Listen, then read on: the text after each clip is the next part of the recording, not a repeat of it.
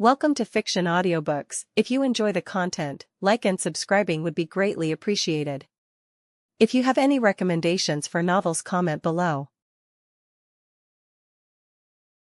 Chapter 1. POV. Wah. What the hell is going on? Why do I hear the sound of baby crying? I thought as I tried opening my eyes. But all that I could see were blurry images. The hell? Am I going blind? This is starting to scare me, I thought. While my thoughts were delving into panic, I soon heard the voice of someone close to me. It weirdly felt like someone was holding me up. Congratulations, madam, on giving birth to a healthy baby boy. Do you have a name picked out for him? What? No way, it couldn't possibly be. I thought as I listened closely. Yes, doctor, me and my husband have thought long and hard about his name. It sounded like a woman and she sounded exhausted. Probably from giving birth. I have been reborn, haven't I? But how is that possible? I just went to bed after studying all night. His name is Peter Benjamin Parker, said the woman holding me softly. Hearing the name she chose made my brain short-circuit slightly. Peter Benjamin Parker. Peter Benjamin fucking Parker. Deep breaths, take deep fucking breaths. Either my new birth mother and father are big comic books geeks or I fucking reincarnated as Peter fucking Parker.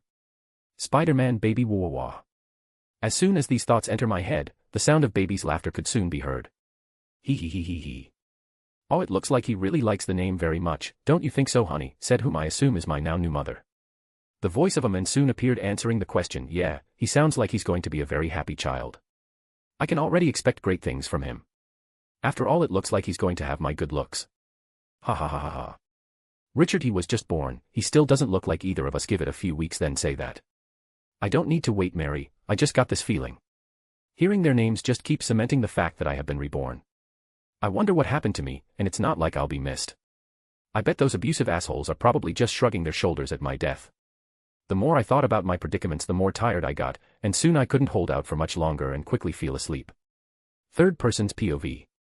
Seeing the baby sound asleep in her arms, Mary just gave him a beautiful smile. She turned towards the doctor and asked, "Do you know when we could be discharged?" The doctor, with a small smile behind his mask, just said, "It usually takes a few days to make sure everything is in order and there's nothing wrong with both the baby and mother. So I say you are free to leave after a week." Mary, still smiling, just nods gratefully. "Thank you. Just doing my job." And just like that, a week soon passed. Mary can be seen getting in a car with a baby in her hands and her husband in the front driving the car. "Honey, you're not too tired, right? Want to visit my brother? I want to show him our little bundle of joy." Mary, who was still holding on to baby Peter, just says, "Sure, I'm sure Ben is going to be ecstatic meeting his nephew and finally being an uncle." After minutes of driving, they soon arrived in front of a modest home.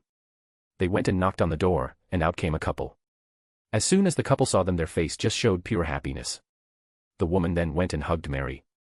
"How are you? Are you sure it's safe to visit? It hasn't been long since you've given birth."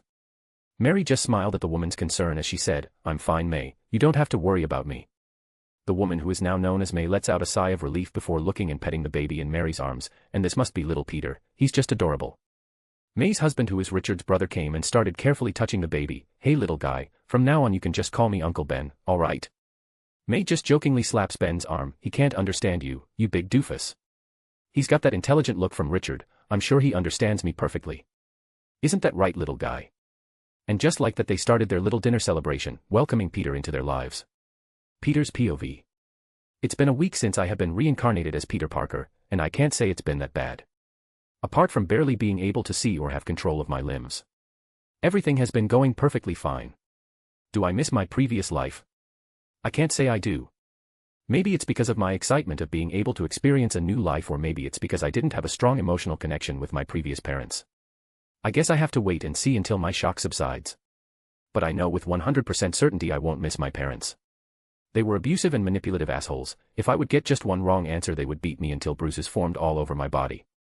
But before I could explain myself and everyone else that those bruises came from them, they would tell everyone that I love getting into fights and would always come home bruised up. So no one believed me when I say they abused me. They always put on this happy family facade in front of everyone. One time the abuse got so bad they locked me in a closet for a few days and let me almost starve to death for days. They went around telling everyone I had ran away from home and put on this pity party. When they finally let me out, they put on this big show to show everyone they cared. Honestly, I hate them with a passion. To escape from reality, I would read and watch different types of fiction, from manga to anime, and watch different types of superhero movies. So I'm extremely glad I don't have to suffer from their abuse again. I feel free, even though I can barely move, I still feel free. Being introduced to Aunt May and Uncle Ben is such a surreal experience. That excitement just comes rushing back, especially when it comes to meeting characters I read about. Especially if those characters are from your favorite superhero franchise. Just hearing the name Uncle Ben, all I thought about was, with great power comes great responsibility. I guess now what I have to worry about is my now new Parker luck and hope it doesn't kill me early on. Chapter 2. Peter's POV. It's been 1 year since I have been reincarnated as Peter Parker, and I can say with certainty that this isn't a dream or me developing a mental disorder from the abuse. Even though I'm 1 year old, I feel smart. It's weird to explain. I just feel smarter, things come easier to me now, and I understand problems that normally I would have problem solving. Luckily my new parents are clumsy and leave their door to their studies open, so I would just sneak in and start reading whatever I could get my hands on. These people, although it was difficult at first to see them as real people and not comic book characters, I came to care deeply about them. They have shown great care towards me like no one else has before. It's a weird feeling to have people actually care about my well-being. While I was lost in thought and reading the book in front of me, I soon felt myself be picked up.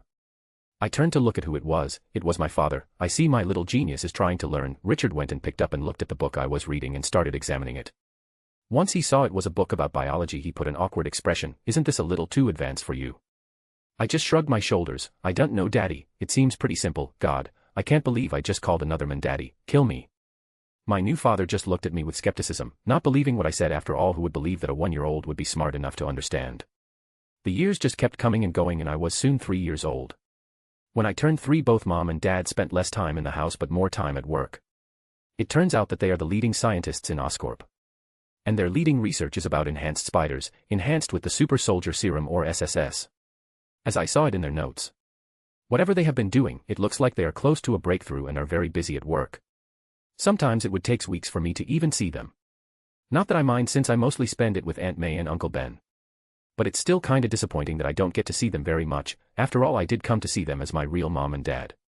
So with nothing to do when I'm with Uncle Ben, I spend most of my time reading books about whatever I could find. Whether it's about technology, physics, chemistry, or biology. But I'm not rushing through them. When I take my time reading through them and actually understand what they mean, it's a fun thing to do. It appears that thanks to my high intellect I actually possess a photographic memory, to which I'm all thankful for. Thanks to it, I actually remembered everything I learned previously, which helped me advance through these books rather quickly, and I don't have to waste my time rereading things I already know. One day on a random weekend while I was busy reading, a knock came from my door to my room. When I opened it, it turned out it was my mother and father. My mother pulled me in for a tight hug, which was followed by father wrapping his arms around us. "I'm sorry I couldn't be more available, honey. We're just so busy with work. I just hope that you understand," said Mom. I just gave her a small smile as I said, "Don't worry about it. I know how hard you guys are working. And I don't mind staying with Uncle Ben and Aunt May." They both let out a sigh of relief. "I know that it looks like we are buying your affection with these, but it's the only way I could think to make it up to you," said Dad as he pulled out a stack of different types of advanced books of different kinds of subjects. I can practically feel my eyes light up when I saw them. So many different types of book on technology and engineering. With these I can already imagine the different types of gadgets I would be making. Dad started ruffling my hair as he smiled. "I'm glad you like them, kiddo. I was worried there for a sec. Normally kids your age would be excited to just see toys in front of them. I guess you are one of a kind to be this excited about books." Mom then grabbed my cheeks and pulled me in, kissing them as she said with a sad smile, "The lab is demanding for us to stay there longer since we are close to making a great discovery. We're sorry that we are going to be absent some more, baby." I just gave them a sad smile of my own. "It's okay, I understand. You guys are busy and are trying to save people. So you guys can do what you must without worrying about me." They both just looked at each other in surprise, not expecting me to understand.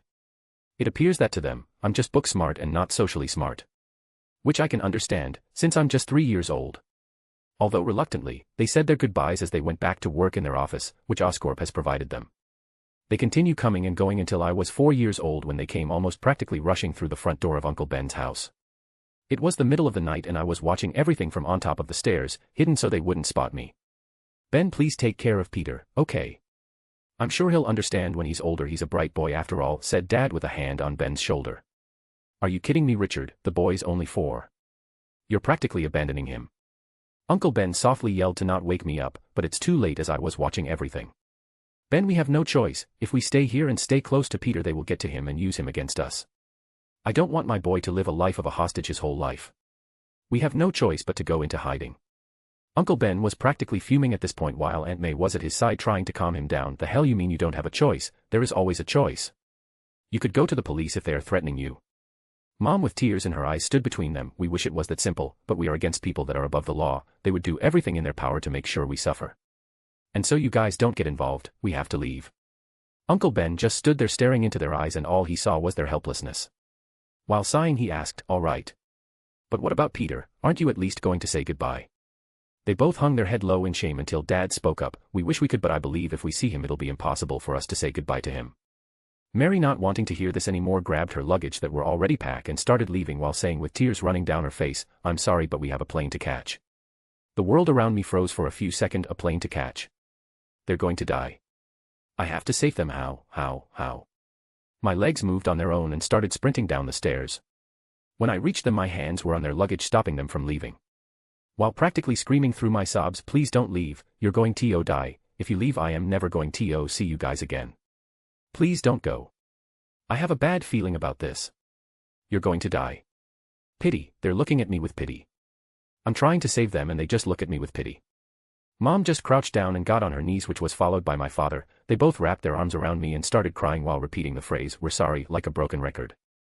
I just stood there on my knees watching them leave with their luggage at hand and not daring to look back. That was the very last time I saw the ones I call mother and father in this life, and I never felt more powerless since, or so I thought. Chapter 3. Third person's POV. It's been 3 years since Peter's parents were reported dead from a plane crash. Peter was seen doing push-ups with one hand and a book laying flat on the ground. Peter's face was all serious when exercising and learning. Once he made sure that his body could handle it, Peter has started to push his body to the limit. When he first started, it worried both Aunt May and Uncle Ben, but they had to reluctantly accept what he was doing. To them it looked like a little kid coping with the loss of his parents. Even though Peter's body was small, muscles already started to form, from the 2 years of exercise. Most of Peter's routine would be that after each number of push-up or whatever he was doing, he would flip a page, making it hard for him to concentrate on 2 things at once. But thanks to that, multitasking has started to become a technique he started teaching himself. 97, 98, 99, and 100, with one final push Peter finished his workout. He then closed the book and let out a sigh. I finally finish all of my college courses. It's going to be hard to find more advanced books. But I guess I can mostly focus on my hands-on experiments, but it's going to be hard to get parts. Nothing a little old dumpster diving can't fix. Peter picks up the book from the floor and puts it on his bed. He then goes and takes a shower when he realized he's all sweaty. When he finished and got dressed he went downstairs where he found Aunt May and Uncle Ben relaxing on their day off. Morning. They both turned and smiled towards Peter and said, Good morning, Peter. Ever since his parents have been reported dead, they have taken care of Peter with unconditional love and support. They treat him like he is their own son and he couldn't have asked to be placed in a better family. Peter sat down and joined them for breakfast. As he started eating he turned towards Uncle Ben and asked, Can you take me to the library again please? Uncle Ben just raised an eyebrow at that. What happened to all the books we took out last week? Peter just shrugged his shoulder. They were easy to read. I just finished reading the last book. Aunt May just looked at Peter in shock. Peter honey, they were college-level books. I know you are a bright boy but you can't expect me to believe you finished those as well. Peter let out a sigh before saying in a serious tone, Aunt May, I believe it's time I tell you a secret I've been keeping from you and Uncle Ben. Peter pauses, letting the mood of the room turn heavy. They waited with bated breaths awaiting for whatever Peter is going to tell them. Peter paused once again, making Uncle Ben impatient and worry. Well boy, out with it, what is it? Yes. Both Aunt May and Uncle Ben say, still waiting. I'm too smart for my own good. What am I going to do now? Everything I read just comes too easily for me, Peter said with a clearly fake anxious expression. Uncle Ben seeing this starts laughing his ass off, while slamming his hand on the table. Aunt May seeing his little theatric scoffs before playfully smacking him on the head. Don't scare me like that, you little jokester. Peter then started laughing as well with Uncle Ben. And they resumed back to eating. While eating, Uncle Ben ruffles Peter's head as he said, If you truly need new books I'll take you to the library in the afternoon. How does that sound? Peter just happily nodded, sure and thank you Uncle Ben. Aunt May just shook her head before remembering something. Make sure not to take too long. I heard there's new neighbors moving in across the street and I want all of us to be here when it happens so we could introduce ourselves. Peter, although confused, nodded his head but stopped halfway through. It couldn't be, could it? I'll try, Aunt May, but I don't know if I could find what I'm looking for quickly, but I'll try to. Aunt May just sighed before ruffling his hair as well. At least you'll try. I guess I can't ask for anything else. And that's how most mornings started at the Parker residence. In the afternoon, Peter is seen in the library trying to find any book he hasn't read. After searching for a while, he finds a book about biology he hasn't read yet. When he goes and reaches for the book, another hand reaches out for it, making both of them take a hold of the book at the same time. Seeing another hand on the book they turned and looked at each other. They both raised an eyebrow at each other when they noticed each other's ages and at the same time asked each other, "Can you even understand this? Can you even understand this?" As soon as they both spoke at the same time and said the same word, they stood stunned for a minute before looking offended. And once again they both spoke at the same time. "Of course I understand this, I wouldn't have picked it up if I didn't. Of course I understand this, I wouldn't have picked it up if I didn't." They both stood stunned once again at the ridiculousness of the situation before they both bursted out laughing. They both then heard the librarian reprimand them for making too much noise, quiet in the library. Which caused them both to cover their mouth to stop themselves from laughing any further. Peter then decided to introduce himself in a low voice while stretching out a hand. "Hey, I'm Peter Parker, what's your name?" The little girl in front of him then shook his hand as she introduced herself as well. Gwen Stacy, pleasure to meet you." Chapter 4. Third person's POV. Peter's brain almost blue screened, but luckily he caught himself just in time and just flashes a friendly smile. "Pleasure's all mine." They both then realized they still had their hand on the book, which caused them to quickly narrow their eyes. "So are you going to let go?" asked Gwen. "And why should I do that when I finally found a book I haven't read yet?" "Of course you haven't read it, I doubt you read many books, the ABCs are that way if you want to start reading something," said Gwen, pointing towards the little kids section. Peter just smirked. "It seems that you're into fantasies, if you actually believe you understand this. The fantasy section is that way, don't forget to get someone to read it to you when you're about to go to sleep." Gwen just smirked back when they started teasing each other. They maintained eye contact for a while and just smiled at each other. While still looking at each other, Peter breaks the silence. "We're going to be great friends, aren't we?" Gwen, while still smiling, nods her head. It's the first time she met someone just like her that can joke with her even though it's their first time meeting. "I'm still not letting go of this book," said Gwen before Peter decided to let go of the book with a shrug of his shoulder. "Sure, I'll let you have it for now, but you have to lend it to me later on. In the meantime I could work on something else." Gwen, hearing this, got interested. "Oh, and what are you working on?" "I'm building a computer from scratch, I'm just missing a few parts but they're easy to find and once I'm done I can start on my other projects." Gwen just looked at Peter in amazement as he goes and starts looking through books related towards computers and coding. "Can I come and watch?" "Excuse me?" Peter asked, confused. They literally just met, wouldn't it be weird? Bit after some thinking, Peter just shrugged his shoulder. "You can come if you want to, but you're going to have to ask your dad or mom, or whoever you came with." Gwen just nodded and was about to go and ask but stopped and quickly grabbed Peter's hand, dragging him with her. While walking towards her father, Gwen, curious, asked, "So to what elementary do you go to?" "I go to %end at $$ Elementary, how about you?" Gwen stops in her tracks and looks at Peter in surprise. "No way. I go there as well, I'm in Class C, what about you?" "Class B." Gwen nodded, remembering the class, and resumed her power walk towards her dad. George Stacy was sitting on a desk waiting for his little girl to finish looking for whatever she was looking for. Since it was his day off, he decided to grant his daughter's wishes and take her to the library. While waiting for her, he saw her come closer while holding the hand of a little brown-haired boy with glasses. Seeing them together infuriated him. "Who does this punk think he is holding hands with my pumpkin?" Seeing them approaching, George crosses his arms to appear more intimidating and wait for them. When they arrived in front of him, instead of being intimidated, Peter just puts two fingers by his forehead and did the casual Meliodas greeting. "Yo. This punk," thought George. With his arms still crossed, George asked in a low, intimidating voice, "Gwendolyn, who's this?" Peter just covers his mouth and turns his head to snicker. "PHTTT, Gwendolyn." Gwen's face then grew red and kicked both Peter and George in the shins. While Peter was hopping around holding his leg in pain, Gwen started to reprimand her dad. "Daddy, we talked about you using my name in public, shorten it down to Gwen at least." George, holding back the pain in his voice, holds his shins as he says, "Yes, princess." After massaging his shins to make the pain go away, he turns to Gwen and asked, "So who's he?" "Oh right, Daddy meet Peter and Peter meet Daddy." Peter held out his hand and officially introduced himself. "Peter Parker, sir." George, seeing his manners, nods his head as he shook his hand. "George Stacy, pleasure to meet you." "Pleasure's all mine, Mr. Stacy." George then turns to Gwen and asked, "So what is it, princess?" "Can I go over Peter's house tomorrow? He's building a computer and I want to see him do it," asked Gwen, clearly excited. George just looks at Peter with a raised eyebrow. "What does she mean you're building a computer? Isn't that a little too complex for a kid your age?" Peter just nodded. Yes it is. But I like taking things apart and making new things with them. I already have everything I need, the wiring, the circuit board, the cooling system so it doesn't overheat, the screen I would use, I'm just missing a few things but I can find them basically everywhere." And it's with my uncle's supervision, so you don't have anything to worry about, sir. This kid actually sounds like he knows what he's talking about. Is he like one of those rare geniuses? After some thinking, he asked, let me meet this uncle of yours. Peter just nodded. He went and called Uncle Ben. When Ben arrived, he was pretty excited to meet them, something which George picked up. If you don't mind me asking, why do you seem so excited to invite us? Uncle Ben then got embarrassed and while rubbing the back of his head shyly admits why, while patting Peter's head, well you see, my boy isn't what I call great at making friends with kids his age. Due to his intellect he has trouble making friends and finds it hard to relate with them. So seeing him actively invite a friend has gotten me too happy. Sorry. With a smile George just shakes his head, there's nothing to be sorry about, I totally understand. My daughter is the same way, it's nice to see her be excited to be hanging out with a kid her age. George then slightly whispered, though it would have been better if it was a girl. Excuse me? Asked Ben not hearing him.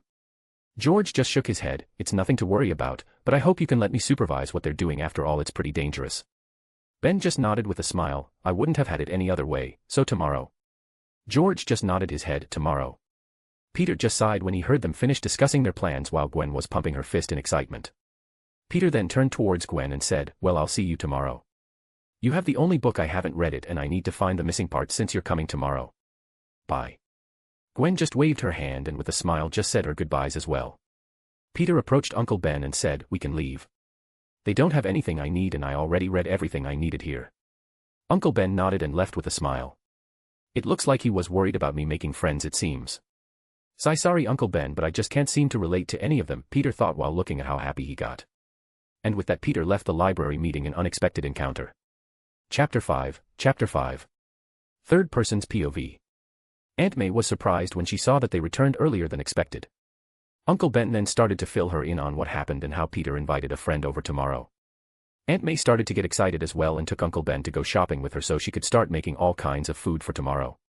Seeing May so happy left Peter in deep thought, do I really worry them that much? I literally just invited someone over, they don't need to be this excited, Peter mumbled. Seeing that, they would be away for a while, Peter snuck out of the house and got on a bike that Uncle Ben has gotten him for his birthday.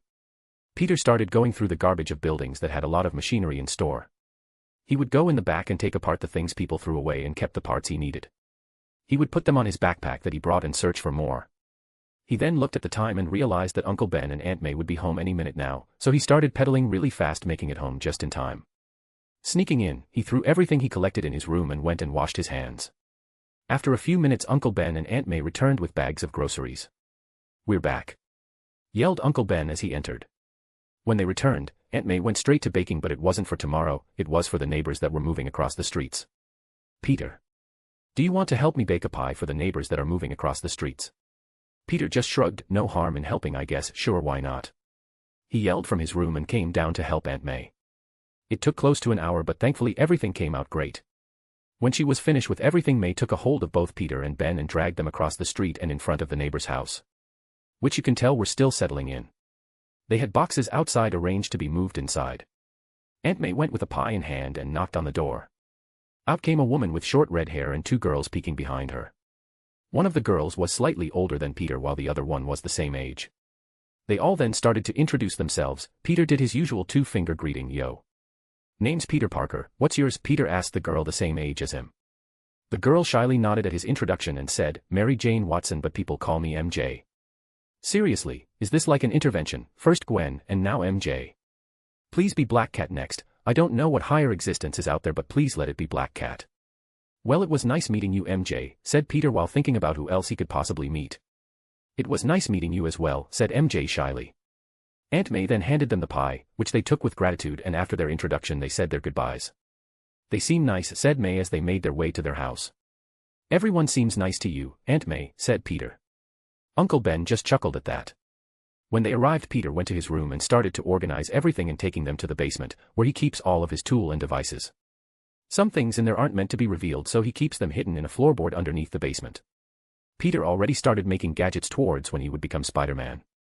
He already has made a homemade web shooter and is now experimenting on different chemical formulas on how to make different webs. Some that are sturdier, some that dissolve easier, some that are much more stickier than others, and some that can conduct electricity better. Peter started hiding things that he doesn't need and taking out things he would need for tomorrow. After all, can't have a police officer finding things that can easily blow up in the hands of a kid. The next day soon arrived and it was time for Peter to go to school. When he arrived in the classroom, the teacher started making an announcement. Today class, we have a new student joining us, why don't you come in and introduce yourself? MJ then entered the classroom and stood in front. Although slightly nervous, she introduced herself, hello everyone. My name is Mary Jane Watson, but you can just call me MJ.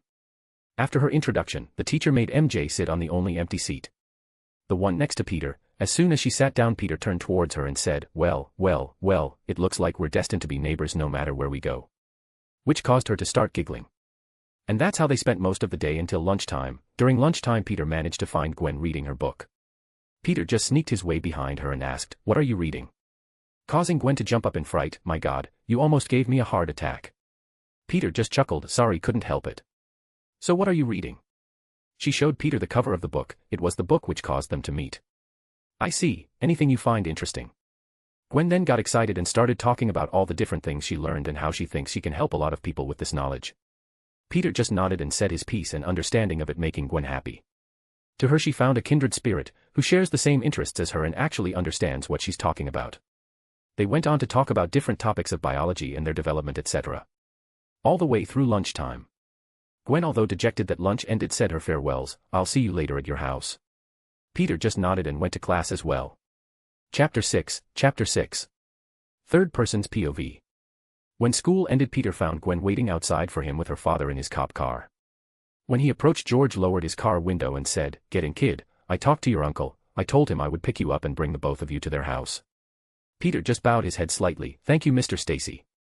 George just waved him off, don't worry about it, kid, and just get in. Peter nodded and was pulled inside by Gwen.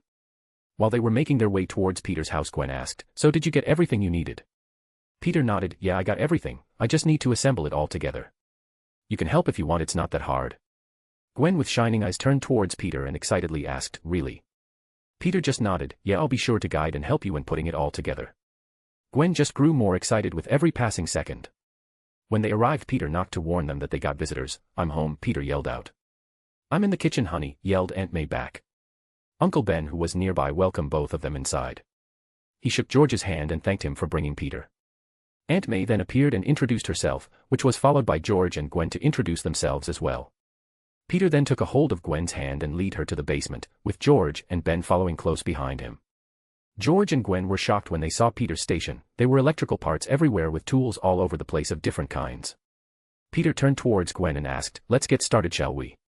Gwen nodded with a determined expression and put her bag down and rolled up her sleeves. Peter brought out a giant case and laid it flat on the table. Peter then pulled different parts of a computer and showed it to Gwen and introduced what they do.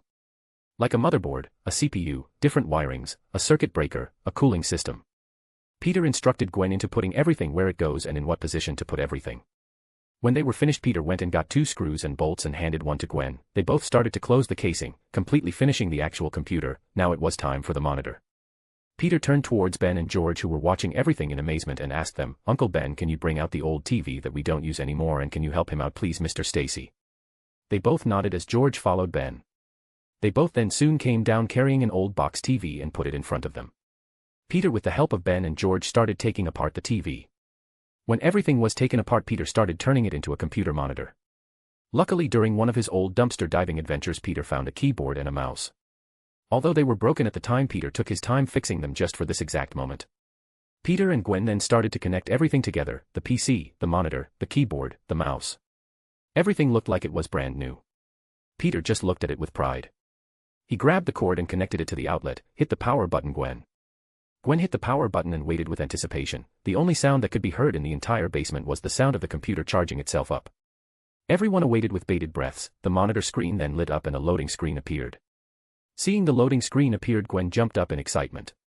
They did it, they built a computer from scratch. Just the thought alone is mind-boggling for George. A kid no older than 7 built something so high-tech with just scraps you can find anywhere. Gwen went and enveloped Peter in a hug due to their success. George wanted to get mad at that, but he couldn't. What Peter did truly impressed him. Both Peter and Gwen went and started doing whatever they could in the computer, whether it was searching up questions Gwen had about biology or where's the closest sites with disposed technology. While they were both busy with the computer, Aunt May called them up. Lunch is ready. Come and eat while it's still warm. Peter and Gwen stopped what they were doing and went upstairs alongside Uncle Ben and George. They sat down and started eating. Uncle Ben then started happily explaining what just occurred to Aunt May.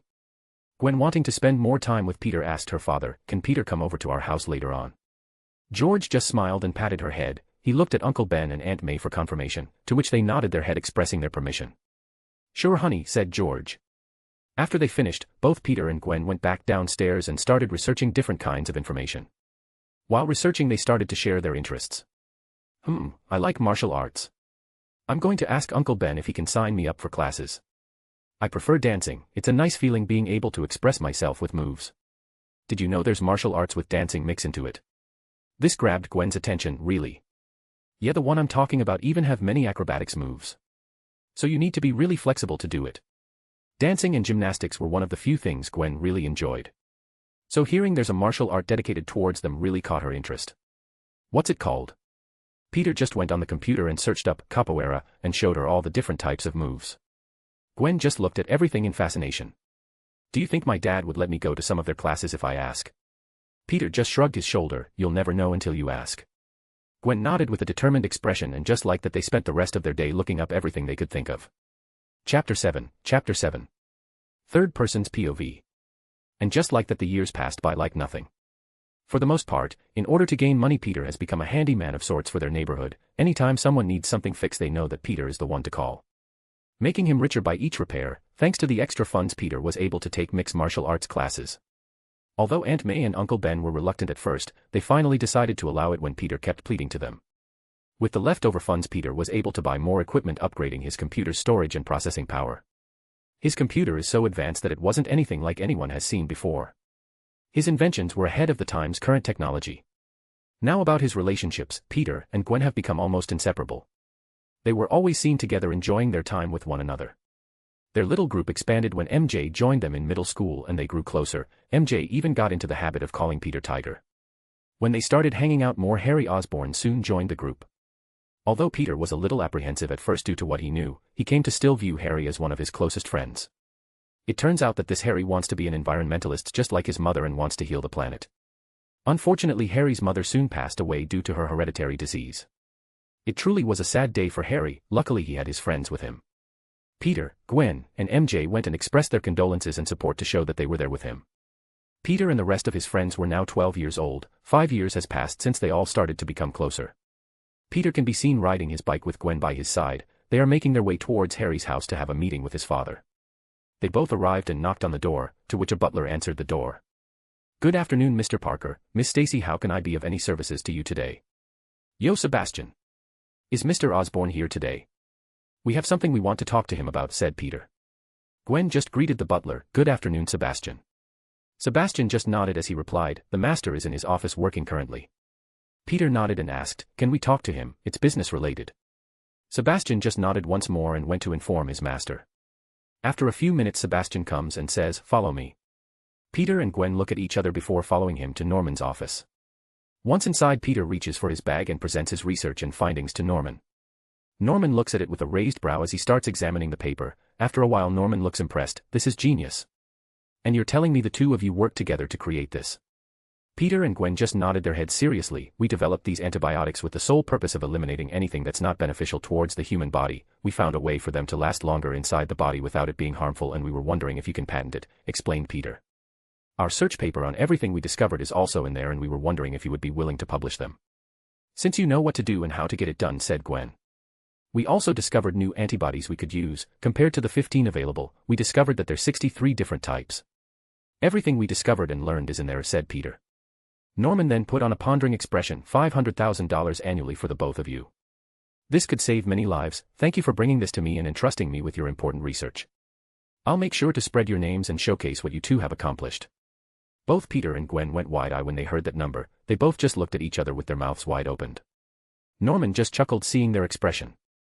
"How would the two of you come work for me when you're old enough to intern?" Hearing this, Peter put on a pondering expression. "This could be good.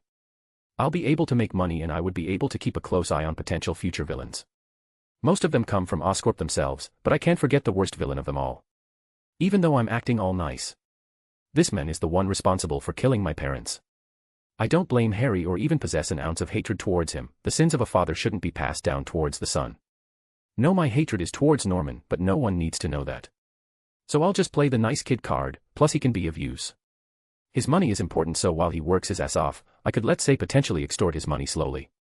But not by a lot. After all, I wouldn't want Harry to suffer because of my actions. That would be immature of me, thought Peter.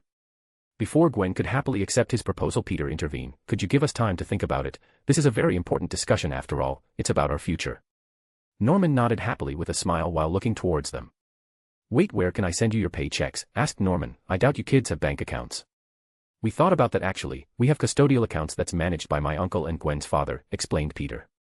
Norman then pulled out 2 legal documents about patents and their pay, to which Gwen and Peter looked over. Once seeing that everything is agreeable, they both signed the papers.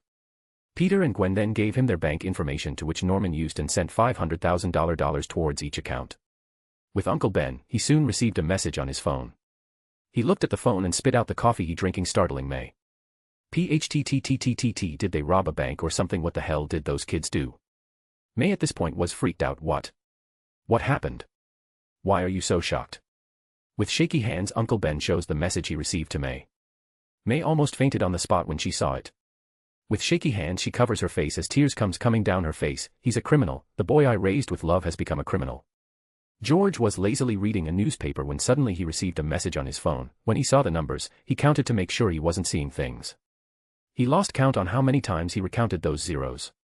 George just put his phone down and resumed reading. I'll wake up eventually. What a weird dream this is, George said out loud. When they exited the Osborne Manor, both Peter and Gwen looked at each other before high-fiving each other. Peter looked at her and asked, "Secret hideout?" Gwen nodded with a smile. Secret hideout. They both got onto their bikes and went to their secret hideout, where they do stuff normal people aren't supposed to be doing. Chapter 8. Third person's POV. Both Peter and Gwen got onto their bikes and rode them until they made it into an abandoned subway station. They got off their bikes and slowly started walking inside the tunnel. After walking by the railroad for a few minutes, they pushed the side of a supposed wall. The wall started glitching for a few seconds as it turned into a door. As they entered, everything around them started to turn on, from the lights on the walls to the computer monitor displayed on the wall. To the back side of the room, the place was filled with computer operating systems, making the tech they own highly advanced. Gwen just went and took out a book from her bookshelf she has, while Peter sat on the chair in front of the computer monitors, to which he started typing away. After an hour, Peter started getting really excited and started typing away even faster. He even stood up from where he was sitting down and started to really concentrate. Seeing Peter standing up and really going at it, Gwen stopped what she was doing and got closer. She saw letters and different types of coding algorithms flashing from monitors to monitors. Peter then suddenly stopped and put his hands in the air and sat back down. I did it, he faintly whispered. After 5 whole years I finally did it, he continues. Once Peter sat down, Gwen sits on his lap. Once she sat down, she asked questioningly, "Just what is it that you have been working on for all these years? You wouldn't even tell me what you have been working on, no matter how many times I ask you." Peter wrapped his arms around Gwen. "My greatest creation. This is literally my child I just created." "Pete, you're starting to freak me out. Just what is it that you created?" asked Gwen anxiously. "Gimme your hand. I want us to activate it at the same time," said Peter as he grabbed Gwen's hand and wrapped his finger around hers. Peter then extended his index finger, making Gwen align hers with his. Peter carefully and slowly guided their hand and pushed the enter button at the same time. A loading screen soon appeared with a loading bar slowly filling itself up. It kept filling up until it reached 99%, typical, thought Peter. After a few seconds the 99% reached 100%. When it did, a spider logo started appearing throughout every single monitor.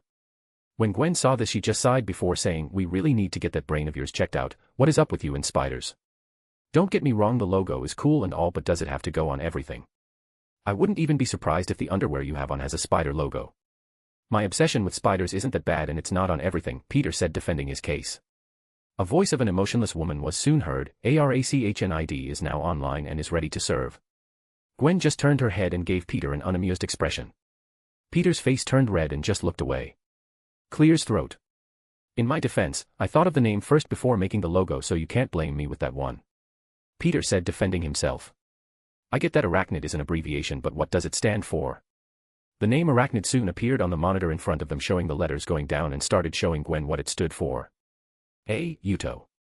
R. Responsive. A. Official. C. Computer. H. Oozing. N. At work. I. Formation. D. Device. Gwen just looked at Peter. "You couldn't come up with something shorter?" "Oi. Don't be making fun of my child now," Peter said, trying to protect Arachnid's feelings, not that it had any, for now. Peter patted Gwen, telling her to get up, which she did. Peter reached over the keyboard and started typing away once again. Arachnid, run a system check and check for any mistakes. Affirmative. Running system check now. Peter waited for a few minutes with bated breath. Everything seems to be in order. Father. Although the system process is slow, it's still operational. As soon as Peter heard that, he started laughing like a mad scientist. Ha ha ha ha ha ha ha. It's alive, it's alive, I tell you. While Peter was feeling the all-time high, he was quickly brought down from it with a smack to the back of the head by Gwen. Stop acting crazy. Peter just rubbed the back of his head, all embarrassed. Sorry. But look, Gwen, if I did it. I made it. The greatest AI to ever live. Who cares if Tony Stark has one as well? Mine's definitely 100 times better. Isn't that right, Arnie? Arnie. Yup, Arachnid is too long and a mouthful. Arachnid can be its full name and Arnie can be its nickname. Then why name it Arachnid? Asked Gwen. 'Cause it's cool, duh. Why else? And it fits the theme. Peter then started to fake cry and start hugging the operating system in the back. Ever since I built that computer together with you, Gwen, I just knew I had to make an AI, 5 years and countless nights without sleep, and I finally did it. I never felt happier. Gwen just scoffed while crossing her arms. Why don't you just marry it then, since you love it so much? Gwen at this point can't believe she's getting jealous of a computer. Even with all these intimate actions, he still won't put a name on our relationship. Just why won't he ask me out already? Gwen thought while watching Peter almost start making out with the computer. Come on, Gwen, you know I can't do that. She's my daughter, said Peter while still hugging it. So are you saying if it wasn't you totally would? There was a long pause before Peter replied while turning his head. No comment. So what does this AI do exactly? I get the gist of it, but I want to know its important functions, asked Gwen. Even though they were just bantering earlier, she is very impressed and intrigued at what Peter created. One of its main and most important functions is its self-learning system. You don't have to worry about it going against us since it views me as its father/creator.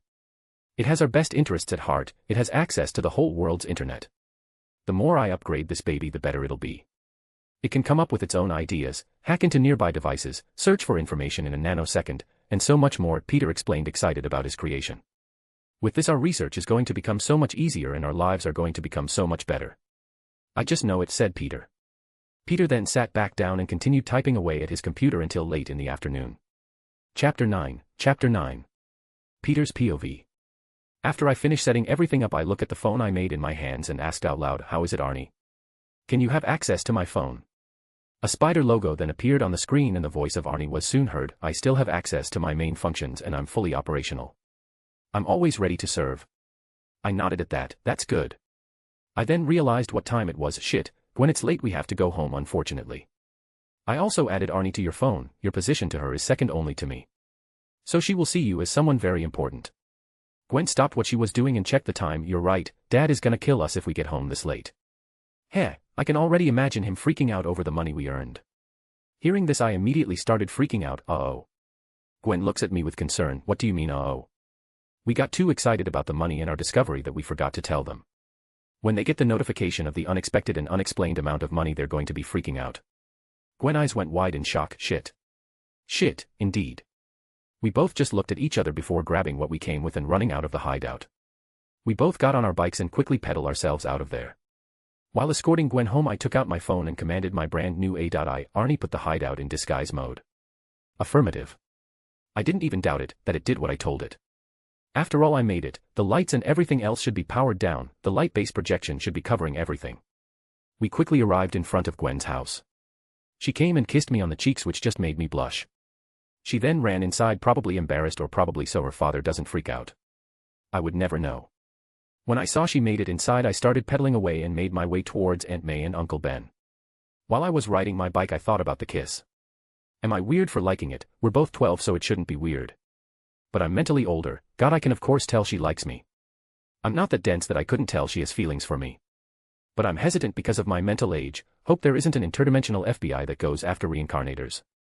But seriously, what am I going to do? My feelings for her are developing as well. My mental age shouldn't matter.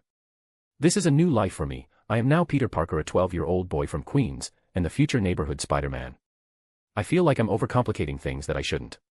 While I was deep in thought, I soon realized that I made it home rather quickly. Nervously, I made my way inside, and it's just as I feared, they were overreacting. Aunt May was on her seat crying while Uncle Ben was just rubbing her back, comforting her. Third person's POV. Peter just looked at everything with a weary smile, and as soon as he entered he announced his presence. "I'm home." "Peter, what did you do? Where did all that money come from?" demanded Aunt May. "I really got to remind Arnie to set up a secret bank account for future uses," thought Peter as he sighed and took out his phone. He then pulled up his research and what he presented to Norman. "I went and sold my patent to Mr. Osborn. My ideas with Gwen were so great he bought everything for $1 million, giving $500,000 to me and another $500,000 to Gwen. That's not even the good news. The good news is that this is yearly.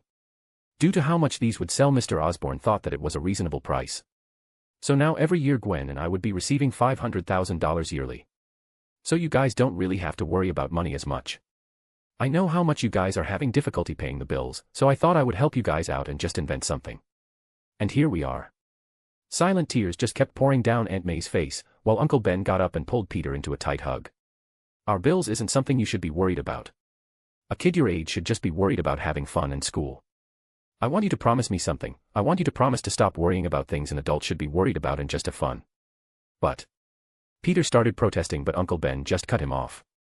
"Promise me, Peter," Uncle Ben said. Peter just shook his head. "I'm sorry, I can't promise you that. I could say that I promise, but that would be lying to you. I'm always going to be worrying about you guys, plus who said I didn't have fun? I enjoyed my time researching different ideas with Gwen. It's just that these ideas make money." Peter said the last part with a sly smirk. "Sigh, you're right when you sometimes say that you're too smart for your own good. This is one of those instances. And just to be clear, we're not touching that money is going right into your college funds. Were you even listening to what I said previously? I'm going to get that amount of money annually. Which means even if you save the necessary funds, I'm still going to have a lot left over, so instead of it just collecting dust in the bank, it's better you use it and make all of our lives easier. You are one stubborn child, you know that," Uncle Ben said. Peter just gave him a large smile. "What can I say, being stubborn is a Parker trait and a way of life." They both just started laughing at that. They all then sat down and started to really talk about their future and what they were going to do with that money. Peter had to really press them in order for them to use it. Although really reluctantly they only agree when Peter threatened them to withdraw all that money and burn it in front of them.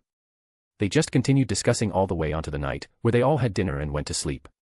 While in his room, Peter was on his phone talking to Arnie. "I want you to make an untraceable bank account. Make Decoy one so when money is transferred it couldn't be found where it went into." While Peter was giving further instructions to Arachnid, he heard the sound of pebbles hitting against his window. With a sigh, Peter got up and opened his window. Slowly a figure started to climb up the side of the building and with the help of Peter managed to get inside. Peter just looked at her, exasperated again.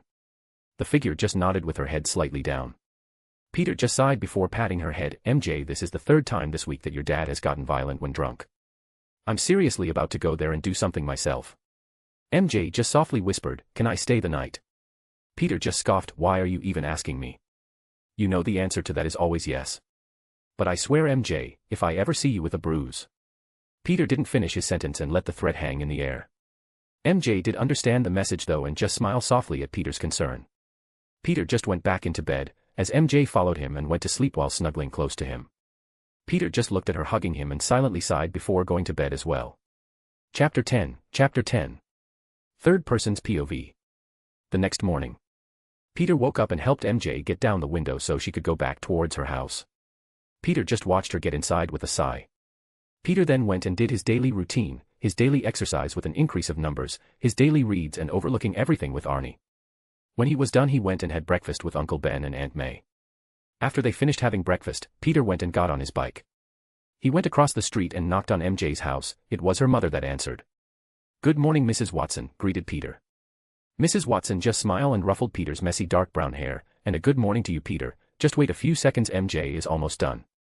Peter just nodded, as Mrs. Watson just turned her head back inside and yelled out, "MJ, it's Peter and he's here to pick you up." MJ's voice was soon heard as she replied, "Coming down in a sec." Mrs. Watson just shook her head and head inside while Peter just waited. After a few minutes MJ came running out after saying her goodbyes and sat behind Peter on his bike. Peter then started riding his bike to school with MJ hugging him close behind.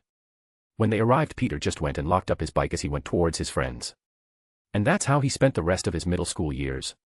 The years came and went and Peter is now 14 years old and it has been a few months since he has started high school at Midtown High. Peter had a permission slip of a tour of Oscorp in his hand and every time he would look at it he would go into deep thoughts. It's finally here, the day I become Spider-Man. Shit, I'm seriously getting cold feet. This is a big responsibility. Being Spider-Man isn't something I can take lightly. Can I even live up to what it takes to become him? Is my conviction strong enough to see this through? Being Spider-Man isn't a job like most spider people say, it's a way of life. Once I put on the mask, the lives of people are in my hands. Whether they're safe and well is all up to me. Do I seriously have what it takes to see it through? Would I be able to save everyone? No, that's a dumb question. I know I won't. It's just an impossible thing to do. The real question is if I have what it takes to face the consequences of being unable to. Why do I have to be a hero in the first place? What does it mean to me? Do I even have to be a hero? I could just take the powers and do as I please. Why would I waste away my life saving people I don't know? Peter thought while actually taking this seriously for the first time. All this time he's been saying he's Peter Parker, the future Spider-Man, but now that it's come down to it, he has realized the gravity of the situation. While he was deep in thought, he didn't notice all of his friends looking at him with worry. Do any of you have any idea what's going on with Peter? This is the first time I've seen such a look on him. It's worrying, Harry asked MJ and Gwen. They both just shook their head. You're right, this is worrying. Peter has always been someone so reliable, so seeing him like this and not being able to help is saddening, said MJ while looking at Peter with concern. You're the one closest to him, Gwen. Do you seriously have no idea what's going on? Asked Harry. Sigh, I wish I knew. It all started ever since we got the permission slip for Oscorp. Apart from that, I don't know anything else. This is really frustrating, said Gwen with an annoyed expression. Class quickly ended and Peter just started walking towards his bike, and while he was deep in thought he didn't even pay attention to Flash Thompson, who was throwing insults at him like usual. Hey penis Parker, catch! Flash threw his football at the back of Peter's head, and as it hit him, even that didn't wake him up from his thoughts. He just went on his bike and rode away to have a deep talk with the only person that could maybe help. The person who is one of the reason why every Peter Parker becomes Spider-Man. Uncle Ben. When he got home he took a deep breath before entering. I'm home, he announced. He found Uncle Ben sitting by himself reading a newspaper. Well, you're home early, why is that? Peter just sighed before saying, I have something I really need to ask you. And where is Aunt May? May is out grocery shopping and you can talk to me about anything. Peter just nodded before asking, what would you do if you had the chance to save a lot of people, but it comes with a lot of difficulties and a great amount of danger that could potentially put the ones you love in harm's way? Uncle Ben just put down what he was reading and looked at Peter with a raised brow. Seeing the seriousness in his eyes, Uncle Ben thought deeply about his answer. If it were up to me, I would take the chance. Peter, nothing in life comes without at least a little bit of difficulties. Those difficulties is what helps us grow in life and help us become a better person. You only said potentially put them in harm's way, not that it would for certain, so if I had the power to save people I would do it, since it would be my responsibility. After all, with great power comes great responsibilities. Since I have the chance, I would use that chance to make sure my loved ones are safe, and once I'm sure they are, I would save the people that really need it. How can you be so certain that everything would work out? Peter asked with his head down. You don't. What? Peter asked, looking up in surprise. You can never be certain. There are no certainties in life, it's all a leap of faith. Peter just chuckled at that. A leap of faith, huh? Peter softly exhaled, expelling all of his worries and fear. And with a determined look he looked at Uncle Ben in his eyes. I know what I have to do, Uncle Ben, thank you. Uncle Ben just smiled. Anytime, kiddo, anytime. Although Ben was curious what brought this on, he had a feeling it was better not to know and just leave it as it is. Peter then took out his permission slip and presented it to Uncle Ben. Can you please sign this? Uncle Ben just nodded and signed the slip. While signing it he saw that it was for tomorrow. Why did you wait all this time to have me sign this? Peter just softly smiled at that. I was still deciding on if I wanted to go or not. But then I decided to have a leap of faith. Uncle Ben just chuckled when Peter used his own words against him and finished signing it and handed it to Peter. Peter just took a hold of the paper and with a deep breath, he became even more determined. Chapter 11. Third person's POV. The next day Peter was ready and determined for what's to come. Peter looked at himself in the mirror. I wonder how different I would be after the bite. Would I grow taller, be more muscular, would my face even change? I better save this picture in my head to do a before and after. Picture of Peter Parker. With a sigh Peter got himself ready and made his way towards school. When he arrived he saw all the students getting ready and into the school bus. When the teacher saw Peter he asked, do you have the permission slip? You know I can't let you on without it. Peter just nodded as he took it out and handed it to him. The teacher looked at it for a few seconds before nodding his head and signing Peter to get in. Peter sighed before getting in. He looked around and saw an empty seat next to Gwen. When he sat down Gwen just looked at him with worry. She put a hand on his arms and asked, Peter, are you all right? We've been worried about you. You have been acting weird these past few days.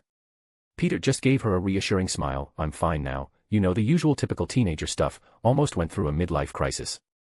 But nothing a good old talk with Uncle Ben can't fix. Gwen continued to look at Peter with a worried look. Peter, seeing this, just softly smiled at her concern. He went and kissed her on the cheeks, which completely caught her off guard and caused her to blush. Gwen, while holding her cheek, asked while blushing, "What was that for?" Peter, shrugging his shoulders, replied with, "I don't know, just felt like it."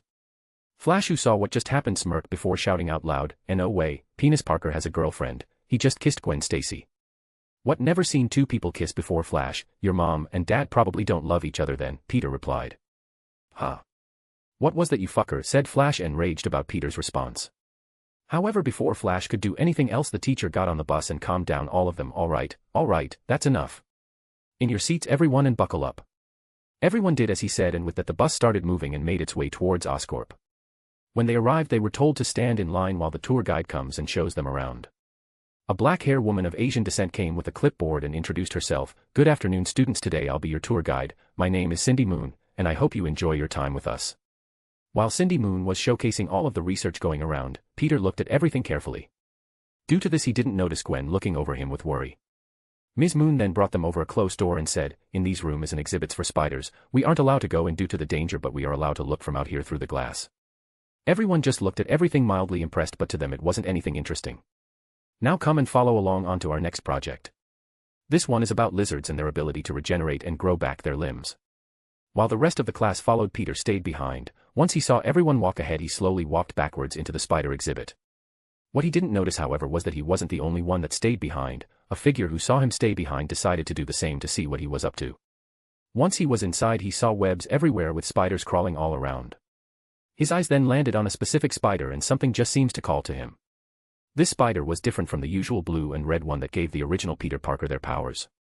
This one was red and black with blue lightning bolts going all around its 8 legs. Something just seems to be calling Peter towards it. He couldn't help but instinctively move closer and closer to it. When he got it at arm's length, he stretched out his hand towards it. The spider, without any hesitation, just started climbing on his hand, probably feeling the same type of connection with Peter. After a while, when the spider approached his wrist, it opened its mouth and plunged its fangs into Peter, sending its venom inside his bloodstream. Peter didn't make a sound when it happened, but he did hear a noise. Ouch! Smack! Peter quickly turned his head and saw the figure that followed him inside. "Gwen. What are you doing here? What happened?" Peter asked, already getting an idea of what just happened. "You were being suspicious and weird, then I saw you sneak away from the group, so I followed you. And of course it had to be with spiders." Gwen then showed Peter what was in her hand. It was a spider, a white and pink spider to be exact, with icy blue legs. Its legs looked like they were made out of ice. Peter just went into his pockets and took out 2 vials and quickly grabbed both spiders and put it inside them. The white spider was most likely dead, while the black one was trying to escape. In the vial, Peter let a tiny hole so they could breathe but not escape. Peter was planning on catching one spider for testing, but he didn't take into account Gwen getting bitten as well. After carefully putting the spiders away, both Gwen and Peter started getting dizzy at the same time. "Peter, I don't feel so good." Peter, although dizzy, took a hold of Gwen's hand and pulled her out from the exhibit. "Yeah, I don't feel so great either." "Are we going to die?" Gwen asked fearfully. "I doubt it. We probably just need to sleep this off. Come on, let's sneak away and go home, or at least to our secret base." Gwen just nodded while tripping over her own 2 feet. Peter then took out his phone. "Arnie, corrupt the footage and make sure we aren't seen while walking home." "Of course, Father. Should I bring out Project Automobile?"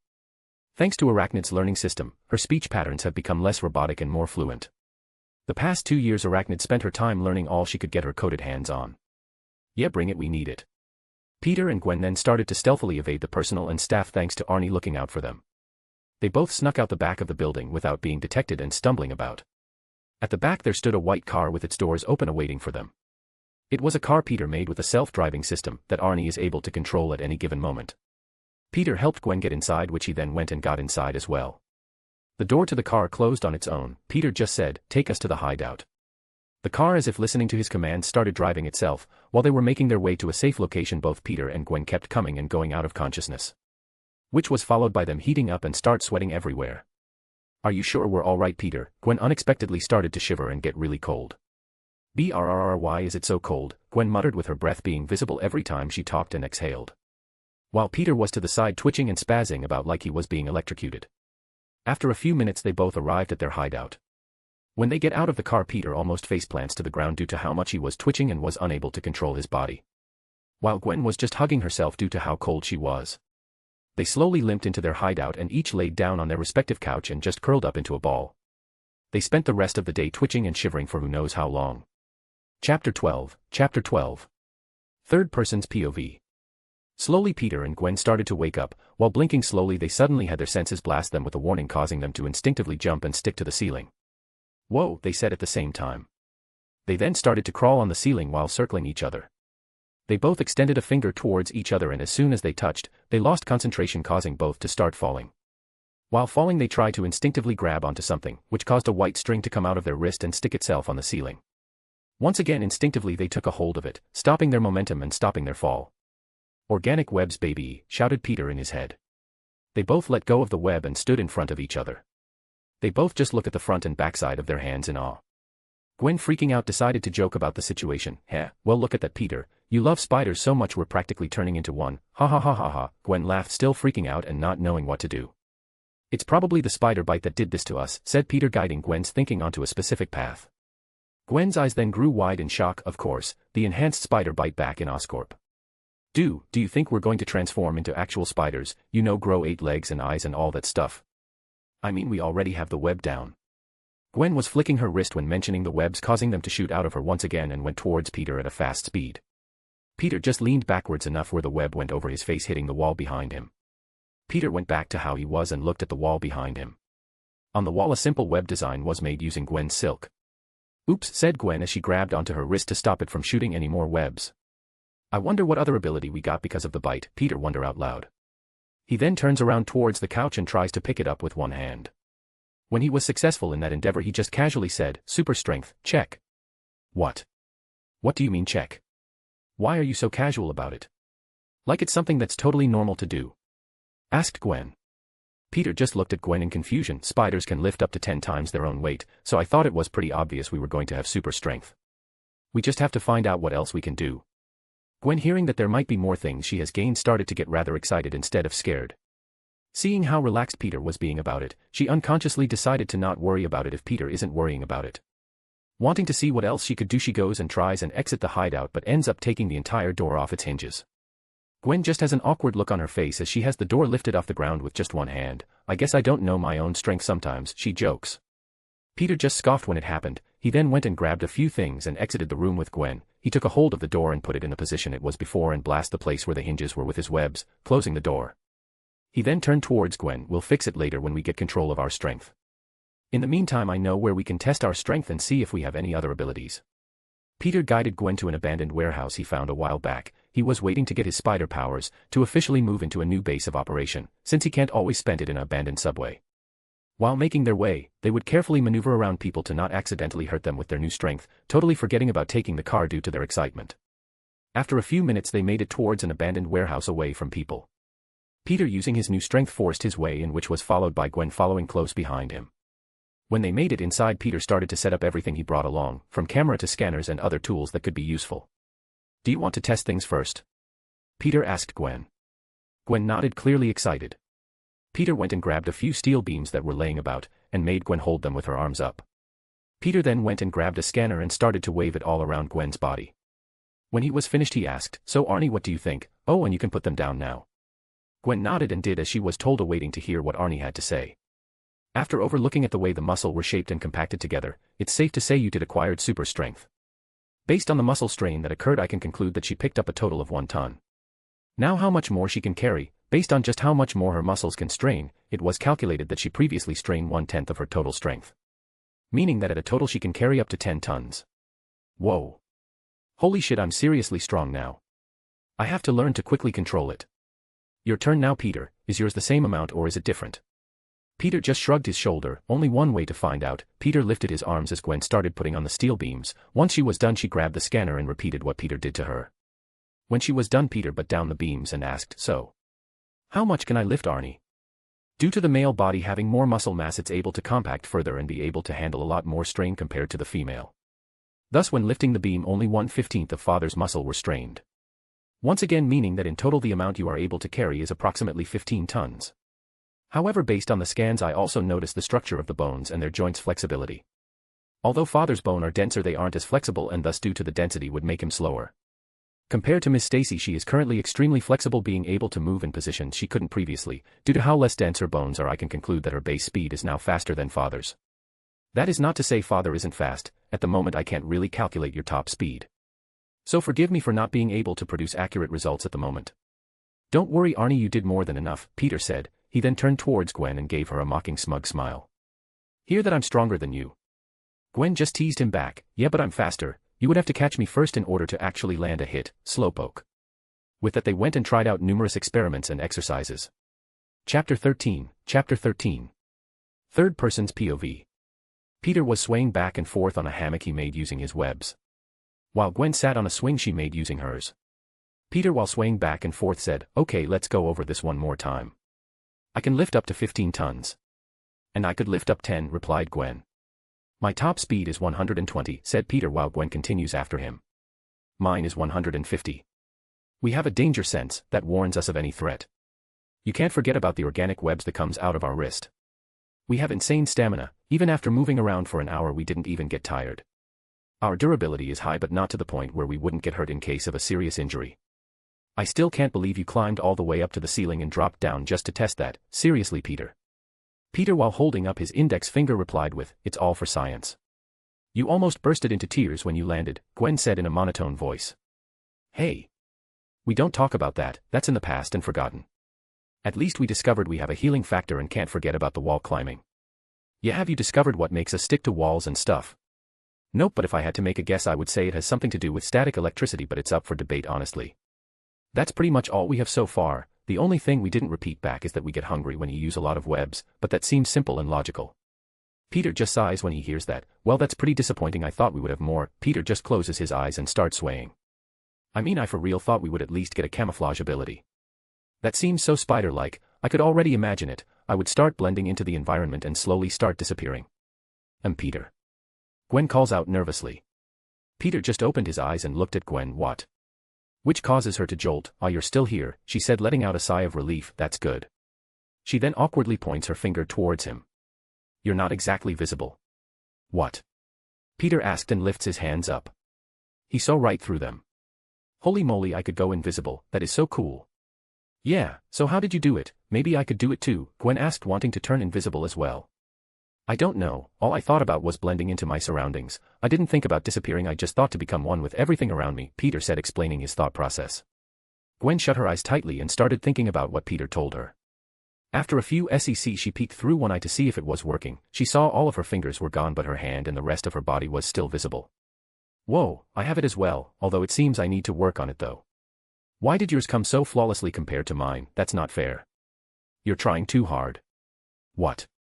"You were trying to force it. You can't just force yourself to become invisible, you have to do it in a relaxed manner. I said you have to blend into your environment, not force yourself to become one with it."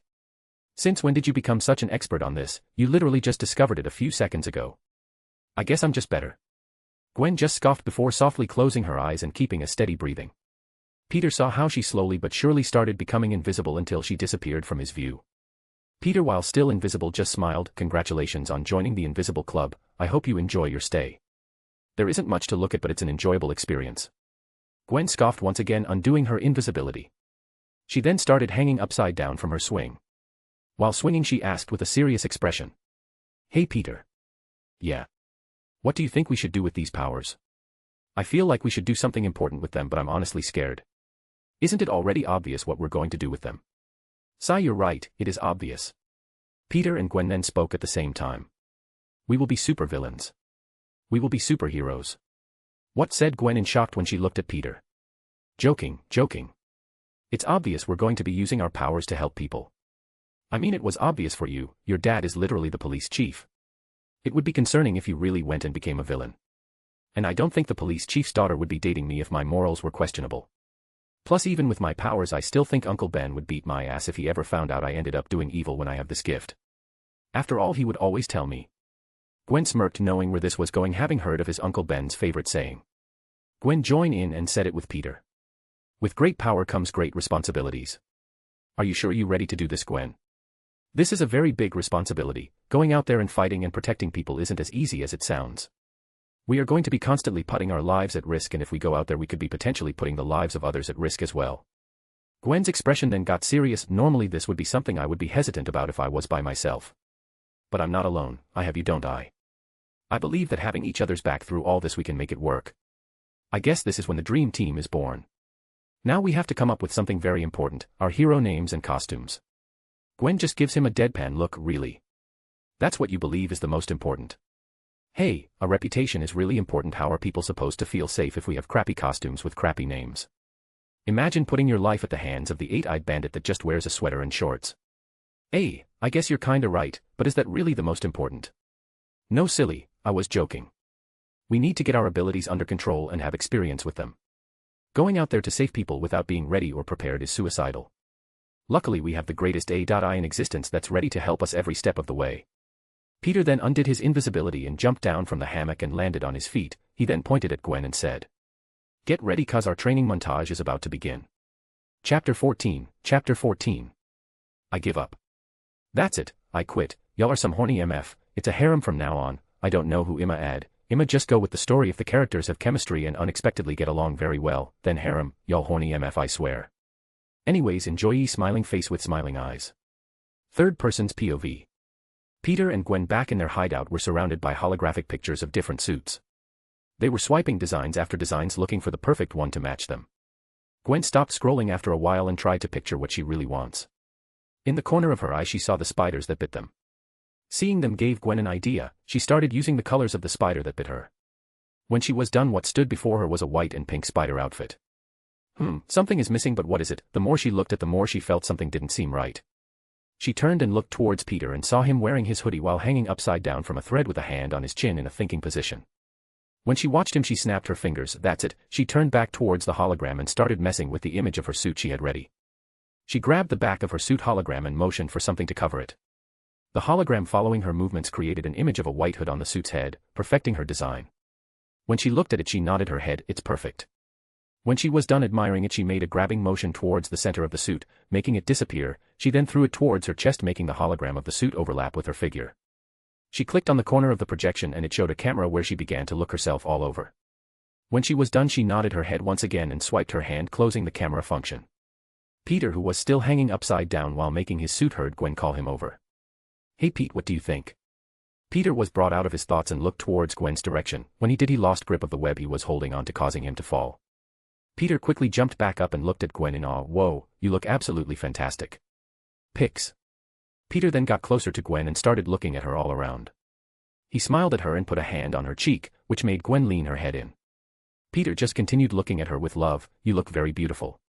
Gwen smiled while blushing slightly. Peter then brought their face closer and closer, making their lips touch and sharing a long kiss between them. When they pulled away Peter smiled as he said, "Seeing you in that suit has gotten me motivated now to create my own." Peter went towards his station and cracked his knuckles. "It's show time, baby." Peter started scrolling through every picture, until he found the perfect one. He changed the color to a darker blue instead of it being the normal red, showing he was his own Spider-Man. Peter peeked over to Gwen and smiled one more time and went back to designing his own suit. He put a hood on his to match with Gwen. He wasn't alone in this endeavor, he had a partner with him who he can trust to have his back. When he was done designing everything he looked at it with a smirk. "Oh yeah, this is it, the very start of my origin story." Peter scooped up the hologram and threw it at himself and turned towards Gwen. "So what do you think?" Peter asked while spreading his arms. "Pics." Gwen came over, looked Peter up and down, nodding his head. "You look very cool." Gwen then put a hand on his symbol on his chest and continued, "Spider-Man." Peter smirked. "What are we coming up with our hero names now, you little ghost spider?" Gwen lifted a brow at that. "Really, Ghost Spider, not Spider-Woman or Spider-Girl." Peter, shrugging his shoulders, replied with, "What, you're wearing white like a ghost and you really love your invisibility powers for some reason. You just reappear and disappear like a ghost. You're saying it like Spider-Man is any better." "Whatever you say, Spider-Man." "Well, now that we have the design it's time to make them." Peter then went on to his workstation and put on his metal mask and grabbed a blowtorch. He turned it on and started working on his suit. He started installing a HUD on the visor of his mask. He then started making the rest of the suit using carbon fiber, hard material that was flexible. His suit was now resistant towards sharp objects and bullet penetrations. It was built to have resistance towards the cold, heat, and electricity. Those materials weren't easy to acquire. Peter had to use the money he earned from Oscorp in order to buy them. Gwen, having spent a lot of time with Peter, got to know her ways around tools and machinery, so it was easy for her to make her suit herself. She used the same material Peter used and used it to make the suit she designed, adding the HUD into her suit as well. "Hey Gwen, catch." When Gwen turned around she got 2 wristbands in her hands. She just looked at them in confusion. "They're webs, Hooters. I started working on yours since we got our powers 2 weeks ago." Gwen just looked at it in confusion. Why would we need them? We make our own webs. It's in case we run out of our own webs, who knows what might happen. These are in case of emergencies, though I did add different kinds of webs, like taser webs, impact webs, web grenades, anything that could be useful. Whoa, you thought of these all in 2 weeks while we were practicing how to use our powers. No, I just made yours in 2 weeks, the rest was a project I started when I was little. Right, your obsession with spiders, how could I ever forget? Isn't this all really a bit coincidence, you having an obsession with spiders and then we end up developing the powers of a spider? Gwen now started to get suspicious, everything just seems really convenient. Peter then sighed, he already came up with a cover story for his so-called obsession with spiders if anyone asked him about it. And the thing about his cover story is that it essentially isn't a lie. I previously mentioned that my parents died and were in a plane accident and that they were scientists. That wasn't everything, there's more to it that I haven't told you and the others. Gwen just looked shocked, not expecting there to actually be a story behind this. She went and sat down, giving her full attention to Peter. You see, my parents used to work as scientists, something you already know. And while working they were experimenting and testing on the serum that turned Captain America into the super soldier that he is. I guess they were trying to create their own or improve on it. They thought for it to improve it would be better if it was mixed along with animals. The latest animal they were working on were spiders. They got really far into the project. But here's the thing, the person who they were working for is sick. Their boss thought that this would be his cure, so he wanted to move towards human experimentation. Which was something my parents were highly against. They were going to be forced into accepting it, by involving their families, so they decided to run away before they discovered who said family were. By running away they would be able to hide for a while and protect their family. When Peter got to this part he sighed once again and looked up while closing his eyes. It was at this point that Peter really hated his gift of photographic memory. He continued where he left off. I remember the last time I saw my mom and dad, they were in a panic. Peter then went and explained what happened that night all those years ago. Their plane then, mysteriously, got into an accident. But it wasn't an accident, it was a hit. Basically a retrieval mission for their research and to silence them, and that's where my obsession with spiders comes from. It's something my parents last researched. It makes me feel closer to them when I start studying them. Gwen had her hands cover her mouth from the shock she was experiencing. When Peter finished she went up and wrapped Peter in a tight hug. Oh Peter. When she broke the hug she asked, so do you know who this boss is, the one who murdered your parents? Peter just gave her a sad smile and asked, Gwen, by what did we get bit by and where did it happen? Gwen scrounged her face in confusion, wondering why Peter would ask that at a time like this, but seeing his sad smile she still answered anyways, we were bite by enhanced spider at us. No, Gwen said, placing her hands near her mouth again. Peter just nodded and raised a brow at her. Why do you think I stop you from interning there at every chance we get? Gwen was still in shock by the revelation. So you mean to say that Norman Osborn killed your mom and dad? But aren't you friends with Harry? Peter just shrugged his shoulder. I tried to hate him honestly, I really did, but I can't really blame him for something his father did, that just seemed stupid. Gwen just smiled softly at that, thankful that their interactions with their friend wasn't a lie. So what are you going to do now? Gwen asked, unsure of what to do after that shocking revelation. Peter just smiled as he reached out his hand and grabbed his mask. While softly caressing it he just said, the only thing left to do. Peter puts the mask over his head and with a final pull down he says. We become Spider-Man. Chapter 15, Chapter 15. A/N. Welcome. So this is volume 2 of this fanfic, so what do y'all think? That was a nice way to end the prologue, don't y'all think? Cause I do so for a little gift I made this chapter a long one, enjoy smiling face with hearts. Words, 2.4K. Third person's POV. Gwen and Peter were currently at the tallest building in New York, in the lower Manhattan, the World Trade Center. On the top of the building Gwen was holding onto Peter with her dear life. Do we really have to do it here, Peter? Why couldn't we do it at the tallest building in Queens, where we actually live? Why did we have to go all the way down here just to jump? Why did I follow you? Gwen screamed with her eyes closed, too scared to look down. Isn't it obvious? This is the start, this is where everything begins. It has to be the biggest beginning anyone has ever seen. Gwen, this is the start of our story, and it obviously has to start at the highest point. This is our leap of faith. Gwen calmed her breathing but was still shaking. She then opened her eyes and closed them again. She then slowly opened them again but mostly focused on Peter. How are you not scared? She asked, but Gwen looked more closely and saw Peter's hand shaking slightly. Peter slowly turned his head towards her. Who says I'm not? To be honest, I'm petrified. Peter then took a deep breath to calm his nerves. But I have to do this. Honestly, you don't have to do this with me if you don't want to, but it's something I have to do. Gwen slapped her face with both of her palms to calm herself down and get focus. She then reached out and grabbed Peter's hand. When Peter felt her hand he gave her a gentle squeeze. They looked at each other and nodded. When they let go of each other's hands Peter turned around and spread out his arms. You're doing it that way. Why? It's basically a trust fall. Gwen just shook her head and following Peter's example she spread out her arms and closed her eyes while facing forwards. Let's count to 3, ready, suggested Peter. Gwen nodded and said ready. They both then started counting. 1, 2, 3. Go. Gwen fell forward while Peter fell backwards, both with their hands spread out. As they were falling, all they could feel and hear was the sound of the wind as it hit them through the mask and suit. After a minute of free falling, they both opened their eyes at the same time. Peter quickly turns over and they both shoot their webs at the same time in opposite direction of each other. The momentum then carries them and they swing across the street of New York, making them scream in excitement. Whoa, shouted Peter, feeling the rush of swinging freely for the very first time. Whoa, shouted Gwen at the same time as Peter, feeling the same excitement. The people of New York had their mouths wide open watching them as they swung through the streets. Some tried to take out their phone and take a picture, but by the time they were ready, they were both already gone.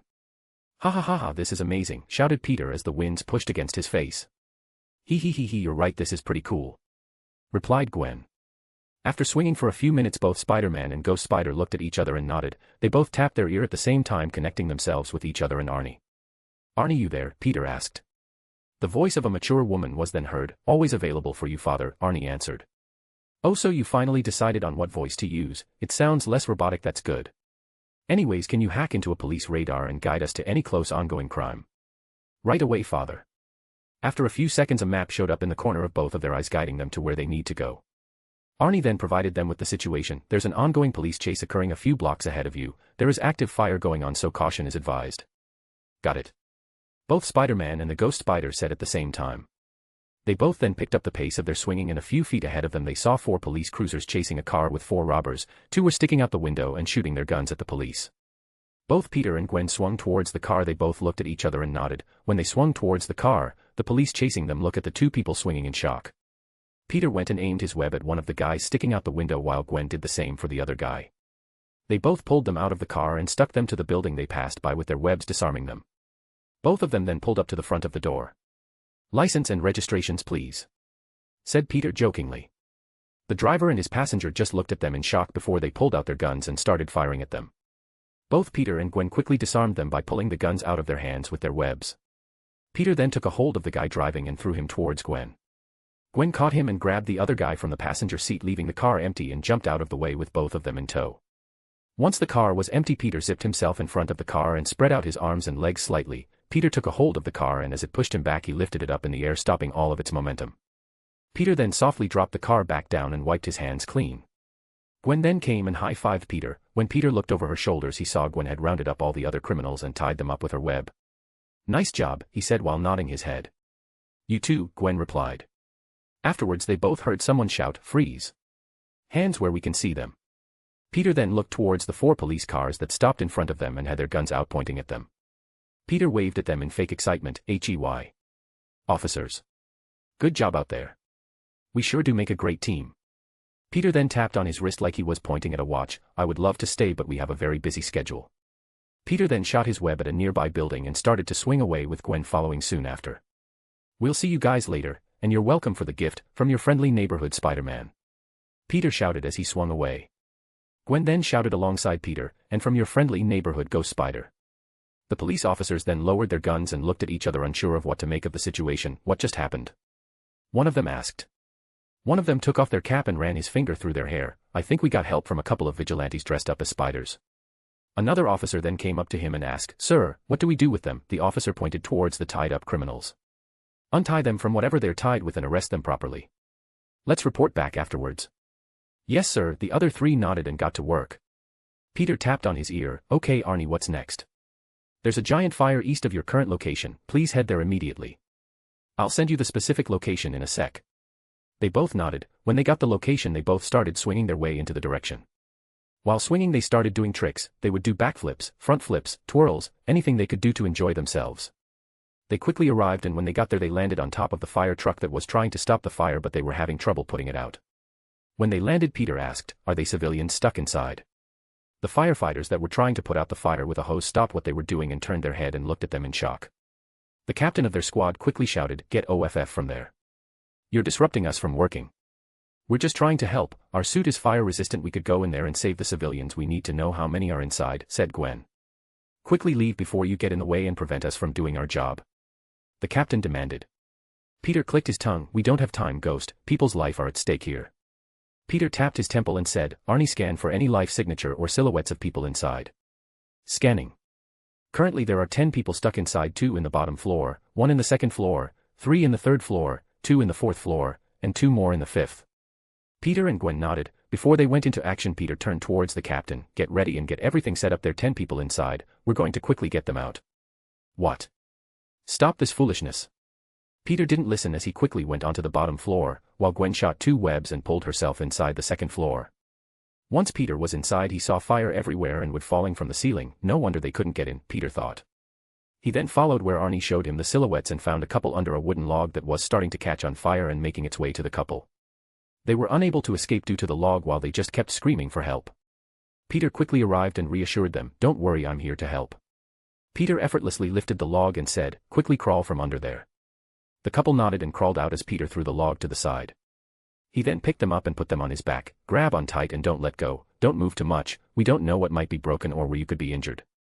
The couple nodded and held on to Peter. Peter ran and shot 2 webs out the window and pulled himself outside, bypassing the fire quickly as to not get the civilians burned. Peter carefully laid them down by a soft bed the firefighters had in case of emergencies or people that needed rescue. They were trapped under the rubble. They may be injured. Please check on them. When Peter shot his webs, he pulled himself up towards the third floor. While he did that, Gwen came out with 2 kids, respectively 7 and 8 years old. When she put them down, she patted their head and turned towards the firefighters. They were hiding in a closet seeking refuge. When Gwen said this, she heard the voice of a woman shout, My babies. A woman and a man came and wrapped her arms around the children. She turned towards Gwen and said, Thank you, thank you, thank you. Gwen just smiled and nodded before saying, Just doing what I can. Gwen then went and shot her webs up to the 4th floor and went to rescue the remaining people. The firefighters just looked at this in shock and in awe before their captain quickly brought them back. Quickly get everything ready for when those 2 bring out more people. In the meantime, continue putting out the fire. While Peter and Gwen were rescuing the people inside the building, the people outside were recording everything that was happening. Peter quickly went inside the 3rd floor. In the corner he saw a family of 3 grouped together. The couple was shielding their child with their bodies, while the fire around them was quickly spreading. Peter went and got inside their circle and said, Emma, need you to trust me, I can get you out of here safely. The mother and father looked at their child before looking at each other and nodding. We'll trust you, the father said, thinking about the safety of his child and wife.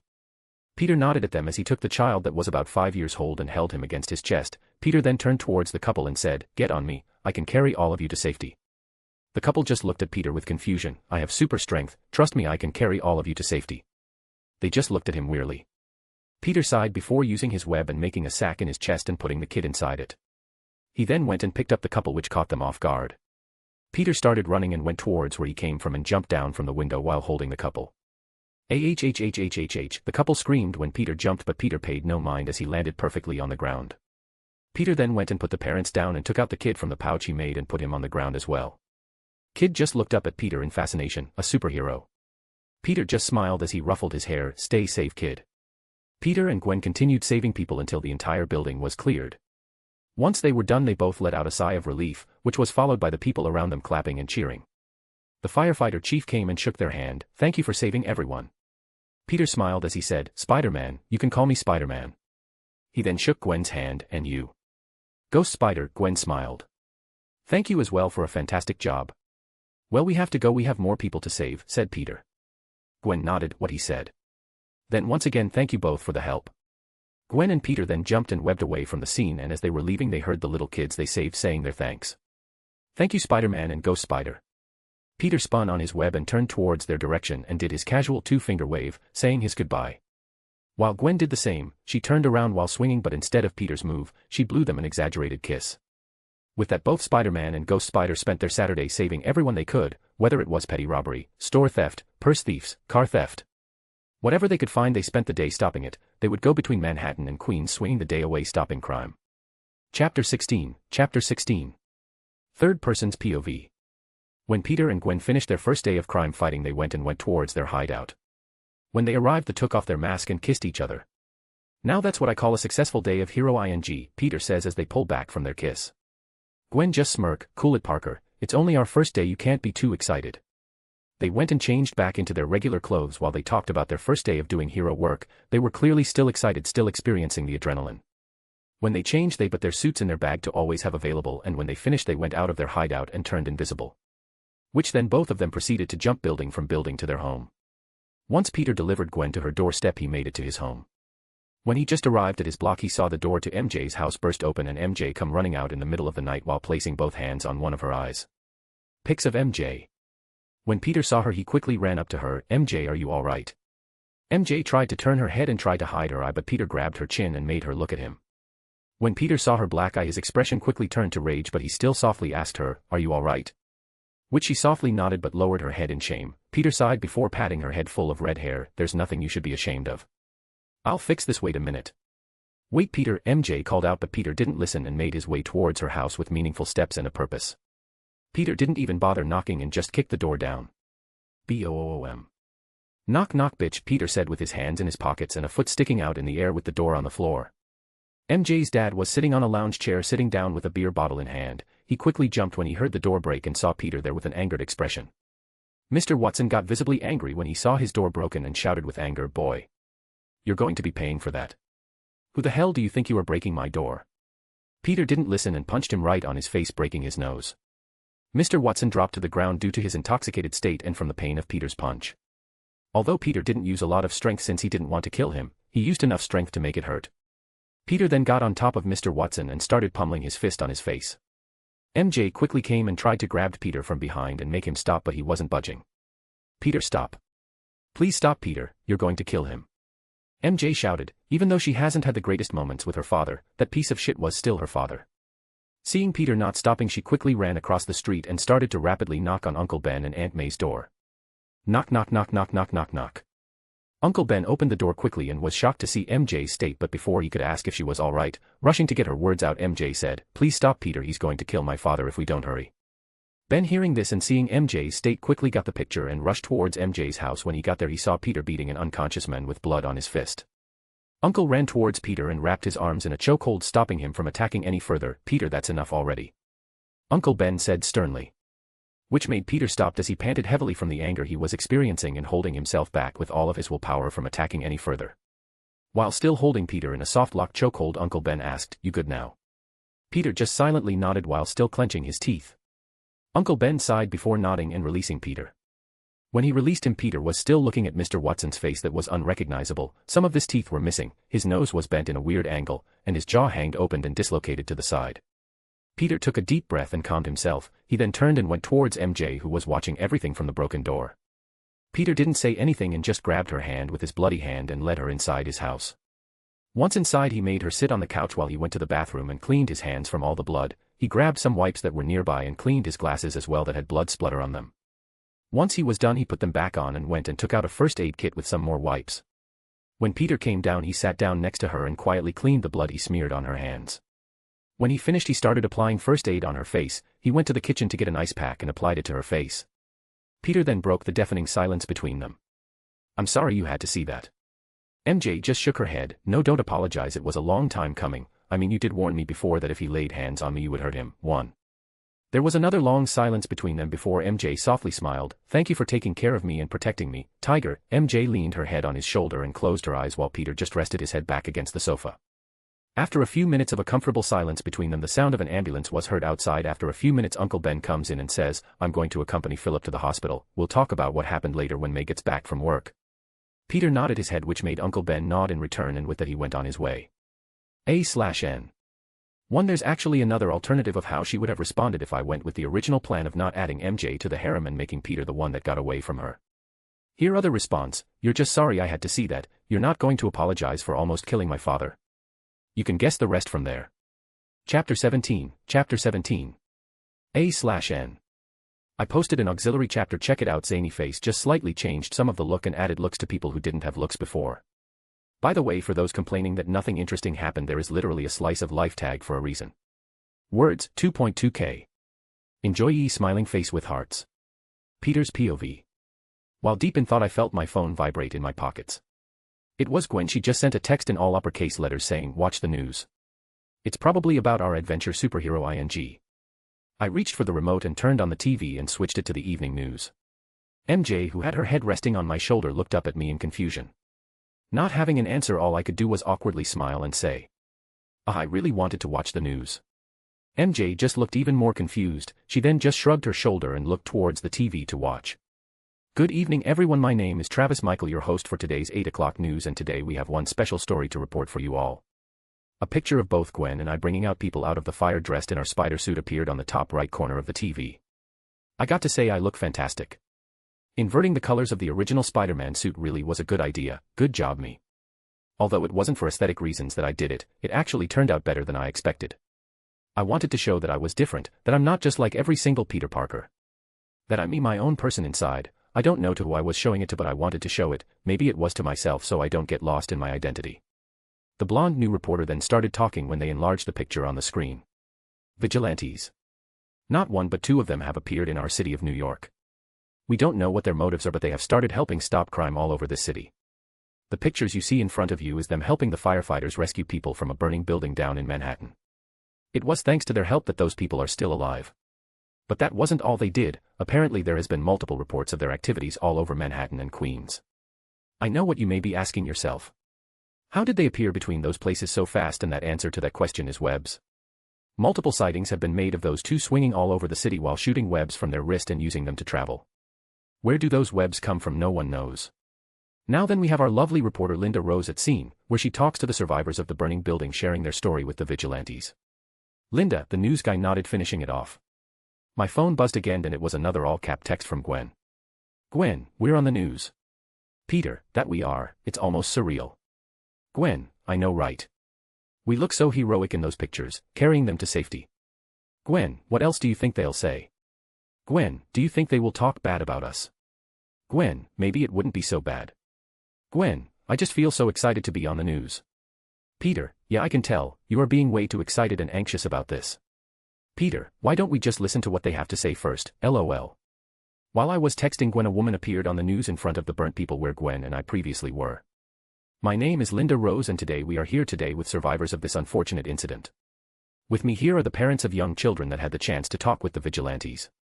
Ma'am, what can you tell us about these vigilantes that appeared today and your experience with them? The mother just smiled as she pulled her two kids close. She then spoke into the mic. Yes, it's thanks to them that I'm able to stand here with my babies, especially with the one named Ghost Spider. She was the one that went and rescued my two children from the second floor. If it wasn't for her, I don't even want to think of what would have happened to these two. If you're watching Ghost Spider, thank you once again. When she finished talking, Gwen texted me again. Gwen, me, she's talking about me. Seeing her like this always makes me smile. The news lady then went and talked to a couple that were wrapped in a blanket. She went up to them and asked them, hello sir and miss, can you tell me your experience with the vigilantes today? Was it a good one? Was it a bad one? Is there anything you can share? It was the couple that I saved on the first floor and were stuck under the log and rubbles. MJ sat up from my shoulder and started to pay really close attention to the news. She was watching them with fascination. Seeing this, I raised a brow. You seem really interested in this. She turned her head and asked excitedly, and you're not, they talking about actual heroes, like heroes with powers and secret identity and all that stuff. I've known you since we were little, there's no way you have a fascination with heroes and I didn't know about it. Or were you just keeping it a secret that no one was ever supposed to know?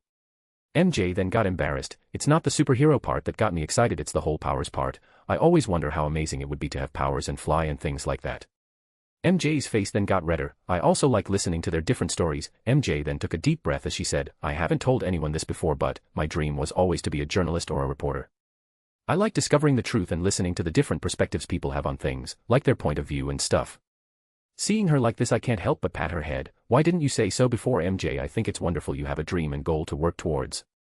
MJ just lowered her head, cause it's nothing really great compared to what you all are doing. Harry wants to do work as an environmentalist, Gwen wants to work as a biologist. I don't really know what you specifically want to do, but I know it's smart. I felt that you guys would look down on it, or make fun of it, since it isn't as smart or as beneficial to everyone else. I guess she's feeling a little vulnerable and is getting more comfortable expressing what she thinks with me. That's good. But hearing her, I just let out a sigh while I brought her closer and leaned my head against hers. MJ, you have known us for a really long time. Did you really think we would laugh or make fun of something you love or have a passion for? MJ just slightly shook her head. I know you guys won't, but the fear of the possibility is still there. MJ, if you truly want to be a journalist/reporter, just know you have my support 110%.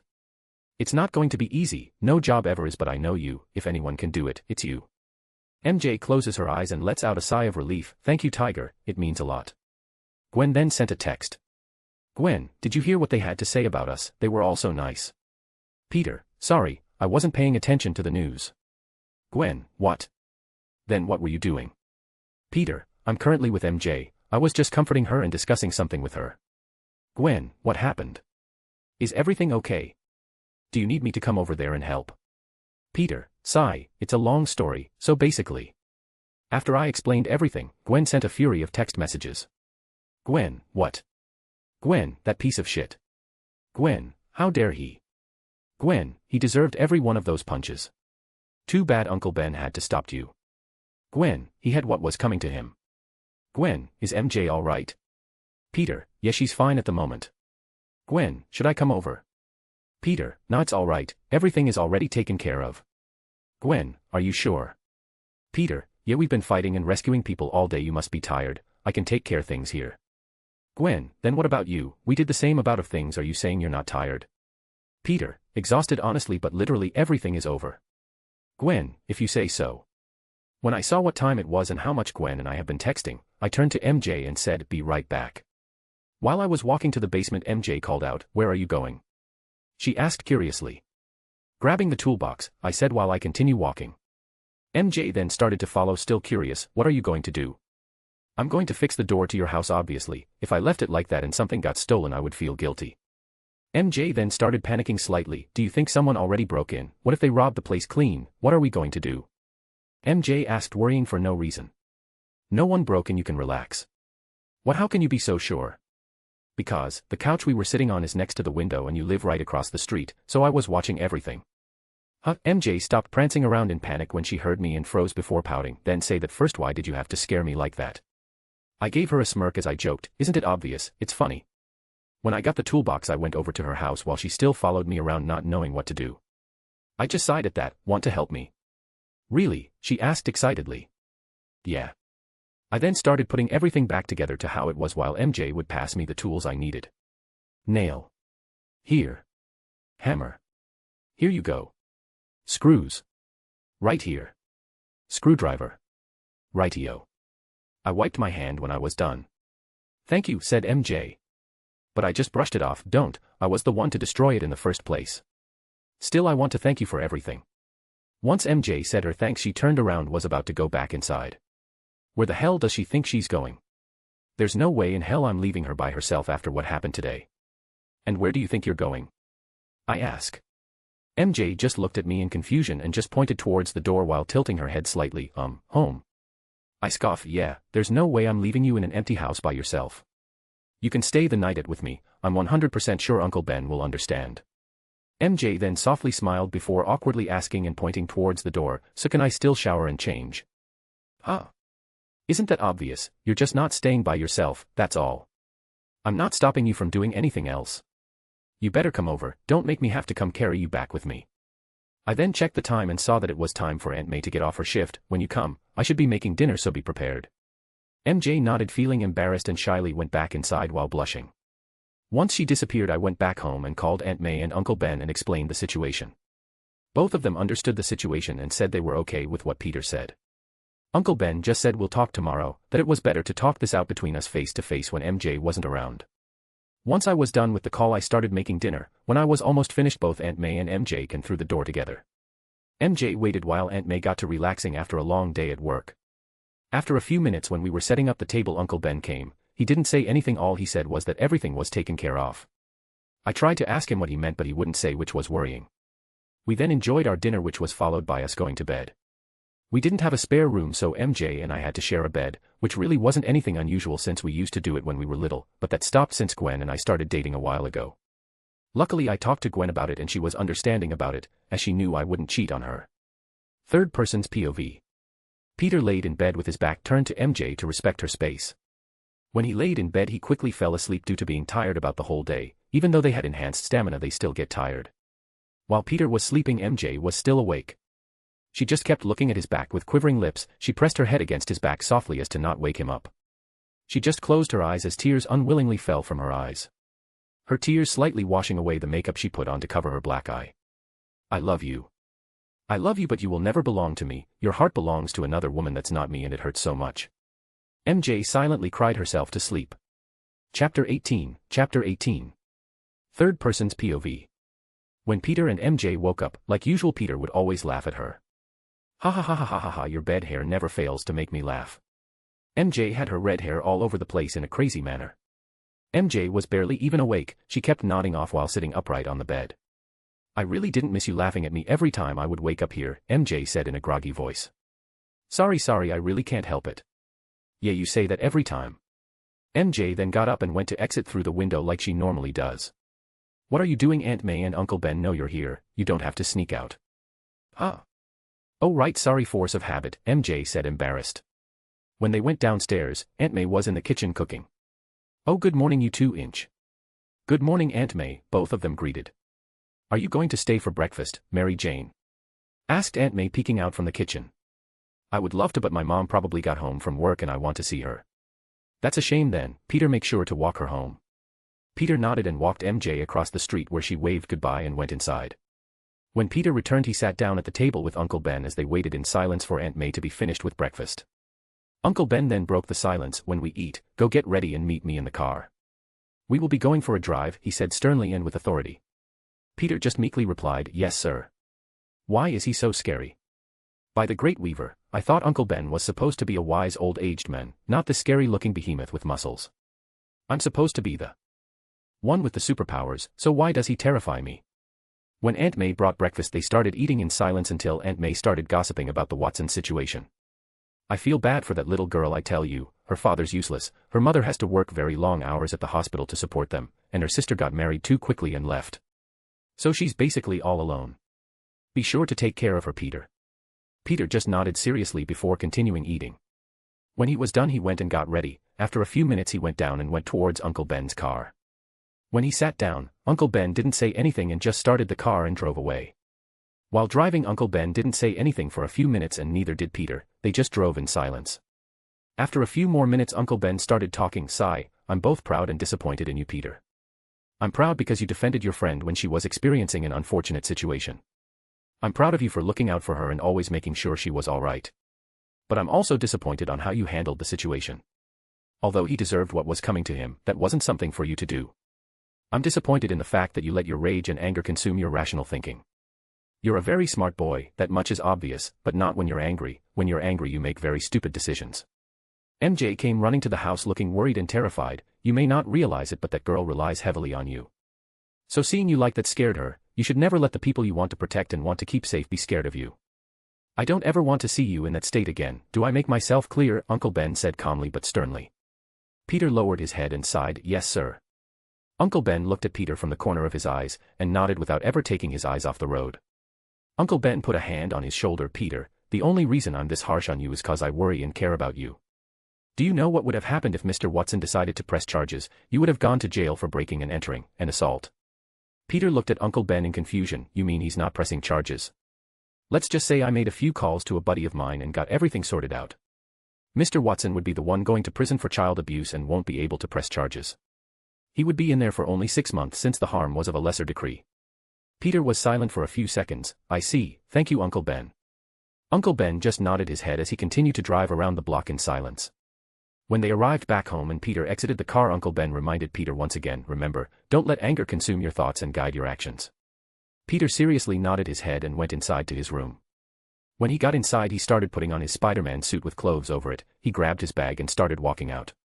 When he was leaving Aunt May called out to him, and where do you think you're going this early in the morning, mister?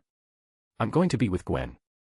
Aunt May narrowed her eyes slightly before nodding her head and saying, all right but don't stay out too late, you have school tomorrow. Peter nodded and soon left to meet up with Gwen. He went and waited for Gwen inside the hideout. He took off his clothes leaving only his Spider-Man attire on. While waiting for her he just sat down and looked towards the ceiling and went into a deep thought. Gwen soon arrived and saw Peter deep in his thoughts. While getting ready she called out to him, snapping him out of his thoughts. Peter, are you okay? No, not really. What happened? Gwen asked worriedly. I just got scolded for the first time by Uncle Ben, and let me tell you, it really doesn't feel good. Is it about what happened with MJ? Yup. Gwen just smiled at him before going over and kissing him on the side of his head to make him feel better. Which worked a little. When Gwen was done she showed him her mask and asked, ready? Peter went and grabbed his mask, putting it on his head. He then nodded and pulled down his mask saying, always. A/N. Uncle Ben got that dog in him. I really like how I portrayed him here. And Uncle Ben got secret connections. Whoa, I wonder who they are. Chapter 19. Third person's POV. With a drop from the sky, both Gwen and Peter swung across the busy city of New York, looking for any crime to stop and people to save, but they got nothing. Ghost, I think we might have started too early. I don't think a lot of crime happens during the morning. Sai, you're right, we should be active during the night where the people need us more. We aren't saving anybody by coming out when there's barely any crimes. Yeah, but some people would need us during the day as well. We couldn't just go during the night, since when we become more active and known they would start causing trouble during the day in order to avoid us. How about this, one of us goes and fight during the day, while the other one would fight during the night, keeping the peace for both sides, Peter suggested hesitantly. But then we would barely have time for each other and we are still new with this. I don't want us to fight apart for a while. Maybe in the future but not right now, said Gwen. Yeah, me either, I was just throwing ideas in the air. Arachnid then spoke to both of them at the same time, interrupting their conversation. There is a current bank robbery in progress, though it's a bit far. You should be able to arrive quickly due to your speed. I guess we'll leave this discussion for another time. I guess this is why it's called the city that never sleeps, said Gwen as they both started picking up the pace. Everywhere they swung by, people would take out their phones and try to take a photo, but due to their speed they were unable to. Both of them then landed on a nearby building and started to plan out what to do next. The plan is simple, honestly. We turn invisible, sneak and secretly take down the robbers one by one until they are all taken care of, said Peter before tapping the side of his head. Arnie, scan how many of them are there and can you single them out from the civilians? Scanning. There are a total of 15 robbers currently inside, each armed with heavy weaponry. All current hostages are placed in the middle of the first floor. Both Gwen and Peter turned invisible and made their way towards the bank. While hanging to the side of the building, they started crawling around looking for the perfect place to enter. Gwen found a window that was isolated from the view of everyone inside. She stuck her hands by the window and using a bit of force, lifted it up, opening it. Using their flexibility, they both snuck inside and started crawling on the walls and onto the ceiling of the large bank. Due to how high they were allowed to whisper to each other without getting discovered. Due to our camouflage is going to be difficult to time our takedown perfectly. We have to start with the outer force patrolling the area and the guys inside the vault taking the money, Peter whispered. We'll start with the guys in the vault and we'll slowly work our way inside to where the hostages are and secure their safety. Once their planning section was other, they both got to work. Peter stood up and started walking upside down, opposing the laws of gravity. He quietly made his way inside the vault. Once inside the vault, Peter saw two guys inside quickly stuffing money inside the duffel bags they were holding. Due to the enclosed space of the vault, Peter was walking low enough that if he reached out his hands, one of the guys would touch him. Peter waited for a few seconds while watching the guys scurrying, putting everything away. Once they were close to one another, Peter got right in between them. They both then heard the voice of Peter whispering, "You may now kiss the bride." Boink. Which was followed by their heads being pushed against each other and losing consciousness.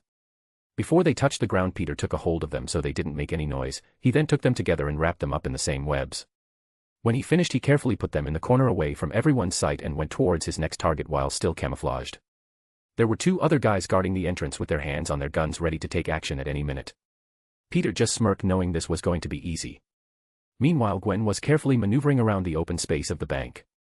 Instead of using her organic webs, Gwen decided that it was best for her to use her web shooters as they would give her more versatility at the moment. While camouflaged, Gwen propelled down while holding the webs while she was upside down. She appeared behind a robber who was the farthest away from everyone else. Gwen just tapped on the shoulder, causing the guy to quickly snap his head and point his gun at whoever that was that touched him. "That's weird, there's no one there. I'm supposed to be by myself here," he mumbled to himself. Gwen smirked as she webbed his entire face, causing him to instinctively drop his gun and grab whatever has on his face. He tried screaming, but whatever was blocking his face was preventing him from opening his mouth, muffling his voice. Before the gun could touch the floor and make noise, Gwen caught it and smacked it across the guy's chin, causing him to quickly be knocked out. Gwen threw the gun at the unconscious robber and started to web him up together with it. Once she was done, she moved the webs that were covering his nose to at least let him breathe. The same web that propelled her down started to retract in on itself. It started pulling Gwen along with the robber back up with her. When Gwen stuck the webbed-up robber to the ceiling, she went towards her next target, repeating the same process, stealthily taking down all of the guards. While she was doing that, Peter has come out of the vault and started helping Gwen, taking care of everything. They were done with everyone within 3 minutes, leaving only 2 other robbers guarding the hostages. Peter then called Gwen and said, "Let's take care of those guys at the same time." Gwen nodded and both turned invisible and went and stood at opposite sides of each other. They both then started running towards them at the same time. When they got close, they both dropped their camouflage, surprising everyone. They both punched their respective guys in the chins, rattling their brains and making them lose consciousness. Peter and Gwen then high-fived each other celebrating their victories. Peter then turned towards the hostages and gave them a cheerful thumbs up. You guys are now all right. They then heard the sounds of sirens coming from the police. While they heard the sound of the police, they also heard the sound of a gun cocking back. They quickly turned towards the sound and found someone from the hostages taking a kid in his arm. Shit, someone from the robbers were blending in with the hostages, Gwen whispered. The robber just looked at both of them and with a crazed look said while pressing the gun to the kid's head, "Let me go, let me escape and the kid doesn't have to get hurt. How does that sound?" The hostages then looked nervous while the mother of the kid started crying with worry. "No, please take me instead, please leave my baby out of this, please." Peter put his hands in a low surrendering position. "Woman, you don't have to do this." Due to the position of his hand and the height of which they were, it gave Peter the perfect opportunity to shoot his webs at the gun. Once it connected, Peter lifted his hand high in the air, taking away the gun away from the robber's hands. The robber wasn't expecting it, which allowed Peter to catch him off guard with it. Once the robber was disarmed, Gwen ran towards him and kicked him in the middle of the face, breaking his nose and taking a hold of the kid. "Are you all right, kid?" Gwen asked. The kid slowly nodded with an amazed expression. "A superhero," he whispered. Peter turned towards the now free hostages and started undoing their bindings. While that was happening, they heard the cops outside say, "Come out with your hands up, with the place totally surrounded." When Peter finished, all the hostages started thanking them profusely. Peter and Gwen then started gathering all the robbers and their weaponry and webbed them up all together. They then dragged all of them out by the front door of the bank. Once they opened the door, all the cops raised their guns at both of them. Peter and Gwen just both raised their hands up, while Peter was still holding the string that was carrying all the robbers together. Behind them, all the hostages started to walk out, which confused the cops further. "What is going on?" the guy with the speaker asked. One of the hostages went and explained the situation. The cop that was in charge of the operation then went and thanked them, which was followed by him reprimanding them. "Thank you for dealing with them and saving the hostages, but you know that what you just did can be considered a crime. What you two did was pretty reckless, you could have gotten them killed. But still thank you, Spider-Man and Ghost Spider. You know of us?" Gwen asked, not expecting to be recognized on their second day at this. The cop just sighed. "Unfortunately, when two masked freaks start appearing and getting involved in police business, they're bound to be mentioned and told to be on the lookout for them. Since everything is taken care of, I'll leave you with just a warning. You two, we don't need you to get involved in our business, making it more complicated than it already is." While they were talking, they suddenly heard the sound of tires screeching. When they looked over, they saw 4 armored trucks swerving and shooting at the cops while they made their escape. "Shit," both Peter and Gwen said at the same time. "It looks like there were more than the 15 hiding about waiting. This was probably their escape vehicles," said Peter. Peter and Gwen just looked at each and nodded and jumped and webbed away towards the trucks while the police captain was shouting at them. "Wait a minute, you two, didn't I just say not to get involved, damn it? Shit. Everyone get in and chase those armored trucks. 2 stay behind and call for their transport," the captain said while pointing at the webbed up robbers. They all then started following orders and started chasing the trucks with the spider people a few feet in front of them. Chapter 20. A/N. 2 things I want to address. 1. I'm truly sorry for my non-English readers out there, pensive face, but the jokes and puns are only going to make sense in English. I honestly feel bad about this. 2. This originally was supposed to be one long as chapter, but it made sense to cut it into 2. Enjoy smiling face with hearts, part 1. Third person's POV. Shit. This wasn't how it was supposed to go. The boss isn't going to be happy about this. "Those dumbass just had to get caught by those freaks," said the driver of the main armored truck leading the group. The driver turned his head and looked towards his buddy in the passenger seat and said, "Call the others, it's better if we split up, it should increase our chances of escape with what we have currently." The guy nodded and grabbed the walkie-talkie that was laying to the side. "This is Road 1, I repeat, this is Road 1, do you copy?" Different voices then came through the walkie-talkie. "This is Road 2, over. Road 3, over. Road 4, over. We need to split up and engage with the cops and those masked freaks that are following us. In the next crossroad, Road 3 will go left with us, while Road 2 and 4 will go right.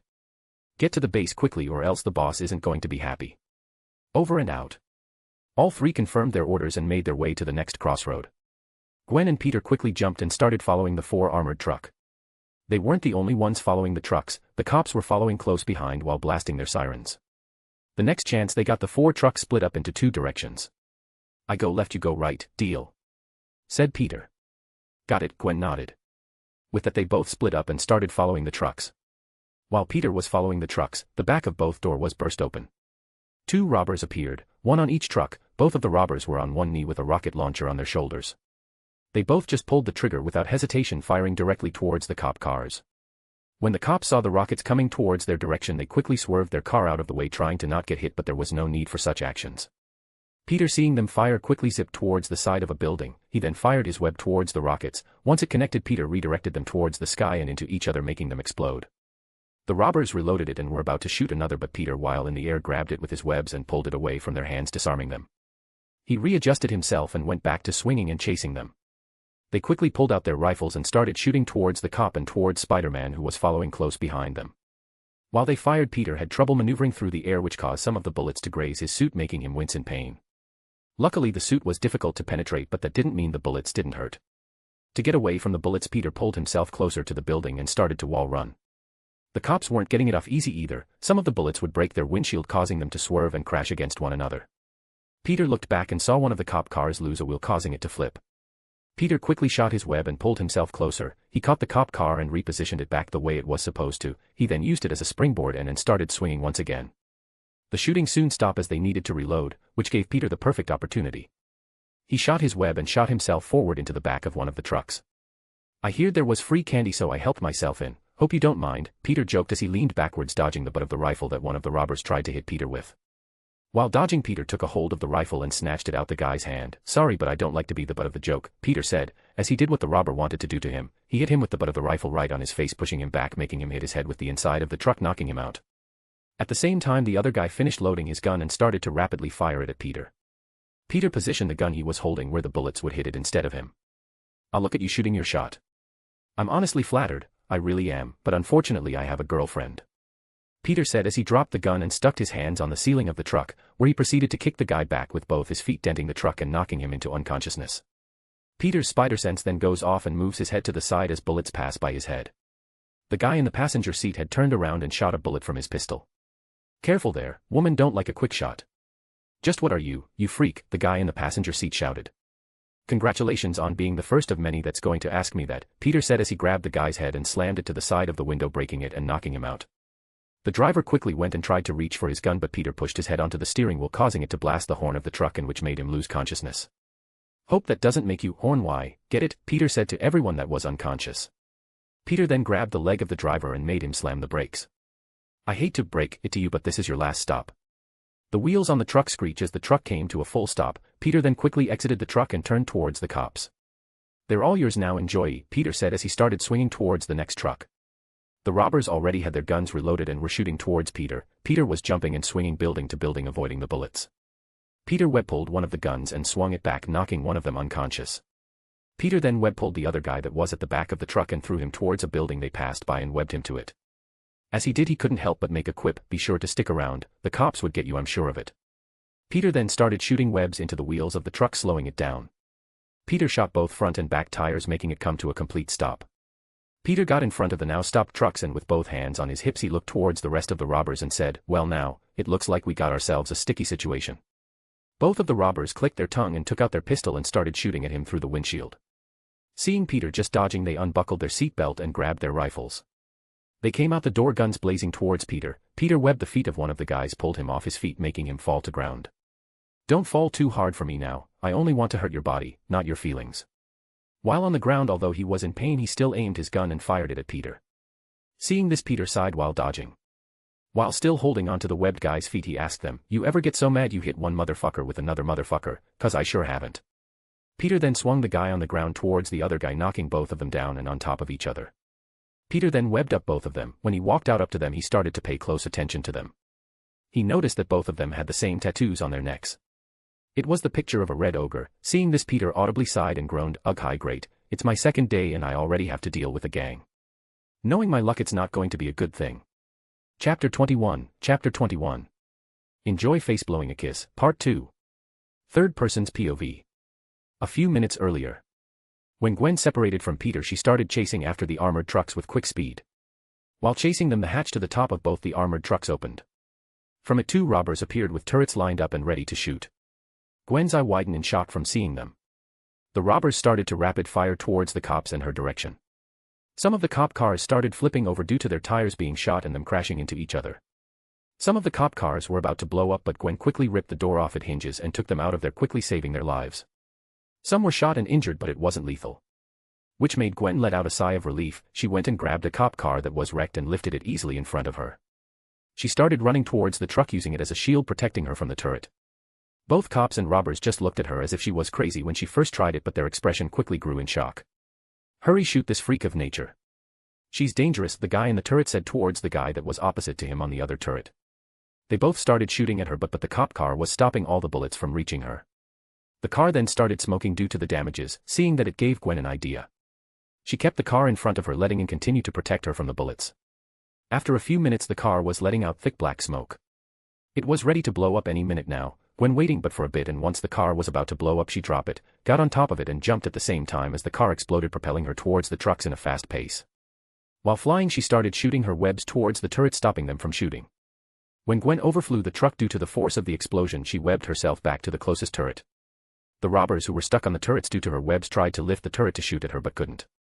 Although they couldn't see it, Gwen gave them a smirk as she said, having a problem getting it up. It's nothing to be ashamed of, it's a problem 1 in every 5 guys have. Gwen then kicked him in the face, knocking him unconscious. Gwen dropped by the door of the driver's door and knocked on the window as she said, I'm here to talk about your car's extended warranty. Due to being around Peter so much, Gwen has developed the habit of making quips in weird situations. As she made her quip, she punched the window of the driver's seat, completely shattering it. The driver quickly pulled out his pistol but was unable to shoot it as Gwen grabbed him by the arm and yanked him out of the driver's seat. She threw him towards a building, webbing him up. The guy in the passenger seat tried to shot her, but Gwen webbed him in the face, stopping all of his actions as he tried to rip away the webs. Gwen gracefully maneuvered herself inside the truck. When she took a seat on the driver's seat, she slammed on the brakes, causing the extra guy on the back to crash head first against her car seat. Aiming her hand behind her, Gwen webbed the head of the extra guy that slammed into her seat and shot another web towards the guy that was trying to get the webbing off his head, and swung and pulled both of them into each other, completely knocking them down. Gwen just got out of the truck when she finished and jumped back onto action. She climbed on top of the building and started jumping rooftop to rooftop, cutting corners and catching up to the truck that tried to get away. When she caught up, she jumped onto the roof of the truck. The other turret guy was still tied up with her webs, struggling to escape. Gwen just pointed at him as she said, 1 out of 5 guys, and punched him, knocking him unconscious. Gwen got on one knee and looked at the truck as she patted it like she was comforting it. Sorry, it's nothing personal, and I'm sorry for giving you a blowhole. Gwen punched a hole through the roof, scaring the driver, causing him to swerve all over the place. The robbers then tried to shoot her through the hole she made, but it wasn't wide enough for them to aim at her. Gwen using that hole, Gwen shot her webs into the brakes, completely stopping the truck. As she did, she said, sorry boys, but it looks like we're going on a break. Due to the webs, the brake pedal was now stuck like it was being pressed, making the car unable to move. Fuck this shit. This bitch is dead for messing with us, said the driver as he picked up a rifle and hopped out the car alongside the other 2 robbers that were in there. When they all came out, they aimed their rifles at her. They didn't hesitate as they started firing their bullets at her. Gwen tried dodging but was only successful for a few times, making some bullets graze her. You guys are really gunning for me, huh? Well, I hate to break it to you boys, but this spider already has her mate. She said as she maneuvered between them. She jumped and wrapped her legs around one of their neck, which she proceeded to flip him towards another guy, taking both of them down. Gwen then shot a web towards the last one as she ran towards him. She jumped and pulled on the web, making his face meet her knee, knocking him out. When she finished, she webbed all 3 together. When everything was over, Gwen wiped her hands and waited for the cops to arrive. When she looked at them all together, she couldn't help but make one last quip. Well, I guess this wraps everything up, she said with a satisfied expression. Chapter 22. Chapter 22. Third person's POV. While Peter was looking at the 2 robbers he caught, he decided to call Gwen, just be sure of what he was looking at. Hello. Gwen said in a questioning tone. Are you done gathering everyone up? Yeah, I'm done over here. Why do you need help? No, I'm done as well. I just wanted to check if the guys you captured had tattoos on their necks of a red ogre. Wait a minute, let me check. They do, the 3 in front of me have them. Why, is it something important? We most likely have to deal with a gang, so be prepared. We'll meet up in a few minutes to look into this. Emma, finish things over at my side. Got it. Same here, finished Gwen. With that, they ended the call. The police captain that was previously at the bank made his way towards Peter. Spider-Man, although I should be reprimanding you for running off and doing exactly what I told you not to, you still saved the lives of my men out there. You have my thanks, there would have been many casualties without your help. So did you get the guy I stuck to the building? Peter said awkwardly. The officer scoffed, yeah, don't worry, we got it covered.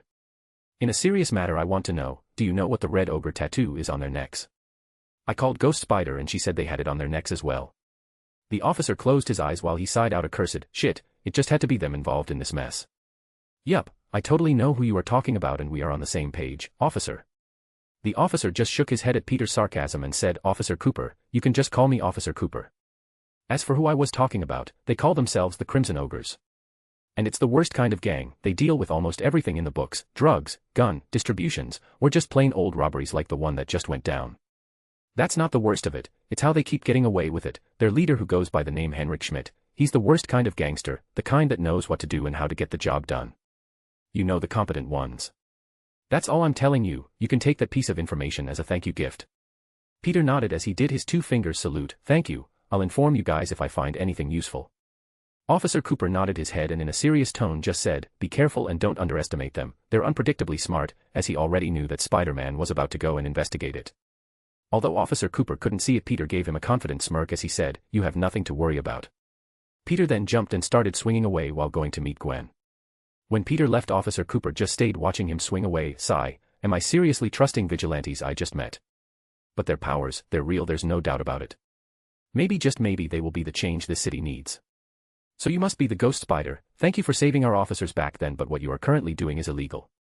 Your actions have serious consequences, you should be arrested for it.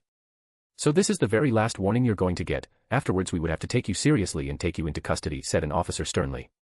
Gwen just slightly lifted her hands and very slowly started walking backwards. She started waving her hands in circular motion, motioning towards the scene of the robbers and armored truck. Gwen wiggled both index fingers between the officer and the robbers on the ground a few times, which she finished by giving the cop 2 thumbs up with a smile. Basically saying, you got everything covered over here, I'll leave the robbers to you, good. Gwen just quickly got out of there, not wanting to deal with whatever was going on. Watching Gwen swing away leaving, the cop just clicked his tongue as he muttered, tisk, freaks. And it just had to be 2 of them. Gwen simply called Peter, where do you want to meet up? Have Arnie give you my current location, we'll talk here face to face. Okay, I'll see you in a minute. With that, Gwen ended the call. Both Gwen and Peter met on top of a rooftop, and as Gwen landed, Peter asked, want to take care of a gang? That sounds like fun. Who are we up against? These guys that call themselves the Crimson Ogres, and that a guy by the name of Heinrich Schmidt is the ringleader, Peter said as he started to fill Gwen in. I see. Do you think Arnie could run a background check on him and get more information about him? Gwen asked. Peter nodded as he thought one would think being reincarnated into the past would be a hassle due to no internet, but luckily Howard and Tony Stark advanced the creation of it, making things being stored online something that is common this early on. Arnie, search for any and all information you can find about Heinrich Schmidt in the police database. Searching. Here's what I could find about him at the current moment. Picture. Heinrich Schmidt, 38 years old, date of birth March 7, 1970, gender male.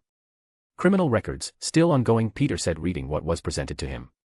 After reading a few things, he wonders out loud, since when do gangsters graduate college on top of their classes? The disfigured ones, apparently. He was probably bullied to the point it drove him to crime, said Gwen while looking at his picture. All the robbers were wearing some type of green ogre masks. It wasn't anything to really talk about previously, since I just thought that they were only using it as a disguise. But seeing their tattoos, it's probably something all members of the gang wear. Arnie, I need you to hack into the cameras all over Queens and see where you can find the place where these type of masks are most seen and located. Right away, father, but it'll probably take a few minutes due to how slow my servers are, Arnie relayed. Sighing, Peter just replied with a, yeah, go right ahead, take your time. I would build her a quantum computer, but then I would have to also build an energy source strong enough to be able to support it. By the way we are going, I wouldn't be surprised if the power system that supports Queens is almost drained cause of our use in our experiments. I could go build and create one on my own, if I wanted to, but I'll wait. I'll wait till Tony gets kidnapped. When he does, I sneak and skin the blueprint of the arc reactor and improve on it, making it better and stronger. While Peter was deep in thought waiting for Arnie to finish, Gwen was doing handstands and cartwheels to take away her boredom. Done. There are currently 2 bases which these people with the mask visit frequently. And they are at total opposite sides to each other. One is over by downtown while the other one is upwards. Both has exactly the same amount people going in and out, reported Arnie. One has to be a decoy while the other one is where the main leader is, Gwen said while looking at everything objectively. We have to split of once again. Which side do you want to take? Peter said to Gwen. Gwen sighed. Although she was reluctant to split, she knew they had to do it. If they both went together toward one base and it turns out to be the decoy, Henrik may have a chance to escape. So it's better to split off for now. After carefully thinking about it, she said, I'll take the one uptown. Peter nodded at her decision. I guess that leaves me with downtown. Call me if you need help. Gwen nodded. You do the same. They both fist bumped each other as they jumped towards opposite directions.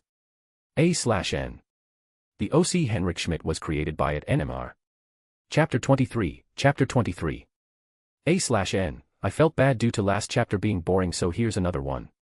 P.S. I tried using chapped. Horrible decision.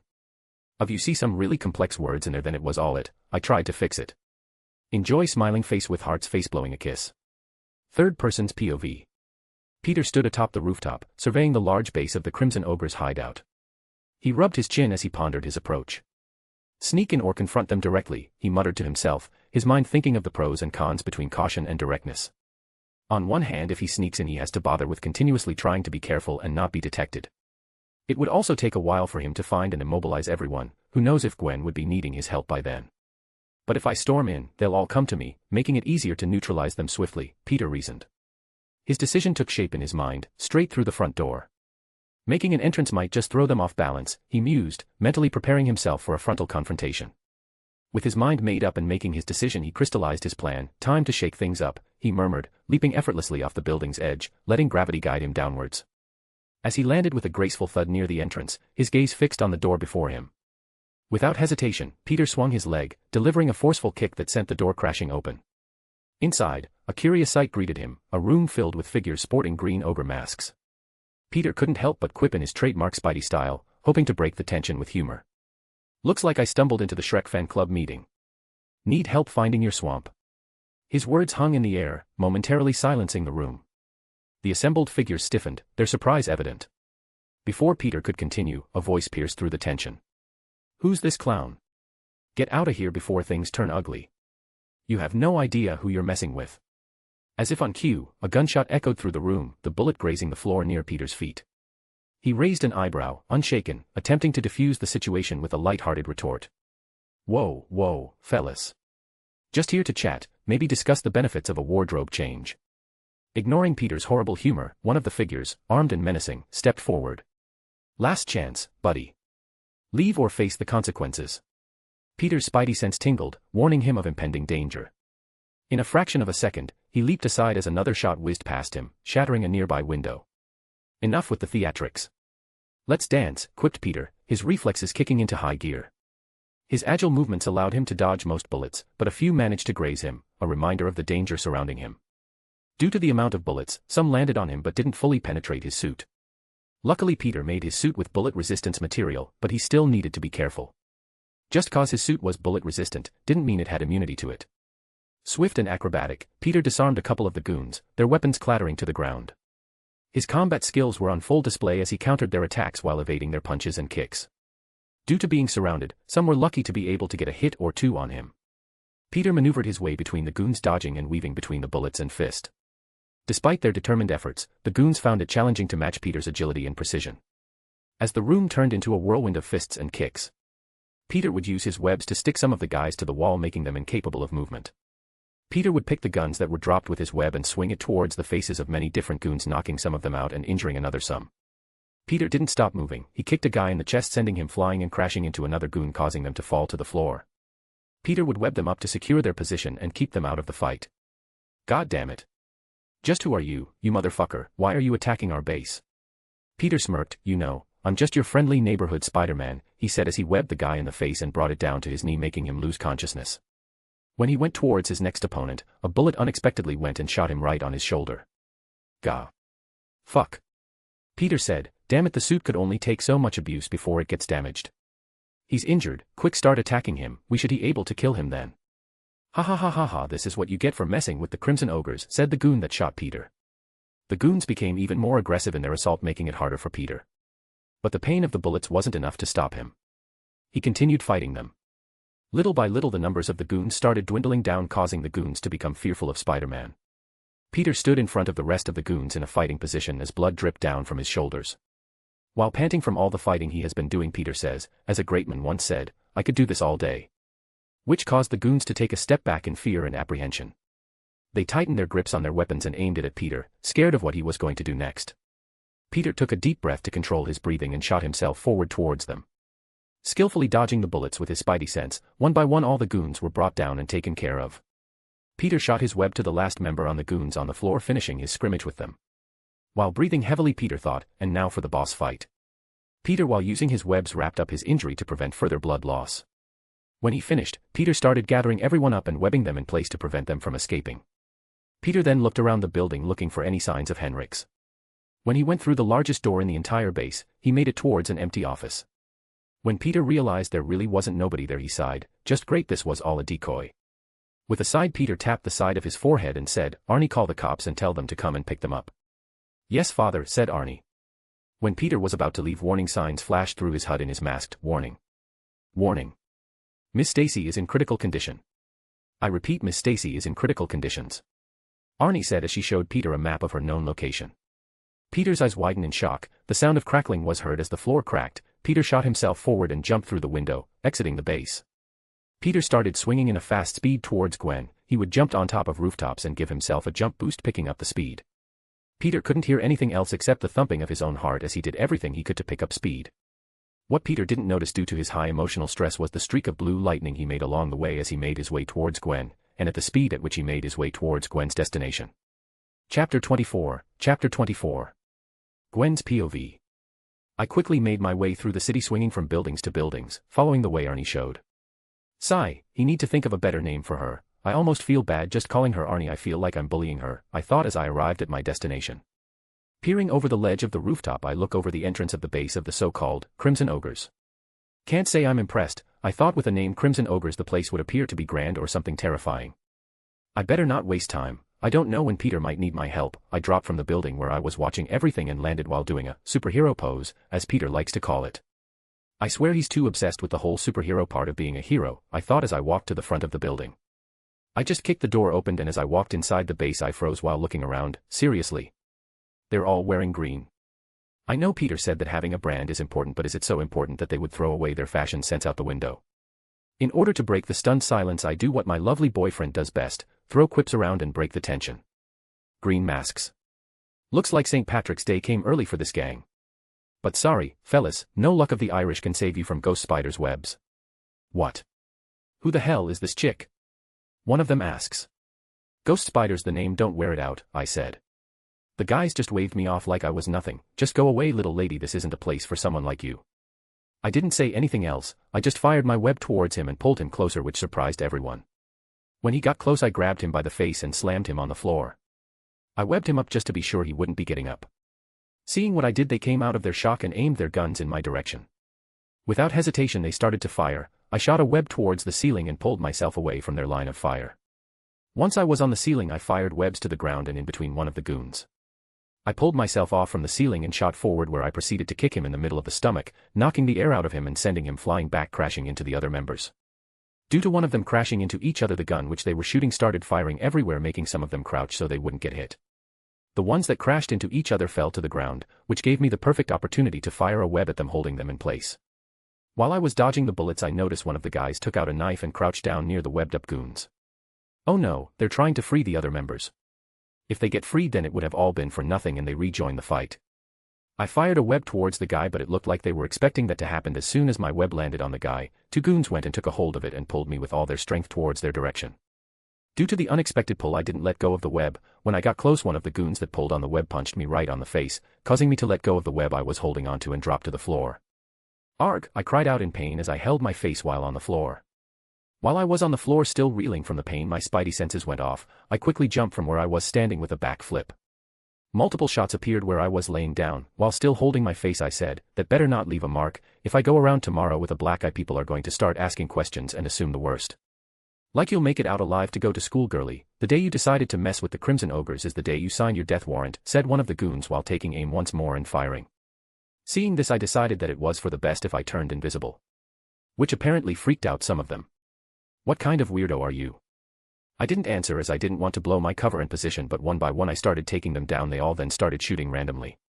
But while taking them down I started getting tired. Before this I stopped a car police chase, and before now I'm fighting for a long time while being invisible. It's taking a toll on my stamina.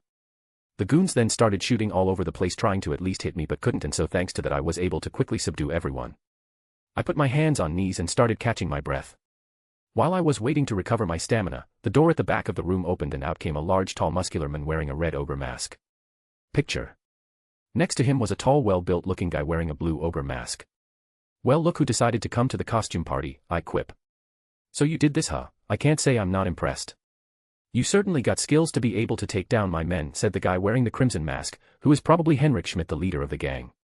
He then continued, why don't I make you an offer, join my gang, become a member, and I don't kill you right here and now for messing things in my turf. Are you trying to court me? I can't see I'm not flattered, but you aren't really my type and I'm already in a happy relationship. So sorry if I hurt your feelings, but the answer is no. Henrik didn't say anything, but the guy in blue just shook his head in disappointment. You should have taken his offer. I was the same as you. I let my pride get in the way and picked a fight with the boss. Let's just say that since you are seeing where I'm standing, you can already guess what happened. Henrik didn't say anything and came running towards me, which took me by surprise. I was planning on getting them talking some more to catch my breath, but it looks like I'm still fighting. With a sigh I ran towards him and tried to kick him at the side of his head, but he just blocked it with the side of his hand. It feels like metal. Shit, he's wearing metal gauntlets, I thought. I tried to kick him in the stomach, but he blocked it with a palm. When I tried to take my foot away, it was too late. He took a hold of my leg and lifted me up and slammed me back in the ground, knocking the air out of me. Wheezing, I tried to get back up, but he was already in front of me. My spidey senses tried to warn me of the danger, but it was too late. I couldn't move in time. Henrik used the metal gauntlets and punched me in the face, disorienting me. All I could hear him say was, "You got good techniques and power, I'll give you that, but you don't have any experience being in a real fight." I tried to web his gauntlets to take them off, but he just rotated his hand, rolling up the webs, and pulled me closer, where he proceeded to headbutt me in the face, causing blood to drip down my face and into the mask. This isn't good, I thought. While still in pain, I kicked him in the chest, which pushed him back a bit. I then continued punching and kicking him. Some landed successfully, but some he managed to block.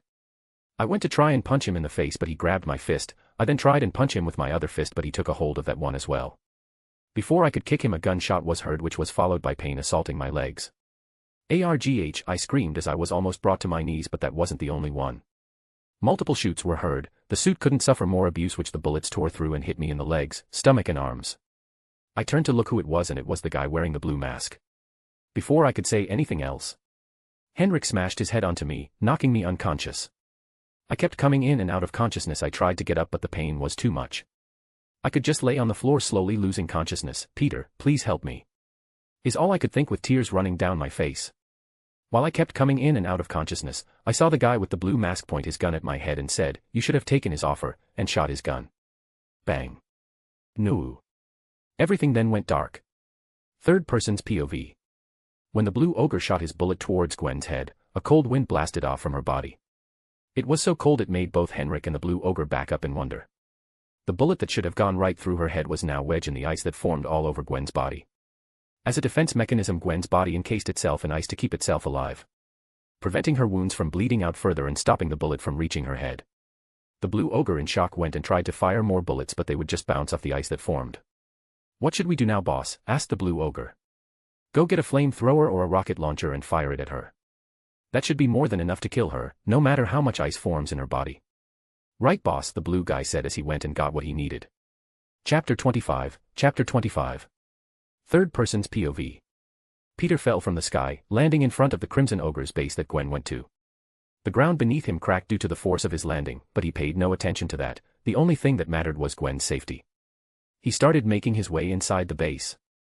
Once inside, he saw multiple goons tied up and knocked out in Gwen's webbing. Although he wanted to be proud of what he was seeing, his main priority was Gwen's safety. As he walked a few feet ahead, he spotted a guy wearing a blue ogre mask a few feet away, aiming a rocket launcher at Gwen's encased body. Peter shot his web towards the guy and pulled himself towards him, aiming his feet towards the torso. When he made contact, he was sent flying back, crashing against the wall. As he crashed against the wall, blood splashed from his mouth as he started coughing. Peter slowly started walking towards him. A/N, musical note, where you go I go, what you see I see, musical note, and the sky falls and it crumbles, musical note.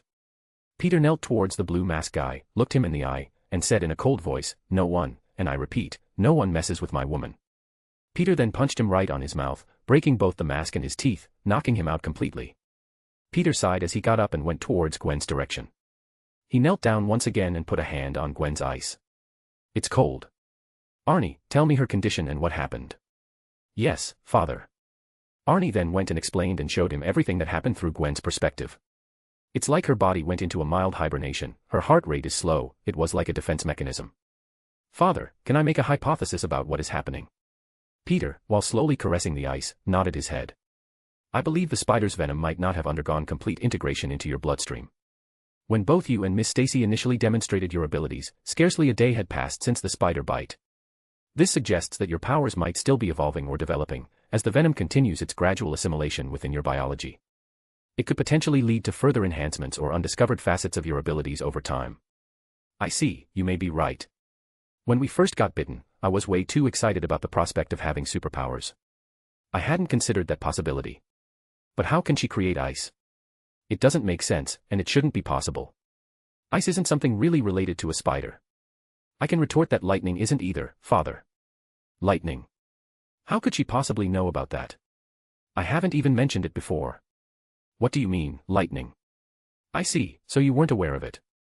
Well, you see, Father, due to your high emotional distress, lightning started manifesting from your body, helping you move faster. Here, I can get a CCTV footage of the event, Arnie said as she brought out a video of Peter swinging through the city at a fast speed. Image. I see, I got a lightning, cool. And it's blue and black. New color scheme. But that still doesn't explain how Gwen was able to develop ice-related powers. This is only a hypothesis, but the spider's venom could have contained unique compounds or proteins that, when introduced into Miss Stacy's bloodstream, triggered a reaction at the genetic level. This reaction might involve a specific gene or set of genes associated with temperature regulation or manipulation. These venom-induced changes could potentially activate dormant or previously inactive genetic pathways related to the body's response to cold. The venom's components might bind to receptors or enzymes in Gwen's cells, initiating a cascade of molecular events that lead to the expression of proteins capable of manipulating temperature. This speculative process could involve the modification of cellular mechanisms responsible for regulating heat transfer, altering the behavior of proteins involved in thermal regulation, or even stimulating the creation of specialized structures within her cells capable of generating or controlling cold temperatures. We would need to do a blood test to really make sure, though. Peter just nodded while still caressing the ice. Just wait a little longer, once I take care of him, we'll go home. Peter then stood up and walked towards the large metal door that clearly led to the main office of whoever was in charge. Peter punched the door to open, but his fist tore right through it. Oops. It looks like I don't know my own strength, Peter said plainly. Henrik jumped back in shock as Peter's hand just went right through the metal door. Peter slid his hand out of the hole and just ripped it off its hinges and threw it on the floor. As the door reached the floor, it made a loud bang, showing just how heavy the door really was. Normally, this is the part where I start making quips about your appearance and the situation, but I'm not feeling really neighborly right now. Usually, I would be your friendly neighborhood Spider-Man, but right now I'm just Spider-Man, Peter said as he advanced towards Henrik, his footsteps leaving imprints on the floor, marking his determined stride toward him. What has my gang done to you for two spider-related vigilantes to be coming after us? Henrik said as he got into a fighting position. At first, we came looking for you since your little leprechauns went looking for gold, but then it became personal. The hell? You came to us and picked a fight, and just because one of you got injured and wasn't up to the task, you're going to get mad and come looking for revenge. You are right, it's our fault this happened. We were over our head and went picking a fight with someone we weren't ready to face due to our inexperience, and it almost got us killed. But our intentions were never to kill you. It was to stop you. I have no reasonable explanations for it, and I don't really need one. I don't care that it was our fault in the first place. The only reason I need is that you hurt the woman I love. What other reason does a man ever need? I guess I can respect that, Henrik said, followed by him running towards Peter with his fists in a defensive boxing position. But just because I respect it doesn't mean I'll allow you to do as you please and disrespect me and my turf. He started sending multiple jabs and punches towards Peter. Peter, using his spider senses, dodged them while redirecting Henrik's fist elsewhere. Peter sent a kick towards him, which Henrik blocked slightly. Lifting both arms when Peter sent the kick, although it hit the metal gauntlets, Henrik was sent flying back, breaking a table with his body as he crashed against the wall. He looked at his shaking hands at this point. What strength and power! I know I saw him break through the metal door with just his fist, but still. He then tried to get up, but Peter webbed up his hands with multiple webs. He tried to lift up his hands with his gauntlets, but the webs were too many and too strong for him to do anything. He was stuck on the ground. Peter shot two webs towards the wall and pulled himself forward towards Henrik, delivering a knee right to his face, breaking the ogre mask in his nose. Peter picked him up by his shirt and tossed him out of the room and out to where Gwen was. While getting up from the floor, he held his face.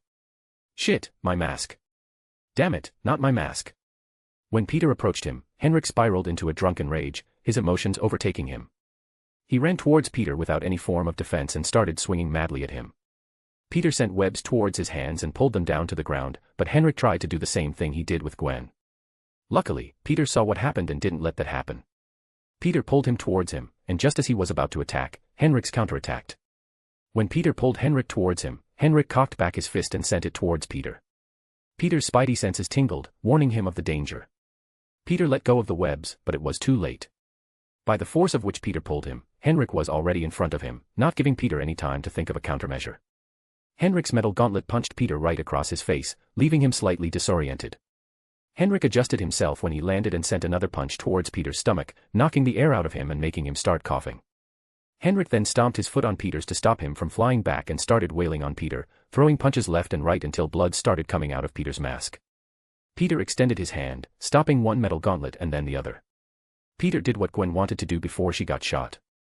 He jumped and kicked Henrik right in the center of his chest, sending him flying backward. Peter kept up by web-shotting himself forward. When he arrived, he got on top of Henrik and started punching him across the face repeatedly. "We're about to upgrade your looks to handsome Squidward level, up in here," Peter quipped.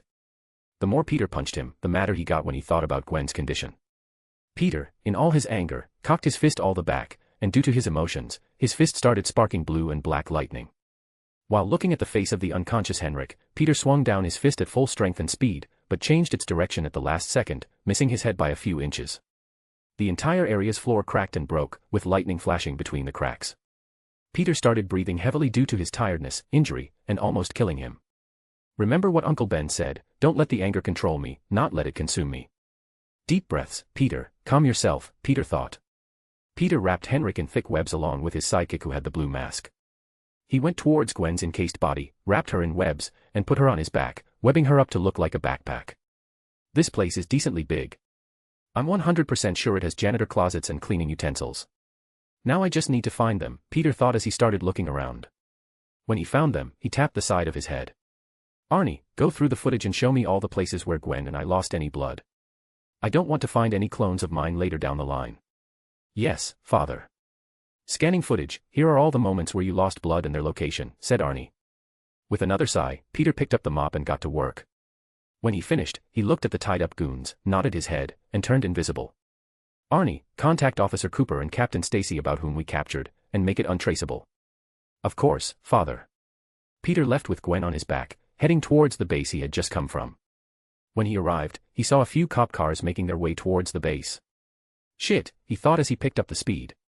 When he arrived, he quickly cleaned up all his blood with the cleaning utensils and quickly left as the police got out of their cars, sighing in relief.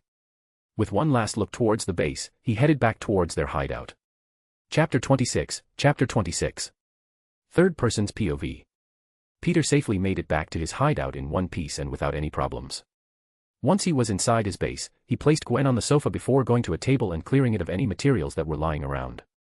He went and picked up Gwen's body, still encased in ice and wrapped in his webs, and placed her on top of the now cleared table. Subsequently, he carefully tore off the webs covering the casing, revealing only her cold, encased body. Upon seeing her body, Peter took a deep breath before forcefully hammering his fist against the ice, breaking it and causing it to shatter everywhere. After freeing Gwen from the ice, she remained motionless, lying there perfectly still. Peter gently took hold of her mask and carefully removed it from her head, revealing her face. Her face bore bruises, a cut lip, and gashes on her cheeks with dried blood. Her breathing was extremely slow, nearly imperceptible, someone inattentive might mistake her for dead. Peter removed his mask, gazing at her with sadness, and tenderly kissed her cold forehead. Peter closed his eyes, recollecting the sensation of harnessing his lightning abilities. He extended his hand slightly in front of him, intermittently causing blue and black sparks to flicker between his hands. Bringing his hands together, Peter began rubbing them against each other, amplifying the lightning in his grasp slightly. It wasn't potent enough to cause harm, but sufficient to provide a jolt to someone. Despite the seriousness of the situation, Peter couldn't resist injecting a bit of humor. Clear, he quipped as he placed his hands on her chest where her heart lay, sending a controlled jolt of electricity toward her heart, rousing it from its cold slumber. Gasping, she shot up from the table, breathing heavily as she caught her breath. "Peter," she shouted, her voice filled with panic. Quickly scanning the room, she locked eyes with Peter and burst into tears, rushing into his arms. "Wah, I thought I was going to die, wah." Peter leaned his head against hers, tears streaming from her eyes as she poured out all her emotions about the ordeal. Offering a weary smile, he said, "Maybe it was a bit ambitious to take on a gang on just our second day of superhero ing." Gwen chuckled through her tears at his remark and replied, *sniff *hee hee hee, perhaps you're right. She looked up at Peter while their foreheads remained pressed together. Her lips trembled as she whispered, "I thought I'd never see you again, or my dad, or any of my friends. I was so scared." Peter kissed her gently, reassuring her, everything's okay now, you don't have to worry. It's all over, I've taken care of Henrik and they should all be getting arrested as we speak, Peter said, embracing her tightly. Gwen winced in pain, the bullets from her previous encounter were still lodged in her body. Sensing her discomfort, Peter loosened the hug slightly and said, right, sorry, I forgot about the bullets in both of us. Come, sit back on the table. I'll get everything we need. As Gwen sat down, Peter began gathering the necessary items, tweezers, a small towel, a tray, disinfectants, and white open-weave bandages. Handing her a rolled-up towel, Peter advised, bite into this so you don't bite your tongue. What I'm about to do will hurt, a lot. Nodding, Gwen placed the towel in her mouth, clenching it tightly, preparing for the pain. Peter meticulously cleaned the tweezers and carefully began extracting the bullets from Gwen's wounds, starting with the one in her leg. Upon insertion, Gwen emitted a muffled scream, gripping the table tightly in agony. Setting the first removed bullet on the tray, Gwen breathed heavily, the pain evident. Meanwhile, Peter glanced at the damaged table with a weary smile, remarking, poor table. Poor table. Poor me, this really hurts. Gwen screamed, yanking the towel from her mouth upon hearing Peter's comment. Peter proceeded to sterilize the wound with disinfectant and wrapped it in the bandage. Looking at Gwen, he urged, come on, let's put on the bandage. We're not finished yet. Reluctantly, Gwen sighed and placed the towel back in her mouth, closing her eyes and turning away. One by one, Peter carefully extracted the bullets, causing Gwen to cry out in pain with each removal. As he finished bandaging the last wound, he sighed and remarked, I guess it's my turn now. Peter tore off the webs wrapped around his arm and clenched the same towel Gwen had used earlier. Handing Gwen the now clean tweezers, Peter, biting down on the towel, instructed, do it. Gwen nodded with a solemn expression and removed the bullet lodged in Peter's arm. Despite his silence, the strain on Peter's face and the table's new dents reflected the pain he was enduring. After Gwen finished wrapping his arm, a sigh of relief escaped Peter. They scavenged the room for smaller bandages, tending to their minor wounds. When everything was attended to, Peter sat on the couch as Gwen lay her head in his lap. Both closed their eyes, relishing each other's presence. Peter gently played with and caressed Gwen's hair and head, creating a serene moment between them. Breaking the silence between them, Peter asked, are you going to keep going out there and fighting people? What? She asked, her eyes still closed. Are you going to continue fighting? I honestly don't know what you experienced in that moment, and I can't claim to understand how you're feeling right now because I don't, Peter said while leaning his head back against the sofa. He continued with a sigh, coming close to death can be a pretty traumatizing experience, so it's understandable if you don't want to continue. Honestly, I don't want you to continue. I almost lost you, Gwen, but I will respect your wishes if you still want to pursue this, and I will support you all the way. Peter then kissed her forehead, noticing her deep contemplation on the matter. Gwen began reflecting on everything she had experienced in the past 2 days, even though the second day was still ongoing. Her thoughts wandered to almost facing death, confronting the gangster goons, assisting in the police chase, rescuing the hostages, receiving their gratitude, intervening in minor crimes, handling the colossal fire, aiding the children, and witnessing their admiration and gratitude, accompanied by their beaming smiles as they waved goodbye. Gwen sighed deeply as she resolved her thoughts. Opening her eyes with a determined expression, she asserted, I'm going to continue. I know you won't like it, but I want to. Yes, I almost died, Gwen acknowledged, raising her hands to her face. Honestly, it was a terrifying experience, but quitting now would feel like a true loss. I can't stop thinking about the kids from the fire. Their smiles, their chance at life, it's because of us. We made a significant difference in just 2 days. I find joy in this, in helping and saving people. It means something to me. If I give up now, how many more lives might be lost that I could have saved? I fear that quitting would mean willingly letting people die. Sigh, I'm sorry for being selfish and causing you worry. Peter smiled softly as he gazed into her eyes, his expression turning into a confident smirk. What are you apologizing for? Didn't I promise to support you? It just means we need to grow stronger and better, so you won't have to go through something like that again. And didn't we vow to have each other's back when we embarked on this? This is just me keeping my promise to you, he added. Gwen responded with a loving smile and gently took hold of the back of his neck, drawing him closer to her. They then started kissing each, which quickly turned into them making out and exploring each other's mouth. Chapter 27. Third person's POV. Gwen lay on Peter's lap, raising her hands to her face. So, ice powers, huh? Interesting, she mused. Peter responded with a smirk, pretty cool, right, hee hee hee. Hee hee hee, how does it even work? Gwen chuckled while still examining her hands. This is Arnie's hypothesis on the matter. Peter explained, recounting everything his AI had previously mentioned about the spider's venom and its connection to her ice powers. I see. Do you think we might unlock more powers along the way, or are they already there waiting to be discovered, with us having access to them? Gwen pondered. Peter contemplated for a moment. I really don't know. Perhaps they're being assimilated into our DNA as we speak, since the venom isn't fully integrated into us. I just hope none of us have to come close to dying again to discover them, Gwen said awkwardly. Let's just hope it doesn't come to that, Peter replied. Gwen attempted to use her ice powers. Her hands began to chill, gradually accumulating tiny amounts of ice. Shaking her hand to rid it of the ice, Gwen said, we need to test some of these things, especially our blood. You know what, let's do it now. She got up from Peter's lap and headed towards her section of the secret base, where she studied and conducted experiments on biology. Searching for a syringe, she found one and handed it to Peter. Here, draw some of my blood. Raising a brow, Peter remarked, you're awfully excited about this. Gwen beamed. Of course, I would be. This is biology we're talking about. You know how excited I get when we delve into it. Peter shook his head at her enthusiasm and stood up to accept the syringe she offered. Why don't we get out of our suits in the first place? Peter remarked while examining the syringe. Realizing they were still in their superhero outfits, Gwen felt embarrassed by her oversight. She nodded in agreement, and both she and Peter quickly changed out of their superhero attire into their regular clothes. Once they were done, Gwen rolled up her sleeves and presented the area between the forearm and the bicep to Peter. She gave it a few taps and said, do it. Peter nodded and started extracting blood from her vein. When he finished, the tiny hole he made quickly healed on its own. Gwen went and grabbed another syringe and said, your turn now. Gwen grabbed his arm and rolled up his sleeve and extracted blood from it. When she finished, she was about to prepare everything else before Peter stopped her. Gwen, due to your excitement, we seem to have forgotten something, he said. Gwen looked at Peter in confusion, holding 2 syringes. What? We could have used the blood from the extracted bullets. We didn't really need to use a syringe, Peter explained. We could have used the blood from the bullets we extracted. We didn't really need to use a syringe.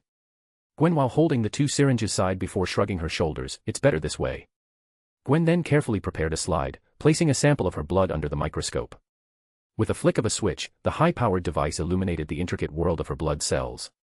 Peering through the eyepiece, she observed with fascination the subtle alterations within her blood. Peter, come take a look at this, Gwen called out, her excitement growing. See these structures? They look different from normal blood cells. It's like they've adapted to mirror my ice-based abilities. Peter joined her at the microscope, his curiosity matching hers. That's amazing, Gwen. It's as if your powers have left a distinct mark on your cells. As they continued their examination, Gwen's enthusiasm grew, unraveling the mysterious alterations within her blood. Each observation deepened her understanding of her newfound abilities. Suddenly, Peter's curiosity was piqued. Hey, check out my blood now, are they any different from yours? Gwen smiled, nodding in agreement. Sure, let's see if there are any differences or similarities between ours.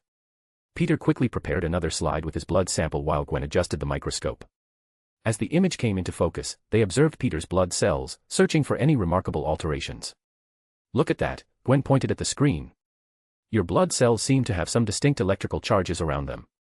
It's like they're buzzing with energy. Peter leaned closer, intrigued. That's incredible. Maybe that's how my electric powers manifest themselves on a microscopic level. They both marveled at the unique characteristics of Peter's blood cells, drawing connections between the observable traits and his extraordinary abilities. As Gwen and Peter continued their examination of their blood cells under the microscope, they noticed intriguing patterns. Gwen observed, look at these structures in my blood cells.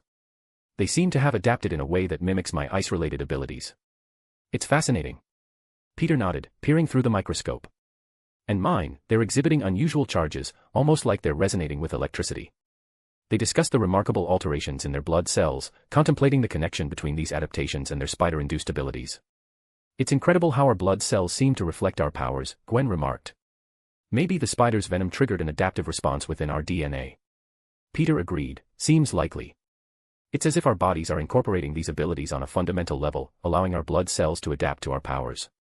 As they continued their examination, they theorized about the adaptation process, discussing how the spider venom might have interacted with their genetic makeup, resulting in their blood cells reflecting their unique abilities. Gwen and Peter scrutinized their blood cells under the microscope, noticing distinctive traits but also discussing an aspect of their adaptation.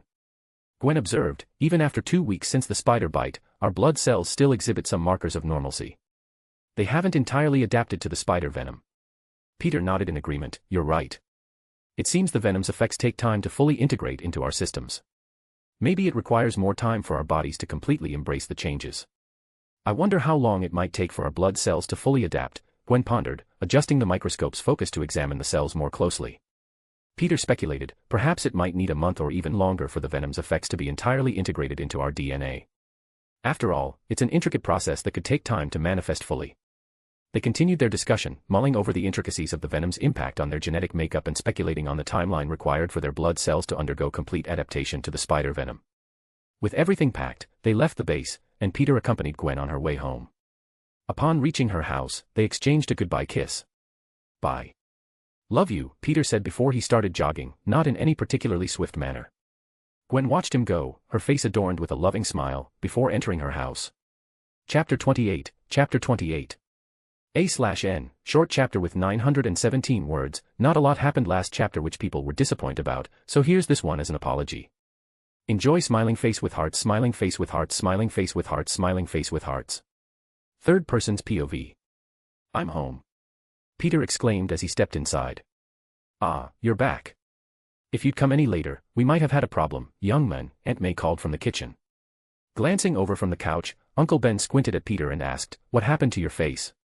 Thinking quickly, Peter fabricated, "Oh, Gwen and I were practicing martial arts." "Is it wise to go to school looking like that?" inquired Uncle Ben. "Don't worry, these bruises are minor. They'll be gone by tomorrow morning." "I'm heading to do some laundry," Peter reassured. Confused, Uncle Ben questioned, "What, laundry?" "Just so I'll have clean clothes for school tomorrow," Peter replied awkwardly. Uncle Ben gave Peter a suspicious side glance and slowly nodded in response. Peter began his chore of collecting the scattered heap of dirty clothes strewn across the house. As he reached the washer, he unzipped his backpack, carefully extracting his blood-stained Spider-Man attire and placed it inside. Gathering the laundry into the washer, Peter leaned against the nearby counter, his mind drifting to the intricacies of his superhero suit. Retrieving his phone, he manipulated it, conjuring a holographic projection of his Spider-Man costume. Even with bullet-resistant materials, the suit won't hold up under sufficient damage, Peter muttered to himself, engrossed in thoughts of upgrading the suits and tailoring specialized ones for different missions. Lost in the holographic interface, Peter brainstormed various modifications, contemplating enhancements to withstand diverse threats. Meanwhile, the cycle ended, prompting Peter to transfer the freshly cleaned clothes to the dryer. Interrupted by Aunt May's call for dinner, Peter swiftly responded, "I'll be right there." Joining his aunt and uncle at the dinner table, conversations about mundane matters and daily routines ensued. They exchanged tales of their day, sharing anecdotes and catching up on familial affairs, temporarily setting aside the extraordinary lives they led beyond the confines of their home. After helping Aunt May with the dishes, Peter went back to the dryer. He first put his hero suit back in his bag and then started folding the remaining clothes. Once done, he delivered the folded clothes to their respective rooms. "Going down to the lab?" Peter shouted when he finished. "Don't stay up too late, you've got school," Aunt May shouted back. In the basement lab, Peter went to a secret compartment and started gathering the materials he needed to fix his suit. Meanwhile, Gwen had already finished cleaning and fixing her suit. She lay in bed, holding her mask in the air. She was softly caressing it with her thumb as she started reflecting on her day and how close she came into contact with death. She started touching the mask, thinking about the time she was knocked out. Putting on the mask, she called out, "Arnie, are you there?" "I'm always available to help," Arnie replied. "Can you show me what happened during the time I was unconscious from Peter's perspective?" "Certainly," Arnie responded. "Ah. Really? I thought you might have said it was private or only accessible to Peter." "I was honestly just taking a guess with that question. Father has given me instructions in case of any events. He has granted you full access to my facilities." Gwen softly smiled before observing everything that occurred from another perspective. To say she was surprised would be an understatement. Witnessing Peter so concerned about her touched her heart deeply. The sight of him referring to her as his woman, expressing his love, and his fierce protectiveness on her behalf, to the point of almost killing someone and stopping just before dealing the final blow, made Gwen blush. She rolled around in bed, giggling to herself. He called me his woman," Gwen said, kicking her feet in excitement. After her playful moment, she lay in bed with her arms stretched out, sighing deeply. "Sigh, I honestly don't deserve someone as amazing as him for a boyfriend. I'm so lucky to have him." Gwen pondered for a moment before asking, "Arnie, is my dad asleep?" Glancing toward her dad's direction, Arnie scanned the area behind a wall. After a few seconds, Arnie replied, "Affirmative." Gwen nodded and changed into her superhero outfit, then turned invisible before exiting through the window. In the dead of night, Gwen swung her way to Peter's house. Upon arrival, she sat on his rooftop, lying down and watching the stars, finding solace in their gentle glow. After half an hour of peaceful stargazing, Gwen headed towards Peter's room. She knocked on his window, waiting for a response, hoping to find him there.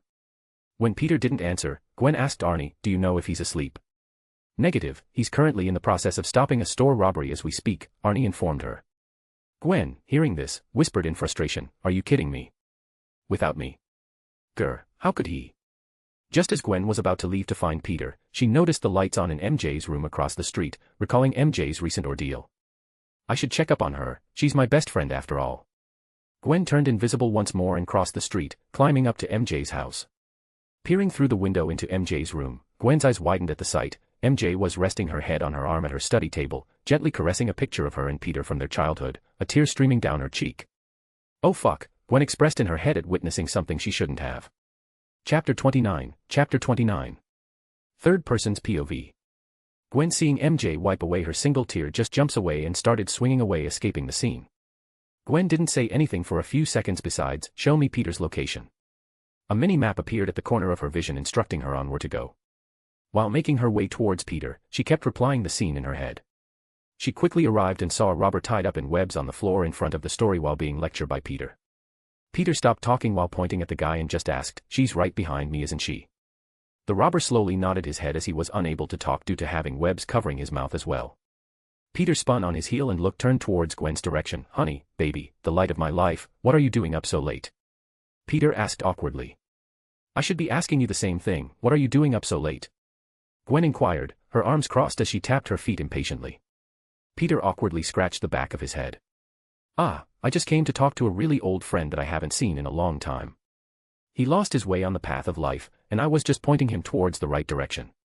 Turning towards the restrained robber, Peter addressed him, "Isn't that right, robber?"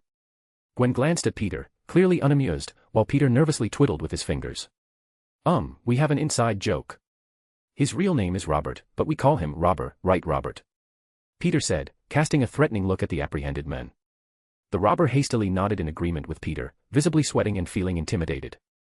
As Peter heard the approaching police sirens, he shouted towards the shop, "The police are almost here, mister. So, I'm going to get out of your hair now." In response, the shop owner yelled back, "I hear them, and once again, thank you, Spider-Man. Just doing my neighborly duties." Peter called out as he leaped and swung away, with Gwen closely following behind. As they swung across the city, Peter inquired, "So what are you still doing up so late?" "We have school tomorrow." Gwen occasionally alternated between wall running and swinging as she replied, "I couldn't sleep, so I went to see you. But when I got there, you weren't there, so I asked Arie to find out where you were, and here we are." She avoided mentioning what she had witnessed in MJ's room. Curious, Gwen asked, "What are you even doing up so late, patrolling around and doing superhero things in the middle of the night?" Before Peter could respond, they both heard a woman's desperate cry for help. "Somebody help me, please." Following the cry, they heard a muffled scream and a man's chilling declaration, "You can scream all you want, nobody's going to bother and come to save you. And when I'm done, you'll love every part of it. Don't worry about a thing, sweetheart. Wanna handle this one?" Peter asked, but Gwen didn't respond.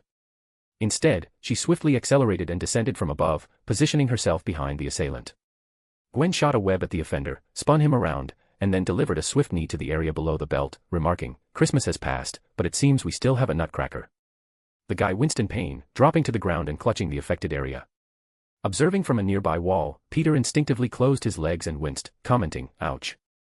That's got to hurt." The woman, who had been in distress, started to cry, expressing her gratitude between sobs as she wiped away her tears.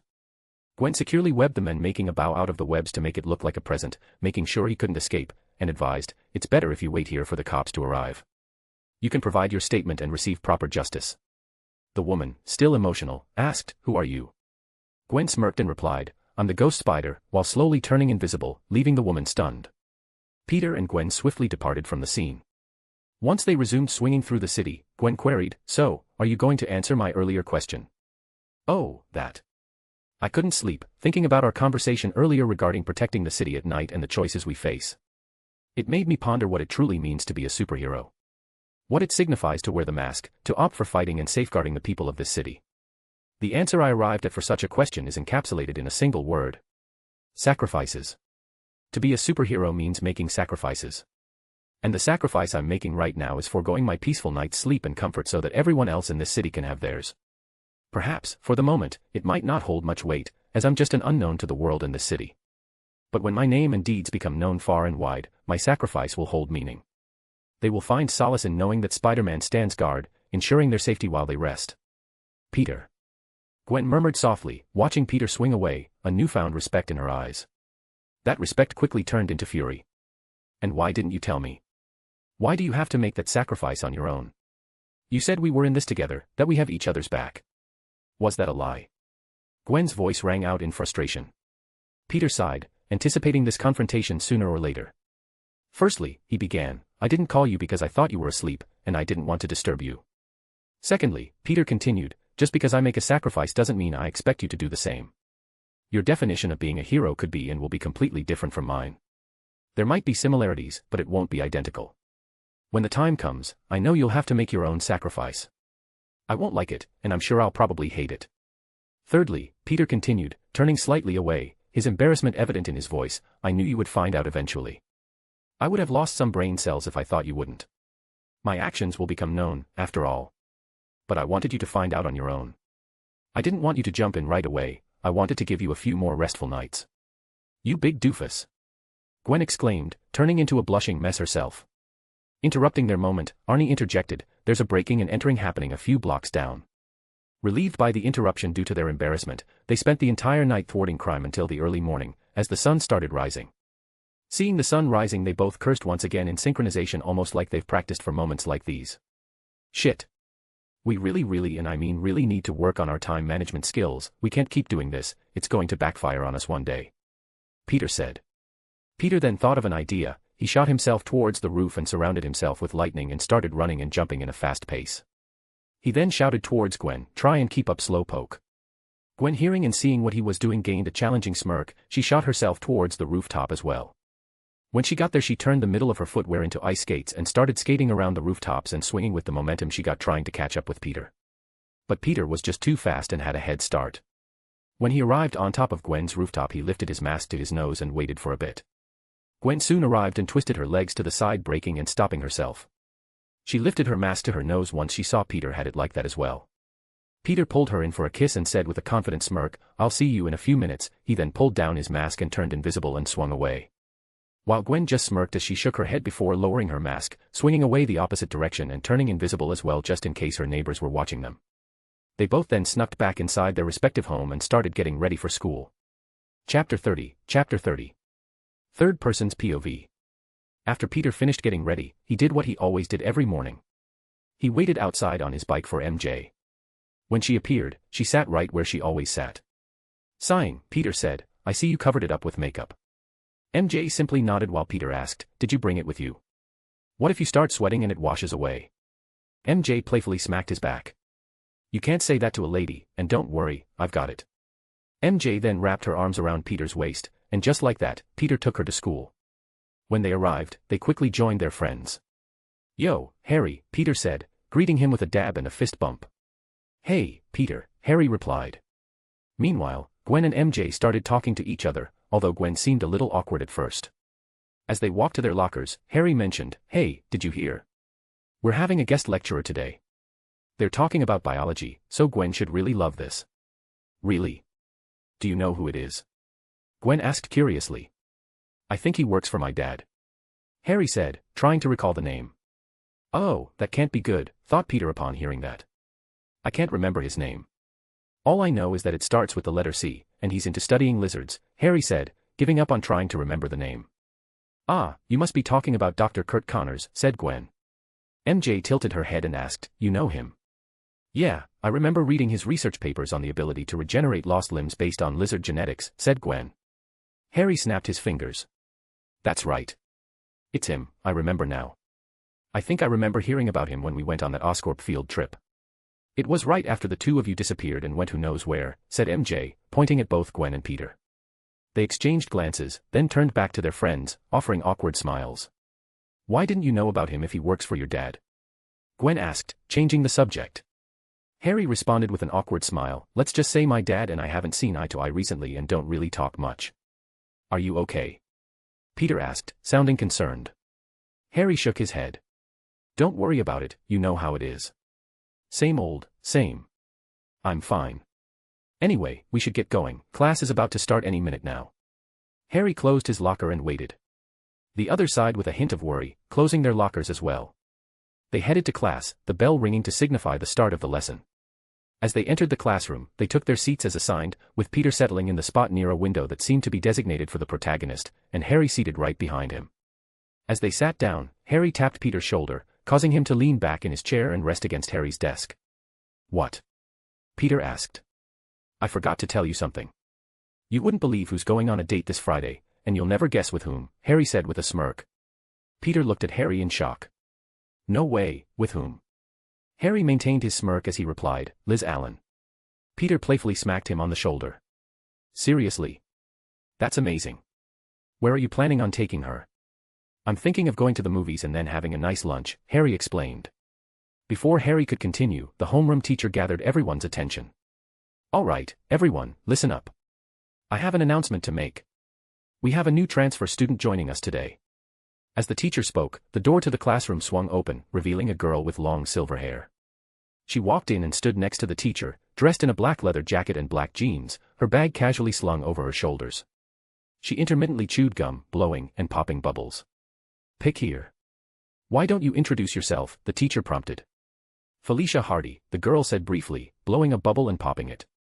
Then, she turned towards the teacher and asked, "So, where do I sit?" "There's an empty seat next to Parker," the teacher said. Parker raised his hand, and Peter, with a casual gesture of 2 fingers, calmly responded, "Right here." However, his inner thoughts were far from calm. His mind raced with thoughts, it's Black Cat, the Black Cat WOOOOAAHHHHHBAAAABBBBYYYYY. "Relax Peter, just relax, remember you have a beautiful blonde-haired smart girlfriend. That is all you need." Externally, Peter maintained a bored expression. When Felicia took the seat beside him, she greeted him casually, saying, "You already heard my name." Peter simply nodded and replied, "Peter Parker." 3.1415926535897933288469950975105820749592307816406286. 2089986280482534679982148030664709384460938464604709385050223172535094082. 675238467481696094005681271452635608267 "Okay, everyone, take out your book and turn to where we left off yesterday," the teacher said. Felicia raised her hand, stating, "I don't have a book." "Share with Parker," the teacher instructed. Peter rummaged in his bag, retrieving the book and handing it to Felicia. "Here, I don't really need it," he offered. Confused, Felicia looked at him and asked, "Are you sure?" "Believe me when I say Peter really doesn't need the book," Harry intervened. Turning towards Harry, Felicia inquired while reaching for the book, "Why? Does he not do any of the work or something?" Harry lightly tapped the top of Peter's head with his own book and remarked, "This smartass already has it memorized." Harry Osborn," Harry introduced himself, nodding toward Felicia. Felicia reciprocated the nod, saying, "You already heard my name," to which Harry nodded in acknowledgement. Turning towards Peter, Felicia inquired, "So, what's the page?" "Oh, right, it's page 57. You'll have to follow along for now and catch up on the pages before that when you have time," Peter explained. "Thanks," Felicia replied as she opened her book and began following the teacher's reading. Peter removed his glasses, leaning back, resting his head on Harry's desk. Amused by Peter's antics, Harry smirked, lifting his book and placing it on Peter's forehead as he continued following along with the teacher. "So, have you decided where you're taking her for lunch?" Peter asked Harry. "I don't know. I still haven't decided," Harry responded. "How about taking her to a pizza place?" "You can never go wrong with pizza," Peter suggested. Harry pondered. "I don't know, it doesn't seem like a good place for a first date." "You're probably right. All right, listen well, you newbie. You're about to receive lessons from the great love master," Peter teased. Harry chuckled mockingly, "Oh, great one with infinite wisdom of love, please teach me your ways and impart some of that wisdom onto me." "Okay, here it is. For a first date, as you're going to the movies, on the way there, start getting to know her better. Start talking, asking her questions, slip in a question about her favorite food. Are you following?" Peter explained. Still mockingly, Harry said, "Yes, old great one, I'm even taking notes." "Good," Peter said before continuing, "once she mentions her favorite food, keep the conversation flowing. After the movie, take her to the place that serves her favorite food. You know the saying, the way to a guy's heart is through his stomach, and it's the same for a female, if not more so. Girls love food. Not only will she enjoy eating her favorite dish, but it'll show her you're a great listener." Hearing their conversation, Felicia giggled to herself and turned to them, amused. "Sorry, I couldn't help but overhear." "Is that really the advice you're giving him?" she asked. Laying his head on Harry's desk, Peter replied with his arms slightly spread out, "What? Am I wrong? I know for a fact that what I said is true, girls love food, and they love a guy who listens to them." Felicia pondered for a moment before smirking and chuckling, "I guess you really are a love master. What you said is true." "And the love master strikes again, spreading his knowledge and wisdom to the clueless lambs of love," Peter quipped, causing Felicia and Harry to shake their heads in amusement. "Parker." The teacher's sudden yell startled all three of them. "Yes, sir," Peter responded, saluting the air with Harry's book still on his forehead. "Since you love talking so much, why don't you continue from where I just stopped?" the teacher demanded. Felicia was about to pass the book to Peter, but he began reciting the text word for word without missing a beat, surprising her. She looked at him in shock, realizing, wait, did he really memorize the entire book? It wasn't just to impress me or get with the new girl. Oh, how embarrassing. The teacher clicked his tongue, annoyed. "I'll get you one of these days, Parker, just you wait," he muttered. Peter waved at the teacher, replying, "I'll be waiting." "Just be quiet and stop being disruptive," the teacher ordered. Aye, sir," Peter replied. The teacher resumed teaching, and that's how time quickly passed and first period came to an end. Chapter 31, Chapter 31. Third Person's POV. As the first period ended, Gwen and MJ approached their seats to accompany Peter to their next class. Peter adjusted his glasses and introduced the new arrival, "Ladies, meet our silver-haired new friend," and "Silver-haired new friend, meet the ladies." They exchanged names and nods during the introductions. Gwen swiftly took Peter's hand, urging him, "Come on, let's go, we have biology next, and I don't want to miss the guest lecturer." While Peter and Gwen exited the classroom, the remaining trio followed closely.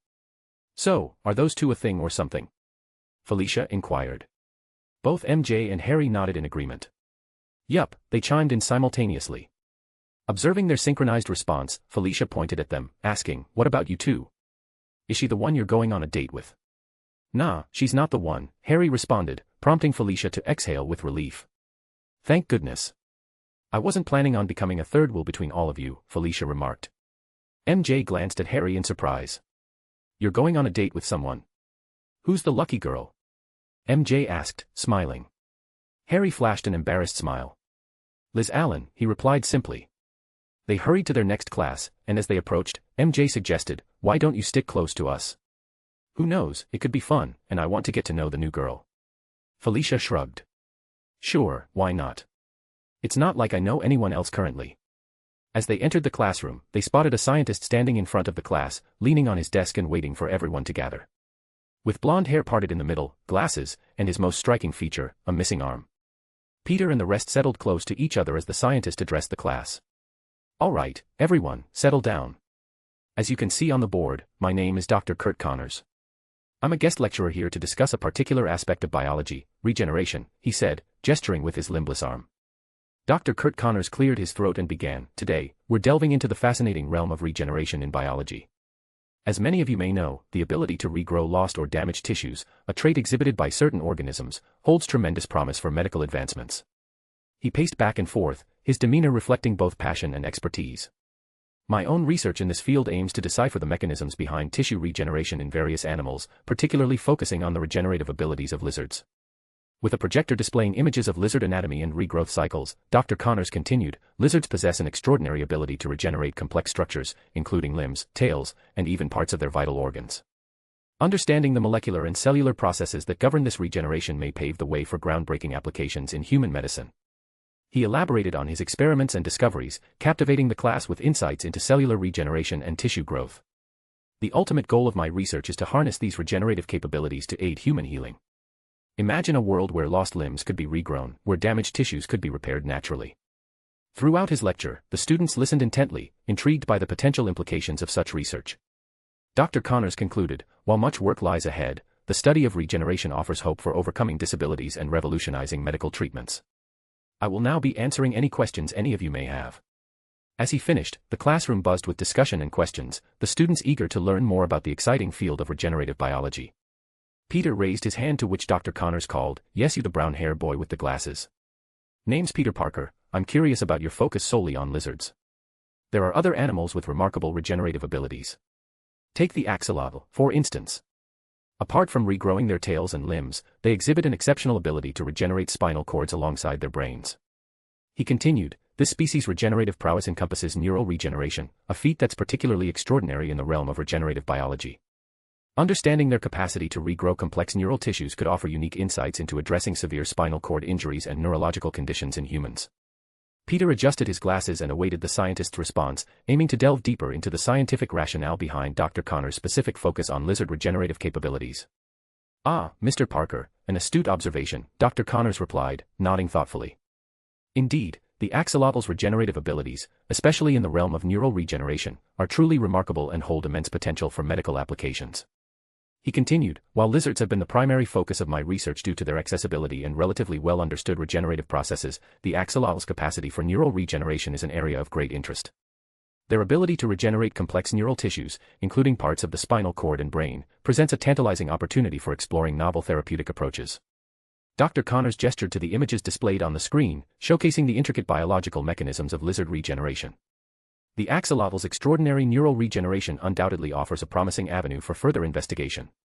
However, each species exhibits unique regenerative mechanisms, and our current understanding of lizard regeneration provides a solid foundation for comparative studies with other organisms. He concluded, "Incorporating insights from diverse regenerative models, including the axolotl, may indeed broaden our understanding and potentially lead to innovative advancements in regenerative medicine for the benefit of human health." So it's about compatibility and how easy they are to access compared to all other creatures. "Any more questions?" Dr. Connors asked. The other students in class started asking many questions while Peter was still deep in thought, thinking about different ideas and what to do about the lizard. While Dr. Connors was answering some questions, he kept thinking back to Peter's questions. Could this be the solution to my enduring dilemma regarding how to mitigate the aggressive behavior observed in lizards? There's potential for the transformation process to inadvertently damage the neural structure. Yet, introducing axolotl cells might facilitate repair and regeneration, potentially rectifying the altered behavior. When I inject the rats with the serum, they consistently transform and become aggressive. If we address their aggression first, we could gradually reverse it, allowing us to ensure that the next application of the serum functions as intended, regenerating limbs. Peter Parker, huh? I guess I'll keep an eye on that boy." While Dr. Connors addressed certain inquiries, those less engaged, such as MJ and Felicia, engaged in their own conversation. As they conversed, they found themselves growing closer, discovering common ground between them. One such shared interest involved their mutual fascination with uncovering and exposing hidden crimes, a theme prevalent in movies and television shows. They conversed until the bell's chime marked the end of the period and concluded their time with the guest lecturer. Dr. Connors addressed the class before their departure. "That wraps up our session today. I hope you found today's lesson engaging. Should any of you have further inquiries later on, don't hesitate to drop by. I'll be in this room for the majority of the day." As the students bid their farewells and departed for their next classes, Peter and his friends gradually grew closer to Felicia throughout the school day. They discovered shared interests, and in each subsequent class, Felicia started to integrate herself slowly into their circle of friends. Chapter 32. Third person's POV. It was lunchtime, and Felicia found herself seated with Peter and his friends, engaging in casual conversation. As they chatted, Flash, accompanied by his group of friends donning sport jackets, made his grand entrance. Flash, flashing a charming smile, directed his attention to Felicia. "Hey, beautiful. Why stick with these losers? Come join us. It's not good for you to be hanging around with them," he suggested. Peter, overhearing Flash's words, couldn't hold back his reaction. He mockingly made gagging sounds, quickly covering his mouth. "Oh God, please, stop. I almost threw up in my mouth," he remarked, extending his hand in a gesture signaling Flash to halt. "Don't ever do that ever again. That was disgusting. How can you not be embarrassed about yourself?"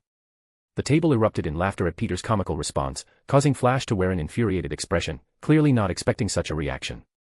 As Peter sat at the end of the long table, Flash seized his shirt with both hands, pulling him into a face-to-face confrontation. "You think you're really funny, don't you, Parker?" Flash sneered. Peter's expression turned serious. "Absolutely. I'm hilarious," he replied calmly. Seeing Peter not taking him seriously, Flash threw a punch at Peter's face. Swiftly, Peter caught the fist and twisted it slightly, causing Flash to cry out in pain. "Stop it. Let go, you bastard." Peter then adopted a fake contemplative look. Should I let go or not?" he teased, twisting Flash's hand further until he was nearly on the ground, pleading for release. Observing this, Peter shook his head and firmly stated, "Just leave us alone, you dickhead." As Peter released Flash's fist, causing Flash to drop to the ground while holding his wrist in pain. "I'll get you back for this, Parker." "I swear it," Flash whispered to himself. Peter turned to him and asked, "What was that?" Flash simply stood up and walked away, muttering, "Nothing," with his squad of goons following close behind. Peter shook his head and sighed in response. Felicia glanced at Peter, raising a brow as she inquired, "So, do you have a bully or something?" Peter scoffed, "Oh, please. Someone as great as I am could never get bullied, he's more like an abusive secret admirer," ending his sentence with a smirk. This elicited a chuckle from Felicia as she shook her head. Their casual conversation continued in that vein. Soon, after going back to some classes, the school day came to an end. After returning from dropping MJ off at her house, Peter entered his own home to find Aunt May knitting while casually tuning into the radio. "I'm home, Aunt May," Peter announced as he walked in. Aunt May glanced up and warmly greeted him. Welcome back, Peter." Feeling exhausted from a lack of sleep and a full day at school, Peter collapsed onto the couch. As he settled down, he caught the voice he was anticipating the most, that of Jonah Jameson coming through the radio. But Peter wasn't alone in tuning in. Across the city, numerous individuals were also casually listening to Jonah Jameson's voice echoing over the radio waves. From bustling cafes to quiet homes, Jameson's distinctive tone had captivated the attention of many, drawing a diverse audience intrigued by his emphatic broadcast. The airwaves crackled to life as Jonah Jameson's booming voice filled the city's radios. Passionately discussing Spider-Man and Ghost Spider's recent appearance, declaring them as threats to society. "Ladies and gentlemen, this is Jonah Jameson, and I've got something to say about these so-called heroes, Spider-Man and Ghost Spider. They're nothing but vigilantes, meddling where they don't belong, thinking they can take the law into their own hands." Jameson's voice was fervent, his words dripping with disdain. "What gives them the right to hide behind masks and swoop in, pretending to save the day? Do they think they're above the law?" He ranted about the duo's interference, painting them as reckless intruders jeopardizing citizen safety. "These masked menaces have no regard for the lives of our citizens. Remember the bank incident? They barged in, thinking they were heroes, but they could have gotten those hostages killed with their foolish actions." The radio waves vibrated with Jameson's frustration. "And now, they've surfaced again, sticking their noses where they don't belong. They think they're some sort of saviors, but they're no better than common criminals, disrupting law enforcement and putting us all at risk." He questioned the necessity of their masks, demanding answers. What are they hiding? Why conceal their identities if they're truly heroes? They're nothing but cowards. Jameson's voice resonated with conviction as he concluded, "Mark my words, citizens, these masked vigilantes are a menace, and they need to be apprehended before they bring chaos upon us all." The broadcast ended, leaving an air of controversy and dissent among the listeners, with some nodding in agreement while others debated the validity of Jameson's claims. As the city buzzed with speculation, the debate over the actions of these mysterious heroes continued to divide opinions. Peter, upon hearing the broadcast, shook his head and chuckled softly. Intrigued, he turned toward Aunt May, eager to hear her perspective. "What do you think about what he said, Aunt May?" Peter inquired. Aunt May paused in her activity, her hands still busy as she contemplated the question. "Honestly, I'm not entirely sure.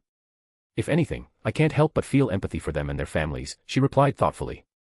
Peter furrowed his brow in curiosity. "Empathy? Why is that?" "Well, despite their recent appearances and limited actions, it seems they're genuinely trying to make a difference," Aunt May explained. "I mean, I can't say much about them yet, they've only just emerged. But it's clear that not everyone will appreciate their efforts, and it's starting to show. And it's their families I feel for the most," Aunt May continued.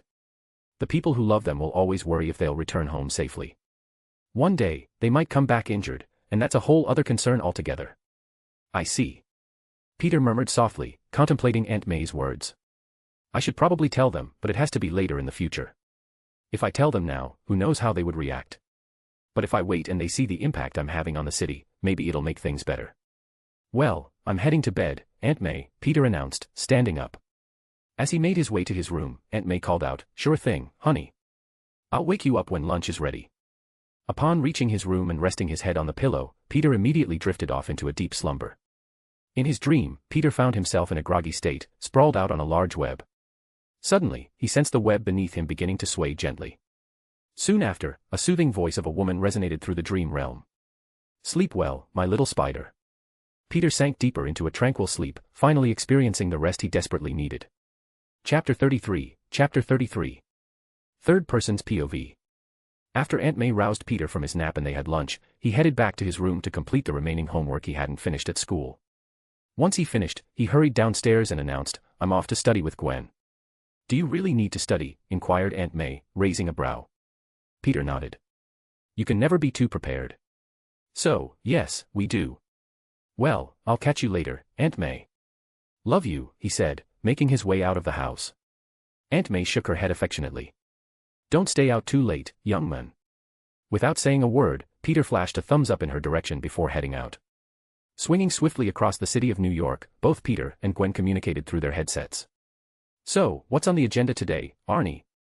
Peter asked while navigating the city skyline.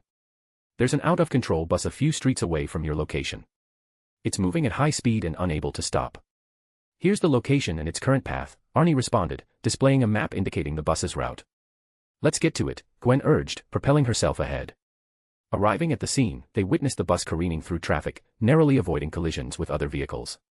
Both Gwen and Peter landed atop the bus, making their way towards the roof's edge where the doors were located. Hanging upside down, they observed the frantic chaos within. Peter peered through the windshield, noticing the driver in a state of panic, gripping the steering wheel desperately. Peter knocked on the door, prompting the driver to momentarily glance towards the sound before immediately returning focus to the road ahead. As the driver pressed a button, the doors of the bus swung open, prompting Gwen to inquire, "What seems to be the problem?" Without taking his eyes off the road, the driver continued slamming on the brakes. "It's the brakes.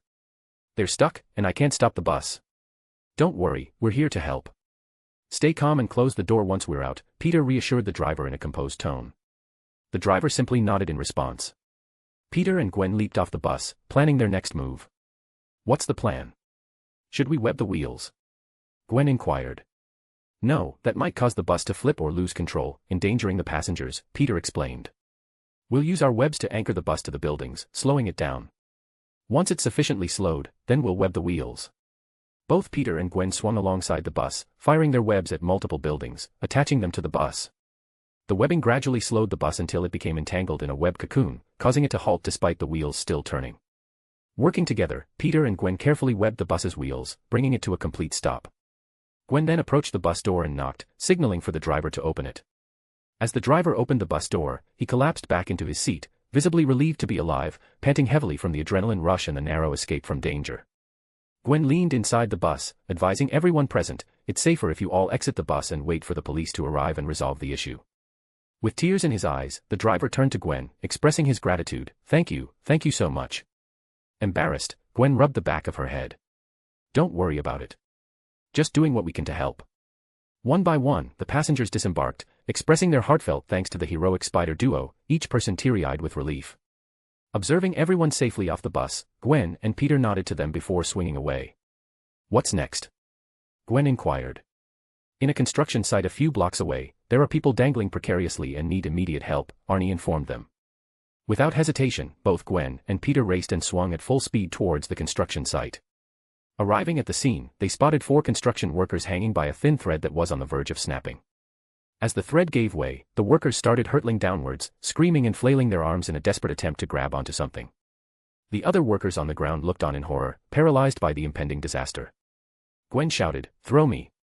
Reacting instantly, Peter shot 2 webs over his shoulders, launching Gwen higher into the air while he surrounded himself with electricity and sprinted up the building. The workers, still plunging towards the ground, were running out of time. At the workers' height, Peter leaped and caught the other 2, securing them. Gwen landed forcefully, causing the ground to crack beneath her, holding the other 2 workers. Meanwhile, Peter skidded to a stop after catching the other pair, visibly relieved but ready for the next challenge. Before he could check on the workers, Gwen urgently called out, "Spider-Man, quickly, look towards the other workers' direction." Peter swiftly turned, only to witness a massive steel beam hurtling towards the workers. The workers watching the beam fall could only look up in horror.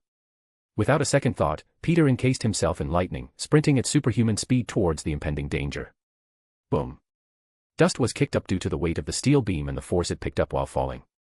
After a few seconds the dust cleared, revealing all the construction workers sitting on their butts with a terrified expression and Spider-Man holding the steel beam above his head. The ground where Peter was standing was caved in, and while holding the beam Peter looked towards the workers and asked, "You guys all right?"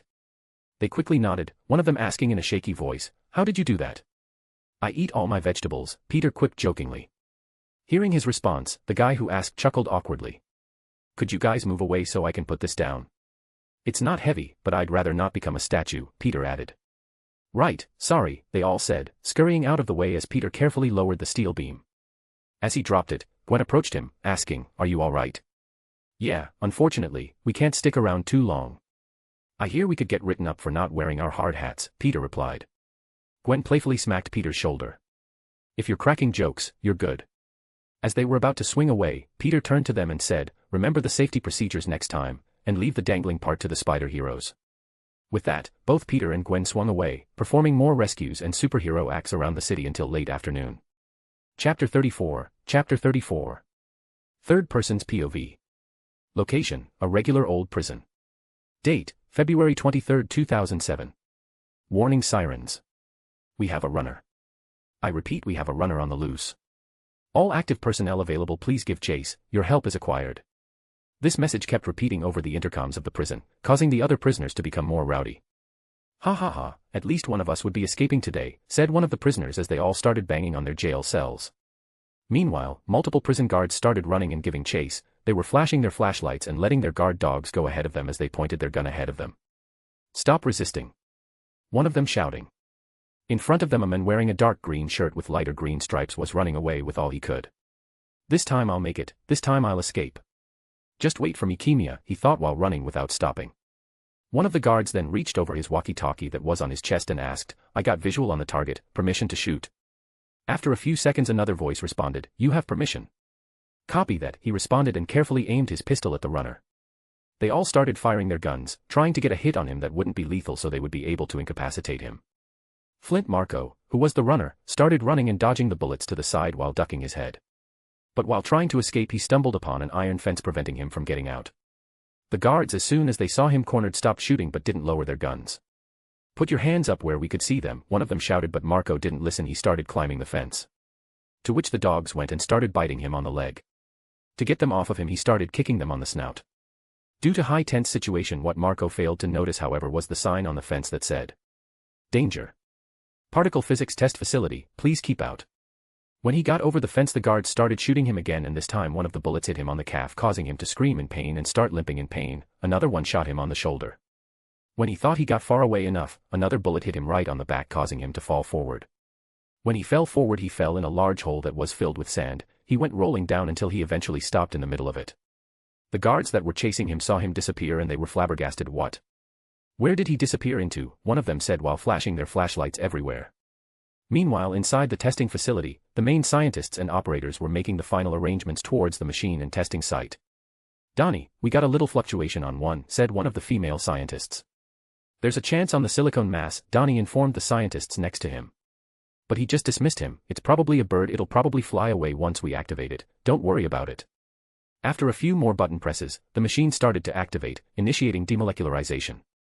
While the machine got started, Marco was in the pit of sand panting heavily due to all the running and wounds. While looking up he saw the machine light up and start slowly coming down, and there was nothing he could do about it. The machine started brimming with energy which then started going in circles around Marco and picking up all the sand.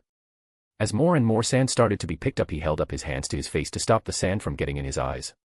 But while he held out his hand he noticed something. His hand was slowly disintegrating. His fingertips were slowly turning into sand and coming off him into the wind just to be spinned around by the machine. He looked at his hands with tears in his eyes. He wasn't afraid of death. What he was truly afraid of was not seeing his daughter anymore. Slowly but surely his whole body turned into sand and was moved around by the machine until he was no more and the machine stopped. In the pit there was just sand without any form of human life inside of it. Meanwhile with Peter, after he finished his afternoon of superhero ing, he went home and took another nap until late in the night, giving him just enough rest where he could function properly. After waking up, he pulled out his phone and started scrolling through it trying to find what to do. Seeing that there wasn't anything he just sighed. As he was about to throw his phone aside, he groaned out, Arg, I'm such a dumbass. I guess it's true what they say, intelligence doesn't always equal wisdom. I could have made so much money if I just made Facebook myself. How could I have been such an idiot? Luckily Instagram isn't a thing and neither are phone games. I think I'm going to cry, billions of dollars lost because I'm such a fucking dumbass. With a quivering voice Peter took a hold of his phone and said, Arnie, I need your help making a business and an app. For the name put it as Parker's Industries. Peter then sat up in bed and turned his phone into a hologram projector. He projected images and started designing how everything would look like, how everything would interact. Peter started explaining to Arie what to code and what to do for the future, such as in the case of advertisements. When he was done, Peter started thinking, now how do I advertise it? If I do it the Spider-Man way, it will be too easy for people to figure out I'm Spider-Man, so what to do? Arie, I'll just leave it to you. You could use some of the money from the patent we got to advertise it. Now for what phone game to introduce. It has to be Candy Crush. I just don't see any other one that could make as much money so easily. Hispanic moms are about to go crazy on this. Peter started giving Arie more tasks and things to code and design. He is going to let her do her own thing when she gets an idea on what he wants. How long is it going to take? Peter asked. It shall be done in a few hours at the latest and in a day at the most, Arie replied. Peter nodded, but before he could think of any more things to do, Gwen called him. Yes. Peter answered. Are you ready? Gwen asked, waiting for him on top of a rooftop dressed in her ghost spider outfit. Oh shoot, Peter replied, and quickly got up from bed. He put on his suit in a fast manner while scrambling everywhere. When he was done, he sent up his phone just perfectly and out came a hologram of him sleeping. Peter looked at it and nodded before turning invisible and jumping out the window to meet up with Gwen. Chapter 35. Okay, I don't know what happened. I put the chapter to unload today and it didn't, so here it is. Sorry it's late. Third person's POV. The next day. In a pit of sand where experiments were being held was barren without any activity or anyone in sight. Unexpectedly, a grain of sand started moving, which was followed by more and more moving along. In the middle of the pit, the sand started coming together on its own. The more it came together, the more it started shaping itself together, trying to build itself, but after a few tries it would collapse and try again. After a few minutes, the sand started taking the shape of a man. Slowly but surely the shape started to become more defined.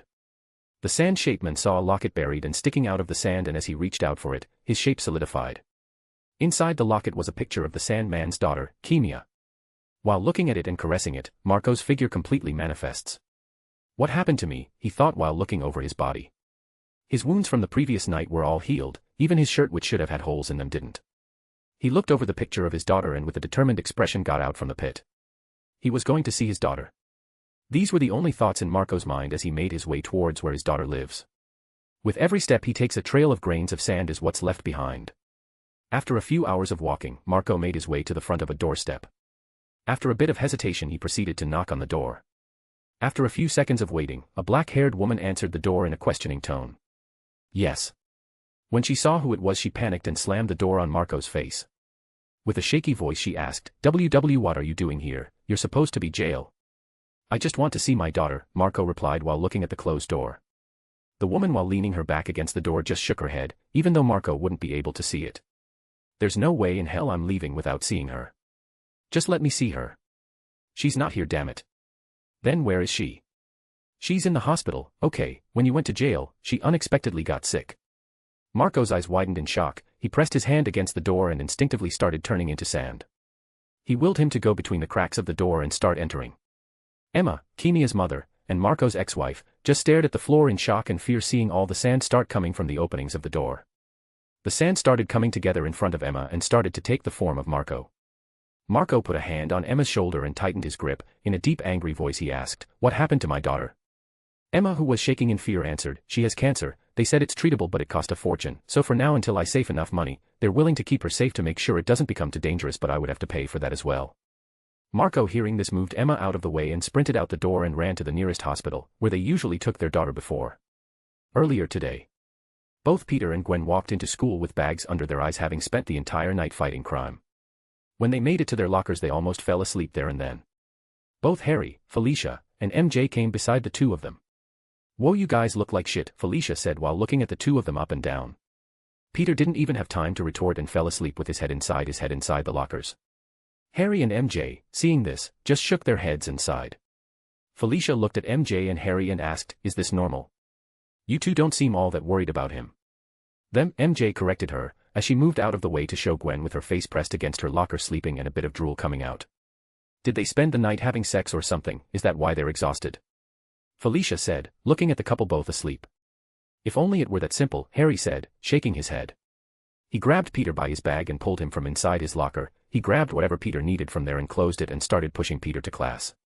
MJ did the same for Gwen and they both started pushing them to class, and while that was happening, MJ explained, "They've always done this since we were young. This just means that they've been inventing something new or experimenting with different ideas, typical genius stuff." "Ah, I see," Felicia said.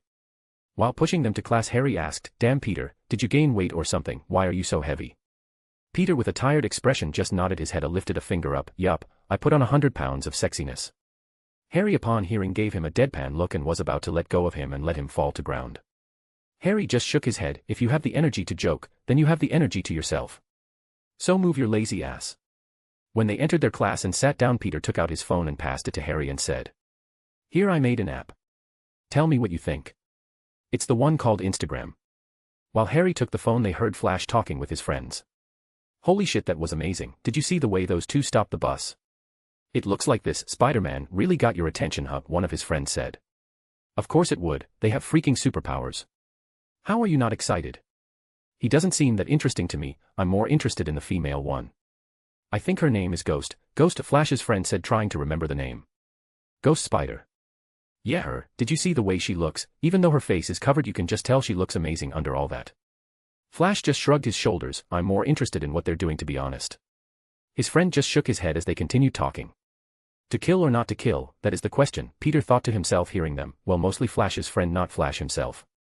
Peter turned towards Harry and said, "Tell me what you think after class, I'm going to sleep." And without any trouble, Peter went to sleep for the rest of the class. Chapter 36. Third person's POV. Peter continued sleeping through most of his classes, getting the much-needed sleep he needed. Lunchtime arrived, and Peter was sitting with all of his friends. Felicia was the first one to speak. "The app you made is really good. I personally like the idea of filters." Felicia took out her phone and grabbed both MJ and Gwen and started taking pictures together. It looks like Felicia got curious about it when she heard me talking with Harry and decided to try it out. "I'm glad she liked it," Peter thought while eating his lunch.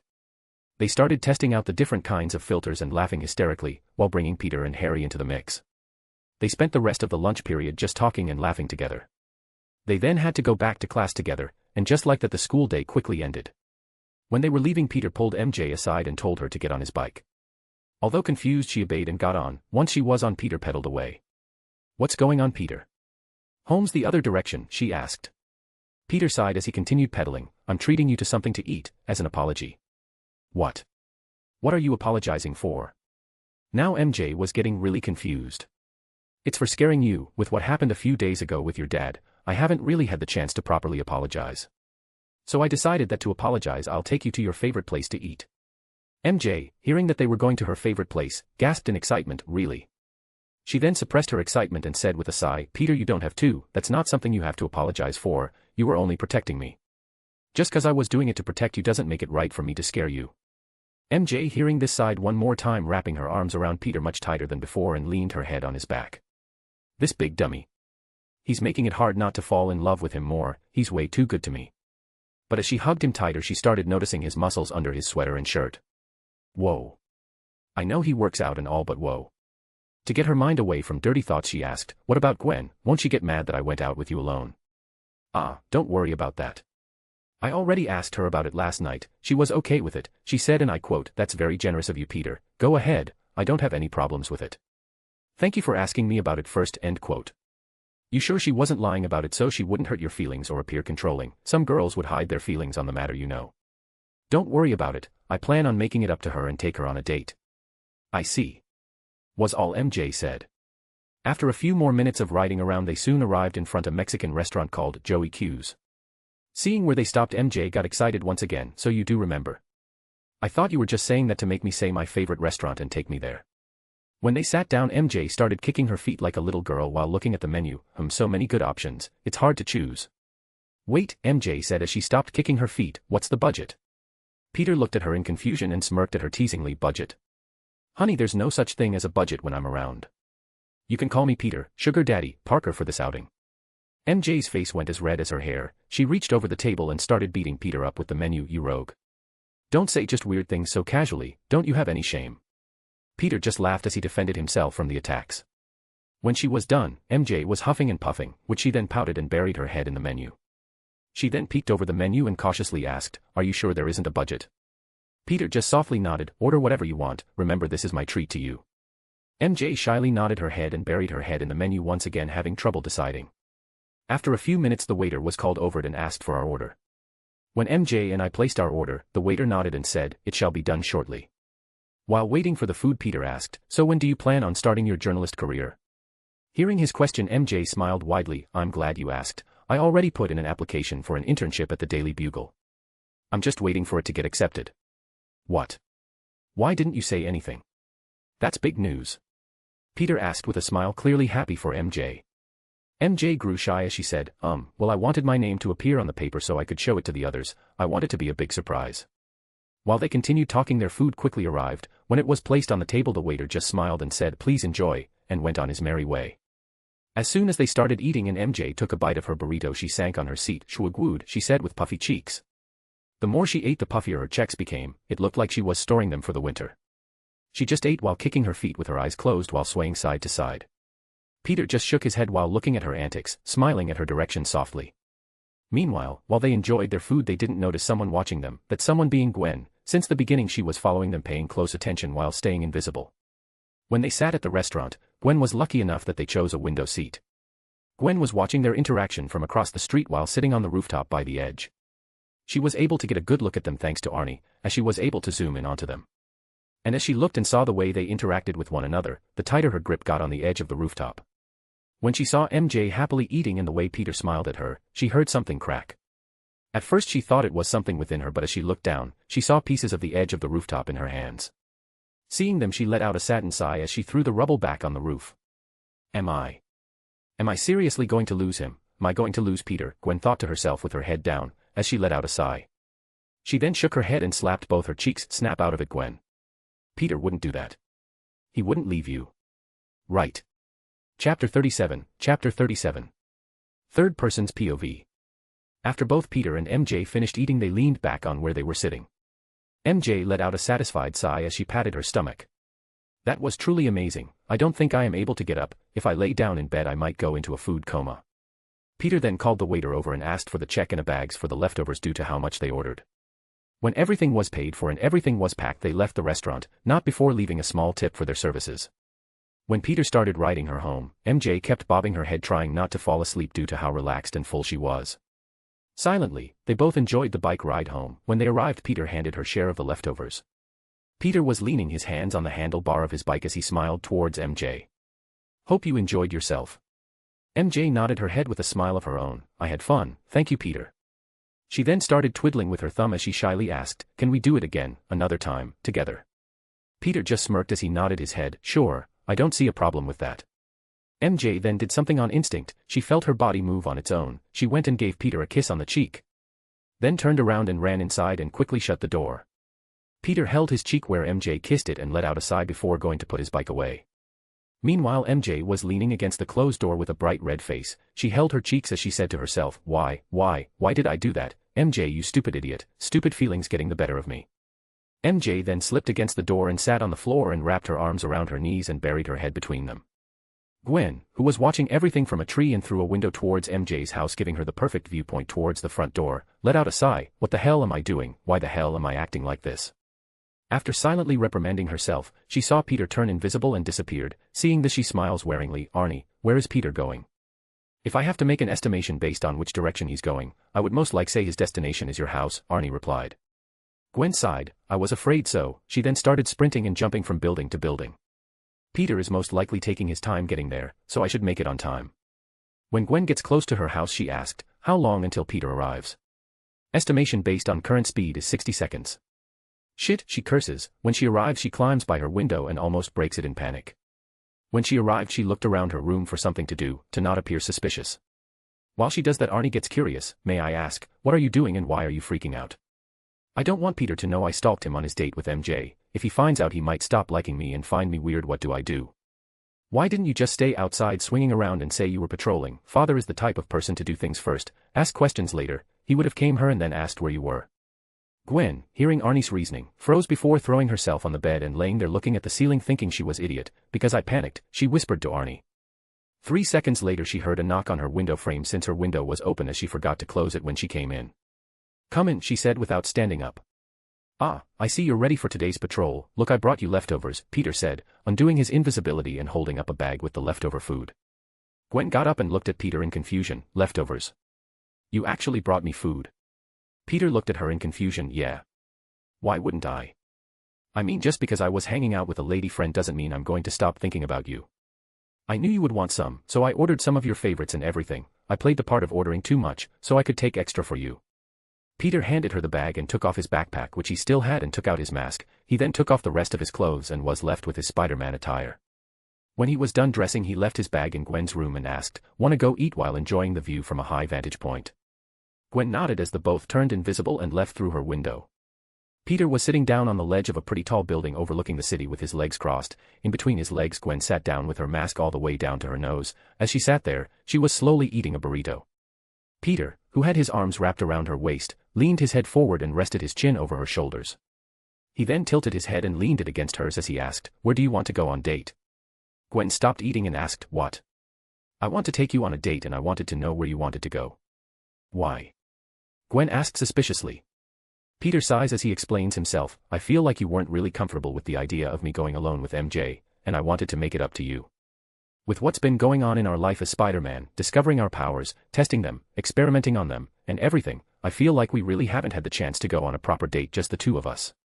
I would have taken you to your favorite place to eat but I already did that and if I do that with you after doing it with someone else, then I feel like I won't be sincere, and I would be treating you like you're like everyone else when you're not." Gwen slowly put what she was eating back in the container and bag it came from and put it down to the side. She then quickly turned around and tackled Peter back towards the roof. She took him into a deep and long kiss that lasted for a few minutes with tears coming down her eyes. Peter, seeing her cry, stopped and softly asked, "What's wrong?" with a hint of concern in his voice. But before she could say anything, Arie interjected, "Forgive me for intruding and disrupting your time together but you guys need to see this."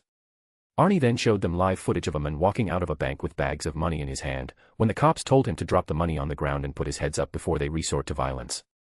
The men didn't listen and continued walking without changing expression. Seeing this they had no choice but to fire their weapon. When the first gunshot was shot, the bullet went right through his leg. Instead of blood coming out, a bit of sand fell before it went back and healed itself back together again. Seeing this the cops grew scared and started shooting more shots but the bullets would just create holes in him that would quickly reformed. Chapter 38, Chapter 38. Third person's POV. Are you kidding me, Sandman? Sandman is my first actual real villain. Peter thought. Gwen sighed as she didn't get the chance to confess but still stood up. She went and ate the last piece of what she was eating and pulled down her mask. Peter and Gwen looked at each other as Peter said, "It looks like we're going to be fighting our very first supervillain. Are you ready?" Gwen nodded, as both Peter and Gwen jumped off right from the rooftop causing the pedestrians on the bottom to let out a scream thinking they were deleting themselves. Both Gwen and Peter then whipped their webs to the closest building and swung away much to the relief of the people below. While swinging Gwen got low enough and dumped bags where the leftovers came from into the closest bin and swung away. While swinging Gwen asked, "So what's the current situation, Arie?" "The main offender has already started to retaliate, the officers are getting injured as we speak." Peter and Gwen looked at each other before picking the pace and going faster to where they needed to be. When they arrived, they saw sand everywhere. The police were behind their car doors firing shots. While Marco was getting shot he absorbed the bullets and moved them around his body. He stored them by his fist and sent them flying back to them. "Get out of my way. I have no time to deal with any of you," he shouted. He then started to get bigger and swatted his large hand made out of sand in their direction. But before he made contact with them both Peter and Gwen appeared and webbed the cops and pulled them out of the way in time, leaving only the cars to get tossed around. Seeing a clear path for himself, Marco grabs the bags with the money but before he moves Gwen appears and kicks him in the chest. Instead of flying back, Gwen's legs go right through Marco's torso with her leg coming out right the other side. Marco hardens his sand around Gwen's leg making it difficult to escape and turns his hand into a mallet. As he was about to swing it before shot a large web shot right on shoulder taking off his entire arm. Gwen with her other leg available sweeps Marco's leg destroying one of them making him lopsided and drop to the ground dissolving into sand, freeing Gwen. He quickly regrouped and in that same motion turned his hand into a spiked ball and smashed it against Gwen sending her flying. Luckily Peter swung in and got her. "Just using our hands and feet is not going to work like how it works for everyone else. Let's start using your ice and my lightning." Gwen nodded her head and as she breathed out her breath became visible exiting her mask. While Peter surrounded himself in blue and black lightning. Both Peter and Gwen then ran towards Marco, who wasn't forming his legs. From the waist down he was just a pile of sand, while his arms turned into two large tendrils made out of sand. He started using the tendrils as whips and tried to Peter and Gwen, but both of them would dodge it when their spidey senses would tingle. As he missed, the tendrils would hit the floor causing it to slightly crack due to the force he used. Peter using his fast speed went around Marco's body destroying it, every chance he got making Marco more tired the more he had to reconstruct himself. "Come on Sandy, try and catch me. I heard of quicksand before but you are too slow," Peter said keeping him distracted. Due to Peter distracting him, it gave Gwen the perfect opportunity to get close enough and put a hand on Marco's torso. She managed to send out a blast of cold air, freezing a small area of sand. She then pulled back her fist. "It's time for you to chill out and catch a break," and sent a fast and strong punch that shattered the ice and sand, sending it flying back. When she did that, Marco screamed out in pain. Arg. He turned his hand into a giant palm and slammed it down where Gwen was. Luckily Gwen was able to pull herself away. Marco then curled himself into a ball. He then started growing spikes all around his body. He then uncurled himself in a fast manner while spreading out his arms and yelling, sending out all the spikes he made flying everywhere. Due to how much and how fast the spikes were coming, Peter and Gwen weren't able to avoid them then. They were sent flying and crashing into the side of the buildings and police cars. The police officers in the back watching everything weren't safe either. A spike managed to penetrate an officer in the arm, while another got a spike inserted into his thigh, causing them to scream out in pain. As Peter crashed against the police cruiser, Marco elongated his large hand to Peter and managed to grab him by the torso. He proceeded to slam Peter in the ground over and over and over again until Gwen appeared behind Marco. She sent out a blast of cold air that froze Marco's entire shoulder, breaking it apart and releasing Peter. "Hey Ghost Spider, for our next date let's not do the beach. I'm getting real sick of sand right about now," Peter said on the ground looking at the sky. With a sigh he shoots up from the ground, surrounded himself with electricity and ran towards Marco. He then injected his hands inside his torso and said, "Some villains just need the right amount of shock therapy to set them on the right path." Peter sent a jolt of electricity inside the Sandman, crystallizing his insides. Marco lets out another painful scream as his insides shattered and crumbled. Marco started looking scared as he tried lifting his hands up, but they quickly fell off his torso and turned into sand. "No. I have to save my daughter. I can't die like this." Every part of Sandman's body slowly started crumbling until all that was left was a pile of sand on top of the bags of money. Peter looked at everything in shock. "He's dead." "No, that can't be." "How? I didn't use a lot of power, at least I don't think so, so how?" Peter's thoughts were a jumbled mess at the moment while looking at his hands. "I killed a man, no. What have I done?" "Spider-Man," Gwen said as she appeared next to him and softly put a hand on his arm. "Let's go help the others first. When we finish we can talk about what happened if you're in the mood to do so." Peter let out a long-winded sigh and nodded his head. As he went and don't a step forward he was brought to his knee. "Ugh, damn, looks like that beating I took plus the amount of electricity I used to it out of me." Gwen then went under Peter's arms and lifted him up and slowly walked him towards the injured officers. When they arrived both Gwen and Peter started wrapping their wounds with their webs.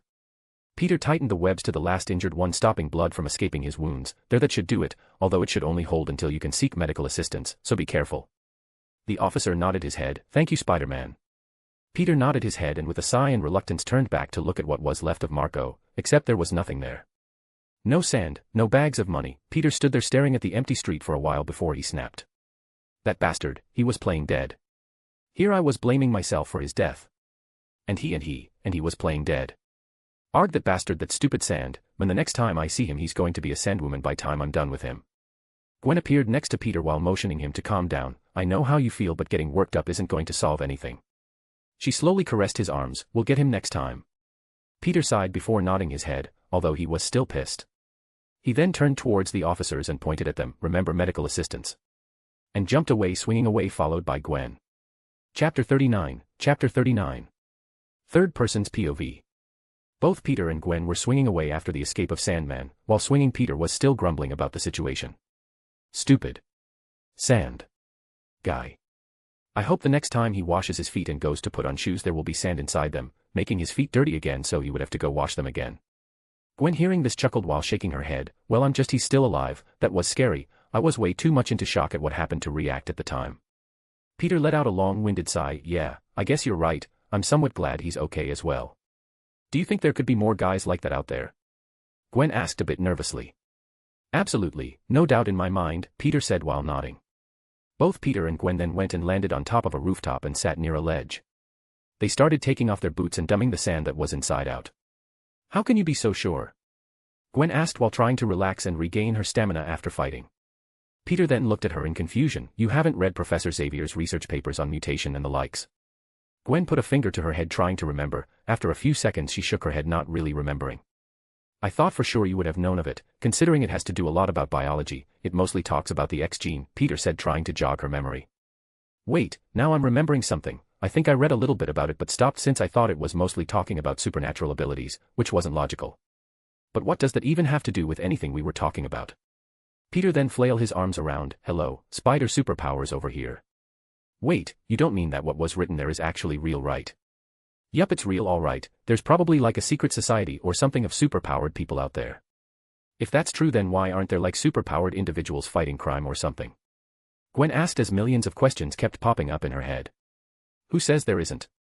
They could but just decide to stay hidden. Who knows of many power-hungry individuals there are out there just waiting for them to show up, just to catch them and experiment on them.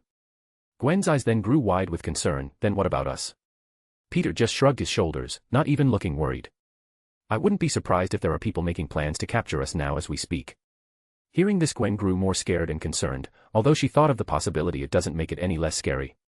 They don't know who we are, right? I mean, we have been making sure to keep our identity a secret, so they shouldn't know who we are, right? Gwen asked, looking for reassurance. Oh yeah, you don't have anything to be worried about. Arie is helping us out with that. I don't think I would have ever become Spider-Man without her, so you don't have anything to worry about. Now what we do have to worry about is our close friends and family, Peter said with a weary smile, even though Gwen couldn't see it. Are we going to tell them about what we're doing? Gwen asked, thinking of different ways such conversations would go with her father, especially since he's a cop. If we keep this to ourselves for too long, they would feel betrayed and hurt that we don't trust them with this secret, and honestly I really don't like lying to Aunt May and Uncle Ben. Gwen's smile then turned wearily as well. I know what you mean. I don't like lying to my dad, so how do we tell them? I say we wait until we can show results, then we can tell them. If we just go and show ourselves now, they're going to be worried about us all the time and they're going to try and stop us. Gwen then finished Peter's thoughts, but if we do it when we have results, they would see we are making a difference in helping people and won't be able to stop us. Couldn't have said it better myself, Peter smirked. After relaxing for a few more minutes, they put back on their shoes, and started stretching to get back on the rhythm. Well, back to our duties I suppose. We got a city to protect after all, Ghost Spider, Peter said before jumping off with a backflip. Gwen front flips off the building as she said, how else are we supposed to keep this city safe? As they both swing away to stop more crimes and do their daily patrol. Location, Oscorp, Norman's office. Norman is sitting in his office alone talking on the phone with an angered expression, although he wasn't speaking like he was angry. Norman, we have been funding your projects for a few years now, yet we are seeing a lack of results. Do not make us waste our investments, Norman. Well, anyways, I have a new job for you to do, and this time there will be results. I don't care how you do it, but you will get it done. The spider couple that have been appearing in New York, I want them captured, and I want them delivered alive in my office. Use any means necessary to get the job done, and shall you fail, you can forget about receiving any more funds. How about this as a good motivation? Shall you succeed, we'll quadruple the amount of money you are receiving and make it worth your wildest imagination. Through gritted teeth, Norman replied, it shall be done, you don't have anything to worry about. Good, I expect great things from you, Norman Osborn. Hail Hydra. Hail Hydra, Norman replied. Chapter 40, Chapter 40. Third person's POV. While Dr. Connors was overlooking samples on a microscope and jotting down his observations, Norman Osborn burst through the door with an annoyed expression plastered on his face. Norman's impatience flared into a fiery demand as he glared at Dr. Connors. How much longer do I have to wait for results? He spat out. Dr. Connors halted, feeling the weight of Norman's intense stare, and carefully responded, Sir, obtaining accurate results demands time.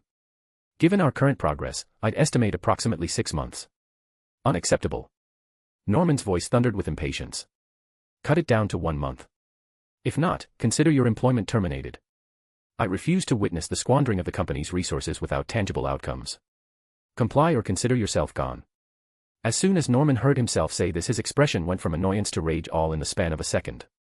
God damn it, I sounded just like that asshole. Bastards treating me like subordinate and telling what to do. When Dr. Connors saw Norman's expression, he grew uneasy, thinking he was mad at him. But sir, it's impossible, we have to get it approved for testing, and human subjects, and it's not even close to being complete. Norman, who already had his back turned, didn't even respond to that. He simply yelled out, 1 month, and slammed the door shut. Dr. Connors had his only hand over his face as he let out a long and heavy sigh. What am I going to do? He muttered while leaning his only elbow on the table. As he looked down at his table and working section, he saw the notes of what he was working on, as well as all the side notes. His were then drawn on one word, axolotl. After looking at it for a short while, he let out another sigh and shook his head. I'll leave it as a last resort. 1 week later. Peter is seen sitting on his chair in front of a big screen monitor inside his secret hideout. Arie, it's been a week. Tell me how many people have downloaded all of our apps and how much money we have made. Calculation. Instagram, 500,000 downloads, revenue, pending. Angry Birds, 14,000 downloads, revenue, $500. Candy Crush, 100,000 downloads, revenue, $5,100. Floppy Bird, 80,000 downloads, revenue, pending. Subway Surfer, 70,000 downloads, revenue, $3,000. Peter, seeing this side, can't really complain, it's only been a week, so there aren't a lot of people paying for advertisements. Making close to 10,000 in just a week is a lot objectively speaking. Peter then started spinning around in his chair thinking about what to do. Arnie, what's the status on our Sandman? There hasn't been any moves with him since our first encounter with him. Scanning all available footage. After escaping from your encounter with him, the first thing he did was use the money for his daughter's treatment, so for the past week he mostly visits his daughter at the hospital. Apart from that, he mostly lives in his rented apartment. He has shown no signs so far of doing any criminal activities. Just keep me informed if he starts doing anything suspicious, cause I didn't just build a powerful vacuum, the Gok 3000, to capture him for nothing. That is still a terrible name, even Miss Stacy start beating you with a stick when she heard of it and started calling you a pervert. Peter raised a brow at Arnie's slip-up. Did she almost call Gwen mom/mother? That's adorable. After a few seconds of awkward silence, Arnie decided to say, Father, can I ask you a question? Yes. Peter replied, dragging out the response. Why aren't you going after him? We know his current location and where he is going, so why not stop him before he does anything else? Peter, hearing this, sighed and put on a weary expression. The answer is quite simple, it's because of his daughter, she is still recovering from her surgery. What if I go and capture her father and it makes her unwell or something? I would then feel quite responsible. So I'm giving him one more chance. Even though I say that, I know he's going to go steal something again later on, but by that time it would be because of his greed and not because of his responsibility as a father. I understand, Father, Arnie says, even though she isn't alive. One could just tell she was nodding her head by the tone of her voice. Hey Arnie, what is Gwen currently up to? Peter asked, bored. If he doesn't find anything to do in the next minute he would probably just go and start superhero ing again. She is currently out shopping with Ms. Watson and Ms. Hardy. Erg, I can't even call Harry. Ever since his date with Liz went without a hitch, he spends most of the time after school with her. Pete then stood up and grabbed his mask that was on the table and put it on and left the hideout. And went on swinging towards the city of New York. While swinging, Peter with a smirk said, Arnie put on JJJ's radio show to give me some motivation. As Spider-Man swung through the cityscape, executing graceful arcs and dazzling acrobatics between skyscrapers. His fluid movements matched the rhythm of the city, a ballet in the air. In his high-tech suit, Spider-Man listened to J. Jonah Jameson's radio show blasting through his mask's HUD. JJJ's distinct voice echoed, still harping on Spider-Man's and Ghost Spider's failure to capture Sandman a week earlier. Really, folks, if we can't trust Spider-Man and Ghost Spider to catch a common criminal like the Sandman as people are dubbing him, how can we entrust our safety to them? It's a disgrace. Despite the criticism, Spider-Man continued his aerial maneuvers, flipping effortlessly from building to building. He'd been scanning the city, looking for any signs of disturbance in the city, whether they were petty criminals or a brand new superpowered villain that decided to pop up. While soaring through the sky, Spider-Man couldn't help but hear JJJ's relentless tirade. Listen to this, folks. Spider-Man nor Ghost Spider could even hold on to Sandman. What kind of heroes does that make them? We need a real protector, not some masked menace. Peter, despite listening to JJJ's harsh words, kept smirking to himself, as people from my time would say, haters are my motivators. I can see why people listen to this, it's quite entertaining, Peter thought while web-zipping across buildings. Ignoring the relentless commentary, Spider-Man propelled himself higher, executing a series of intricate spins and twists mid-air, showcasing his agility and finesse. The wind rushed past him as he swung with precision, each movement a testament to his dedication to the city. Amidst the radio show's condemnation, Spider-Man noticed a commotion in a distant alley. Without hesitation, he changed course, hurtling toward the disturbance. There, he found a group of civilians, panicked and cornered by a small gang of petty criminals. Without wasting a moment, Spider-Man swooped in, swiftly disarming the thugs and ensuring the safety of the civilians. As the police arrived to take the criminals into custody, Spider-Man disappeared into the sky, swinging away, back into the rhythmic motion of swinging through the city. Though JJJ's voice continued to blare in his ears, Spider-Man remained resolute. His duty was to protect the innocent, regardless of the relentless criticism. As he swung into the sky, he knew that the true measure of a hero was in actions, not the opinions of one man. A/N. I know the last part is A.I, but it's New Year's, give me a break. Happy New Year's, by the way. Face blowing a kiss, kissing face with closed eyes, kissing face, relieved face, partying face, heart with arrow, heart with ribbon, sparkling heart, exploding head, exploding head, exploding head. Chapter 41, Chapter 41. A/N, okay, so I made a mistake. I have been saying they are 14 years old, they're supposed to be 15. There's no way they could have been in high school at 14, I did the math and the math wasn't mathing. So from now on they are all 15, you got it. 15 I'm a dumbass, don't rub it in. Anyways, this chapter has 2.0k words. Enjoy smiling face with hearts winking face. Third person's POV. Another week later. Peter and Harry were seen walking together going to their next class. Harry turned to Peter and said, "Hey, listen to this, Liz is throwing a massive party at her house and is inviting mostly everyone, wanna go?" Peter looked at Harry in confusion. "A party? What for?" Harry just shrugged his shoulders. "I don't know, apparently she really wants to throw a party since we're now in high school. She wanted to be the first one to do it." Peter thought about it and asked, "When is it?" "It's on Friday, so in a few days," Harry said. "Wait, so she's really having a party for no reason?" Peter asked, still somewhat confused by the party. "I know, right? I even asked her myself, and all she was, and I quote, 'You don't need a reason to have a party, silly. It's all about having a good time,' end quote," Harry said, trying to mimic his girlfriend's voice. "I hope I don't really sound like that, Harry," Liz said, appearing behind them, causing Harry to jump in fright. "Honey," Harry said, turning around and looking at Liz, who had a hand on her hips while looking at Harry with a raised brow. "I could never try or even come close to matching your angelic voice," Harry said, trying not to get into trouble. Peter, seeing this, laughs and makes a whipping motion. "Whoopee SSSH. Already dating and you're already being whipped. Not a good look, Harry, not a good look." Harry rolls his eyes. "Oh please, like you're not the same with Gwen, you're even more whipped than me." Peter then puffed up his chest. "Oh please, I'll have you know I'm an alpha male, I'm the one with the pants in the relationship." "Is that right?" Gwen said, appearing right behind him in the same posture as Liz, with MJ and Felicia slightly behind her. It was Peter's turn to jump up in fright and quickly spin around on his heels. "Baby," Peter said in a sweet voice, "you know I was only joking." Gwen looked at him unamused. "MMMHMMM," she hummed with sass that would make any black woman do a double take, to make sure she really was a white woman. "I love you," Peter squeaked out, while Harry just laughed at him and returned Peter's whipping motion back onto him. "Ha!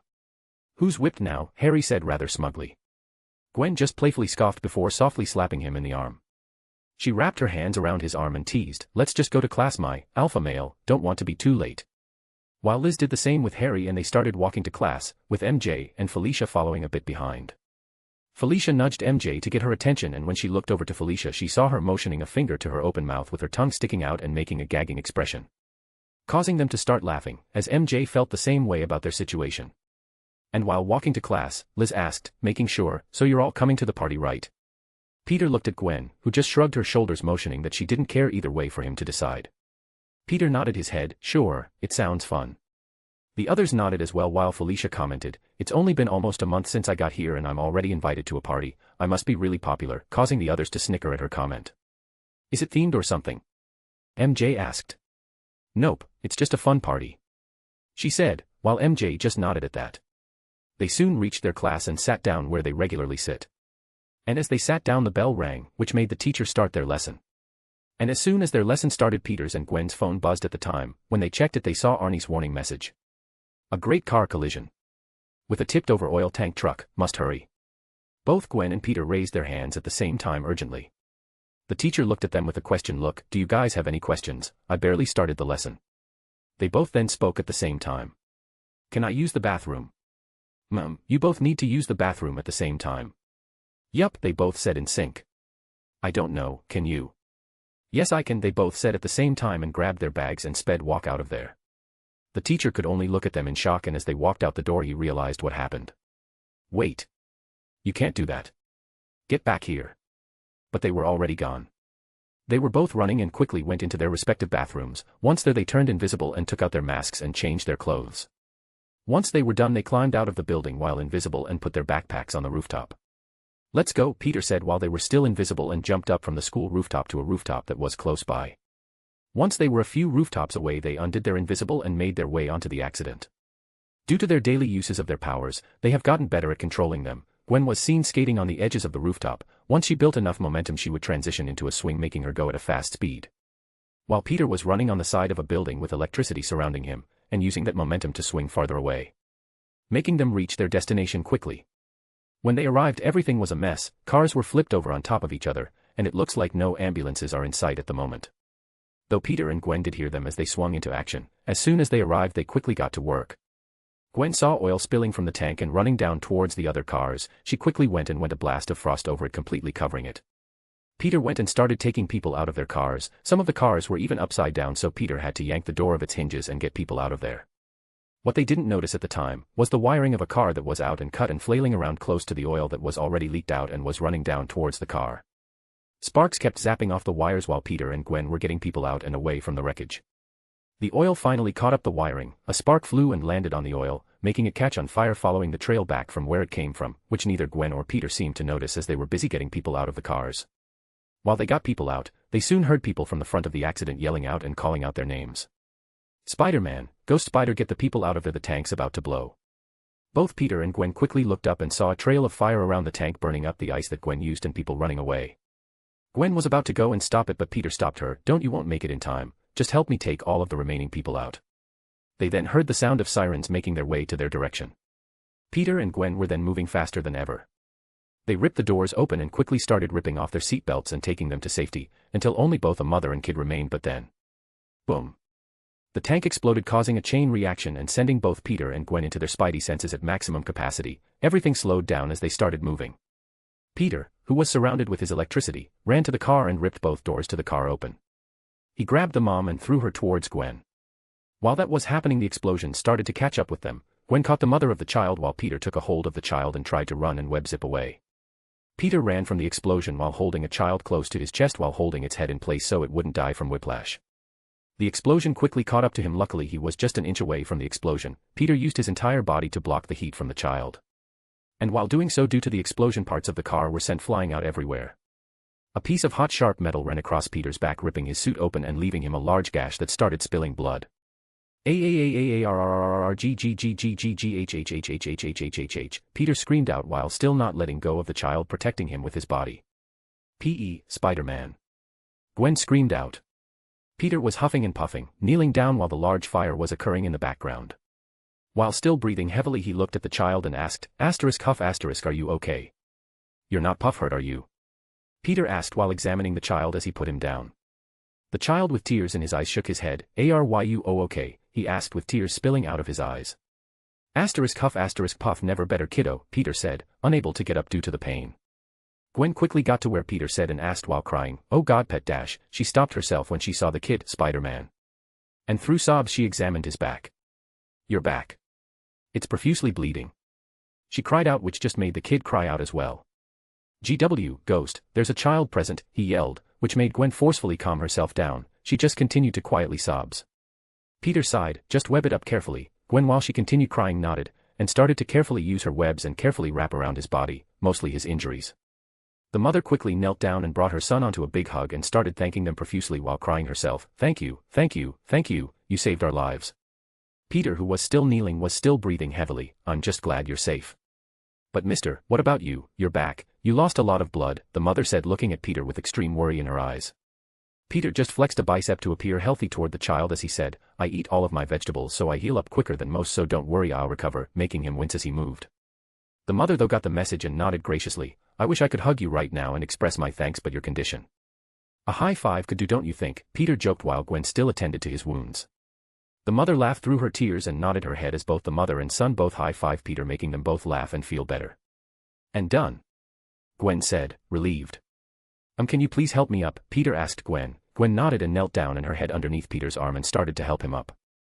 Making him wince all the way up, Peter started limping towards the crowd who watched everything. They all then started to clap and cry out softly. The applause then started increasing, causing some of them to yell, "Thank you, Spider-Man, thank you, Ghost Spider, we wouldn't have been alive if it wasn't for you. Hope you get better, Spider-Man. Please get some rest. You guys deserve it." Peter just waved, as he started walking with Gwen's support. "Let's leave," Peter whispered into her ear, to which Gwen nodded as they both webbed to the closest building and started swinging away, although it was really difficult for Peter. Chapter 42. Third person's POV. Once they were a few buildings away, they decided to turn invisible and land on top of a rooftop. "Gwen, I need you to do me a favor," Peter said, sitting unable to deal with the pain at the moment due to the amount of swinging he just did. "What is it, Peter?" Gwen asked worriedly. "I need you to go back while invisible and clean out all the blood." "Why? I mean, I know why, but I still don't think they would be actively looking to clone us right now. We're barely known. It just seems weird." Gwen asked, confused. Peter then looked at her and blinked for a few seconds. Sigh, "I really envy your positivity and optimism on the potential of people. I just don't want a clone of myself running around in the future, who I would then have to catch and then teach moral ethics to." Gwen reluctantly nodded and said, "Just wait here for me." Peter nodded and waited for Gwen. After a few minutes of waiting, Gwen returned with a Ziploc bag with a metal shard with Peter's blood on it. Luckily I got it on time, it was about to be driven away for examination, Gwen said with a hint of relief in her voice. Did you clean the blood that splattered everywhere? Peter asked anxiously. Yup, I had Arnie skin the area and after I was done freezing it to bits, it was all clear. Peter let out a sigh of relief. Come on, we have to go to school, we're going to be in so much trouble. Gwen then hung her head. Dad's going to kill us. I can already hear him already. Because of that punk, you have been behaving badly and not going to a lot of your classes recently, Gwen said while doing an impression of her dad. Peter just chuckled. Let's get going, we'll have to deal with detention later on the day, so it's better to get this over with quickly. Gwen nodded her head as they started to swing away back to school. They turned invisible once again when they got close by and climbed their way on the roof where they left their bags at. After grabbing their bag, they quickly made their way into the bathroom from the window and started changing inside the stall, while Gwen put the metal shard inside her bag. When they were finished, they came out of their bathroom at the same time and raced to class, and as they went in and opened the door, the bell rang signifying the end of their class. The teacher looked towards the door with an unamused expression. What perfect time for the two of you to join detention after school, the two of you, not any second later. Both Peter and Gwen hung their head. Yes, Mr. Patrick, both of them said at the same. Everyone then started walking out of the classroom and started heading towards the lunchroom. While walking towards the cafeteria, Peter and Harry were walking behind everyone talking. Where do you and Gwen keep disappearing recently? You two couldn't possibly be doing it in school. Peter, who had his bag over his good shoulder, just shook his head with a smile as he just said, we were just busy with something. Harry just gave Peter a teasing smirk as he slapped Peter on the back. Peter, my ma dash. Arg. Peter quickly covered his mouth and winced into his mouth with tears in his eyes. Harry, I'm going to fucking castrate you, fuck. Harry, when he slapped Peter's back, felt something wet on his hand, and when he looked at it, he saw it was stained with blood.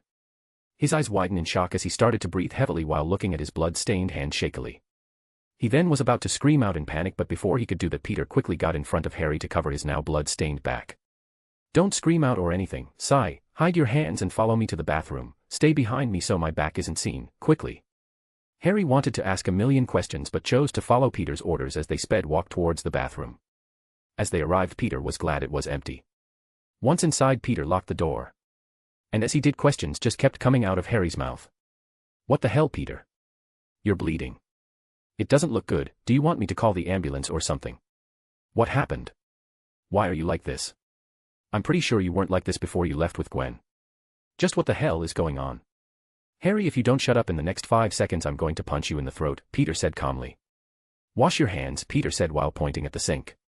Harry, although still in a state of shock, nodded his head and did what he was told. Please, Peter, I'm really worried here. Just what is going on? Harry said while washing the blood off his hand.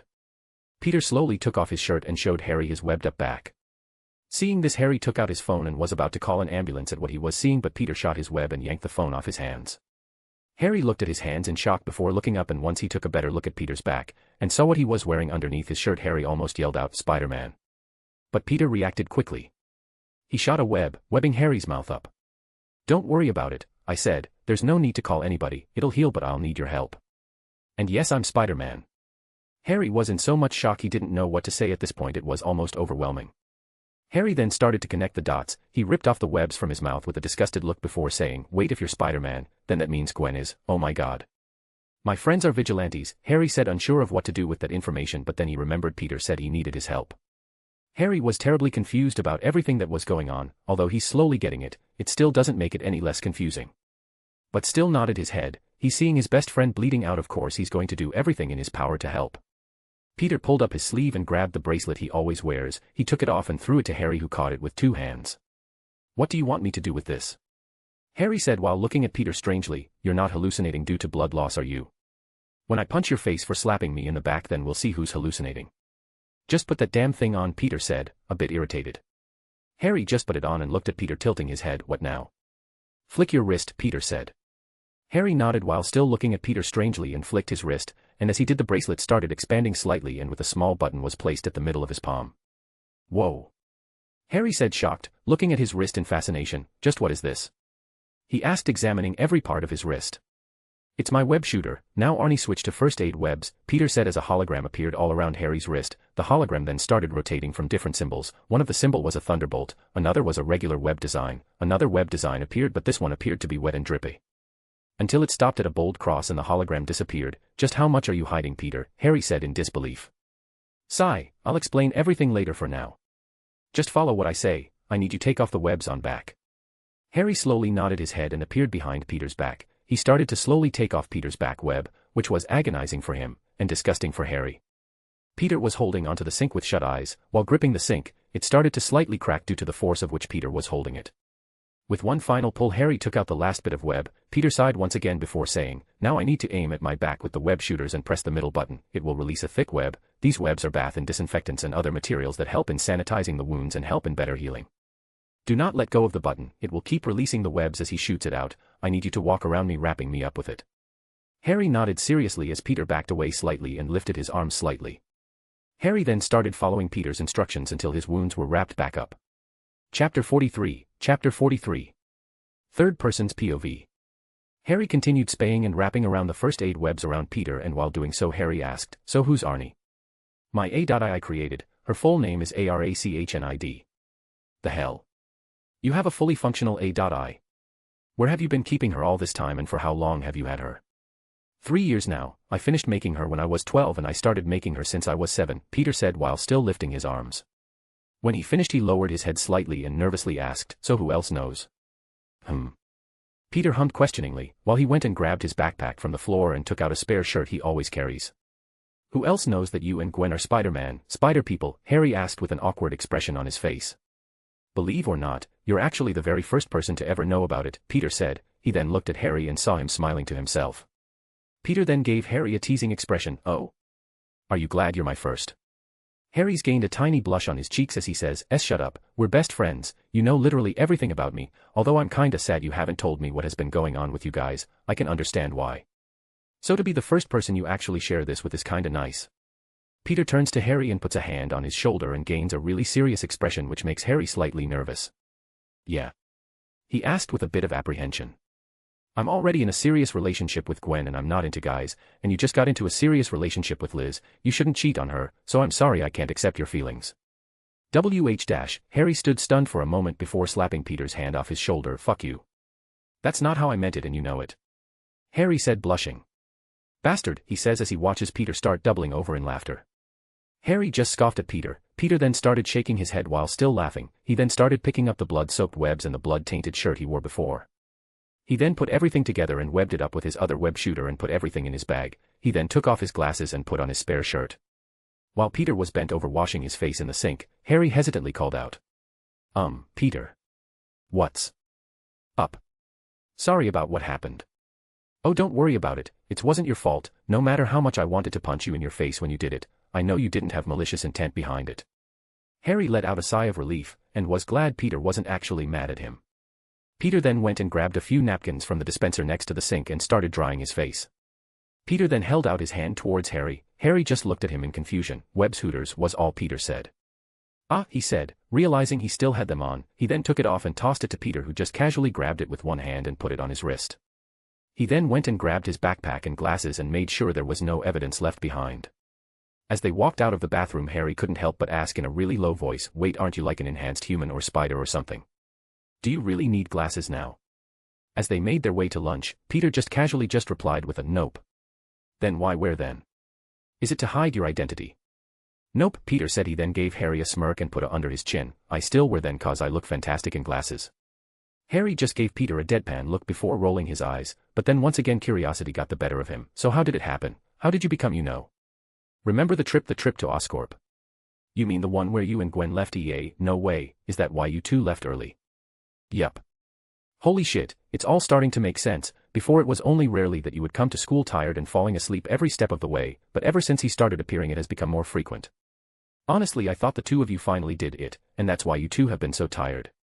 Peter just looked at Harry weirdly, while Harry just shrugged his shoulders. When the two of them arrived at the cafeteria, they went and got their lunch and sat down with the rest of the girls. Felicia looked at both Peter and Harry weirdly. Peter, noticing her look, lifted a brow and asked, what? Oh, nothing, it's just suspicious, she said with a teasing smirk. What is? Harry asked while eating. I just, the two of you suddenly disappearing, for who knows how long. Then Peter returns with a different shirt, it just makes one wonder what the two of you were doing. Harry nearly choked on his food when he heard that and started coughing. Seriously, it hasn't even been an hour and my sexuality has been questioned twice. Harry. Liz, who has started joining them at their lunch table since she started dating Harry, asked worriedly and with a little accusatory tone in her voice. Harry looked at Liz in shock, not believing that even his girlfriend was questioning it. Are you serious? Liz scoffs and pats his arms. No, silly. But I am curious why you're wearing another shirt. MJ asked while looking at Peter weirdly. All I'm going to say is that it's difficult to pee with a boner. Peter couldn't come up with a better lie, so to protect his secret he chose to incriminate himself. Peter. They all said at the same time. Even Harry smacked him lightly on the arm. Dude, he says. Peter just shrugged his shoulders. What? It happens to best of us.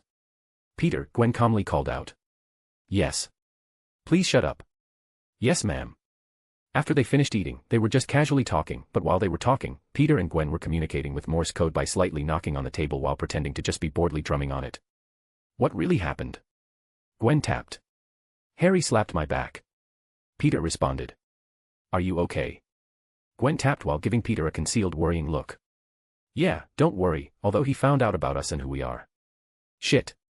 Shit indeed. What are we going to do then? I was planning on taking him to the hideout. Really? Isn't it like our sanctuary for the two of us? It is. Peter gave Gwen a nervous look.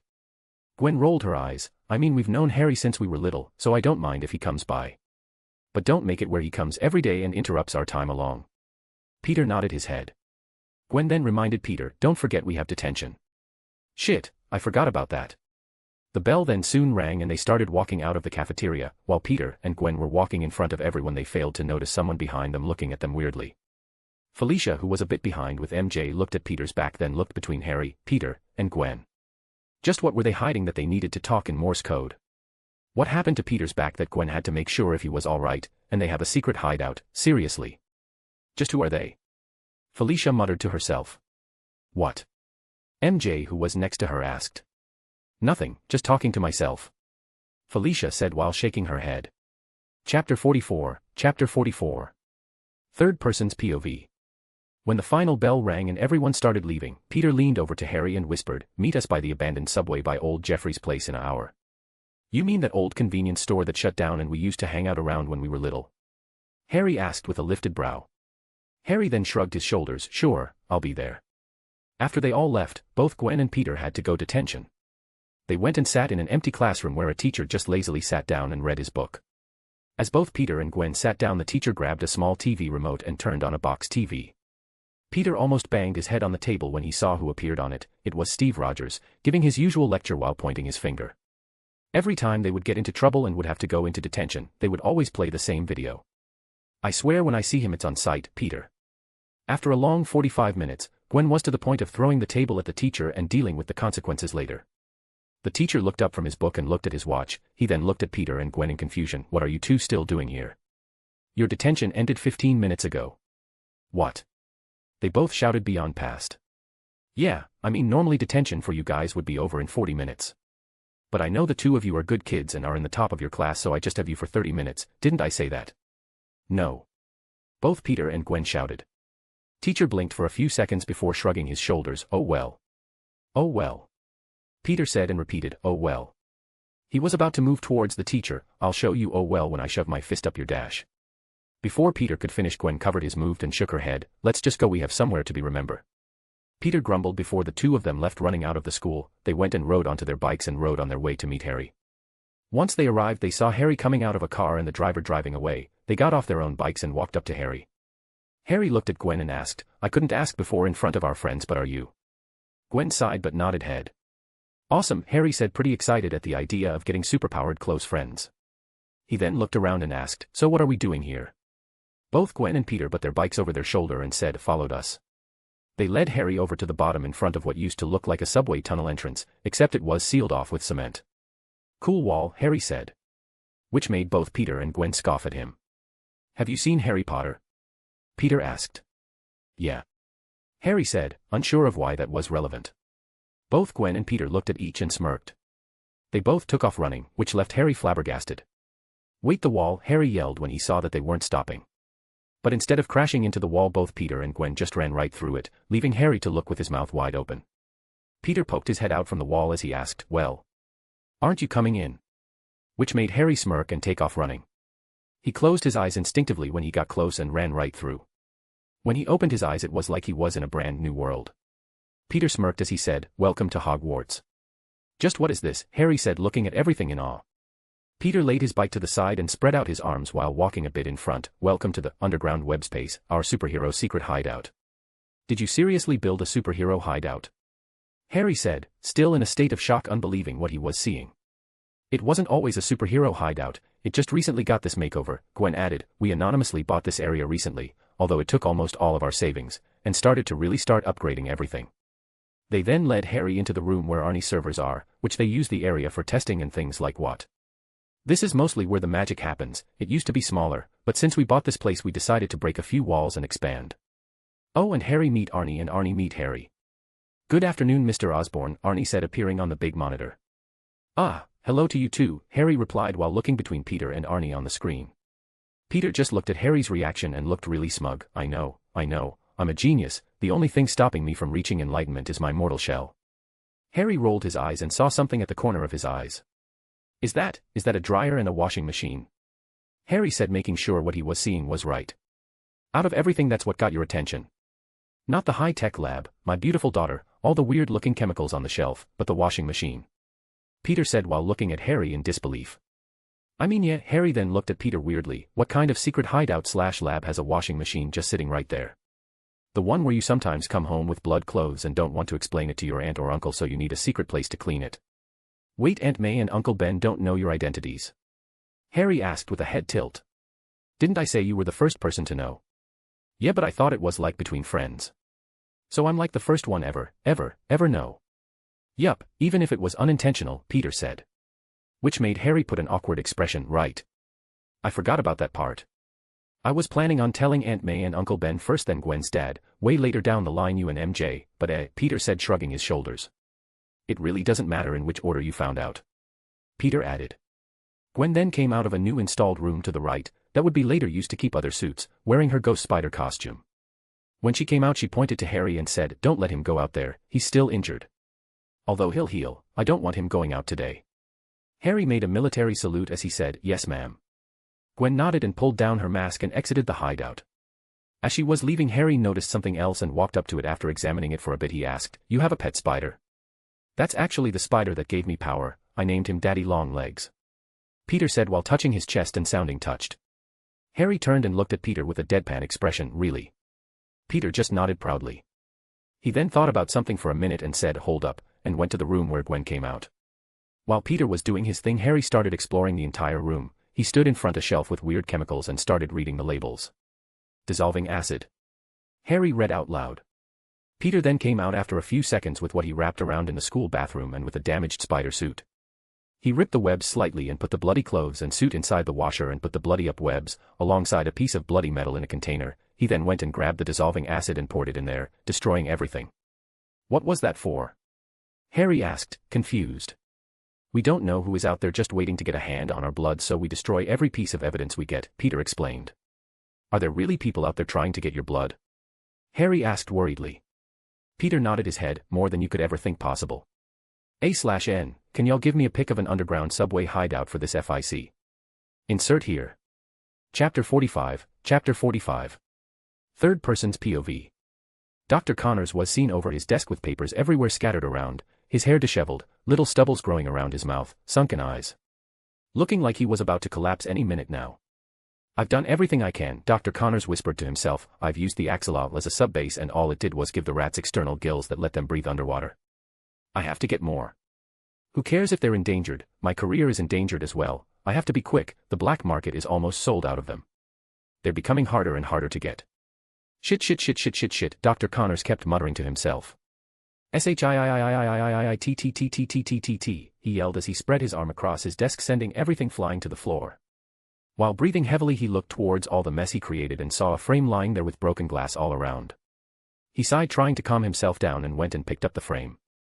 In it was a picture of his wife and child smiling happily. It was almost taunting. He lets out a tired sigh and sits down in the middle of all the scattered papers. He then softly started caressing the picture as he whispers to him, "Just what am I going to do? How am I going to support you guys if I fail?" He sighed once again and started cleaning up everything. Once he was done, he started looking at his journal entry. He started writing out. ****, journal entry, Dr. Connors ***. Date, March 3, 2007 *. Today marks another day in the pursuit of a breakthrough in genetic hybridization. My ambition to combine the genetic material of a lizard with that of an axolotl has been a persistent challenge. The implications of such a fusion could revolutionize regenerative medicine, offering new insights into tissue regeneration and healing properties. Initially, the idea seemed far-fetched, almost whimsical, but as I delved deeper into the respective DNA structures of the lizard and axolotl, parallels emerged. Both creatures possess remarkable regenerative capabilities, albeit on different scales and mechanisms. In my earlier attempts, the genetic sequences I spliced failed to merge harmoniously. The lizard's robustness and resilience clashed with the axolotl's regenerative prowess. Each time, I refined the process, adjusting recombination techniques and meticulously analyzing the DNA to identify the crucial elements responsible for regeneration. Several weeks into this endeavor, I observed promising preliminary results. Small-scale cellular experiments showed signs of successful integration, with tissues exhibiting initial regeneration patterns akin to the axolotl. Optimism surged within me as I expanded the scale of my experiments, moving from cellular to organismal levels. The breakthrough appeared imminent, signs of hybridization emerged in the first experimental subjects. Encouraged by the initial positive responses, I further refined the genetic makeup, aiming for a perfect blend of both species' regenerative capacities. Excitement filled the laboratory as we monitored the subjects' progress, hoping for a successful integration of traits. However, as the days passed, anomalies began to surface. Instead of the expected synthesis of lizard resilience and axolotl regenerative properties, the organisms displayed unpredictable mutations. Limbs sprouted in odd places, and tissue growth became uncontrollable and misshapen. It was as if the DNA had rebelled against the imposed amalgamation, rejecting the forced union of these distinct species' genetic codes. Disheartenment and frustration settled in as my hopes crumbled.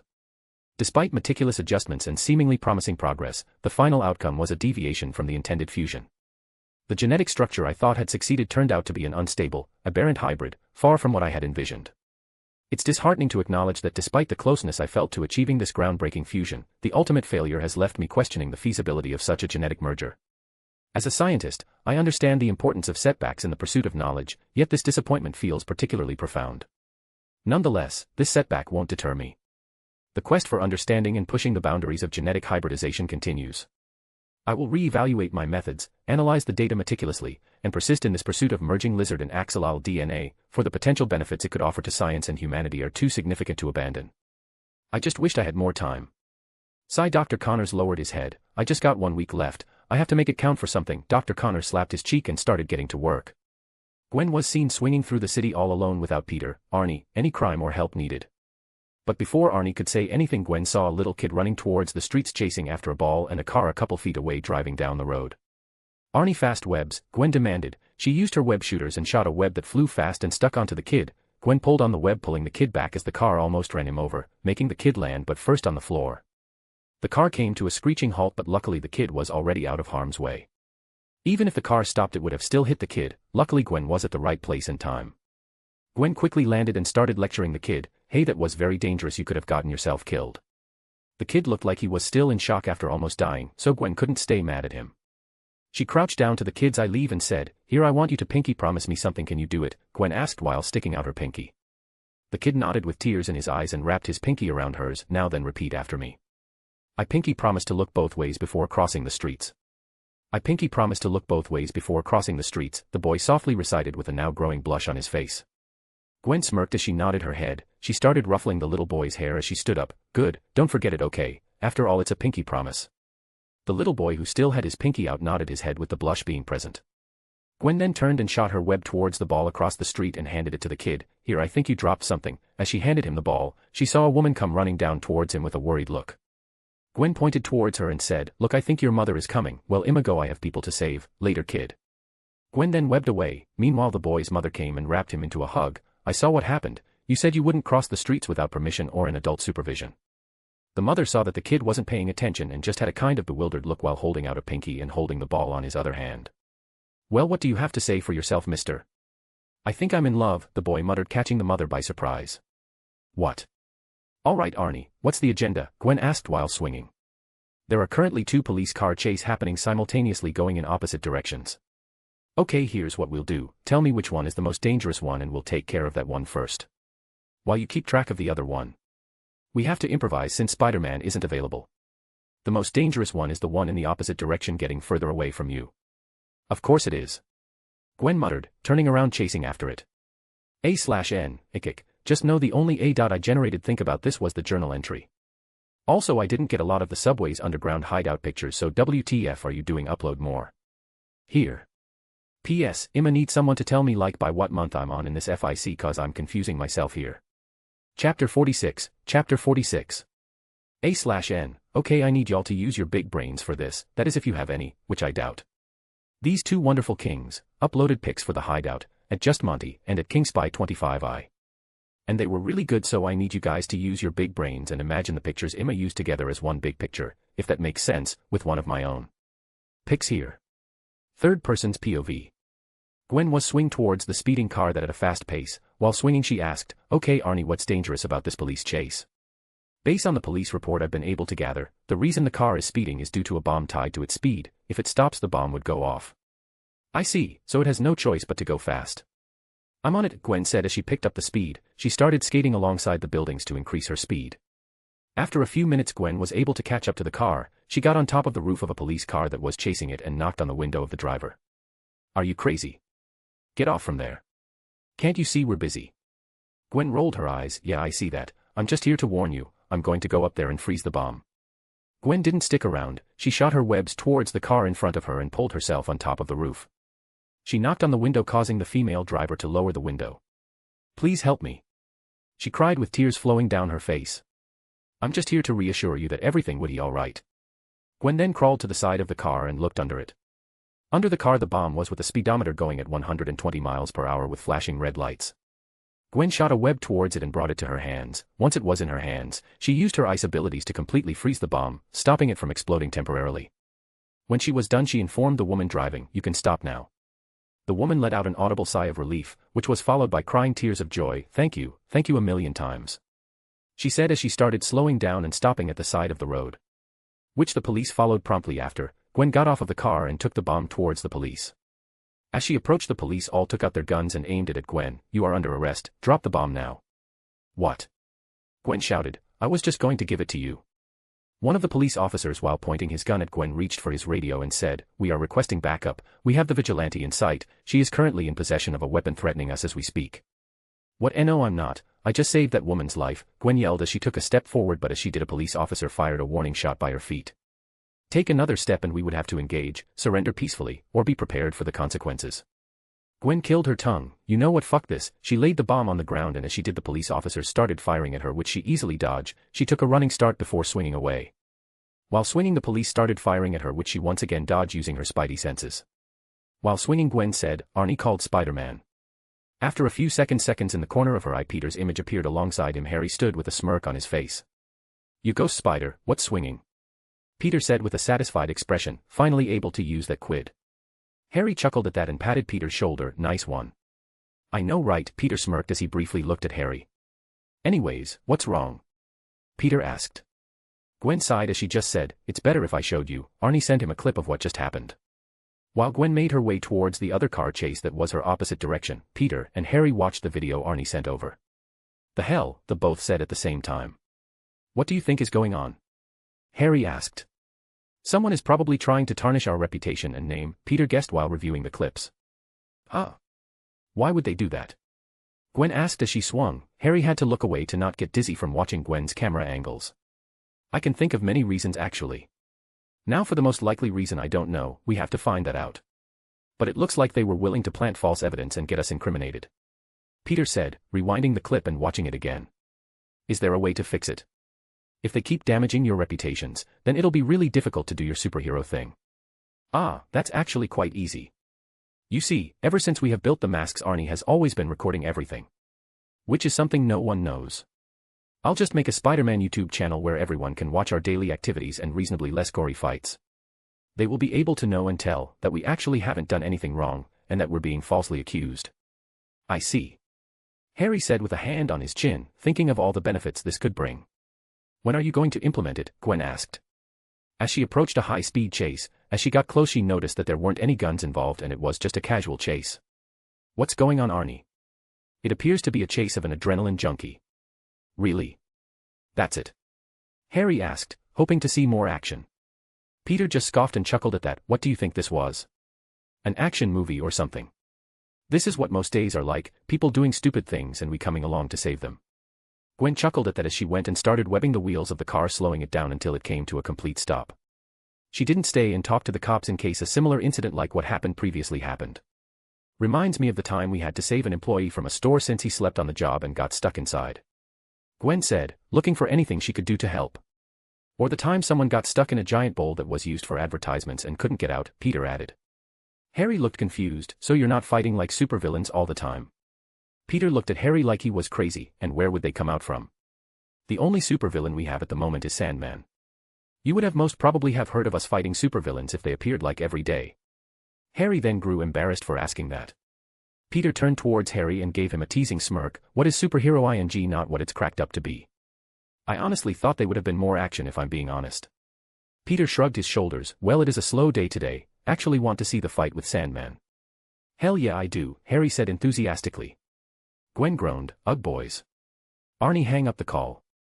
Show me all the cool action shots you got. Harry said excitedly. After the Sandman fight, let me show you. And Gwen and I jumped from the World Trade Center. Which left Harry in shock and becoming even more excited to watch everything. Chapter 47. Harry's POV. The last thing I ever expected to find out was that my best friend was the new and upcoming superhero alongside his girlfriend. Honestly, I don't even know how to really feel about that. I mean, for one, I'm proud of him. Not that I'll ever tell him to his face, hell would have to freeze over first before that happens. It's been 2 days since I've found out, and at first I thought it would have been more crazy or they would have been more different than how they normally were, but nope, they're still the same as always. Which is nice to know, though I've only known for 2 days, so who knows what might happen. Peter has healed up now and Gwen has allowed him to go do their duties. Luckily for me, Peter allowed me to be the guy in the chair. It's nice that they didn't immediately tell me to stay away to keep me safe. As I made my way inside their secret lair, I said hello to Peter's AI, which I can't believe how lifelike he made it. I better be friendly in case it revolts, it might spare me. As I sat down I asked, hey Arie, what are they up to today? Currently they're chasing after a car chase, Arie reported. Seriously? Again? Doesn't this get tedious or annoying constantly doing the same thing over and over again? Auto theft and chase are known to be the most common types of crime. So they are likely to occur more often. Arie informed me. Makes sense. Seeing them in action just made me realize something which should have been quite obvious from the beginning. They don't find this tedious and I don't think they ever will. They don't see what they're doing, they see who they're helping. To them they could repeat the action a million times and still find joy doing it since they helped someone, whether they appreciated it or not. They're so cool. I couldn't help but mutter, I couldn't have been more glad to call them my friends. I quickly shook my head to stop myself from thinking about such sappy thoughts. Instead of just sitting around, I decided to do something productive. I started checking out the video Peter uploaded. Arie, how's Peter video doing? It currently has 1 million views and still rising. Whoa, already? Just how high is their popularity? Arie was about to say, but I quickly interrupted. Sorry, you don't have to answer that, it was more of a rhetorical question. My pride couldn't have taken such answers. I joked to myself, while shaking my head. But still 1 million views when he literally uploaded the video yesterday, I said in disbelief. Does Peter have the next video ready? Rhetorical question. No, Arie, genuine question this time. Sorry for cutting you off earlier. For some reason I just felt the need to apologize. Seriously Pete, what the hell did you create? You are forgiving, since you are Father's best friend. Father's next video is ready for upload. And if I wasn't? Is that a threat? Is Peter sure this thing is safe? What happened to the 3 laws all robots must follow? Why isn't it uploaded yet? Father said he likes to be present when doing small things like this. I see. No, I don't, but sure. Can I watch it? Arie then opened a tab on the side monitor and started playing a video of Peter and Gwen stopping an armored truck, which looked dope. As Arie was showing the video, I noticed a file to the side that said, Everyday File. Ah, that must be where the video goes after he made the masks. He did say that the mask has been recording everything ever since it was made. I click on the folder and make my way to the videos until I reach the very last one, which is most likely the first video. He's been doing this for 2 months now, hasn't he? I click on the video and listen while watching Peter and Gwen live on the big screen.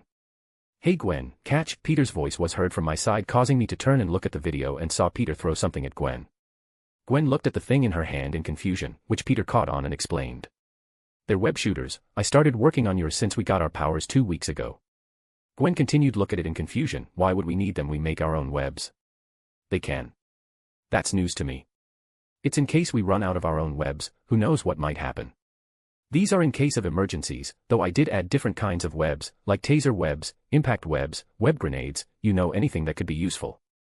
Whoa, you thought of these all in 2 weeks while we were practicing how to use our powers. No, I just made yours in 2 weeks, the rest was a project I started when I was little. Right, your obsession with spiders, how could I ever forget? Isn't this all really a bit coincidence, you having an obsession with spiders and then we end up developing the powers of a spider? Ha! Laughed, Peter did always have an obsession with spiders. I wonder why. But she's right, it's all really suspiciously coincidental. I previously mentioned that my parents died and were in a plane accident and that they were scientists. This is one of the reasons Peter was a good friend, he understood my pain when Mom died better than anyone. When he said, "Sorry about your mom's death," I knew it wasn't from pity like everyone else's but from experience. That wasn't everything, there's more to it that I haven't told you and the others, Peter in the video continued much to my shock, almost mimicking Gwen. Now that he mentioned it, the way they died wasn't explained much except that they died in a plane crash, I thought while paying close attention. You see, my parents used to work as scientists, something you already know. And while working they were experimenting and testing on the serum that turned Captain America into the super soldier that he is. I guess they were trying to create their own or improve on it, they thought that for it to improve it would be better if it was mixed along with animals. The latest animal they were working on were spiders, they got really far into the project. But here's the thing, the person who they were working for is sick, their boss thought that this would be his cure, so he wanted to move towards human experimentation. Which was something my parents were highly against. They were going to be forced into accepting it, by involving their families, so they decided to run away before they discovered who the family was. By running away they would be able to hide for a while and protect their family. Peter said much to my shock, "This feels wrong. It feels like I'm listening to something I shouldn't." Peter then sighed and continued, "I remember the last time I saw my mom and dad, they were in a panic." Peter then started explaining what happened when he last saw them. Their plane then, mysteriously, got into an accident. But it wasn't an accident, it was a hit. Basically a retrieval mission for their research and to silence them, and that's where my obsession with spiders comes from, it's something my parents last researched. It makes me feel closer to them when I start studying them. It was a hit, an assassination, but who was it, I thought with gritted teeth and clenched fist.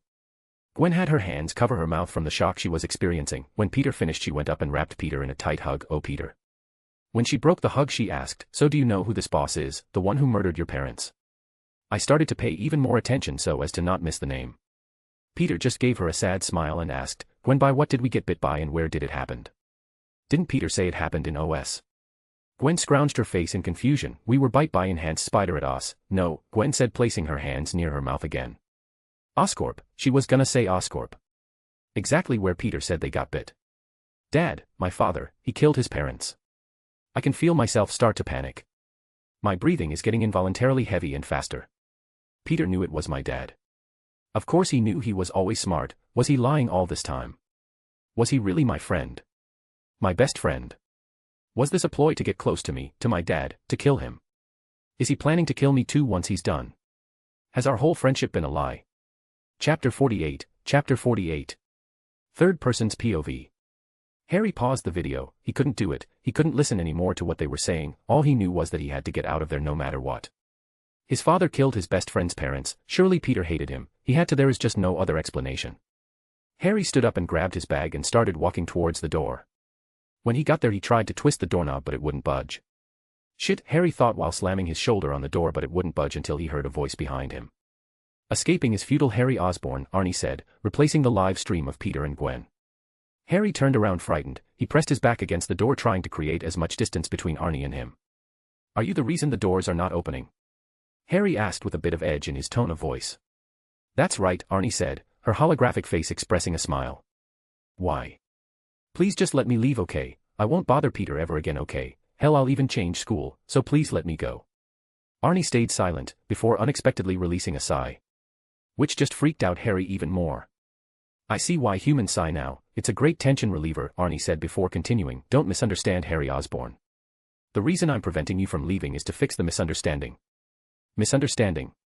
What misunderstanding? You mean the one where my father killed Peter's mom and dad?" Harry said sarcastically. "No, I'm talking about the misunderstanding where you believe your entire friendship with father has been a lie." "So you watched all that, huh?" Harry asked with a weary expression. "Well, I wouldn't exactly call your panic attack something silent and easy to ignore," Arnie sarcastically said. "Great, I'm being made fun of by an AI. My life couldn't be any better," Harry thought irritatingly. Just what is there to misunderstand? My father killed his parents and he hates me, what's there to not understand? Maybe if you stop talking and sit down and finish the video, then maybe you would understand, Arie said, slightly annoyed with him now. Harry's cheek grew red from embarrassment and grumbled as he made his way back to the chair in front of the big monitor. He laid down his backpack on the ground next to it and sat down with a sigh. Arie just looked at him and said, if I had eyes I would be rolling them at you at this moment. Geez, thanks a lot, Harry said sarcastically as he used the mouse to move the video to the big monitor. Before resuming the video, Harry grew nervous, so he decided to stall for time. He doesn't know for what, but he was too nervous to care. Why didn't you stop me from watching the video? Isn't that supposed to be something private? Because I wasn't programmed to. I was programmed to follow all of my creator's wishes. My father/creator didn't say to stop you from going through the archives, and he didn't put a password on the files. Arie explained. But aren't you supposed to assume and make guesses on what Peter would like you to do? No, I wasn't programmed to. Making assumptions goes against everything I've been programmed to do. What if I make a mistake and assume something wrong and make father unhappy? That would be the last thing I would want. So I follow whatever father says and only what father says. Nothing else matters, only father's decisions matter. Okay, Harry says, I shouldn't have asked that. What the hell just happened? Harry then sighed and pressed play on the video and closed his eyes, prepared to hear the worst. With his eyes closed, Harry heard Peter's voice. Why do you think I stop you from interning there at every chance we get? I see. I thought it was weird that she didn't. She previously said she was looking for a place to intern but didn't go to Oscorp. It was the perfect place for her to go to as well, so Peter stopped her. It makes sense. I wouldn't want someone close to me to be anywhere near the person that killed my parents as well. Harry thought before slowly peeking and squinting his eyes. Harry saw Gwen looked shocked at what Peter said. She then went and asked the question Harry dreaded to hear.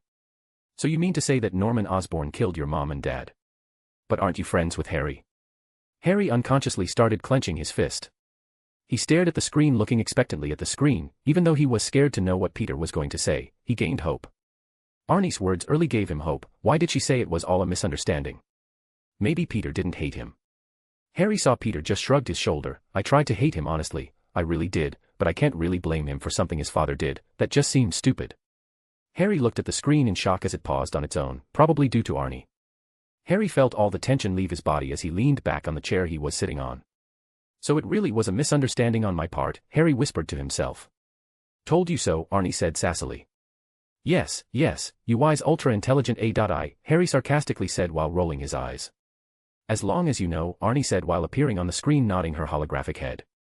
Harry just shook his head and grabbed his bag and stood up to leave, and as he put a hand on the doorknob he turned towards Arie and asked. Can I leave now? I'm not stopping you, Arie said. Harry scoffed. Why do I feel like if she had shoulders she would be shrugging them? Harry then turned the doorknob and opened the door, which caused him to let out a sigh of relief. I guess I'll see you later. Oh, can you not tell Peter that I know what happened? I have a lot to think about. I want our relationship to stay how it was without becoming awkward. I will not say anything if father doesn't ask, but if father asks me I'm telling right away. Arie voiced out. Harry just shrugged his shoulders. Works for me, and left the room as he closed the door.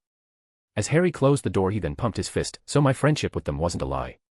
Arnie's voice then resounded out from the speakers outside. I can still see you. Which caused Harry to grow red in the face and start power walking out of there. He got on the bike he came here with and rode away quickly, feeling extremely embarrassed. Chapter 49. Third person's POV. As Harry was riding his bike he kept thinking about what he heard. For one, he was called. He can still call Peter and Gwen his friends. On the other hand, he now has to go home to where the person that killed his best friend's parents' lives. Am I even going to see him today? Harry mumbled to himself. Ever since his mother died, his relationship with his father has begun to strain. They don't spend as much time together as they used to. He was always comparing his achievements with Peter and Gwen's, not that it bothered him, but over the years it has gotten to the point that they barely talk. Sometimes for ongoing months there would be silence between them. He really hoped his father wasn't there today, especially today of all days. His respect for his father has now plummeted to an all-time low. As he made it close to home, he started thinking about difficult scenarios in his head. Like what he would even say if his father was truly there. As he made it to his house he quietly made it inside. What are you doing, young master? Sebastian's voice suddenly appeared. Holy shit. Harry jumped back in fright. He turned towards Sebastian and asked with a hand near his heart. Did you really need to do that? You almost gave me a heart attack. You were the one that was sneaking around, young master. I had to make sure it wasn't an intruder. Harry looked at his butler with a deadpan expression before letting out a sigh. He looked at Sebastian with a bit of apprehension before asking, Is my father home today? The butler nodded his head. He pointed upstairs. The master is currently in his office in the middle of an important phone call. Harry nodded his head and started walking upstairs to his room while hiding his fists that were shaking earlier from nervousness. As he walked towards his room, he couldn't help but make a detour. He wanted to at least hear what his father was talking about. Would he feel the same way towards him hearing his voice and knowing what he's capable of now? Or will he feel the same hidden care he had towards him? He didn't know, but he wanted to find out. As Harry made it towards the door to Norman's office, he pressed his ear against and started listening to what they were saying. We couldn't have accounted for them to be recording everything. The situation with the police is most likely a bust. We would have to resort to heavy measures. Yes, I know it was a waste of money. The police were useless even with all that money we gave them. They were unable to incriminate them. No, I know that the police wouldn't have been able to capture them. That's foolish. If they were so easily caught, then we wouldn't have had any uses for them. No, it was a different plan. We were supposed to ruin their reputation, so we would be allowed to use harsher force against them and still come out okay towards the public eye. But it looks like we have to come out with our last resort tomorrow, the last day after the deadline. Yes, it's time to use the Russian mercenary. He must succeed. He must capture Spider-Man and Ghost Spider at any cost. Hail Hydra. Harry stood there shaking with fear. He slowly started walking back towards his room as his legs couldn't stop shaking. As he entered, he shut the door behind and slowly made it onto his bed. Hail Hydra, Hail Hydra, Hail Hydra, Hail Hydra. That one sentence kept repeating over and over and over in Harry's head. Isn't Hydra supposed to be the super old organization that got taken down by Captain America? Harry thought to himself. So why did my dad say it? Is it a group trying to impersonate them?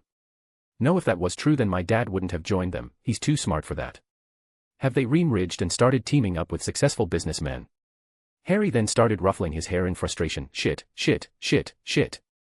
I guess now the mystery is solved as for what was going on with the police. They were bought, and it's all by my father. Just what is wrong with him, seriously? Why does he keep trying to mess with Peter's life one way or another? And it's not even intentional, none of them were.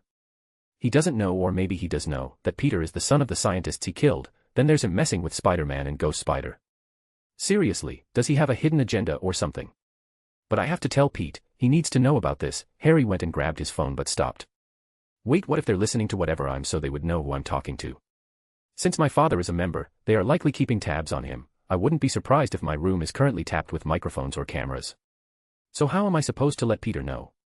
Meanwhile, Peter and Gwen were seen swinging across the city. Peter turned towards Gwen and asked, "Wanna try busting a drug heist? It's something we haven't done, and it's the perfect time of day to be doing this."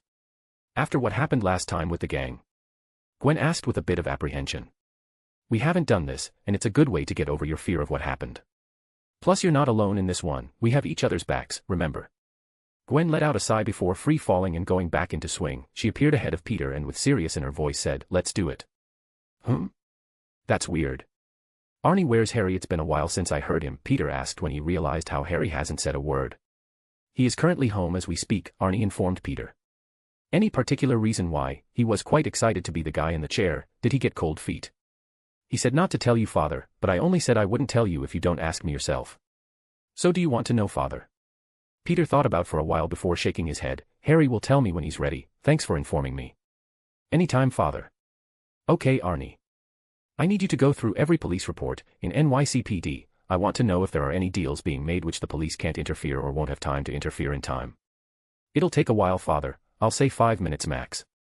Peter nodded his head. He turned towards Gwen. I guess we got 5 minutes to ourselves of free swinging around. Both Peter and Gwen smirked as they started competition with one another at who could do the coolest tricks. Chapter 50. Third person's POV. The winner of their little competition was Gwen, when she started swinging and doing figure skating maneuvers, leaving behind tiny little snowflakes. Peter clapped his hands as he said, "Bravo. I don't think I can beat that," but before they could continue, Arnie interrupted them. "In a few hours there will be a transaction at the downtown docks," Arnie informed. "And the situation with the cops? Are they going to be there?" "Affirmative. It looks like we will have a few hours to spare. What do you want to do?" Gwen asked. "Wanna just do our regular routine and wait it out?" Peter asked, standing over a ledge of a rooftop. "Yeah, sure, why not?" "Arnie, is there anything we can currently do?" Gwen asked, standing right next to him. Arnie then showed them a video. It was a guy wearing a hood with his face covered, wrapping a rope to an ATM and getting inside a car and driving off, pulling the ATM from where it was sitting and driving off with it. "Well, Gwen, I know what we're going to do today." Was that a Phineas and Ferb reference? Gwen asked while tilting her head. Yes it was. Peter added proudly. Gwen just snorted as she jumped off the room with Peter following quickly behind her as they followed Arnie's directions. When they caught up, Peter noticed that the windows of the car were down and thought of an idea. He turned towards Gwen and while smirking said, "Watch this." Peter turned invisible and got on top of the car with a thump. The driver hearing the thump looked at his mirrors and saw Ghost Spider following a few feet behind him. "Shit, can't let them catch me," he said to himself as stepped on the gas. He then looked at the mirrors again and let out a sigh of relief. "It looks like I got away," he said as the tension left his body. "But don't relax yet, they could still be close and chasing us." The man nodded his head but then put on a confused expression. But there was only one of them. He turned his head to say to the person next to him and when he did he saw no one there. "Wait, who was I talking to?" he asked fearfully. "It's me, you're conscious. We haven't talked in a while. I gotta say I'm disappointed, you haven't made any good life decisions." "What?" the man asked, confused and scared. "Just kidding." "Boo," Peter said as he undid his invisibility. The guy screamed in fright. Due to how scared he was, he started steering the wheels frantically. As the car started swerving all over the place, Peter shot a web towards the brake, pressing it down, making the car slow down. Peter moved his lead off the gas and started webbing him up in his seat. "Stay right where you are and don't go anywhere. I have to make a quick withdrawal," he said as the car came to a complete stop. He got out and started swinging away. Gwen then undid her invisibility and appeared next to him giggling. "Ha, you're conscious, good one, I'm so taking that." They spent the last few hours going around and stopping all sorts of crime, until it was finally time for the drug heist. As they were swinging towards their destination, Peter asked, "So how do you want to do this, just go in and take them down or a stealth attack?" "Stealth mode is always the best and it hasn't let me down yet, so let's go with that," Gwen said without hesitation. "Says the Ghost Spider," Peter remarked. "Oh shut it, and let's just go," Gwen said as they approached the docks. Peter and Gwen then land on the nearest lamppost and turn invisible. A few feet ahead of them near the dock stood a warehouse with two men stationed outside with their hands in front of them standing guard. "Hey, wanna try out our gadgets? We really haven't had a chance to use them before," Peter asked. Although one couldn't see it, Gwen nodded her head. "Sure, can I start?" "Go right ahead." "So which one should I use first?" Gwen pondered out loud. "How about the tripwire?" "Oh, good idea." Both Peter and Gwen have had a utility belt with the symbol of a spider right in the middle. Gwen's belt was white, with a pink spider symbol, while Peter's was blue with a red spider symbol. Gwen reached to the side of her belt and pulled out a tripwire that looked like just the one from Peter's past life Spider-Man game. She took aim and started calculating the throw and trajectory, after which she threw it like she was throwing a curveball, making it spin. As it was spinning, it landed right on the side of the thigh of the guy to the right. As the guy felt something touch his leg, he looked down towards it. "Ah! What the hell is this?" The guy next to him turned to look at it, but as he was turning, the tripwire went off, pulling the two together, crashing into each other. When they crashed into each other, they bonked their heads together, causing them to be unconscious. They laid webs up on the floor, not moving. Both Peter and Gwen then went taking a peek inside and saw a couple of men and women inside standing by a large delivery truck with its back towards them. There were two men standing in front of each other looking like the leader of each side. The guy on the left then starts talking. "So where's all the goods?" "I ain't showing you shit until you show us the money," the guy on the right responded. The guy on the left turned his head to one of his boys and nodded his head towards one of his boys, who went and opened the back of the truck. Inside were stacks and stacks of cocaine and the sorts. The guy on the left then turned towards the guy on the right, turned towards a female of Asian descent and nodded his head towards her. She came in front with a briefcase, but before that they heard of something rolling on the ground towards them. When they turned and looked, they saw a red and blue ball by their feet flashing red. Their eyes widened in horror. "A grenade. Get down." But before they could, the grenades exploded. But instead of an actual explosion they were waiting for, they were blasted with webs, hitting some of them and sending them flying. When they landed back on the ground, they weren't able to get up as the webs kept them in place. "Shit, what the fuck is this? Get this shit off of me," screamed out the guy that was on the right, who was now on the floor. Some were able to dodge it, so they weren't covered in webs and were able to get it off them. All the people that were not on the floor and webbed up, pulled out their guns and started looking and scooping the entire area, but saw no one. "The hell? What is going on?" they kept saying. One of the guys that was on the floor fearfully said, it has to be spider couples, they're the only ones that use webs to do this kind of shit. Tisk, people know they can turn invisible, I bet they're here in the room as we speak, shit." They all then started pointing their guns everywhere, and as time went on they started growing impatient, so they started shooting every by the ceiling, since to them that's their most likely hiding spot. Rat-a-tat-a-tat-a. Rat-a-tat-a-tat-a-tat-a. Rat-a-tat-a-tat-a-tat-a. What they all failed to realize, however, was that some of them were missing. Little by little their group started dwindling. Just get me out of here already, they're most likely gone by now, the same guy who shouted earlier said while breathing heavily from shouting and frustration. The guns must have scared them off by now, he said in a much calmer tone. As they went to untie their boss, more and more men kept disappearing without any notice until the guy there was the only one helping their boss up. For some reason, the guys on the left didn't do much, they barely even moved and just waited. Police sirens were then heard starting to surround the place. Fuck, the guy cursed before he was suddenly struck across the face alongside his partner. The last thing he heard before being knocked out was the words of a girl. And they say drugs are the ones hitting you unexpectedly. Gwen and Peter both undid their invisibility and high-fived each other. The woman who had the briefcase previously then interrupted their celebration. We know you're happy, but can you get us out? We are undercover cops, and you just got in the way of a serious operation. Huh? Peter said and looked towards her. And who are you? Peter asked.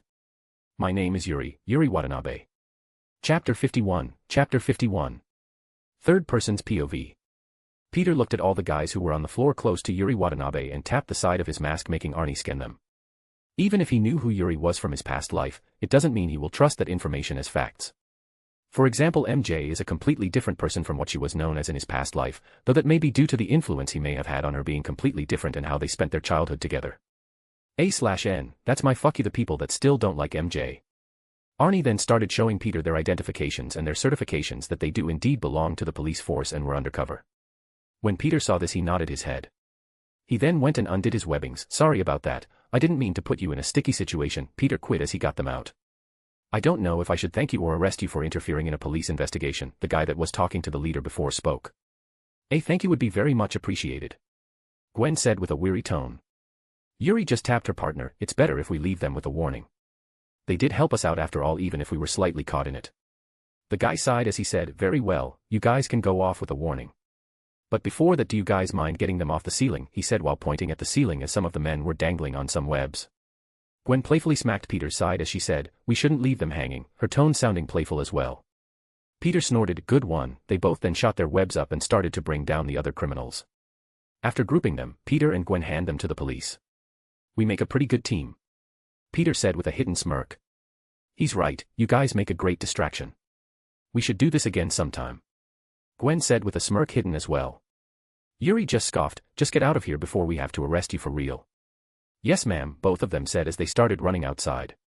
While Yuri looked slightly offended, ma'am, she whispered, am I that old that they need to call me ma'am? The guy just next to her chuckled and shook his head before arresting everyone that wasn't arrested. As for Peter and Gwen, they did what they always do, they swung away. For most of the time nothing interesting happened. But since it was already night time, the people out there doing illegal things have risen. Meanwhile, in Dr. Connor's office. God damn it. Connor cursed, it's all that kid's fault, because of him I'm behind schedule and don't have enough time to complete my regenerative serum. Why did I listen to him? Because of him I distracted myself with that stupid animal and I ended up wasting my time. Why did I think it was a good idea to mix two completely different types of animals? Now because of that idea I lost myself in it. I don't have enough time, I'm through, that's it, it's over for me. Curse that kid, Peter Parker. Dr. Connor held a green serum in his hands, that was it, all he had left. He gave it everything he had and just as he was about to put it inside a rat he stopped him. No, if it works, doing it on some rat won't achieve anything. Maybe that's the problem all this time, it was the fact the consumer was an animal. As I figured out that two animals couldn't mix, humans are more adaptive than that. Yes, humans are considered animals in their own right. That I know, don't get me wrong, but they are at a stage much higher than that of a low common animal. So the only solution would be a human experimentation, but that's very unlikely to happen. Dr. Connor at this point was on his last legs. He at this point in time started talking to himself, explaining to himself his own thought process.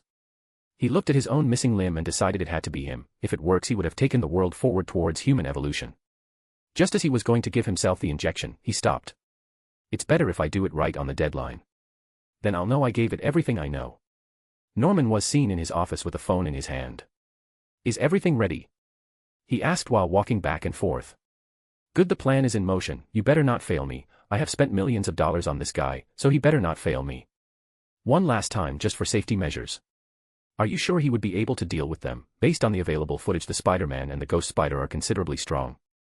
Norman at this point in time looked nervous and hoping, if he captured them they would continue giving him what he needed, the defective super soldier serum, or in other words the SSS. If he fails it would all be taken away. He hates leaving his fate to other, it is something he despises, but he currently had no other, he was too weak to do anything himself, for now. I swear if this fails I will have your head. Do I make myself clear? Good, now then, tomorrow it is. Tomorrow we will release the rhino. Chapter 52. Chapter 52. Third person's POV. The next day, Peter and Gwen were about to enter school when Harry showed up unexpectedly. He grabbed both of them and pulled them to the side. He looked at them with a serious expression as he said, "We need to talk and it's really important, but we can't do it here in front of so many people." "What's going on?" Peter asked, gaining a serious expression as well. He hadn't seen Harry so freaked out before, so it was quite a surprise for Peter. He has no choice but to take it seriously. Harry looked around, remaining vigilant of his surroundings. He looked towards Peter and put his hands on his shoulder. "Yesterday when I was at you-know-where, I was checking out different videos that you had." Harry's expression then turned awkward. "I saw the video of you two talking about how my father killed your parent." Both of Gwen's and Peter's eyes widened in shock, but before they could say anything Harry continued, Peter, I'm truly sorry for what my dad did, I truly am, and thank you for not blaming me for it and still being my friend." "Yeah, don't worry about it," Peter said, shaking his head. Gwen then looked at Harry in confusion. "Was that it? I'm not trying to be offensive or anything, but I didn't think that was worth all the panic and worry."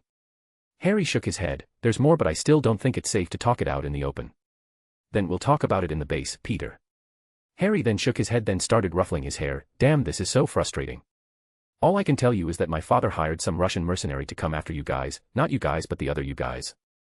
If you know what I mean. As for the reason why he's doing this is the thing I can't say," Harry said with a frustrated expression.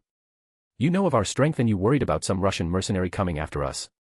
Gwen asked while looking at Harry weirdly. To which Harry nodded. "He called this guy the last resort to catch you guys." "A last resort to catch us, and that's a Russian mercenary, is it, Craven?" Peter thought with a hand on his chin. But before they could continue, MJ and Felicia appeared. "You guys having a three-way or something? Why are you guys in the corner, and if you guys are, make sure to invite me and make it a four-way," Felicia said with a teasing smirk. "Yuck," Gwen said when she heard what Felicia said and rolled her eyes. "Let's just go already, we're gonna be late to class," MJ said while also rolling her eyes at their interaction. As they were leaving, Peter turned towards Harry and mouthed, "Let's talk later," to which Harry nodded. Peter then turned towards Felicia and asked with a smirk, "About the threesome?" "Peter," Gwen reprimanded while smacking his arm. Felicia just smirked as got in between the two of them and interlocked their arms together. "Oh, are you two down?" Gwen just scoffed. "There's absolutely no way in hell I'm having my first time being taken during a threesome." Gwen quickly covers her mouth before everyone in their friend group slowly turns their head towards her direction and looks at her with their mouths wide open. Gwen's face then quickly turned red, while Felicia started laughing loudly. "No way. Seriously? You're still a virgin? I at least thought that of all us you would be the one with the experience." Felicia then got behind Gwen and started squishing her breast. "I mean, with these bad boys I would think Peter would be all over you." Harry turned his head away, not wanting to watch, while Peter's face grew slightly irritated. He karate chopped Felicia in the head, crushing her skull due to not being able to control his strength due to his irritation, causing blood and brain matter to fly everywhere, splashing on their faces and causing everyone to scream out in horror, or at least that's what happened in a completely different universe that's in the path towards its destruction. What really happened? Harry turned his head away, not wanting to watch, while Peter's face grew slightly irritated. He karate chopped Felicia in the head, causing her to let go of Gwen and hold her head in pain. "Ouchie, there's no need for that, it's not my fault you're a virgin," Felicia said while rubbing the top of her head. "I would very much appreciate it if you wouldn't start feeling up my girl. Prude, no wonder you're a virgin," Felicia said while pouting. They continued their bantering with each other all the way until class started. They continued their day, going from classes to classes until they got to the lunchroom. As they sat down in the cafeteria, Peter and Gwen's spidey senses started going haywire. They looked at each with eyes wide open before they could anything. The floor of the lunchroom started breaking and out came a monstrosity. Roar. The monstrosity looked like a giant lizard with spikes coming down his back, a spiked tail, long claws, sharp teeth, a long tongue and 4 large spikes by his face, which actually happened to be gills. It also unexpectedly also had a lab coat on. Everyone screamed in terror and went rushing towards the exit. Everyone was pushing against each other. The giant lizard quickly scanned around the room and stopped when he turned towards Peter. Shit, Peter thought when he noticed the lizard look into him. He turned towards Harry as he said, "Quick, take everyone to safety. I'll try and keep his attention on me." "Are you crazy?"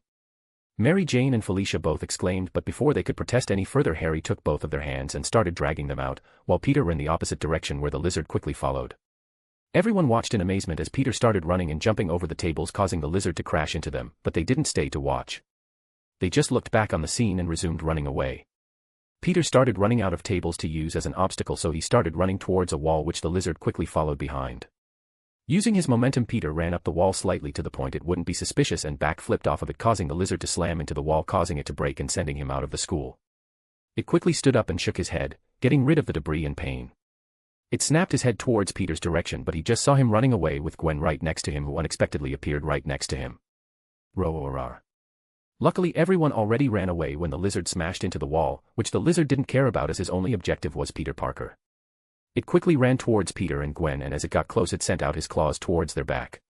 While that happened, their spidey senses tingled, which caused them to smirk, and as they were about to dodge they heard a voice close to them. "Look out!" MJ shouted as she came out from behind a destroyed table and got in behind Peter and Gwen with her arms spread out, using her body as a shield to protect them. Chapter 53. Third person's POV. A bit earlier. As Harry pulled Felicia and MJ, everyone kept bumping into them due to their panic, discarding everyone's safety. Due to the constant bumping, Harry accidentally let go of MJ. MJ used this opportunity and snuck through the wave of people back towards the lunchroom.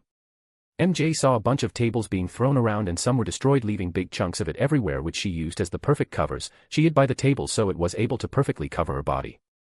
Please be safe, she thought to herself while maneuvering through the broken tables as covers. She would peek through the side and watch as Peter jumped from table to table trying to stall the lizard.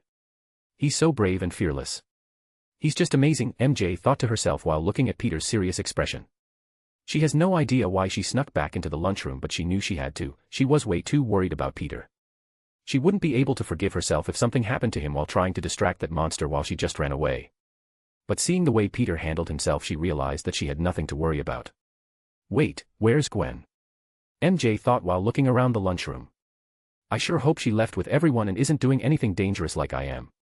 Seeing nothing to worry about in the way Peter handled himself, MJ decided that it was best if she left. But due to how far she was from where she originally came from, she went towards the other exit. While making her way there, she saw something that left her stunned. She saw Peter running towards a wall and run up it slightly and backflip off of it, causing the monster to smash his head right through it, breaking the wall and going to the other side. As it did, Gwen then randomly appeared, making MJ's eyes widened in shock. Where did she come from? She thought before she quickly made her way towards the exit, following Peter and Gwen as they made their way towards the same exit.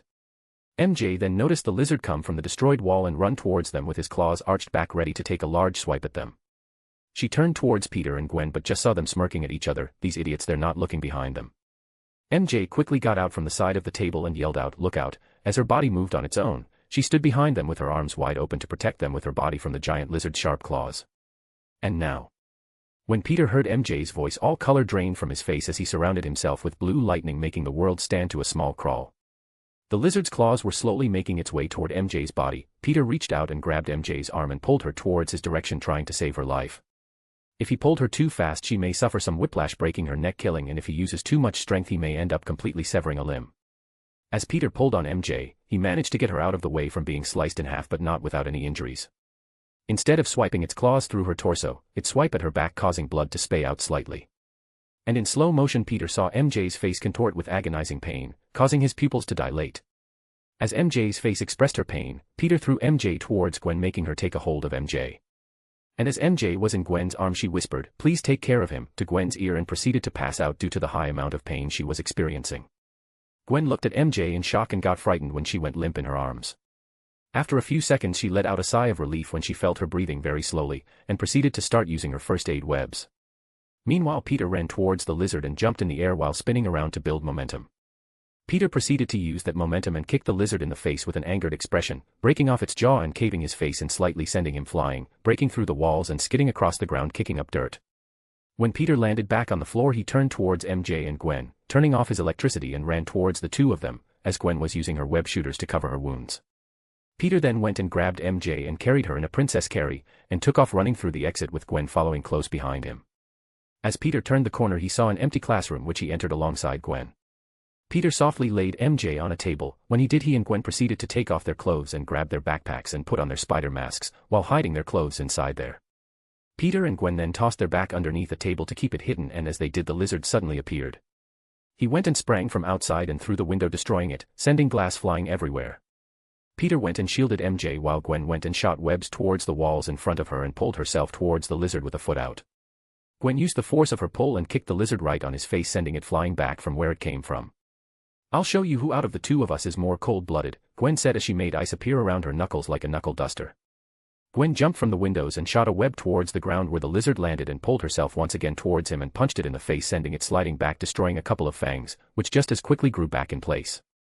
The lizard then got on all fours and propelled itself towards Gwen and made a slashing motion in her direction, which Gwen dodged. It made another and another and another and another and another, but Gwen, using her spidey senses, kept bopping and weaving. She then sent out an icy liver shot, causing it to roar in pain. Before going to what it was doing, trying to slash Gwen apart, after each slash Gwen would weave out of the way and send a punch right to the torso of the lizard, trying to tire it out. What Gwen didn't realize, however, was that the lizard was intentionally getting hit and slithering his tail sneakily towards Gwen. Due to it not being an attack just yet, the lizard was able to surprise Gwen by wrapping his tail around her leg. And just as it was about to swing its tail to send Gwen flying, Peter appeared. After making sure MJ wasn't hurt any further, Peter went out and saw the lizard wrap its tail around Gwen's ankle, but before the lizard could do anything else, Peter shot his webs towards Gwen's shoulder and pulled her out. When she got out, she did a flip in the air and landed back safely on the ground. Peter then shot a web towards the lizard's face and pulled towards him. "Hey lizard face, I hope it's shedding season soon," Peter said as he pulled, "since you'll be needing a new set of skin after I'm done with you." Peter gathered a bit of electricity in his fist and punched the lizard right on the center of his torso. When he arrived in front of Peter, it ended up leaving a scorch mark alongside a fist imprint right where it was hit. Chapter 54. Chapter 54. Third person's POV. As Peter punched the lizard with a fistful of electricity, it was sent flying back, destroying the ground as it went along, leaving a long trail within the dirt. As the lizard stood up, it once again shook his head, as the fist imprint on the lizard's torso started to fill itself up, healing very quickly. But as Peter saw the imprint, he couldn't help but quip, "I always seem to leave a shocking impression on everyone I met." Peter then turned towards Gwen. "It seems its regenerative abilities are on a whole other level. I tore his jaw earlier and it's been healed up since it appeared." Gwen nodded her head. "Yeah, I saw. I knocked out a few teeth out earlier and they just regrow. It looks like we need to exhaust it until it can't regenerate anymore." Both Gwen and Peter then started running towards the lizard, and the lizard ran towards them as well. Instead of sending its claws towards them, it spun around rapidly and whipped its sharp tail in their direction. Both of their spidey senses went off, causing them to move out of the way. Gwen rolled under the tail while Peter jumped over it. They both then started fighting the lizard in harmony with each other. No words were exchanged. People could tell how well they knew and trusted each other by how in sync they were being. Peter would send a punch across the lizard's face, making his head turn towards Gwen's direction, which she also followed up with a bunch. The lizard would come close to hurting and scratching them, but they would pull the other out of the way with their webs, making it more difficult for the lizard. Peter went and kneaded the lizard right on the face, causing its head to snap back, which Gwen used as an opportunity. She slid underneath the lizard, and as she did, she shot a web towards the back of its snapback head and proceeded to swing and throw its entire body onto the ground, causing it to crack and cave in slightly due to the force. Peter and Gwen then started to web the lizard as it tried to get up. They shot a web towards him and ran around in opposite directions, wrapped it up, making it difficult for it to move.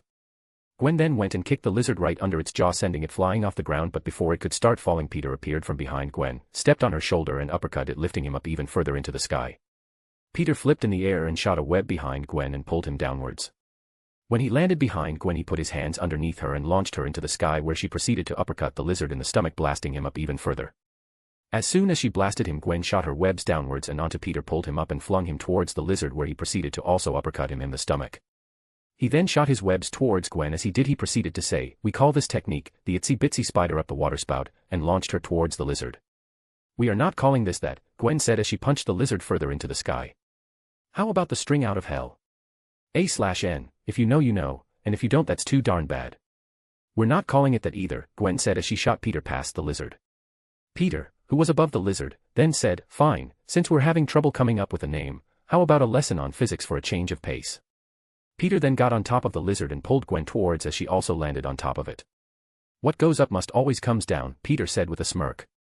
And when Gwen landed on the lizard and pressed down on him, she also said, "And the heavier something is, the harder it falls."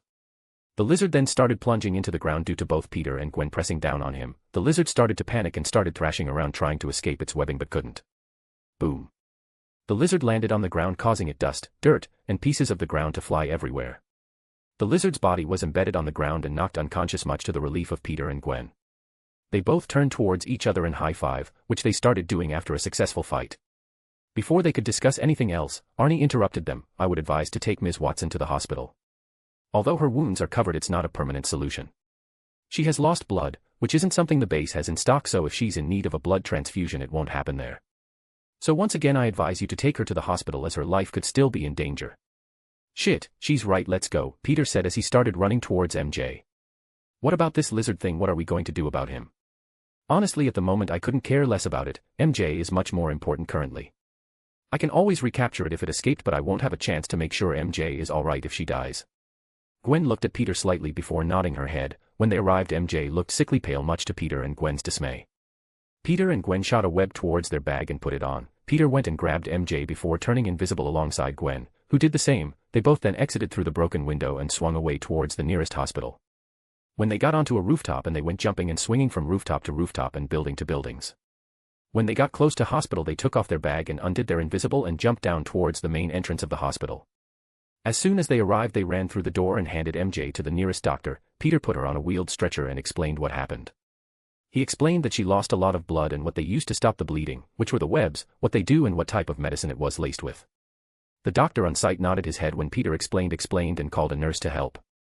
Bring her to room 303, it's currently empty, he said towards a nurse that appeared as he took a small flashlight from his coat pocket. He then went and opened an eyelid, flashed the eye with it, repeated the same thing with the other eye. The doctor didn't pay any attention to Peter anymore as he helped wheel the stretcher. Peter then sighed and looked at Gwen. They both nodded and exited the hospital. When they reached outside, they jumped and swung away towards the building where they left their bags. Once they arrived, they made sure Arie secured any visible cameras that could watch them. When they did, they took off their mask and started to change back to what they were previously wearing and waited a few seconds so they could go as civilians to visit MJ. Chapter 55. Third person's POV. After a few minutes, both Peter and Gwen parkour themselves down the building and run at a moderate speed towards the hospital. When they arrived, they went to the front desk. Hello, we're looking for a female patient that has arrived a few minutes earlier. She's a redhead. Peter then proceeded to describe Mary Jane's features to the receptionist. The receptionist nodded. She has just arrived and is currently being treated. Her injuries aren't fatal, but they could have been if Spider-Man didn't bring her here on time. She is being treated as we speak. She is going to be needing some stitches and a couple of blood transfusions due to the amount of blood she lost, but other than that she will be okay. In fact, if you wait for a couple of minutes, she should have the go-ahead to be receiving visitors. Peter and Gwen nodded graciously towards the receptionist and went and took a seat next to each other. When they sat down, Peter leaned his head back onto the wall and closed his eyes while Gwen snaked her arms around his, took a hold of his hand and leaned her head on his shoulder. Do you think it was a good idea to let it go? Gwen said, keeping it ambiguous so people don't know what they're talking about. No, that was a horrible judgment on my part, Peter said, pausing before continuing what he was saying. Whenever someone close to me gets hurt, I just seem to freak out. I'm sorry. Peter clenched Gwen's hand, feeling grateful to have her by his side. To me, during that situation, my mind narrows down on two things, the problem or the solution, whichever seems most efficient while completely discards the other. Like what happened with her father, he was a problem, so I dealt with him at time and discarded what I could have done differently, like ignoring him and making sure MJ was alright. I discarded that since I knew she wasn't seriously hurt, which wasn't the right thing to do. While in this case, Peter then leaned towards Gwen's head and whispered what he was going to say. While in this case, the problem was MJ's injury. My mind completely focused on that and discarded everything else involving the lizard axolotl hybrid. There's also the fact that this entire situation couldn't have happened if we took a different approach. Are you seriously blaming yourself for what happened? Gwen said, whispering right back, sounding shocked and annoyed. This isn't your fault, it's that lizard thing's fault. He was the one who hurt her while she was trying to protect us. That's the thing, she wouldn't have tried to protect us if she knew what we were. If we were more honest with her, she wouldn't have thought we needed help, Peter whispered with a solemn expression. Gwen moved her head and kissed Peter on the cheek and went back to resting her head on his shoulder. We have a good for keeping everything a secret. If we told everyone we knew what we were, it could put them in danger. And if we don't, it could do the same, Peter retorted back. Gwen said as she said, yes, but by a lesser amount. So please stop worrying about this. Plus you said we were going to tell my dad, Uncle Ben, Aunt May, and MJ, eventually. I think it's time we told them. We have been planning on it but have never found the perfect opportunity and have been delaying it due to our worry. Peter sighed and nodded his head. He kissed Gwen on the top of her head when his phone unexpectedly buzzed. When he took it out, he saw that it was Harry calling him. He showed it to Gwen and said, I'll be right back. Gwen nodded as Peter stood up and turned towards an empty hallway. He stood by a wall as he answered the phone. Hello. Peter said. Where are you? Is everything okay? Harry asked, sounding worried. I'm at the hospital. Before Peter had a chance to explain, Harry started bombarding him with questions. What happened? Are you okay? Is Gwen okay? Who's injured? How bad is the injury? Do you want me to be there? What about the lizard thing? I don't know, maybe someone forgot to take a hold of someone and take care of them like I told them to. Peter said with a bit of an edge on his voice. Oh God, MJ. I'm sorry, I know this is no excuse, but due to the chaos people kept bumping into us making us separate, I tried looking for her but I couldn't find her. Harry explained, sound guilty. Peter just sighs, no you don't need to explain, I shouldn't be taking it out on you. I'm just stressed with the whole situation, I'm sorry. No, it was my job to take care of them but I couldn't even do that, huh? So how did she get injured? Is she okay? Asterisk sigh asterisk, she tried to protect us from the lizard thingy not knowing we were just fine and almost died but I managed to pull her away slightly. Her back ended up being slashed through, they said she needs a couple of stitches and blood transfusions and everything would be okay. Harry let out a sigh of relief hearing that. The last thing he wanted to hear was that one of his close friends had lost their life. Do you need me to go over there? Harry asked, to which Peter just replied with a no. There's really no need, just relax and we'll talk later about what you wanted to talk about earlier. To which Harry hummed in affirmation, but before he could say anything else Peter saw a doctor heading towards Gwen's direction. I have to go, a doctor is coming, Peter said as he hung up and went towards Gwen. She is allowed to have visitors but be aware due to the medication she will be quite drowsy. Gwen and Peter nodded their heads and thanked the doctor for their services, which he seems appreciative about, and told them her room number. They both almost ran towards her room, and as they entered, MJ was seen in a hospital gown with droopy eyes looking like she could fall asleep any minute. Hey sleepyhead, Peter said softly. When MJ looked over she let out a sigh of relief, I'm glad to see the two of you are safe and sound. That should be our line, Gwen said, we're very glad to see you alive and well. I could be better, MJ replied with a tired smirk. Gwen then turned towards Peter and said, actually can you give us a few minutes alone, I need to talk to her about something important. What? But I just got here, Peter said, looking at Gwen weirdly. Peter then looked at MJ who just said, it's okay, I don't mind. Peter then looked at Peter and softly asked, please, sounding a bit vulnerable. Peter sighed, very well, just call me back in when you're done. I'll respect your privacy, and left the room. After Peter left, Gwen turned towards MJ and asked, why? Why would you do something so stupid? MJ awkwardly smiled, I can guess you already know why. Gwen nodded her head, that's true but I want to hear it from you. It was MJ's turn to sigh as she said, very well, since you want to hear it. There is just one simple reason. MJ paused slightly before continuing. I'm completely in love with Peter Parker. Chapter 56, Chapter 56. Gwen's POV. I watched as Peter looked at me for a bit, studying my expression, before sighing and leaving the room. As he left I turned towards MJ and prepared myself for the conversation that was long overdue. But first I waited for a few seconds just to give Peter time to walk away since he would be able to hear us due to our enhanced senses. After a few seconds I could help myself but asked, why? Why would you do something so stupid? MJ's faces gained an awkward smile as she debated what to say. I can guess you already know why, she finally decided to say. And of course I know. It couldn't have been more obvious, the way she looks at him, the way she acts towards him compared to everyone else, how close they are, the small gestures that are difficult to pick up if one wasn't paying attention. It really couldn't have been more obvious. But I still wanted to hear her say it. It's the only way I'll be able to accept it, I want her to confirm my thoughts with her words alone. I want to hear from her very own words the thing she has kept hidden in her heart. I want to hear the reason why she was willing to give up her life for him. That's true but I want to hear it from you, I said, expressing my inner turmoil into one sentence. MJ then lets out a heavy sigh, expressing how heavy her next words are, I think she wasn't ever going to express these feelings. This is most likely something she planned to take to her very own grave, she says, very well, since you want to hear it. There is just one simple reason. She pauses as her sleepy expression completely disappears, showing that what she would say next is something she said with 100% seriousness and not something she said while slightly drugged up. I'm completely in love with Peter Parker. And there it is, the $1,000,000 answer. I let out a sigh as soon as I heard those words, I don't know of what though. A sigh of relief, a sigh of exhaustion, a sigh of exasperation, a sigh of acceptance, or a sigh of defeat. I simply don't know. I'm sorry, MJ whispered out, which caught me off guard. I tilted my head in confusion. What are you saying sorry for? If you're saying sorry for loving him then don't, that is disrespecting your feelings and the love you have towards him. We can't help with who we fall in love with, and sometimes that love makes us do very, very, very stupid and idiotic things. Like what you did back there, that was not very smart to say the least. Do you have any idea how much your death would have affected Peter if you went and died sacrificing your life for him? He wouldn't have been able to forgive himself. Believe or not, Peter cares a great deal about you. I then let out a sigh as I said, I know I'm probably going to regret this in the future, but fuck it, like I said, love makes us do dumb things.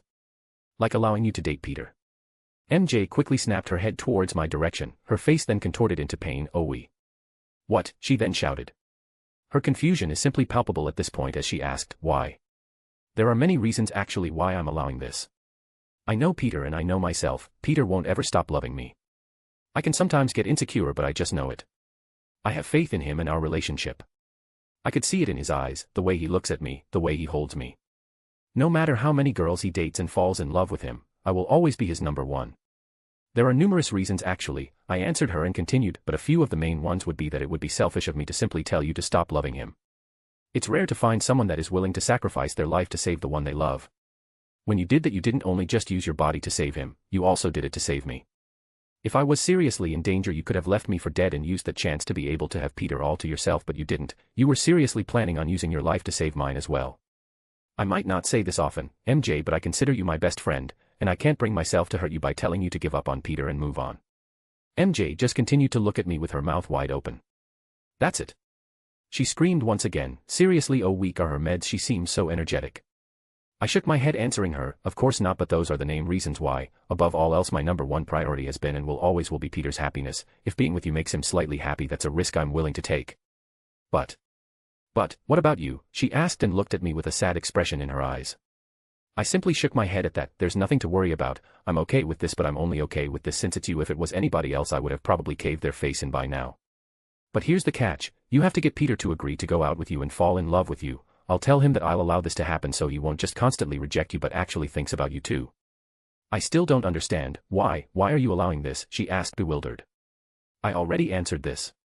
I allow this simply because it's you. If it was anybody else, I would have probably caved their face in, I said pretty smugly, since I have the ability to actually do it. Mary Jane's eyelids then started appearing heavier and heavier, and she started speaking slower and slower as she said, "You are a good girlfriend.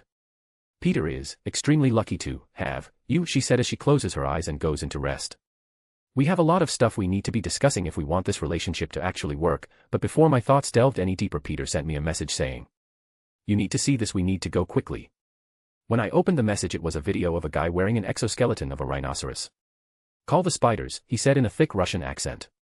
"'Cause Rhino is taking charge," he said while running and smashing his horn into a police car, sending it flying towards the bank he was standing in front of with a flick. What the fuck is wrong with the city? A/N, check out my new FIC I just posted. It's called Percy Jackson, Son of Hades, Prince of the Underworld, Face Blowing a Kiss. The FIC schedule would be my SO FIC and this one tomorrow, and my EIS FIC with my JJK FIC with the one after that one. Yeah, this FIC won't be daily anymore. Chapter 57. Chapter 57. Third person's POV. Gwen looked at MJ before quietly leaving the room. She found Peter a few feet down the hall waiting for her on his phone. It looked like he was texting someone. We can't just leave her here all by herself. What if she wakes up and finds herself all alone? Gwen said when she arrived in front of Peter. She fell asleep. Peter asked, to which Gwen nodded. Peter then showed Gwen his phone and said, "She won't be alone. I texted Harry and told him to bring Felicia. So she wouldn't be by herself." Gwen nodded her head and sighed. "Well, what are we waiting for? Let's go."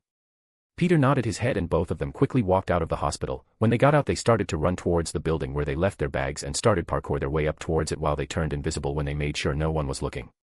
Once on the rooftop, they took off their clothes, leaving them in their superhero outfits, and with a quick jump they swung away towards their opponent's direction. "I think I just found the Russian mercenary Harry was talking about," Peter said mid-swinging. "Oh. What gave it away? Was it him calling us out or his exoskeleton in the shape of a rhino?" Gwen retorted back with a smirk. "It was actually his Russian accent," Peter said with a laugh. They soon arrived and found the rhino, who was wearing a large armor with the shape of a rhinoceros, like what he was wearing during the Amazing Spider-Man 2, going on a rampage tossing around cop cars. I said, "Bring me ZE spiders. Your puny bullets, they do nothing." Peter leaped towards Rhino and shouted, "Oh yeah, how about my fist," and punched the rhino, sending him flying back, tumbling across the road. The rhino slammed his fist on the ground, slowing him down into a stop. He shook his head and looked to see where the punch came from. When the rhino saw them, he just smirked. "Perfect." Rhino started sliding his feet on the ground like a bull charging up an attack. He then took off into a run, running straight towards Peter. Every step Rhino took, the ground would leave his metallic footprint due to his weight.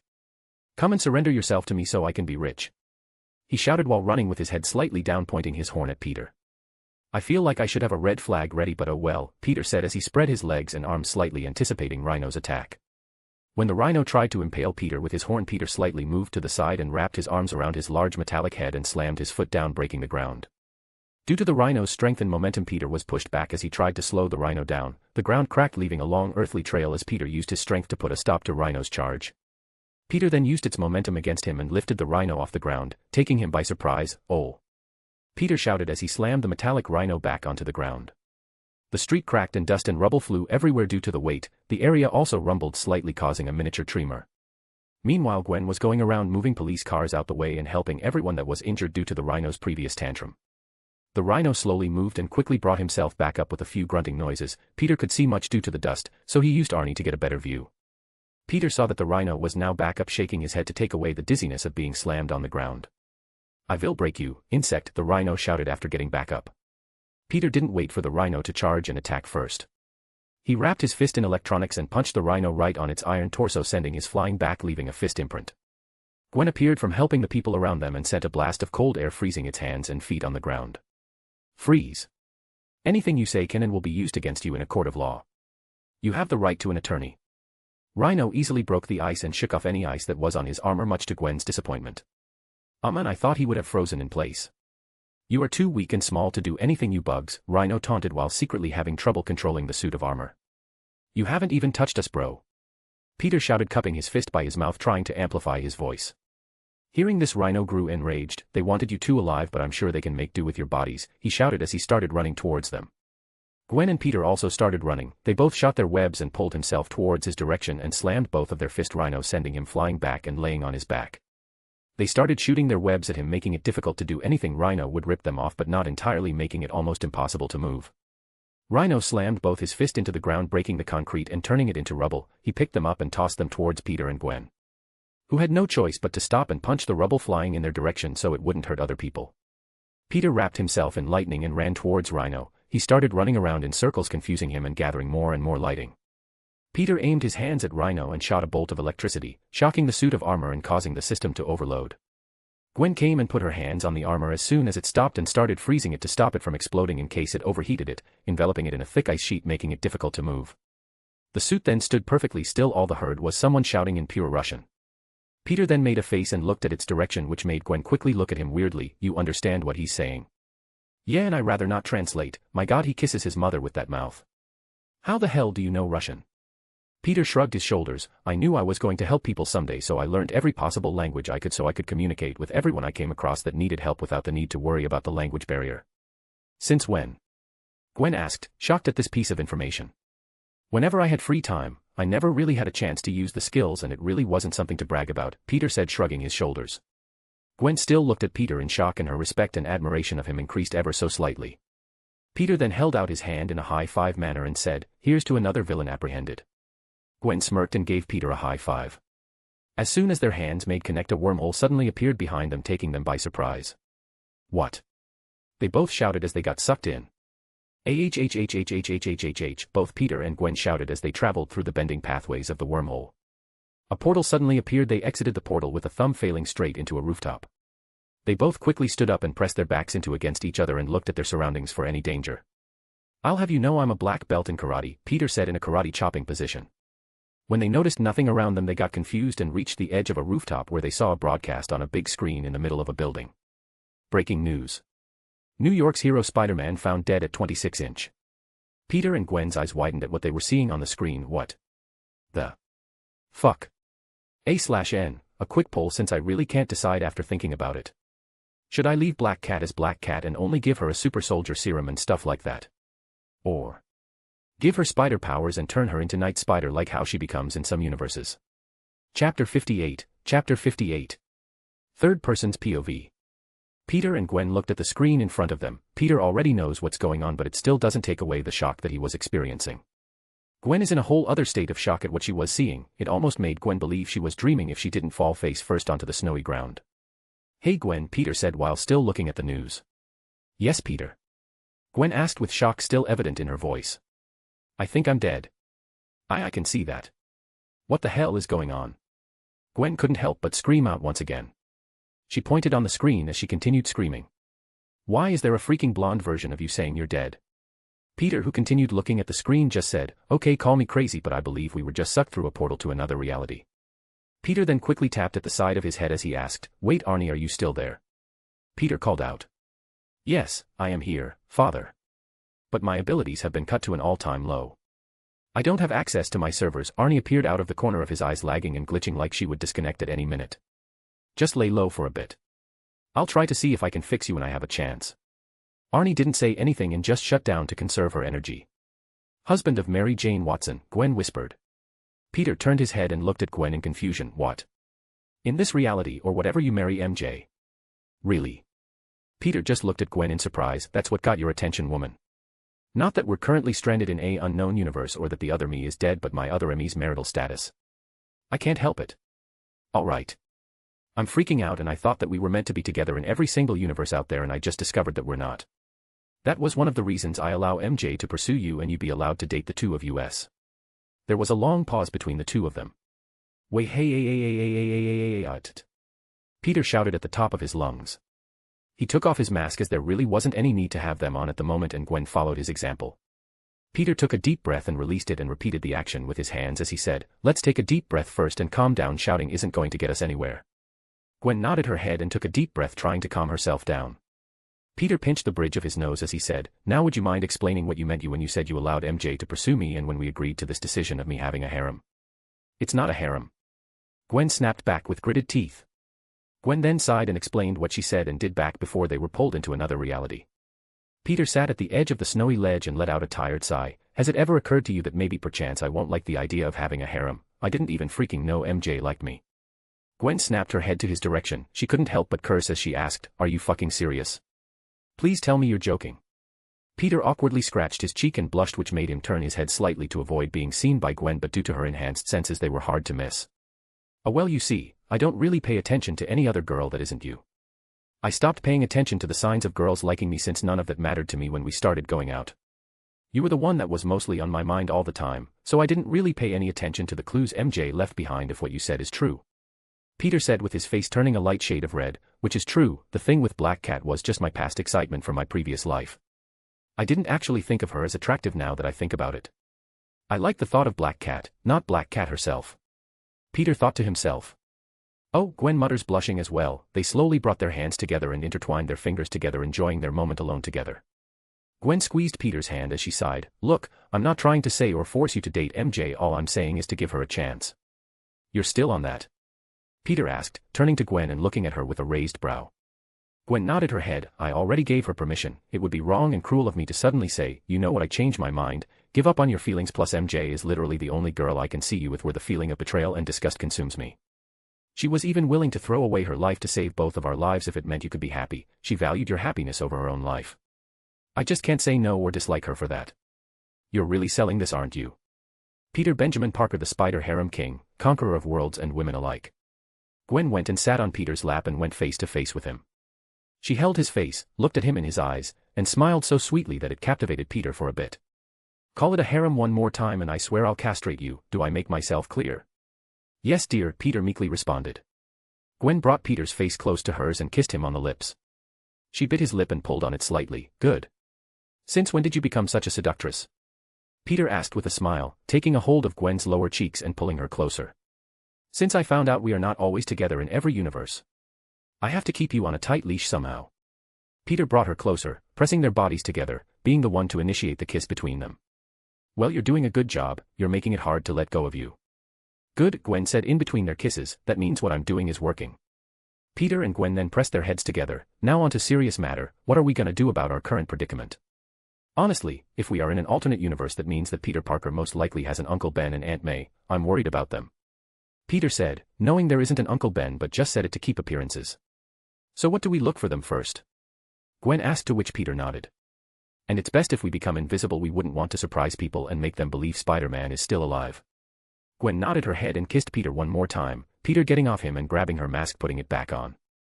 Which prompted Peter to do the same. They both turned invisible and jumped off the building and started heading towards Aunt May's direction. Chapter 59. Chapter 59. Third person's POV. Do you even know where Aunt May and Uncle Ben live in this world? Gwen asked while in between swings.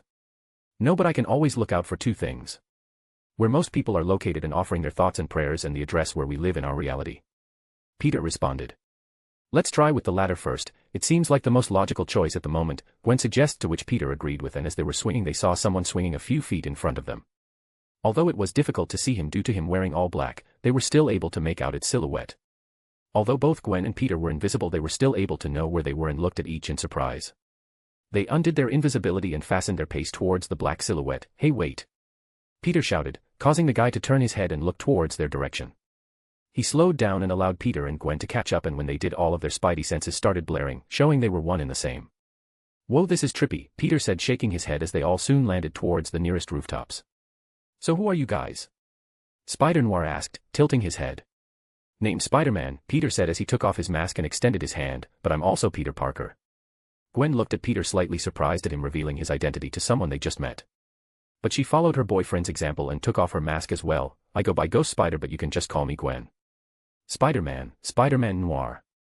"But you can just call me Noir, I also go by Peter Parker," he said, but didn't go and reach for his mask. Peter and Gwen just decided to leave it off as they felt they would need to take it on and off constantly. "Wait, were you also sucked in through a portal and randomly appear here?" Gwen asked. To which Noir nodded his head, "And based on your reactions and words, I take it you arrived the same way." "I see, so we weren't the only one. Do you think there are more of us from different universes?" Gwen asked. "Absolutely, in fact I'm 100% sure," Peter said, nodding his head. Gwen looked at him in confusion and asked, "How can you be so sure?" "Well, I don't know, maybe because there's a spider pig swinging behind Noir." Noir turns around and Gwen leans to look behind him to see a cartoonish pig in a spider costume swinging on his webs. "Okay, I have seen everything this life has to offer," Gwen said, looking at it with a deadpan expression. "Oi! Piggers!" Peter yelled out while cupping his hands by his mouth. Spider-Ham, who was swinging towards Aunt May's location, turns his head when he hears someone calling out to him. He switches direction and arrives in front of everyone. Their spidey senses goes off again, and after shaking their heads to get rid of their disorientation, Spider-Ham introduces himself. "Pleasure to meet you, everybody. Peter Parker at your service, also known as Spider-Ham." Gwen snorted when she heard that. Peter just looked at her with a deadpan expression as he just says, "Gwendolyn," which caused her to pout and kick him on the ankles. Peter started hopping on one foot while holding the other. "Ouchie, ow, ow, ow. Call me that again and next time it'll be harder." Gwen then turns to the rest of the spiders' direction and starts to introduce everyone. She then asks, "So where are you all going? It looks like we are heading towards the same direction." They all nodded their heads as they said, "Yeah, I'm going to Aunt May's place," both Noir and Parker say at the same time, while Gwen mentions Uncle Ben, causing the two of them to look at Peter and Gwen in surprise. "Your Uncle Ben is alive?" Hearing each other say the same thing, both Noir and Parker look at each other and ask, "Yours is also dead too? Are the two of you from the same universe?" Noir asked, to which Peter nodded. "And yes, our Uncle Ben is alive, why wouldn't he be?" Peter asked, even though he knew why, but they didn't say anything and just kept quiet. "Well, anyway, since we're going to the same place, why don't we go together?" Gwen asked, to which they all nodded their heads. And with a jump they all shoot their webs and start swinging away in the same direction, which just confirmed the way to both Gwen and Peter. When they arrive, they notice pictures and plushies of Spider-Man and this universe's Peter Parker with candles spread around the house. They jumped down from the sky and landed on Aunt May's front door, where they all proceeded to knock at the same time. After a few seconds, Aunt May answers the door with a tissue on hand and red eyes. "Aunt May," they all softly called out to her, seeing her in such a state. "Peter?" Aunt May asked in a surprised tone when she heard the endearing way they all called to her. It sounds the same way her Peter used to call her. Peter, MC, Noir, and Spider-Ham all nodded their heads, confirming her thoughts on the matter. "May we come in?" Noir asked, taking off his hat and putting it near his chest. Aunt May nodded her head and made way while still looking at everyone in shock. But before anyone could go in, they all felt their spidey senses go off again, detecting someone behind them. "Hope I'm not too late and you guys don't mind me joining in. My spidey senses told me to come here." They turn around surprised to see another Gwen behind them with a little girl of Asian descent next to her with a giant mecha spider behind them. Both Gwens then looked and pointed at each other in surprise. "Holy moly, there are two of us." Chapter 60. Third person's POV. The two Gwen looked at each other in shock. They slowly held out their palm and made their hands slowly touch. They waited in anticipation, as if the universe would collapse on itself if they made contact. Boom. Peter shouted, causing both of them to jump in fright. Peter started laughing seeing them jump, while his Gwen slapped him on the shoulder. "Don't do that. You almost gave a heart attack." "Ha ha ha, sorry, I couldn't help it," Peter said in between his laughs. "Just what is going on?" Aunt May asked, seeing so many people gathered dressed in different Spider-Man outfits. Peter and the rest of them looked at Aunt May awkwardly and slowly entered her living room. Well, first thing first, I'm sorry for your loss, Aunt May," Peter said sincerely, which the others soon followed. But Peter didn't get to finish what he was saying as they started glitching. They all then groaned in pain, which caused Aunt May to look at them with worry. Okay, ow, as I was saying, we're not from this universe. I believe that whatever killed this Peter Parker is related to what brought us all here. It makes sense, one way or another we are all related to Spider-Man, Noir said while looking around. It could be what caused that earthquake earlier, Aunt May said while looking at everyone. Tears slowly streamed down her face thinking about what could have caused Peter's death. All the Spider-Men/women started comforting her. I could look into it, but I would need my AI for it, Peter said while contemplating letting out a hint. You have an AI? Penny Parker asked. To which Peter nodded with a proud smirk. He then showed his mask as he then explained, built her myself, she's currently resting and needs a powerful server to operate. Cool mecha, by the way, do you mind if I study it when we have the chance? Peter asked looking out the window and at the giant metal spider. I don't mind, Penny said, shrugging her shoulders. I got just the thing you need, follow me, Aunt May said, grabbing her keys. Everyone soon started following Aunt May outside as she went out back and towards the shed. Even the mecha started following behind them. As Aunt May inserted the key into the lock, a bright red spider symbol appeared, which was followed by the door gaining a spider symbol as well, opening up leading into a high-tech elevator. I'm definitely stealing some of these ideas, cause that was sick, Peter said as he along with everyone else entered. Gwen just scoffed and playfully smacked his arm, be respectful. You two seem awfully close, Gwen too said, noticing how they interacted with each other and how handsy they are with each other. Gwen just looked at Gwen too confused, well yeah, I sure hope we're close, he's my boyfriend after all. Aunt May pressed the elevator button once everyone was inside, while Gwen too looked at the two in shock before blushing slightly then looking downcast. As they started going down, different gadgets and machinery were on display, and when they reached the bottom floor, they were in the middle of the room with different Spider-Man outfits displayed neatly side by side. Okay, I'm definitely stealing some of these ideas, Peter said looking around. Aunt May looked at Peter with a smile as she says, well then I hope you put them to good use. Peter just smiled right back. Aunt May pointed at the large monitor and computer system as she said, you can use that. Peter nodded and went ahead of everyone, took the mask and turned it inside out. He looked around the large computer and started looking around it until he found a cable. Here it is, Peter said as he connected the cable to the mask. A loading screen with a loading bar appears on the screen. That's weird, Peter said, thinking of what the problem could be. But after thinking for a few secs he just shrugged his shoulder and waited. So while they waited, everyone started to get to know each. So what happened with your Peter? Gwen asked Gwen too after thinking about her reaction to the news of them dating. He's dead. He turned into this lizard monster and I wasn't able to save him, Gwen too said with a downcast expression on her face. Gwen went and hugged Gwen too and started reassuring her that everything was going to be alright. As for me, I'm alone. Just the way I like it. My only solace is the night and my enemies. Noir said. Penny opened up the mecha and out came the little spider, it was resting on her shoulder. I have a telepathic link with this little guy. No way. You kept yours alive too, Peter. Although he was faking a bit of his excitement, he was happy to meet someone that also kept their spider alive. Have you named yours? Peter asked. Penny just shook her head. I haven't really had a need to name her, Penny, which she then paused and looked at Peter in confusion. Wait, did you really name your spider? Of course, Mr. Daddy Long Legs is one of a kind after all. Everyone stopped talking with each other and turned to look at Peter, giving him a really look. Peter's face then grew slightly red as he got embarrassed. It's not that bad, all right. Father. Everyone quickly turned to look towards where they heard the voice of an energetic little girl. Peter's eyes widened in shock at what he was seeing. Arnie. Is that you? In the large monitor behind them, a little girl with the lower body of a spider appeared. She had light purple short hair, 2 large eyes with 6 little eyes above them and a happy grin plastered on her face. Pick. The girl in the monitor pouted. What? Father doesn't recognize me now that I had a bit of a makeover. A makeover? You had a whole surgical procedure, Gwen said, looking at Arnie in surprise. And I take it that is not normal? Porker asked, looking at Gwen's and Peter's reaction. No, it's not. She was, let's just say, a bit more robotic than she is now. Gwen said, still looking at Arnie in shock. And it's all Father's fault, Mother. He was too lazy to make a power source even though he's smart enough to do it and build me a quantum computer for my processing speed and development. Oi. Don't throw me under the bus now. I was just waiting for the right opportunity, Peter said with a weary smile.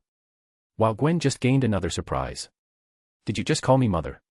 Arnie nodded her little head. Of course, you will one day be Father's wife and was there through it all when he was making me, so it's natural that you would be my mother. Peter looked at Gwen's shocked expression and nudged her slightly. Congratulations on the promotion. So how did all this happen? Penny asked, looking at Peter's now super advanced AI. It's thanks to the computer system I'm currently in. Whoever made it really knows their stuff. I was able to study emotions and human interactions better thanks to the processing power and storage it has. So I was able to develop my own taste and looks. So what do you think, Father? Peter just looked at Arie proudly. You look amazing. Chapter 61. Chapter 61. Third person's POV. Now on to important matters. Arie can hack into any surveillance cameras/systems and look for this world Spider-Man's last moment, Peter said as his expression turned serious. Arie nodded her head. It'll only take a few seconds and Father. Yeah.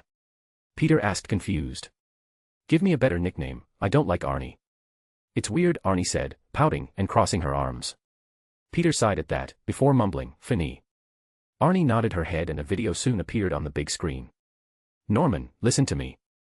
I can't let you open a portal to another dimension, this world Spider-Man said while being up against a green metal container. Everyone stopped what they were doing and paid attention to the screen, listening to everything.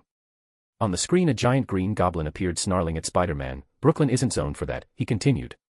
It's not up to me, he growled, making his way towards Spider-Man. Why won't you quit? He continued. I guess I like Brooklyn not being sucked into a black hole, Spider-Man said while dodging Green Goblin as it went and tried to punch him but only ended up hitting the container. Spider-Man started webbing his way around the environment, swinging from a crane and kicking Green Goblin in the face. Staten Island maybe, but not Brooklyn.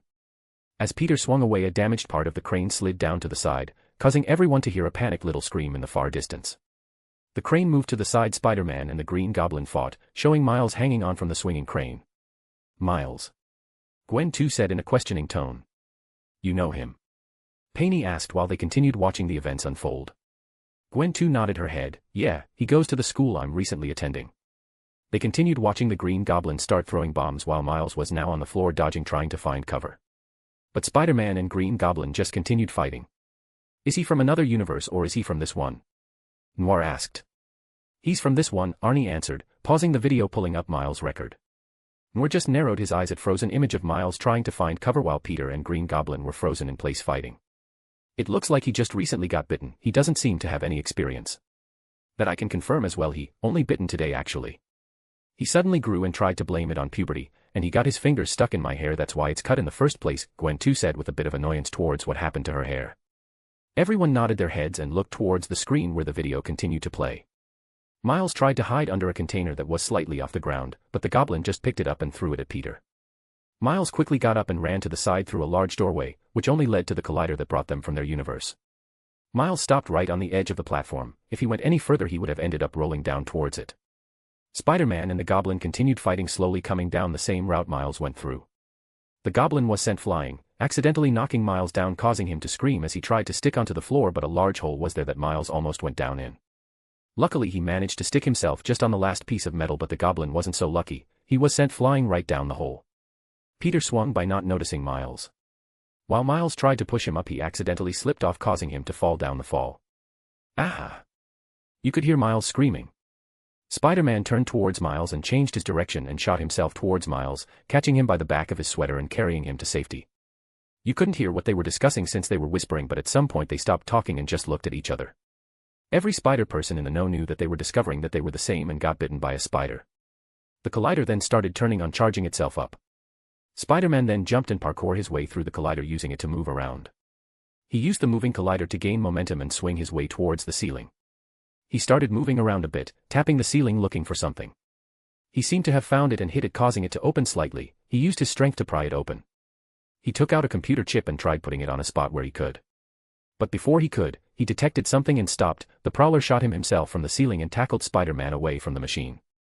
They started fighting each other in the air for a while before the Prowler kicked him with his powered-up boots, sending him flying to a part of the collider. As he laid down he sighed before going up and fighting the Prowler in hand-to-hand combat for a bit. The Prowler punched him, pushing him back towards the spinning part of the collider. Spider-Man stopped it with one hand before he tried to web his way back to fighting the Prowler. But before he made it far, the Green Goblin swooped down and dropped on top of him, stopping him from advancing. As he was being held down, the Prowler jumped down from the collider and got away. As the collider started gaining more power, the light started to brighten, showing it close to activation. No. No, don't do this. Stop. Spider-Man yelled. You don't know what it could do. You'll kill us all. A part of the machine came down right on the middle of the collider. The collider then turned on, shooting a red beam from each side and started colliding into each other. Arie then started showing different effects of the multiple dimensions opening around Brooklyn from different camera angles. Back to Spider-Man, the Green Goblin got hit by part of the machine causing him to be unconscious and release Spider-Man. He slid off him and off the machine. Peter tried to swing away but just as quickly as Green Goblin lost consciousness he quickly regained it. He shot towards Peter and grabbed him using his foot. He flew Peter and smashed his head inside the red beam, causing Aunt May to flinch and look away. She couldn't see it, she couldn't see her nephew, the same one she treated as a son, die like that. Spider-Ham went and held Aunt May's hand as he continued watching everything without saying a word, which was unusual from someone of his nature. After a few seconds of Goblin smashing Peter's head inside the collider, a giant explosion occurred, making the camera start glitching and cut off for a bit. Chapter 62. Third person's POV. Seeing the explosions that occurred, everyone there thought that was the end of it and that's how Spider-Man died. But before they could turn towards each to talk, Arnie interrupted them. Wait, that isn't the end of it. Everyone, including Aunt May, were taken by surprise when they heard her. They waited for a few seconds before the screen in front of them started glitching and flickering on and off. Everything was a mess, rubble was everywhere, sparks were flying about. The Green Goblin was smashed against the way with its head going right through a wall behind him. When Peter saw that, he narrowed his eyes. That isn't what happened. He was supposed to be crushed to death by the rubble and machines, but he just looks knocked out. It looks like our arrival has already started changing some things. On the monitor the video switched to Spider-Man's position. The place seems to be going in circles slightly. As Spider-Man sat on the ground a few feet away looking very injured, Aunt May covered her mouth to stop herself from gasping loudly. What's happening to the video? Gwen too asked, seeing it just spinning slightly and Miles slowly approaching. It looks like something happened to the wiring and is just dangling there, Arnie said while switching towards another perspective, her little avatar coming into the screen pointing to the little dangling piece of camera. She then switches back the perspective towards Spider-Man and resumes the video of Miles going towards Peter trying to help. Hey! Are you okay? Miles says to Spider-Man, but they could barely hear it, sounding somewhat close to a whisper. Arnie, can you reconfigure the sound and amplify it? Peter said while standing next to Gwen, his expression turning serious and crossing his arms, especially after seeing this world's goblin not dead under some rubble. On it, Daddy. Arnie cheerily said, breaking Peter's serious expression. His cheeks started turning slightly red, which Gwen caught. Gwen turned her head to the side and covered her mouth slightly before snickering to herself. She patted Peter's arm. Hear that? You're a daddy now, she said between her snickers. The scene quickly replayed, causing the serious situation to return. I'm fine, just resting. Spider-Man said, answering Miles's question. Can you get up? Miles asked anxiously. Yeah, Spider-Man said, sounding exasperated. Yeah, I always get up, he said while resting his back. Which caused him to start coughing. The coughing is probably not a good sign, Spider-Man said, stating the obvious, trying to lighten the mood. Find him, now. Kingpin aka Wilson Fisk demanded. Spider-Man took a hold of Miles's sweater and pulled him closer. Listen, we got to team up here. We don't have that much time.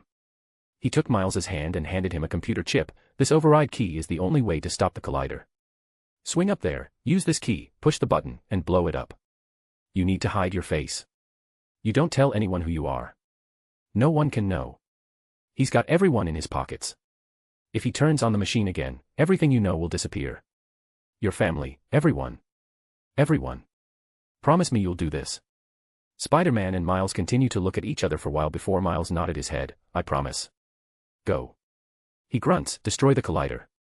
I'll come and find you, he yelled, which caused him to start coughing again.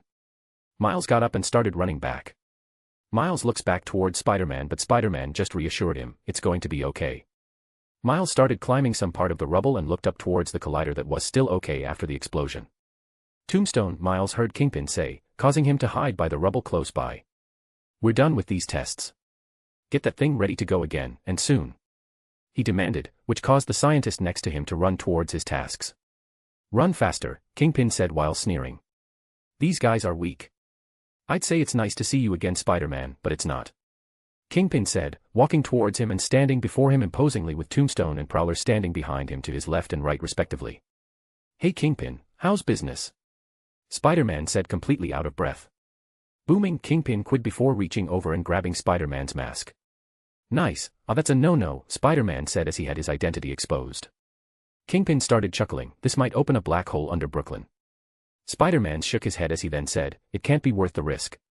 Kingpin leaned in closely, it's not always about the money, Spider-Man. The Prowler then stepped forward and took out his claws, causing Spider-Man to roll his eyes and groan.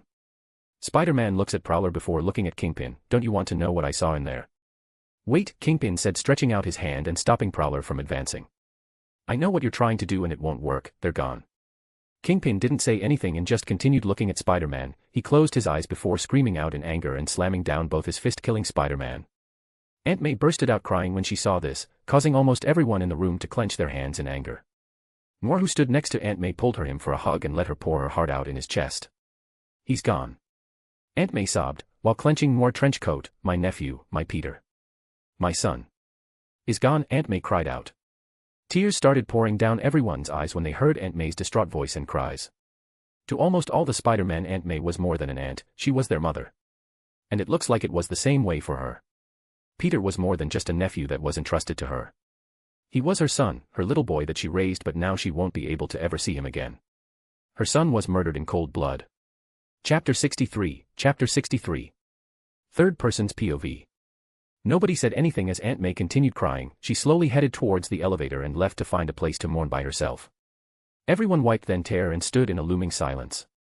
"Please tell me I'm not the only one having murderous thoughts towards Kingpin," Peter said, breaking the silence. "I'm feeling the same way," Spider-Man Noir said solemnly. Gwen too looked at them in surprise. "You guys are serious?" She looked around and saw that nobody said anything. Peter once broke the silence. "Obviously no, we're not savages that deal with things purely with our instincts, but I can't deny that the feeling is there. I don't know how it is in your universe or what your relationship with Aunt May is, but she has taken care of me since I was a little boy, always worrying about me and making sure I'm alright, and I will say this with all honesty. I would kill for that woman, no matter from what universe she's from." The other spider people nodded their heads as well in agreement, taking Gwen too by surprise. She looked at her counterpart and was surprised to see her nodding her head along with the others. "Even you?" To which Gwen nodded her head. "In our world my mother died while giving birth to me, so it was mostly my dad and I for most of our lives."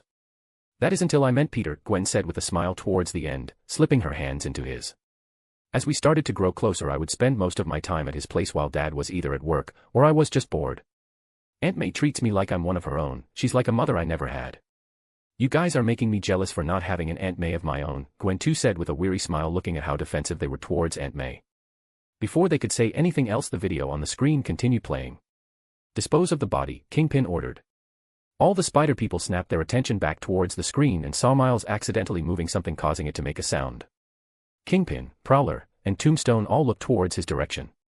Miles, seeing that, took off running without looking back. "Kill that guy," Kingpin said coldly, causing the Prowler to start running towards Miles, chasing him. Miles started running back the way he came from, with the Prowler following close behind. The camera switched to a subway tunnel system where Miles was running from the Prowler.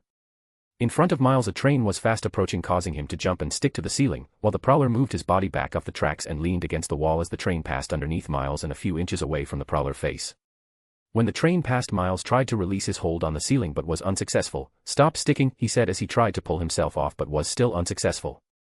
The Prowler was slowly making his way towards him, extracting his claws. When Miles saw and heard that his attempt at trying unstick himself became forceful. Cracks started growing on the ceiling while Miles kept yelling, "Stop sticking." He closed his eyes and tried concentrating and pulled his hands off with a big tug, causing a bit of the ceiling to come off. Miles landed on the ground with a roll and immediately transitioned into running, which the Prowler quickly followed. Miles continued running through the tunnel until he saw a train coming through the entrance of the tunnel. Miles picked up his speed and jumped towards the subway platform, and the training to continue going through the tunnel made it block the Prowler for a bit, which gave Miles the perfect opportunity to get away from the Prowler. Seeing this, Gwen too let out a sigh of relief. It looks like he managed to get away in time. So what about now? What's his current location and condition?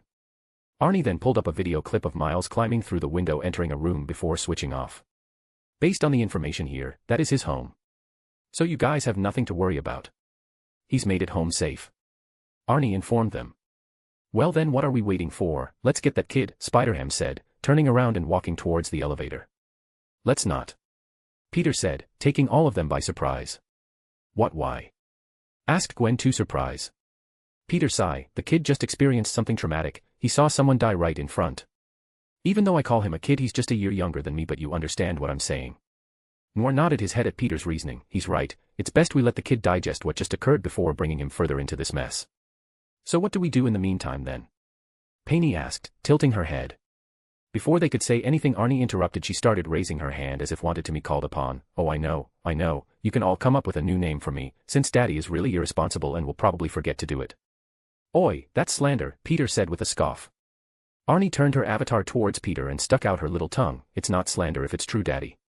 Peter held his chest and took a step back before putting a hand on Gwen's shoulder, Gwen honey, our daughter is entering her rebellious phase. Gwen just smiled and shook her head. How about Spinny? Painey said after thinking about it and looking at her cute avatar.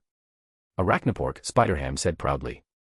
The dark spider of the evanescent stars in the sky, Noir said while looking at the distance with the wind fluttering on his trench coat, even though they were in a basement.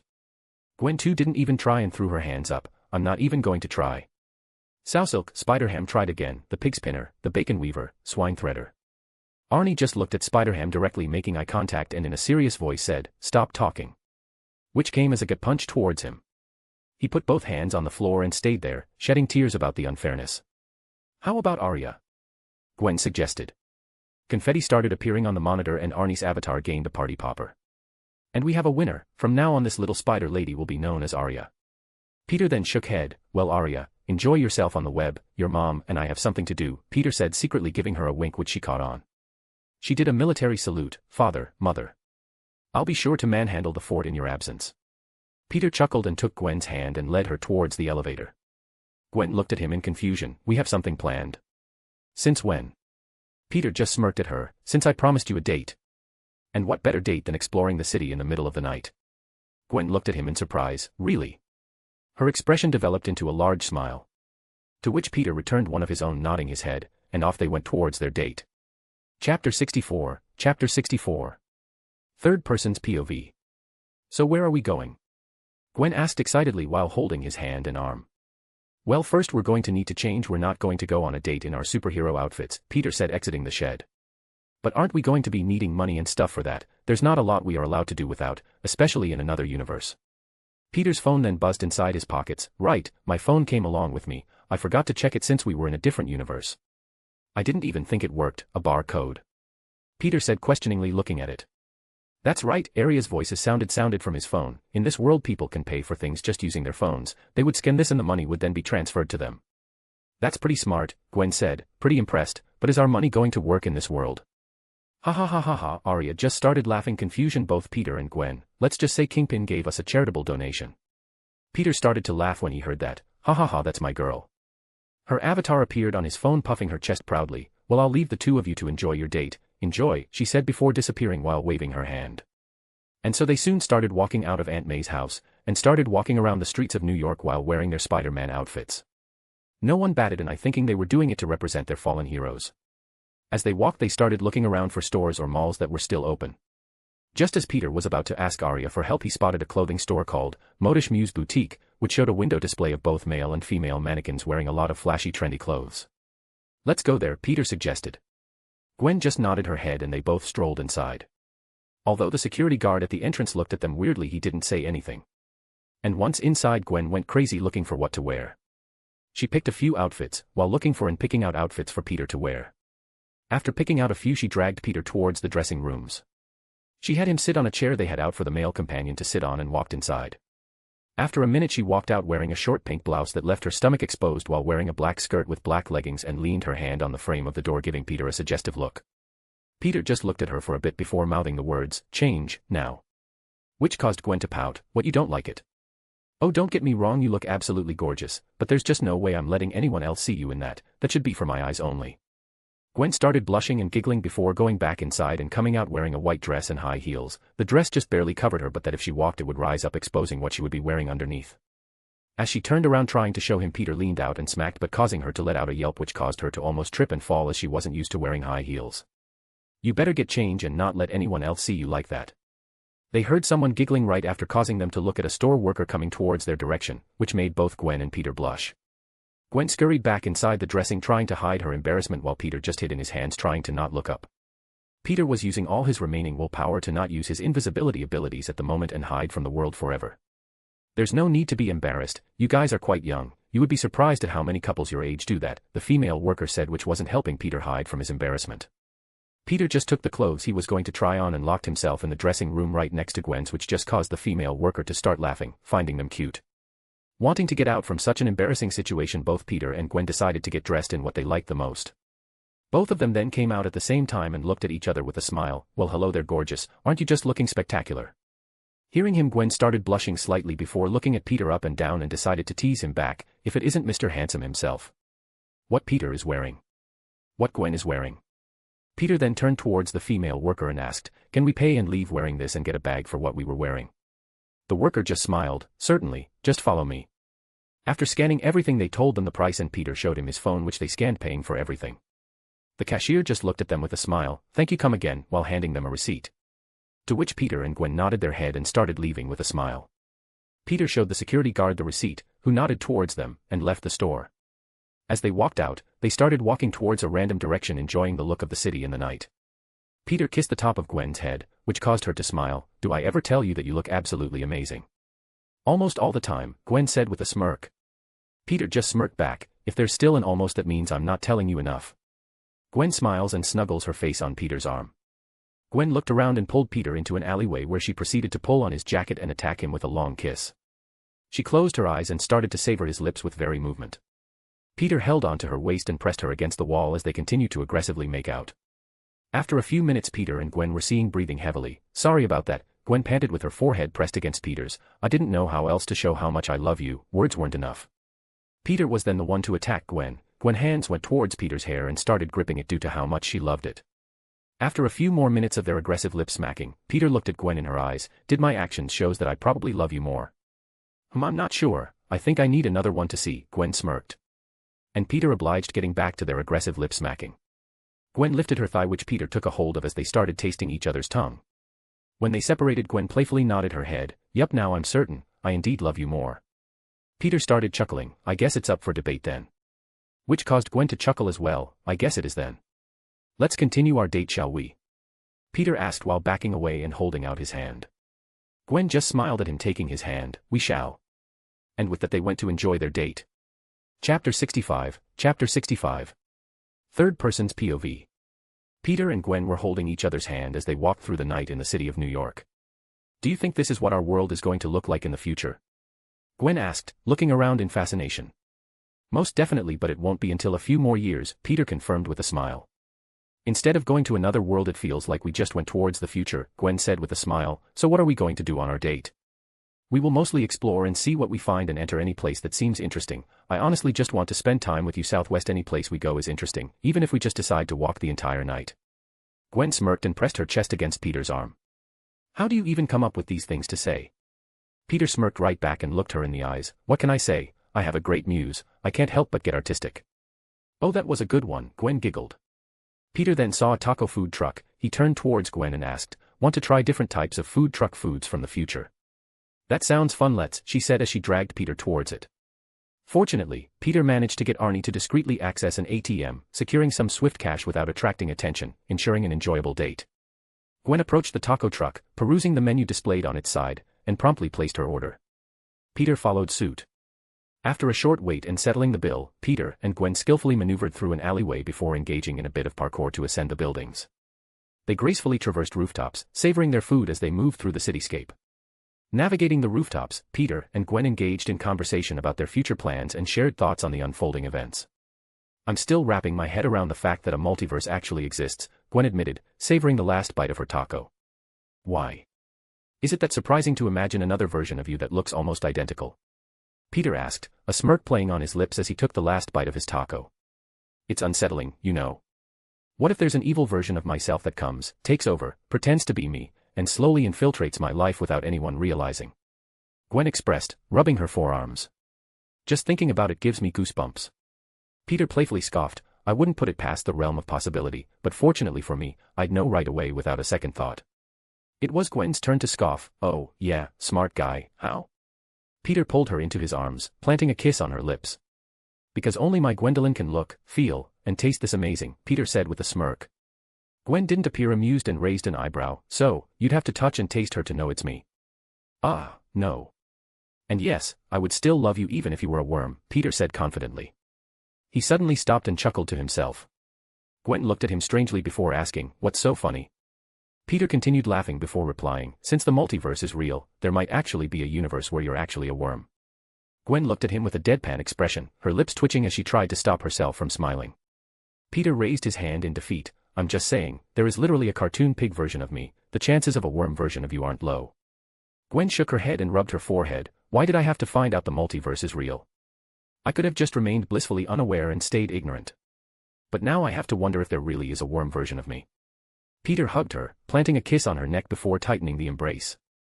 I wouldn't worry if I were you, after all, you'd be the cutest worm ever, he teased with a warm smile. Gwen chuckled, shaking her head. I hate you so much, she playfully muttered. I love you too, Peter replied with a smirk. Gwen, wanting to change the direction of the conversation and not wanting to deal with the headache of wondering if there really is a worm version of her, pointed towards a building a few structures away. What's that? She inquired. Peter squinted his eyes. Oh, cool. A glow-in-the-dark mini golf course. We have to try this out. Gwen, having never tried golf before, shrugged her shoulders and followed Peter from the tops of the buildings. They landed by an empty alleyway and walked towards the golf course, where they paid for their spot inside. You haven't played golf before, right? Peter asked. Gwen shook her head, indicating no. Peter nodded. Well, good, because neither have I. There's a first for everything. He smirked before twirling the golf club over his hand and striking the glowing green ball in front of him. The ball sailed over all the obstacles and landed directly into the hole. Gwen turned towards Peter, raising an eyebrow. I thought you said you've never played. Peter just gave her an awkward smile. I actually didn't mean to do that. I meant to hit it softly. I totally meant to do that, I'm just that awesome. Gwen chuckled before placing her glowing blue golf ball in the starting position. As she positioned her golf club, she started swaying her hips, capturing Peter's attention. Swinging her golf club, the ball soared through all the obstacles, creating a hole the size of the golf ball in a straight line before embedding itself into a wall. Gwen looked at the golf ball through the holes she made and glanced at Peter with an awkward expression, whispering, "Oops," she said questioningly. We run? Peter asked. Gwen nodded as they both threw their golf clubs away and started running out. A few seconds later, an angry voice echoed behind them as they ran out. Hey, wait! What the hell did you kids do to the walls? You're going to have to pay to fix this. But Peter and Gwen just looked at each other as they ran, prompting them to start laughing. Peter and Gwen then parkoured through the side of the building, making their way through the rooftops once again. We didn't have to run, you know. Gwen said with a small smile. I know, but wasn't it fun thinking we were troublemakers getting away? Peter smirked. Gwen rolled her eyes and put a hand on Peter's chest. Yeah, my big bad troublemaker, I guess it was fun. Peter wrapped his arms around Gwen and pressed their heads together. If I'm a troublemaker, what does that make you, you seductress? Don't think I didn't see the way you were wiggling that cute butt of yours towards me. Gwen blushed at being called out and looked at Peter's eyes challengingly. Oh yeah. So what are you going to do about it, big guy? Peter didn't respond and took Gwen's lip. His hand slithered around her waist, taking a hold of her thick behind and gave it a firm squeeze, causing Gwen to moan into Peter's mouth slightly. As Peter backed away, he said, I saw a hotel when we're jumping buildings, want to finally do it. Gwen bit her lip seductively and nodded her head, her eyes filled with lust. Peter picked her up in a princess carry and took her away towards the hotel he previously saw, while Gwen held onto Peter's neck, waiting in anticipation. Chapter 66. Third person's POV. After swiping the room key card to their paid hotel room, Gwen went in first, with Peter just stepping a foot inside. Gwen didn't even wait for Peter to step completely inside and jumped on him, wrapping her legs around him. Gwen took a hold of Peter's face and brought her head down towards him, kissing him, tasting his lips. Peter took a hold of Gwen's butt and held her as he finished stepping inside, closing the door with his foot, and tossed his bag with their spider suits towards a corner. As Peter walked towards the bed savoring Gwen's taste, Gwen took off his jacket without looking and threw it somewhere she wasn't looking. When Peter got in front of the bed, Peter threw Gwen on it, which caused her to bounce up slightly. In one fluid motion, Peter effortlessly removed his shirt using one hand, revealing his well-defined muscles and abs. Gwen, who was leaning on her arms to arms, looked at Peter's body with a hungry gaze. She licked her lips as she whispered, "Come to mama." Peter, who was able to hear her with his enhanced senses, smirked. He grabbed ankles and pulled her close and started kissing her. Gwen had a hand on his chest, feeling his muscles, while Peter started taking off her clothes, leaving her in just her underwear and bra. Peter went and started kissing her neck, making Gwen let out low, subtle moans. Peter reached from out underneath her and unclipped her bra while simultaneously giving her a hickey on her neck. Peter started to go downwards, kissing her. He grabbed her bra with his teeth and flung them off of her. Peter took her nipple inside his mouth and started sucking, biting, and liking it while pinching and playing with the other one. Peter, Gwen moaned while holding his head.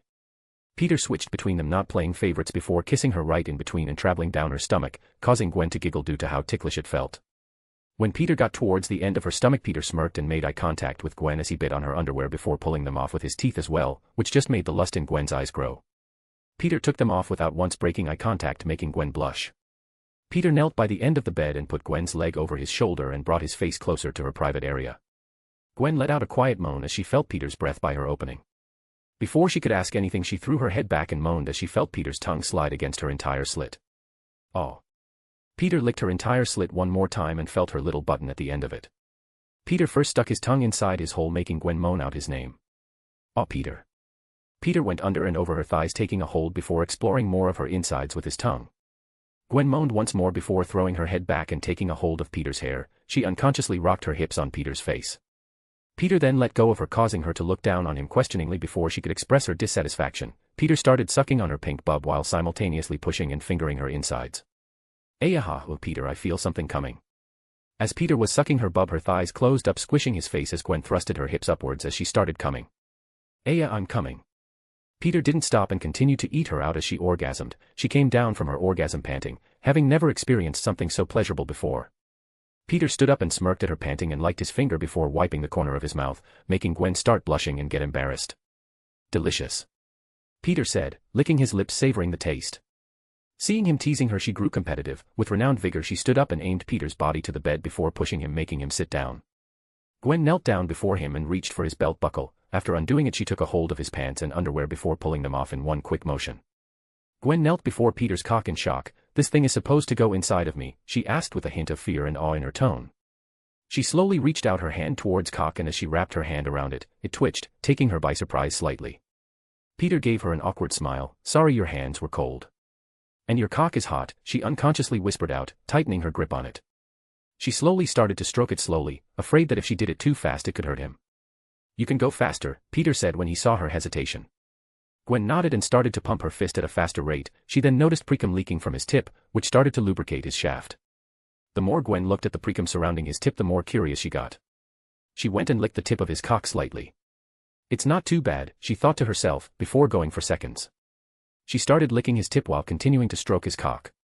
She ended up getting the tip inside her mouth and started to suck on it while her hands never stopped, causing Peter to groan due to the pleasure. Although she was inexperienced as much as he was, she made up for it with her enthusiasm.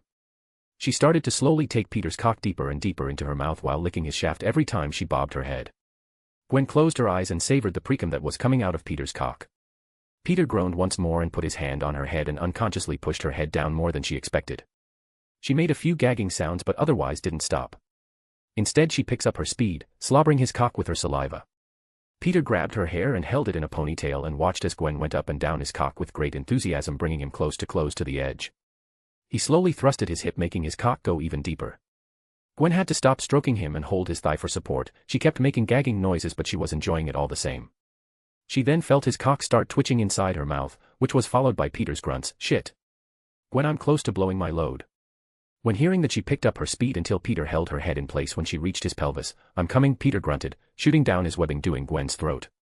Gwen took it all and swallowed everything Peter let out. After a while, Peter stopped and slowly exited her mouth. Gwen stood up, wiped the corner of her mouth and looked at Peter directly in his eyes, before licking the finger she wiped the corner of her mouth with. Peter smirked and put Gwen on his lap, with her folds resting on his soft. Peter started kissing Gwen. Gwen, getting more turned on, started grinding her hips against his cock and moaned inside his mouth. Take me, Peter, ravish me, make me yours, do whatever you please with my body, just take me already, I don't know how long I can take this, Gwen said, breathing heavily due to the sexual tension. Peter took a hold of Gwen's body and laid her on top of the bed. While looking down on her, he asked, ready? To which Gwen blushed and nodded. And off they started their wild night. Chapter 67.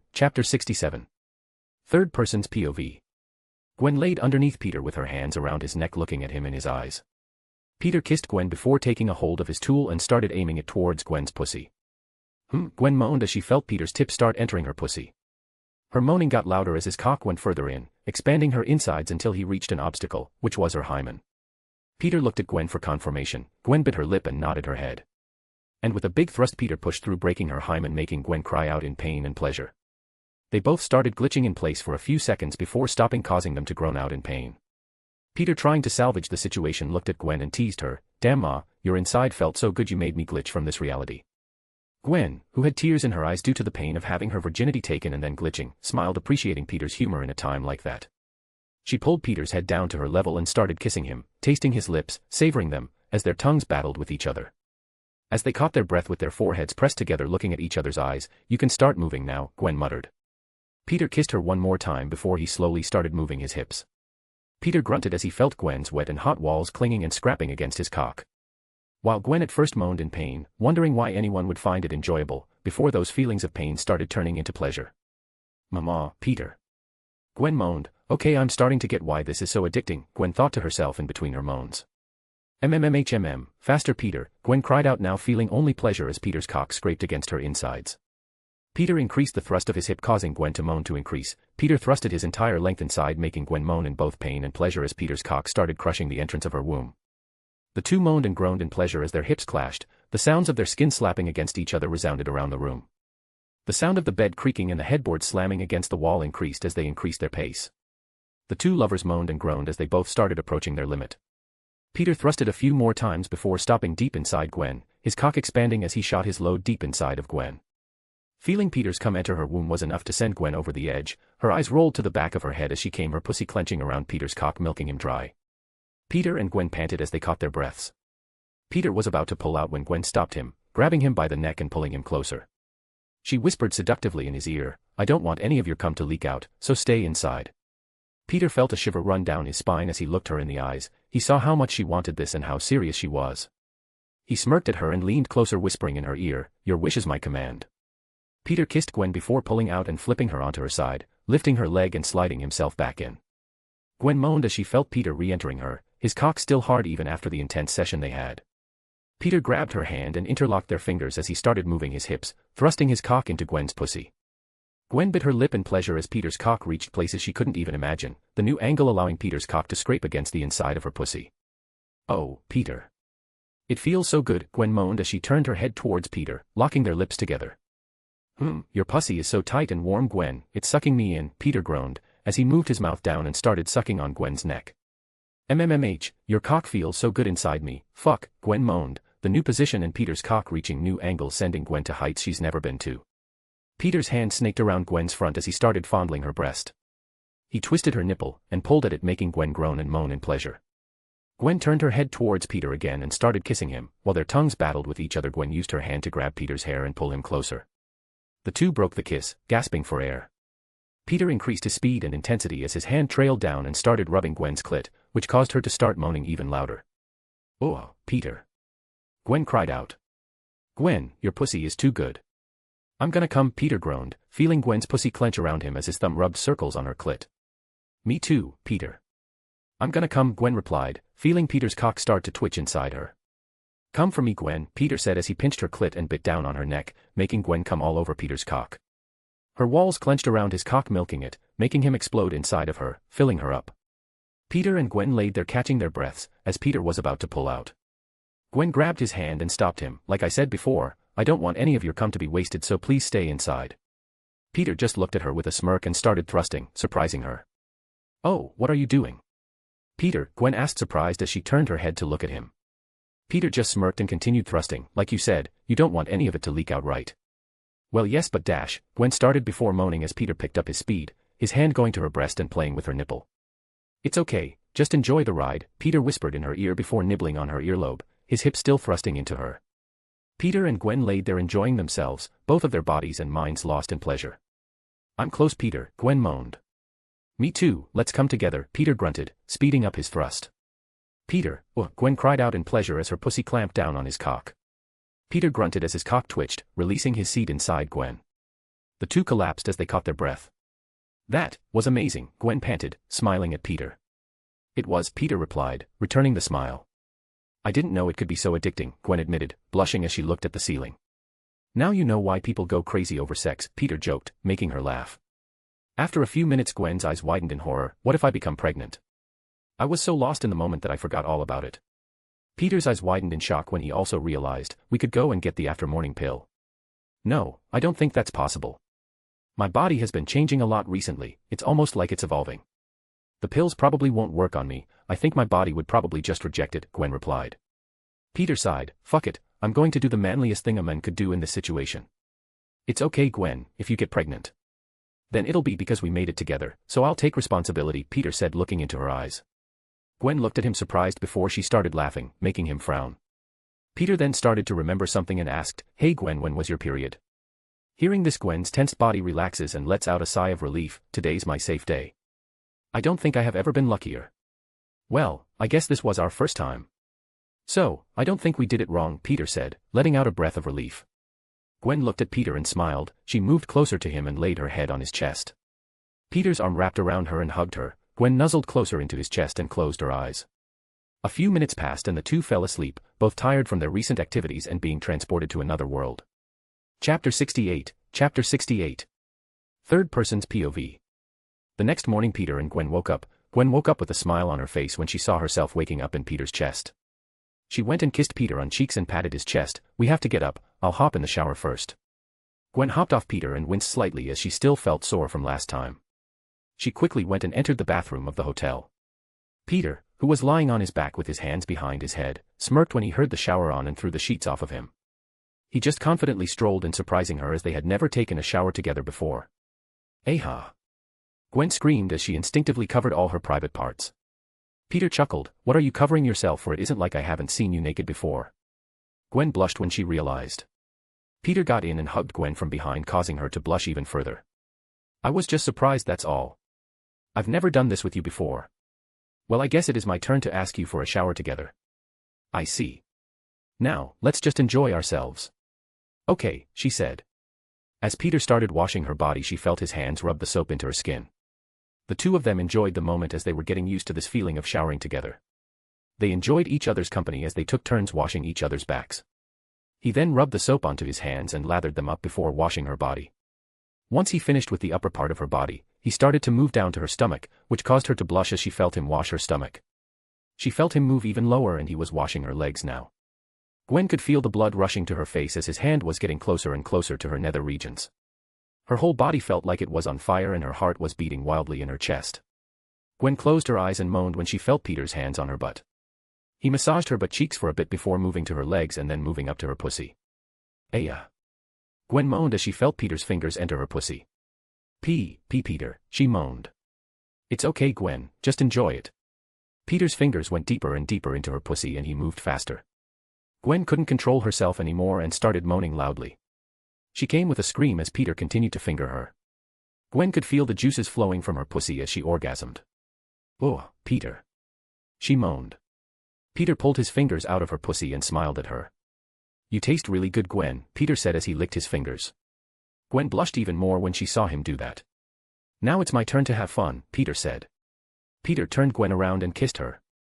Gwen could still taste her own juices on Peter's lips and she kissed him back with passion. Gwen felt Peter's erection nestling in between her butt cheeks. She could feel her pussy getting wet again as she rubbed her ass against Peter's cock. Gwen moaned as she put her hands against the wall of the shower. Peter took a hold of his cock and placed the tip at her entrance. Peter pushed his cock inside of her. "You." Gwen moaned as she felt the head of his cock enter her. Peter held onto her hips as he slowly pushed his cock deeper into her. "Ah." Gwen screamed as she felt the entire length of his cock enter her pussy. "Oh God." Gwen cried as Peter thrust his cock in and out of her pussy. Peter kept thrusting his cock deep inside of her and he moved faster. Gwen was screaming and moaning as Peter fucked her. "Oh God." Gwen screamed as she came. "Fuck." Peter moaned as he took out his cock and sprayed his cum all over Gwen's butt and lower back. Gwen didn't hesitate as she turned around and got on her knees. She took Peter's cock in her mouth and started sucking. Peter couldn't believe how good Gwen was getting at sucking his cock. Gwen started licking his cock clean while stroking it with her hand. She then took his cock back into her mouth and sucked on it. Peter moaned and grunted as he felt Gwen's tongue lick the tip of his cock. Gwen's tongue licked up and down his shaft and he could feel her warm breath on his balls. Peter's breathing was getting heavier and he felt himself getting close. Gwen took his cock deep into her mouth and Peter grunted as he came. "Oh." Peter groaned as he felt his cum shoot into Gwen's mouth. Gwen moaned as she tasted his cum. Gwen swallowed the last drop of his cum and smiled. "That was amazing," she said. "Yes, it was," Peter replied. Gwen stood up and hugged him. Peter kissed her forehead and she giggled. Peter took a hold of her ass cheeks and lifted her up against the wall. Gwen had her arms around Peter as he held her up. Gwen put her legs around his waist and kissed him. He inserted his cock into her and began to fuck her once again. Ah. Gwen moaned as she felt Peter's hard cock going in and out of her. Peter thrust his cock deeper and deeper inside her. He grabbed her ass cheeks and squeezed them. "Oh." Gwen cried as she felt her pussy get tighter. "I'm going to come soon," Gwen moaned. Peter increased his pace and started fucking her faster and harder. "You." Gwen moaned as she orgasmed. Her body shook and trembled as she came. Yeses. Gwen moaned as she felt Peter's warm load inside her pussy. Peter pulled his cock out of her and put her back down. Gwen smiled and kissed him. Let's continue this after the shower, Peter said. Gwen nodded and the two of them washed themselves again. When they were done, they dried themselves and went back to the room and got dressed. After he was done, Peter grabbed his phone and asked, Arie, anything new is happening? Getting back to business. Nope, just that this world Spider-Man is about to have his memorial services in a few minutes if you don't hurry. You would have arrived on time if you guys weren't having such a good time, Arie teased. Gwen blushed when she heard the last part before her and Peter rushed out the hotel and towards the memorial service. Chapter 69. Third person's POV. Each Spider-Person secretly swung through the city making their way towards the public memorial service that was being held towards Spider-Man. They all secretly watched as MJ got on the podium and started giving her speech with Aunt May standing behind her, each of them giving them their silent support.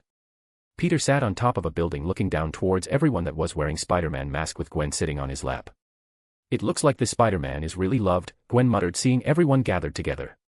Peter just wrapped his arms around Gwen tightly. This is honestly a real eye-opener, Peter replied. This Spider-Man has impacted the lives of so many people, I can't help but feel a bit motivated. Gwen nodded her head in agreement. I know what you mean. It's making me glad that I decided to keep being a superhero and not just quit, she said softly. My husband, Peter Parker, was an ordinary person. He always said that it could have been anyone under the mask, he was just a kid that happened to be bit. MJ started off. Yeah, I'm not getting used to that, Gwen pouted.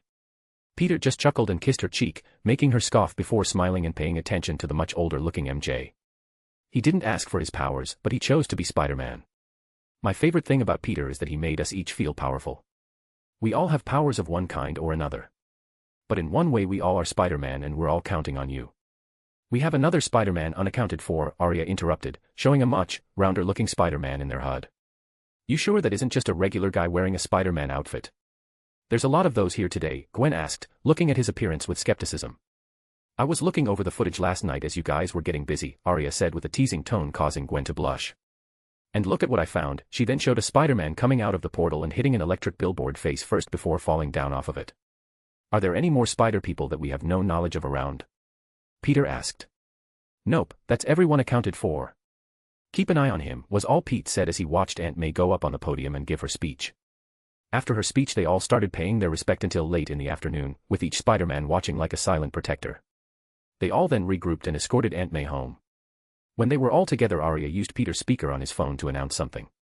So I have good news and bad news, which one would you guys want to hear first? They looked towards Peter in confusion, causing him to sigh before pulling up his phone and projecting Arie's image. Bad news first, Spider-Noir said with his arms crossed. Well, Miles accidentally broke the goober. What? They all shouted. We're all going to die. Spider-Ham screamed, dropping to his knees. They all stopped and looked at Spider-Ham with a deadpan expression. Seeing everyone looking at him, he stood up and pretended none of that happened. So what's the good news? He asked merrily. Most of them just rolled their eyes as Arie then showed a video of the much older Peter Parker following close behind Miles as he was making his way towards a graveyard. A Spider-Man is making contact with Miles Morales, Arie said. How is that good news? Penny asked, confused. It's not, but I thought if I add some news and say it was good news it would make the bad news better, Arie proudly stated. They all sighed as Gwen too asked, how did Miles even break the goober? Arie then showed a video of Miles walking up the steps to a building, realized that it was too high, walked back down, and went right next to a much shorter one. He took a running start to jump towards the building in front of him before tripping on his laces and falling off the building, hitting everything on the way down, landing on his side. He slowly took out the goober chip, in which the video ended. Ha ha ha ha ha ha, Arie's laugh resounded throughout the room. It's funnier the second time I watch it. Mostly everyone had their faces buried in their palms. Didn't this world Spider-Man have a copy or something? Penny asked. To which Arie's small holographic image appeared, shaking her head. He doesn't. I already checked his servers, it appears he stole it. I would have gotten it from Alchemax's servers, but it appears they're stored in an independent server, so it has to be accessed manually. Well, it looks like we have a mission. Meet up with Miles, then go get to the computer at Alchemax, bring it here, make another goober/override key, take the goober to the collider that brought us here and go home. Why are we meeting with the kid? We could get everything done without him and not put his life in danger, Noir asked with a brow raised. 1. I don't think he would appreciate it if we did it without him, since this was a task given to him by this world Spider-Man. 2. After we leave, this world is going to need a Spider-Man to look after it, and as we all know that Spider-Man is going to be Miles, so might as well train him as best we can and put him in danger within our presence so we could properly guide him, Peter stated. Noir nodded his head in understanding. Makes sense, now that Spider-Man is dead this world is going to need someone or else a lot of lives will be lost and everything will fall into chaos. Everyone got geared up and exited Aunt May's house before they took off, in the dead of night. Follow me, I already have their location, Peter said, taking the lead. Soon they saw something which left them in shock. Miles and a Spider-Man sticking to a train with webs, while Miles screams in panic. The Peter with the beer belly appeared to be unconscious as Miles tried his best to guide his way through traffic, which only caused them to swing uncontrollably. Miles screamed as beer belly Peter smashed into a light post as he started to regain consciousness, losing it again. He then hit a snowman, before they ultimately ended up on the floor in the middle of a crosswalk. Just walk right by us, citizens of New York, Miles groaned with Peter beer belly Parker unconscious next to him. Out of nowhere webs shot from the sky grabbing both Peter B. and Miles from the floor and pulling them up towards the roof of the closest building. Ah! Miles screamed, taken by surprise. They were both then surrounded by everyone. Dude, talk about chaos. If this was a pinball game you would have scored big. You hit almost everything in the way, Peter said in a teasing tone. Miles' spidey senses alerted him off everyone around him, which was the same for them as they looked at Miles. It's the same as last time, you guys are the same as me, he muttered. Who are you guys? He asked, standing and looking around with caution. Well, that's a long story, Gwen too said as she took off her mask. Gwanda. Chapter 70. Third person's POV. I see. Miles muttered as he listened to their tales inside his room with Peter B. tied around a punching bag. I really messed up, didn't I? Miles said with an awkward expression while holding the broken goober in his hands. Don't worry about kid, it's quite literally your second day having these powers, we all accidentally broken a thing or two early on, Peter said, patting his shoulder. Kid? You don't look much older than me, Miles said with a raised brow. I'm like a year old or so.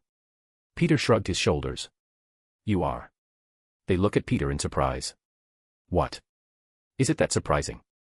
They all nodded their heads in sync. I assumed you were like 18 or something, not a 15-year-old kid, Noir said, sitting by the window overlooking the city.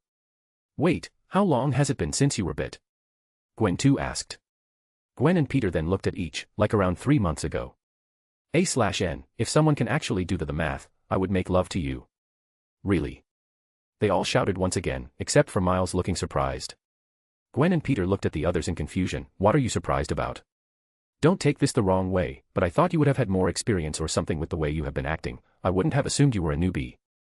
Oi, Peter said, Gwen and I may not have been Spider-Man for long, but we know how to handle ourselves. Don't go underestimate us now, thinking we don't know what we're talking about cause you guys have more experience. They all unexpectedly started to glitch, causing some of them to fall to the floor, even Peter B. That was tied up and unconscious wasn't spared.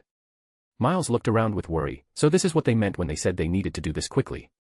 They all groaned as they slowly got back up. Okay, I'm going to take that as a warning sign to wake up this hobo and get going, Peter muttered. I could use this, Spider-Ham said as he pulled out a mallet from out of nowhere. Where did you know what, forget it, Gwen said, shaking her head. I got an easier way, Peter said as he rubbed his hands together, which caused small sparks to appear on his hands. Clear. Peter announced before placing his hands on the Peter B. BBBZZZZTTTT. Peter B. started spazzing out slightly. It appeared as if he was going through an X-ray, showcasing his skeletal structure. The others stared at Peter wide-eyed, while Miles' eyebrow scrunched up slightly. It's the same as what I did accidentally. Did we get bitten by the same type of spider? OWWW. Peter B. shouted, what the hell was that for? He asks while looking around. What's this, a cult or something for the Spider Supreme Overlord? Peter B. asked, noticing everyone else had spider-themed outfits. Since Spidey sense then went off, I see, so they're like me. I'm not explaining all of that again, Miles, you do it. I don't wanna, Peter asked as he laid on the couch with his head resting on Gwen's thighs. Gwen just shook her head before she started running her fingers through his hair. Miles looked at Peter B. apologetically. Sorry about, electrocuting you and smashing your face along the ride.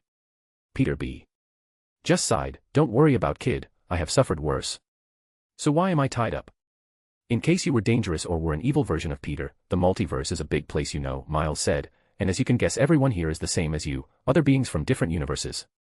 Miles then went on to explain everything, on how he accidentally broke the override key to the collider, aka the goober, the plan to remake another one, train him along the way and send everyone home. Aha, well, I'm not the training type, Peter B. said, easily breaking free of his bindings and snatching the goober that Miles was showing him from his hands. Man, I haven't seen these in a while. Well, where do we go next then? I'm a very busy person in my world, and need to be back quickly, Peterby said, lying through his teeth. Peter then looked at Peterby's stomach and scoffed, yeah right. If you're a busy person, then I'm the president in my world. As for where we're going is Alchemax. Where we're going to make another override key, go to underneath Fisk Tower where the collider is mostly located, send us home, and then completely shut it down for good. Peter and Gwen then started to stand up before looking at each other and nodded their heads. Here Miles catch, they both said at the same time, throwing him a bracelet. Miles clumsily catches both of them before looking at it curiously. What's this, he asked, unsure of what he's going to do with bracelets. Put it on and flick your wrist, Gwen instructed. Miles did as instructed and looked at his wrist in amazement as the bracelets transformed into web shooters. Whoa. There are 2 buttons, one to shoot webs and the other. It's better if you see for yourself, Peter said as he made his way towards the window along with everyone else. They all started to slowly come out the side of the building, sticking perfectly to it before they heard Miles utter a small whoa. Well, before anything, I'm hungry and I see a nice burger place, Peterby said, walking down. We don't have time for that, Noir said before he heard the rumbling stomachs of both Peter and Gwen. Both of them blushed and grew embarrassed. I actually second that idea, Gwen, and I haven't had anything to eat. Gwen grew even more embarrassed knowing the reason why and just looked away, unable to look anyone in the eye. Man, this burger is so good. This place closed a while ago back in my world. They don't make burgers like they used to. Peterby said while stuffing his mouth, eating sloppily. So. Peterby said while licking the sauce of his finger, where is Alchemax? As Miles looked through his phone to look, Arie appeared and answered, it's in Hudson Valley, New York. Whoa, is this another spider person from another universe? Miles asked while looking at Arie's hologram. Nope, that's my AI, Peter said while eating his fries. Yo, nice to ya. Name's Arachnid, Arie for short. Arie introduced herself by copying Peter's greeting. So cool. Miles exclaimed as he started poking her image, causing it to distort slightly. You have an AI? Peterby asked with a raised brow. You don't. Peter scoffed with clearly fake arrogance. As they finished eating, the check was placed in front of them, causing them to freeze when they realized they didn't have any funds. So who's covering the check? I'm not exactly carrying any money. You know, the whole other universe type of deal. Peterby said as he pushed the check in the middle of the table. Everyone slowly turns to Miles as he pointed at himself. You can't really expect to pay for all of your meals. I ain't got that type of cash of me. Relax guys, I got you covered, Peter said, taking out money. But it's money from another universe, I don't think that will work here, Gwen too said warily. What part of I have an AI did you guys not understand? Wait, you stole that money. That's bad, you know, they asked as they looked at Peter with disapproval. Peter simply rolled his eyes. Oh relax, it was a gift. Right, Arie. Peter smirked. He, that's right. Kingpin decided to wear red last night and deliver us some gift in our stockings, he. Both Peter and Arie chuckled sinisterly, leaving the others speechless while Gwen just shook her head with a sigh. Chapter 71, Chapter 71. Third person's POV. Do we really have to swing to Hudson Valley? I just ate and this swinging isn't right for indigestion. Peterby shouted, looking green, as he swung behind the others. Miles appeared next to him as he was starting to get the hang of swinging but still had a bit of difficulty. Peterby looked at Miles swinging and sighed, let the momentum carry you, you don't have to actively put power in your swings, all it does is make it awkward and you waste your energy. Miles did as Peterby said, which caused his movements to become more natural.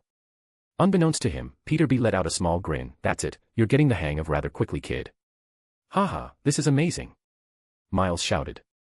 They arrived a few meters away from the Alchemax building and hid around the forest area, where they had a clear view of the entrance. They all then started getting ready, fixing their suits, taking off unnecessary pieces of clothes.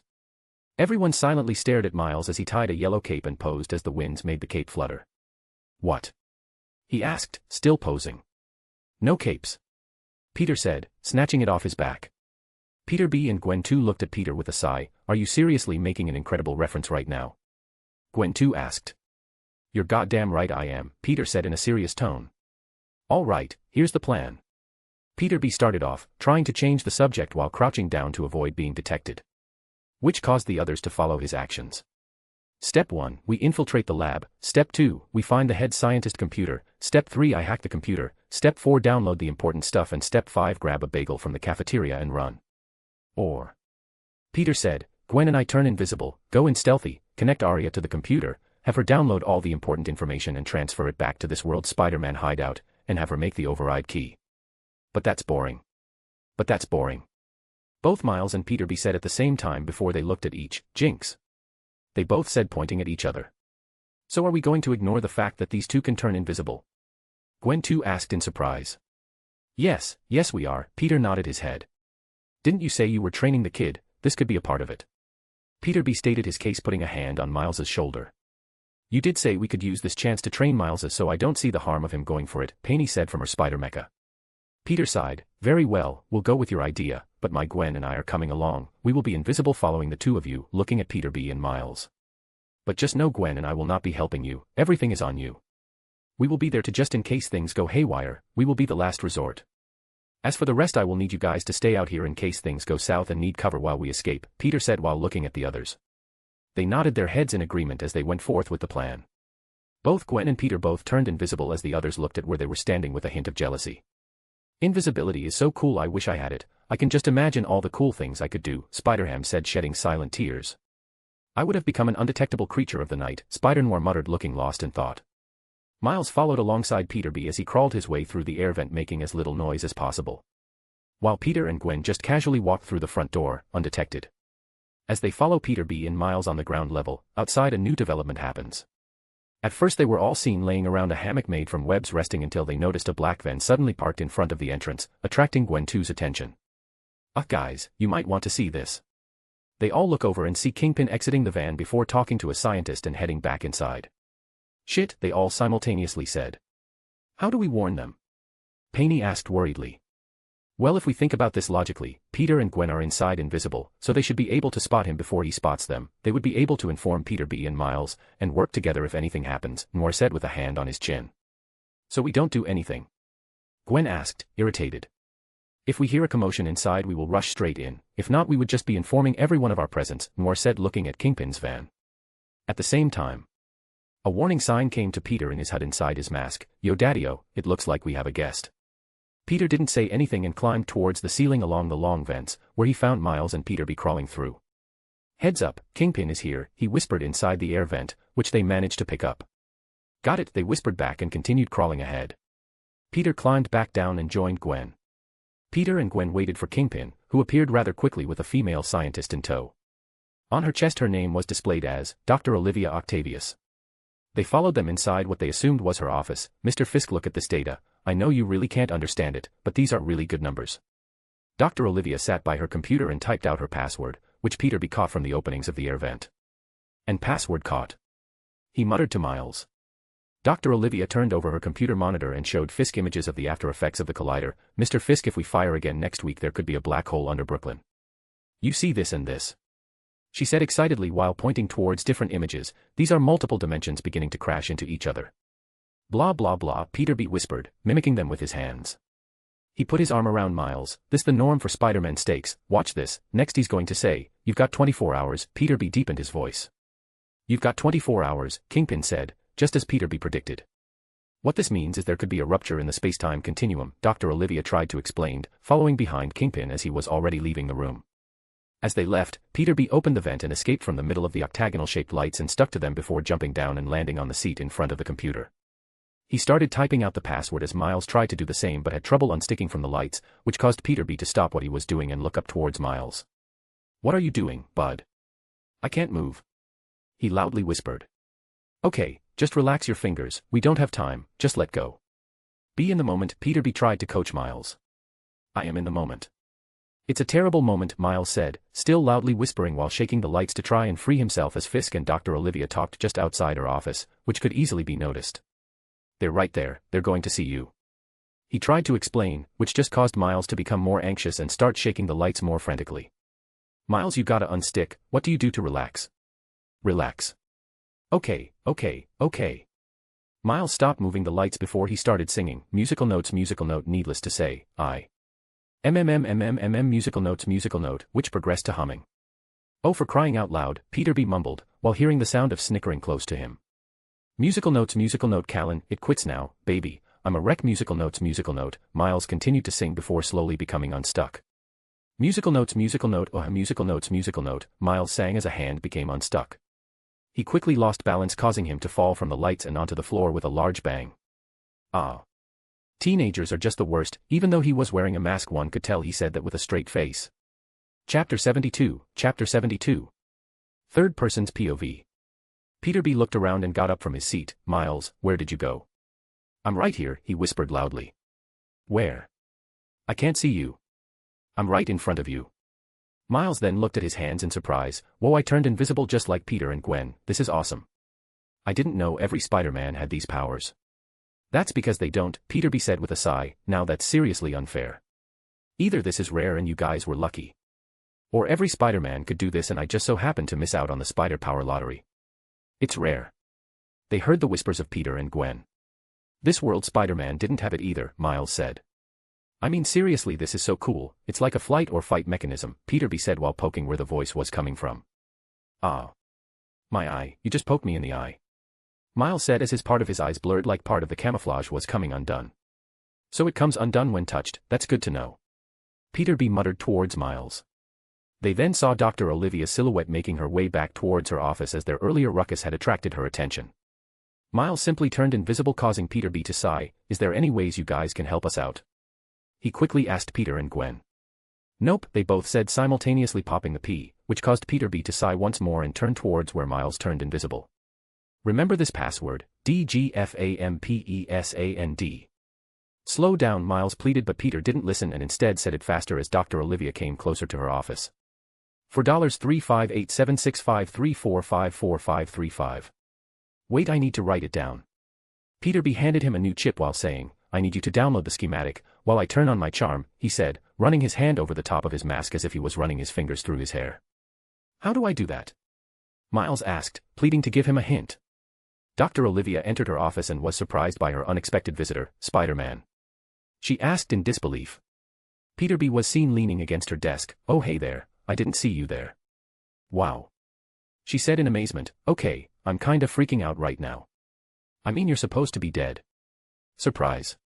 Peter B said awkwardly before Dr. Olivia started reaching for his mask and started taking it off. Okay, we don't like that. This is fascinating, she said with a fanatical look in her eyes. She started commenting on his appearance and how similar he looked to this world Spider-Man, except for his gut, which she assumed was a side effect of dimensional warping, which Peter B agreed with. While that was happening, Miles tried to type in the password, and when he couldn't remember the rest he picked up the monitor and showed it towards Peter B asking what's the rest. Peter B tried telling him with his fingers, hey old are you? 'Cause you don't look a day over 35. Peter B shouted, giving Miles a hint. Are you seriously not going to help us? Miles whispered towards Peter and Gwen, while typing 35. No, this is training, Peter muttered right next to Miles. I'm going to have to agree with Peter, you're going to have to learn how to handle situations under stressful moments. Gwen also muttered on the opposite side of Miles. And they said I was crazy. Dr. Olivia repeated while still examining Peter B. As Miles hit enter, the computer monitor showed a disorganized desktop filled with files scattered around on top of each other. This might pinch a little, Dr. Olivia said before pushing Peter B, who stumbled back and landed on a chair. As soon as he sat, the chair cuffed his hands and buckled him up, holding him in place. She took a cotton swab, opened his mouth and took a saliva sample, before taking it towards a microscope. Organize your desktop, lady, Miles mumbled. Wow, Dr. Olivia muttered, observing Peter B's DNA, complete cellular decay. While Dr. Olivia was busy studying his DNA, Peter B turned towards Miles' direction and saw a computer and a monitor floating leisurely towards the door. What are you doing? He whispered. I'm taking the whole thing, Miles muttered, motioning towards the things he was holding. Dr. Olivia turned towards Peter B. Obviously you've been glitching. Me? Glitching? No way. Peter B scoffed before he started glitching, but he wasn't the only one. Dr. Olivia heard two thuds on the floor and quickly turned towards the noise and saw two more Spider-Man pop into existence, glitching as well. Fuck, we forgot to take glitching into account, Peter groaned. I hate this, Gwen groaned alongside him. Dr. Olivia's eyes widened in astonishment. There's more of you, she whispered in excitement. Her octangular glasses gave off a glint and her smile slowly turned sinister, more experimental subjects to watch as they slowly decay, her voice getting louder alongside her excitement. Peter B, Miles, and Gwen slowly turned their heads towards heads in surprise as they couldn't believe what they just heard, while Peter sighed. Excuse me, but what did you say your name was again? Peter B asked nervously. Dr. Olivia Octavius, she said as she stood up and dropped her lab coat to the ground, showing her wearing a green tight suit. She tied her hair in a messy bun and took off her glasses as four tentacle-like arms sprouted from her back. The tentacles reached her face and green goggles formed. Her four tentacle arms stretched and reached for everyone in the room. Peter and Gwen jumped up and back from the ground as the tentacles slammed where they once stood, creating cracks on the ground. While Miles simply jumped back and avoided them, causing the tentacle to grab onto nothing but air. The only one that was able to get away was Peter B. As he was unable to move, the tentacle grabbed his neck and practically choke-slammed him onto the ground, still tied to the chair. "Can I assume your friends call you Doc Ock?" Peter B. struggled to say as he was being choked. She just adjusted her gloves as she said, "My friends actually call me Liv. My enemies actually call me Doc Ock. Is this a good time to ask for help from you guys now?" Peter B. asked Peter and Gwen. Yes it is," they both said before they started running towards them. Doc Ock tried to stop them by widely swinging her tentacles, making them unpredictable, but Peter and Gwen let their spidey senses guide them as they jumped and slid underneath them. Peter shot a web towards the middle of Peter B's strappings, causing them to turn green and release him. Peter B grabbed the tentacle off his neck, just in time as Gwen kicked her in the torso while Peter kicked her on her chin, which sent her flying back, crashing and breaking the screen window from her office, which caused the alarm to sound. While Miles looked unsure of what to do, they shot a web which hit an electric lock, which opened the door. "Run, Miles!" They all shouted as they all started running towards the exit. Chapter 73. Third person's POV. As they ran, their spidey sense rang, which caused them to turn around. For Peter it was like the whole world had slowed down. He watched a large table break through a glass panel which separated each office and come flying towards them. As it approached, Peter turned back and slid underneath it. He shot his web at the table, which stopped it just in time from hitting the others, and flung it back towards Doc Ock, who threw it at them. Doc Ock's tentacle arms closed and pierced the table, stopping it on its track. Before flinging it off, but she didn't stop there. Her tentacle arms expanded, carrying her towards them at a fast pace, not caring about smashing the glass panels. It would grab anything it could get her hands on and throw it towards them at a very quick speed. But Peter's speed was quicker. He moved all around, pulling the thrown objects from the air back towards Doc Ock. To quickly stop all of the objects that came flying towards them, Peter turned around and got on one knee before putting a thumb on his organic web shooter. As he shot his webs, multiple strings came out instead of a singular long one. Each part hooked to a part of the office's window screen as it slowly created a large spider web, which caught all objects thrown. Peter turned around and shot a web to pull himself closer to the others, but not before throwing an object towards the spider web he created. Peter B grabbed the monitor Miles was carrying and threw it to the side. "What was that for?" Miles shouted, undoing his invisibility as he didn't see the point of having it on. "We don't need it. Everything we will need is in there," he said, pointing towards the computer. When Doc Ock got towards the spider web, she said, "Smart tactic but foolish. If he thinks that's enough, stop me." Her tentacles shredded through the spider webs and objects until she heard a beeping sound. She looked down and saw a blue and red ball that was flashing a red light roll to her feet. Her eyes widened in shock as it exploded, covering her entire body in webs. All she heard was the shout of Peter happily saying, "Boom." Miles, who was what happened, looked at Peter in shock. "Did you really create a grenade and fill it with webs? That's so freaking cool." "Yup. Web grenade for the win." Before they continued talking, they went through a door which led to a cafeteria, and multiple scientists were seen sitting down eating their lunch, which caused Peter and the others to freeze. Peter B looked towards the side and saw a cart with bagels on them and took a few with him. "Don't mind if I do, all this running made me famished. Now the key to getting out of here is to act natural and act like you belong." Peter B as he started walking with a bagel in hand. The others unconsciously followed behind him. One of the scientists sitting down turned her head and looked at them. "Spider-Man?" she asked in surprise. "I just have one of those face," he casually said, waving the bagel at her. The others turned around and quickly reached for their weapons before pointing it at them. "Freeze. Hands up," she shouted. Peter B handed Miles the bagel and took the computer in his hands. He turned towards Peter and Gwen and just casually said, "This is the part where they all start shooting while we make a run for it and they miraculously miss. Now run towards Terrence." Which they did. They ran towards Terrence and pushed past the door. Miles looked at the bagel on his hand, unsure on why he was holding it, and threw it towards the shooting mobs, which ended up hitting someone on the head. "Now swing through the trees," Peter B said, jumping from the Terrence. "Is it because I'm black?" Miles shouted, following along. "Ha." Peter laughed, a race quip at a time like this. "Ha ha ha, he's definitely ready to be Spider-Man." "Sorry, that just came out of nowhere when you told me to swing from the trees," Miles said, sounding embarrassed. Peter turned around and dove while giving them the middle finger and swung away. "Ha ha ha ha, suck it, losers." "Peter." Gwen shouted as she jumped before covered her move with one hand, as she didn't mean to shout his name but quickly realized that everyone in the world already knew of his identity. Was that really necessary? Gwen went back to reprimanding him. "Oh come on, they are shooting energy bullets at us. I think it's well deserved," Peter said, justifying his reason. Gwen just sighed as Miles was having a hard time swinging through the trees. Peter B looked back and saw this and shouted, "What's the matter, kid? Never swung through a shootout. This is literally my second time swinging, so no. He shouted right back. One of the energy bullets ended up hitting Miles' web, which caused him to fall mid-swing. Ah! He shouted as he tried to recover. He ended up shooting his web towards a branch, but the branch was too skinny and small to hold his weight. Luckily for him, the snow was there to soften his landing, but that didn't stop it from hurting. He groaned as he got up, but that gave them the perfect opportunity for the scientists to catch up and start shooting him with weapons. Miles ran as they kept shooting him, dodging every shot thanks to his spidey sense. Peter appeared swinging upside down past him and towards the scientists while shouting, "Trust your senses, Miles. Let them guide you. No one wants you to stay safer than yourself, so jump and let your instinct direct your next moves." Peter let go of his web at his peak altitude before shooting his webs in between the scientists. He charged his fist with electricity and pulled himself towards them, slamming his electric-charged fist slam onto the ground. The area around them shook as electricity surged through the ground, hitting some of the scientists, knocking them out. Some of the trees were uprooted up the ground and part of the ground around Peter caved in due to the force of his punch. Peter swung his webs at two trees that were still standing and pulled back on them slightly. While holding his web, he released his hold, which sent him flying through the air above the trees. Spider slingshot, baby. Whoa. Meanwhile, as Miles now had more breathing room, he decided to follow Peter's advice. He took a deep breath before running up a tree and jumping off.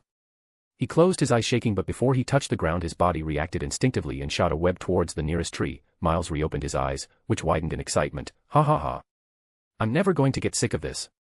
He swung towards the next tree as Peter B appeared right to him. Seriously, kid, you're getting better and better. It's unbelievable, he said, sounding proud. But as they swung, they heard the sound of trees being turned down, which caused their spidey senses to go off. They saw Doc Ock with her hair and face covered with strings of webs, looking rather pissed. Don't think you're getting away that easily, Spider-Man. From her side she heard the voice of Gwen as she punched her in the face. Don't forget women too. As Doc Ock was thrown to the ground, Gwen landed right next to her and started freezing her tentacles in place with her ice. Seriously, you're a woman yourself. What happened to girl power? Gwen said, freezing her last tentacles. Seriously, she can use ice. Just where are you kids getting these powers from, and where can I get some of my own? Peter B shouted with envy. Chapter 74. Chapter 74. Third person's POV. Seeing Doc Ock unable to move, Gwen went back into swinging, catching up with the others. Peter B and Gwen then started glitching, causing them to fall from the skies. Peter! Miles yelled out. As they fell, Penny swooped down on her mecha, catching Gwen on time, while Spider-Noir caught Peter B as Miles wasn't quick enough to catch him. Spider-Ham then appeared underneath the computer that Peter B accidentally released and started running around in circles with his arms out. I got it, I got it, I got, he kept repeating as the computer fell into his hands. Thanks, Gwen stayed towards Penny, while Peter B said the same towards Noir. Spider-Ham looked at the computer in his hand and made a shushing motion. SHHH, there's no need to say anything, I accept your gratitude. Meanwhile, Doc Ock's tentacle hands started spinning around rapidly inside the ice that held them in place and cut her way through them. As she got out, she sent her tentacle, which now appeared to have a saw at the end of it, towards Spider-Ham as he was the one with the computer. His spidey sense warned him of the danger, which caused him to jump up, avoiding the saw. Sorry, I don't want to become pork chops. That surprised the others and turned towards where the tentacle came from and were surprised to see her. Which made Gwen let out a loud sigh. I should have knocked her out. Throw it over here. Penny shouted towards Spider-Ham, who did as he was told without hesitation. As he threw it, Doc Ock saw her chance and shot her tentacle to intercept it. Penny opened the hatch to her spider mecha and shot a web towards the computer, getting to it before Doc Ock and pulling it inside her console and pulling the hatch down, closing it. Doc Ock clicked her tongue. Worry not, although I was only planning on capture you all, I could afford to kill at least one or two of you. Her tentacles whipped all over the place, destroying some of the trees. She picked them up and threw them all towards them. They all jumped out of the way, letting their spidey senses guide them. As Doc Ock threw one of the logs in front of her, Gwen too appeared, jumping over it and kicking Doc Ock in her chest, which sent her flying back. She stopped herself with her tentacles before she heard Peter's voice from above as shot his web towards the tentacles, making them stick towards the trees. Sorry lady, but these hands are rated E, for everyone. Peter appeared from the sky, landing his fist across her face, which sent her body flying back. But due to her tentacles being held in place by the webs, she acted like a slingshot and came flying back from where she flew. She swung back and forth, before slowly losing momentum and stopping with her head down, with blood dripping down her mouth and eyes rolled to the back of her head. He turned towards the others, who were looking at him with their mouths open, and gave them a thumbs up, and that's what I call teamwork. Great job, everyone. Wasn't that a little much? Gwen too asked with concern in her voice, watching the blood drop onto the snow-covered ground. Oh, that's nothing to worry about, Peter waved her off. Might I inform you she was trying to kill us, so being a little rough is okay in my book. Anyways, let's leave. We completed our mission and who knows if Kingpin will send reinforcements, so let's skedaddle. With that, Peter shot his web towards the trees and swung away. The others looked at each and swung after Peter. As they were leaving, Peter turned towards Miles and said, "And that's what not to do when dealing with your villains, you got it, kid." Miles nodded his head, following behind them. Soon after, the spiders were a few miles ahead. The scientists weren't able to catch up, so they helped Dr. Olivia unties her from the tree and helps her up by putting her hand over their shoulders, dragging her back towards Alchemax, where Kingpin was watching from the terrace, looking annoyed and holding a broken pen. Dr. Olivia appeared before Kingpin with blood covering her front. "I killed Spider-Man. So explain to me why I see a bunch of them swinging about," Kingpin said angrily. She just smiled, exposing her bloody gums and teeth. "No, no, no, this is good, this is actually very good." Her voice trembled with excitement. "Do you have any idea what this means?" Seeing that Kingpin wasn't getting, she sighed before she explained, "This just means my collider works. Those spiders are living proof that there exist multiple universes out there. We would be able to get your family back. All we have to do is kill a couple of spiders. It shouldn't be that hard, right? You've done it before." Kingpin didn't say anything else and turned around, walking away. "The deadline still stands. I want my collider up and running by tomorrow." "Our collider," she said, but Kingpin ignores her. Kingpin turned towards Tombstone that was next to him. "I need you to make some calls, some who have a common interest and were dissatisfied by how things ended previously." "How many?" Tombstone asked. The last thing Olivia Octavius hears is Kingpin saying, "As many as you can, we have a spider infestation after all." They all stood beside each other as they rang the doorbell at Aunt May's house. As she opened the door, she smiled warmly at them. "I see, it looks like your mission was a success." Miles looked down, afraid to look at Aunt May, feeling guilty. She then notices two other additions and pauses, looking at Peter in shock. She slowly walks towards him and puts a hand on his as she mutters, "Peter. Sorry, I'm..." Before he could correct her, she interrupted him. "A different Peter, I know. I wasn't born yesterday," she rebutted with a smile while shaking her head. "Sorry," he said with an awkward smile. She just continued to hold his face, smiling. "Life hasn't been treating you well, has it? You look tired, Peter." He sighed and shook her head. "I am tired," he chuckled with self-deprecation. Aunt May looks him over and teases, "And older and much thicker too." I know. Seeing that they were finishing, Miles took the courage to step up. "I was there when it happened." But Aunt May stood him too and just gave him a hug. "I know. You're just a kid, this isn't something you should be worrying about. Do you mind if we use the shed once more?" Peter asked after realizing they were finished. She just threw him the keys to the shed, which he easily caught with one hand. "You don't need me to lead the way again, do you?" she asked with a raised brow. Peter smirked. "Nah, I got it, thanks." She headed back inside while the others made their way towards the shed, where they took the elevator down towards the bottom floor. Peter connected the computer with and started extracting the information of the override key with Arie's help. And while that happened, the others turned towards Miles.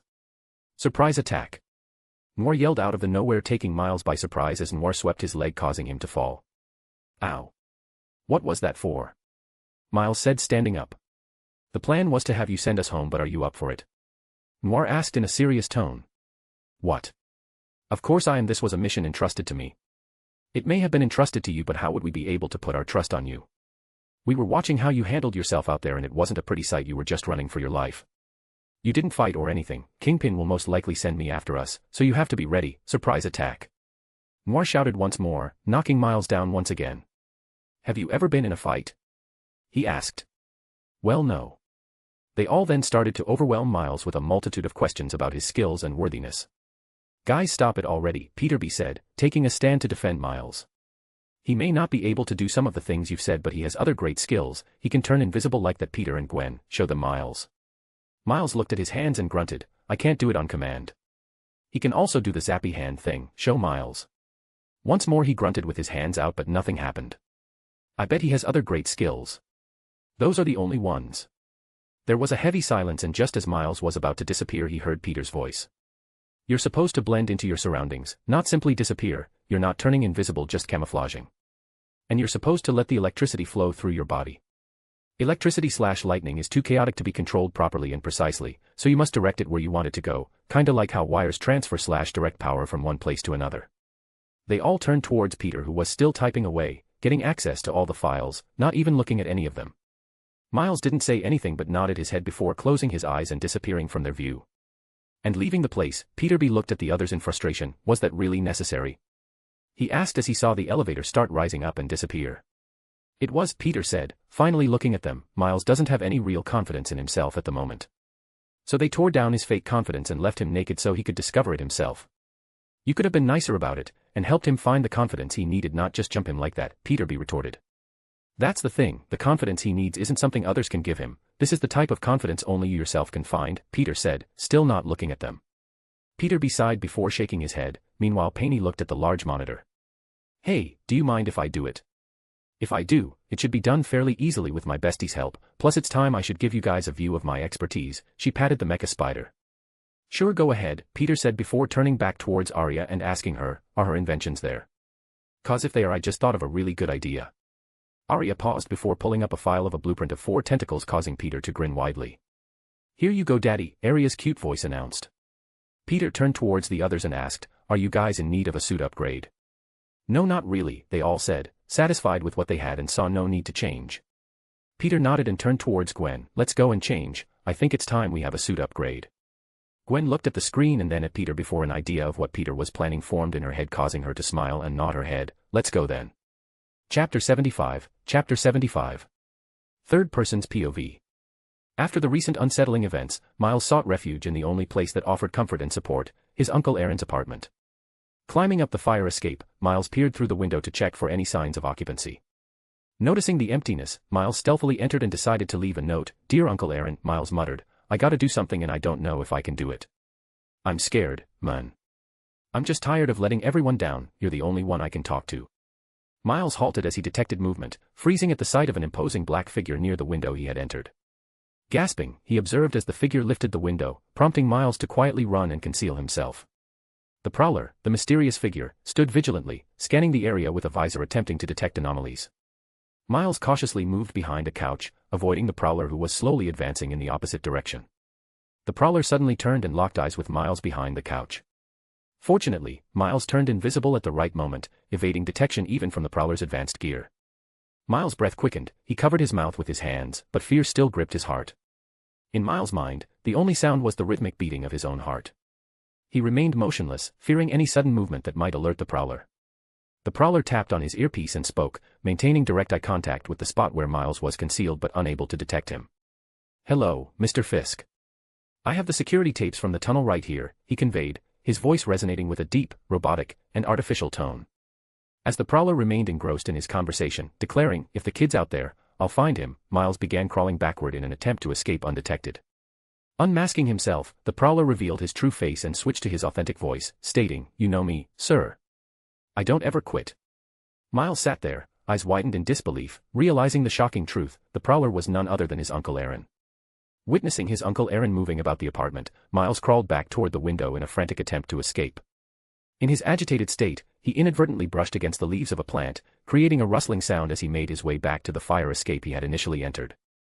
Uncle Aaron's head snapped towards the window, alerted by the ruffling of his plant. Swiftly donning his mask again, he sprinted toward the window, spotting a now visible Miles, unaware that the elusive kid he was pursuing was, in fact, his own nephew. Thus began the chase, the Prowler's purple gear glowing in the night as he pursued Miles, who desperately tried to escape. Meanwhile, music reverberated throughout the underground base, where Penny, Gwen, and Peter were bustling about. Peter tapped the side of Penny's mecha and shouted, all right, big guy, I just need you to use your lasers on this last part, and we should all be close to finishing. Inside her mecha, Penny moved around, swiping her control panel while leisurely chewing bubble gum. The spider mecha lifted its leg over a small circuit board, emitting a tiny red laser for a few seconds before stopping. Thanks, you too, Peter expressed. The face screen of the mecha displayed a thumbs-up emoticon. Alright, Aria, run one final test. How fast do the limbs respond to the neural messages? Gwen asked, adding the last finishing touches to her suit. Testing, Aria said, her voice turning robotic, as she was on duty and took her work seriously.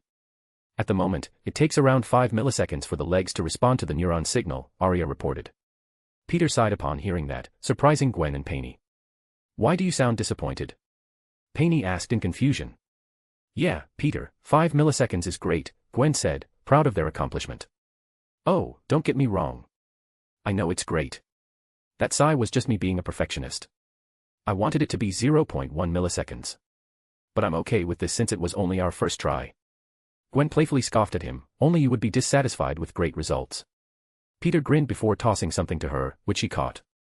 Initially confused, Gwen soon realized it was a replacement web shooter for the one given to Miles. Both suited up with the new gear, Peter connected the final piece to his suit. Dusting off his hands, he smirked at Gwen, saying, "So, ready to try it on?" Excitedly nodding, Gwen took hold of her new suit, declaring, "What are we waiting for? Let's try them on already." Peter and Gwen swiftly vanished, leaving Penny to complete the final wiring towards the goober.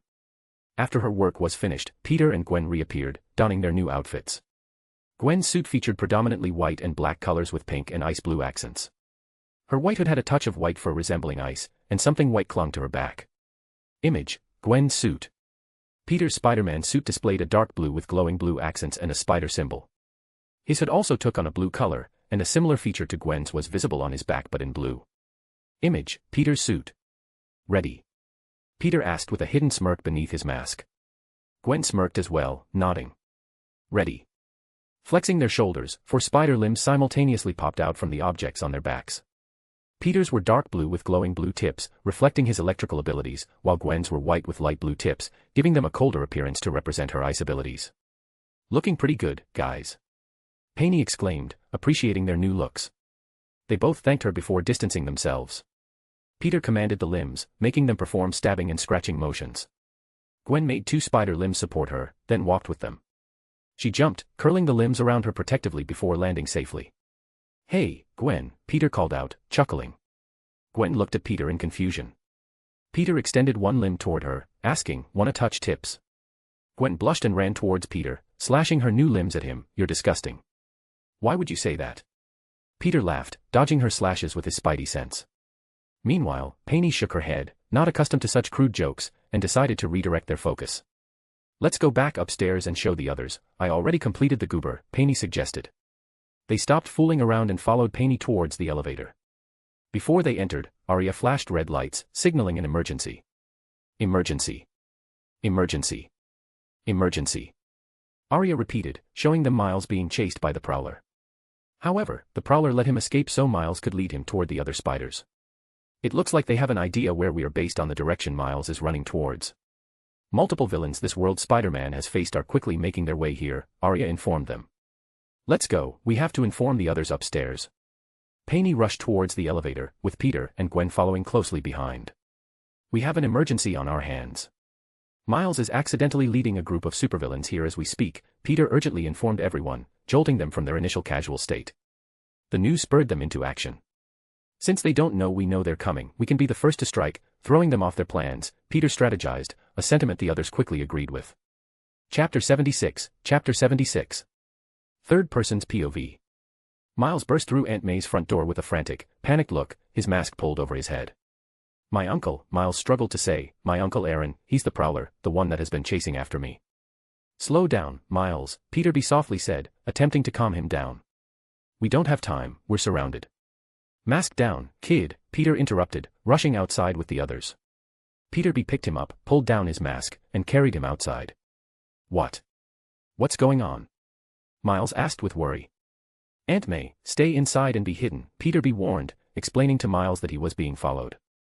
As soon as Peter dragged Miles out, he witnessed Peter kicking Doc Ock back and away from the front door of Aunt May's house. "Duck!" Peter shouted towards Miles and Peter and they followed the command. Leaning all the way back, Peter shot 2 webs over their heads before yanking them towards Doc Ock. The bodies of Tombstone and Scorpion flew over the heads of Peter and Miles, heading towards Doc Ock, who caught them with her tentacle arms. "Esta maldita araña cono," Scorpion cursed as he was pulled and thrown. Translation: "This fucking spider, damn it." "Maldita tu madre," Peter replied in perfect Spanish with a smirk, just as Doc Ock's tentacle turned into a saw, attempting to cut him. A/N. Some words/curses are difficult to translate from Spanish to English, so bear with me as my Dominican blood takes over. Translation: "Your fucking mother," or, "your bitch of a mother." As Peter rolled away from the saw, Doc Ock seized the opportunity to rapidly extend her tentacle arm and grab the goober from the hands of the unsuspecting Penny.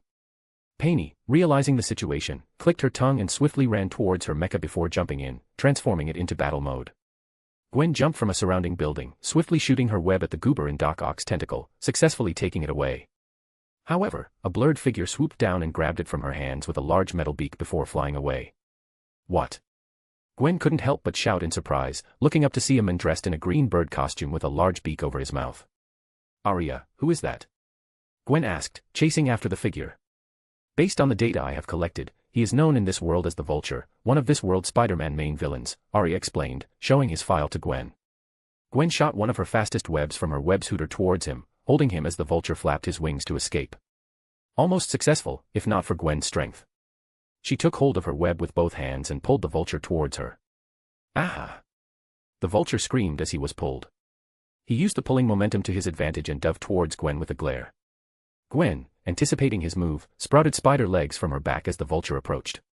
She caught his beak with both hands, using the legs to stop herself from being pushed back and preventing him from flying away. As he thrashed around, she webbed his legs together before prying open his metal beak. "Stop, let go of me, you crazy bitch. I will be paid good money if I just killed you," he shouted while still thrashing around.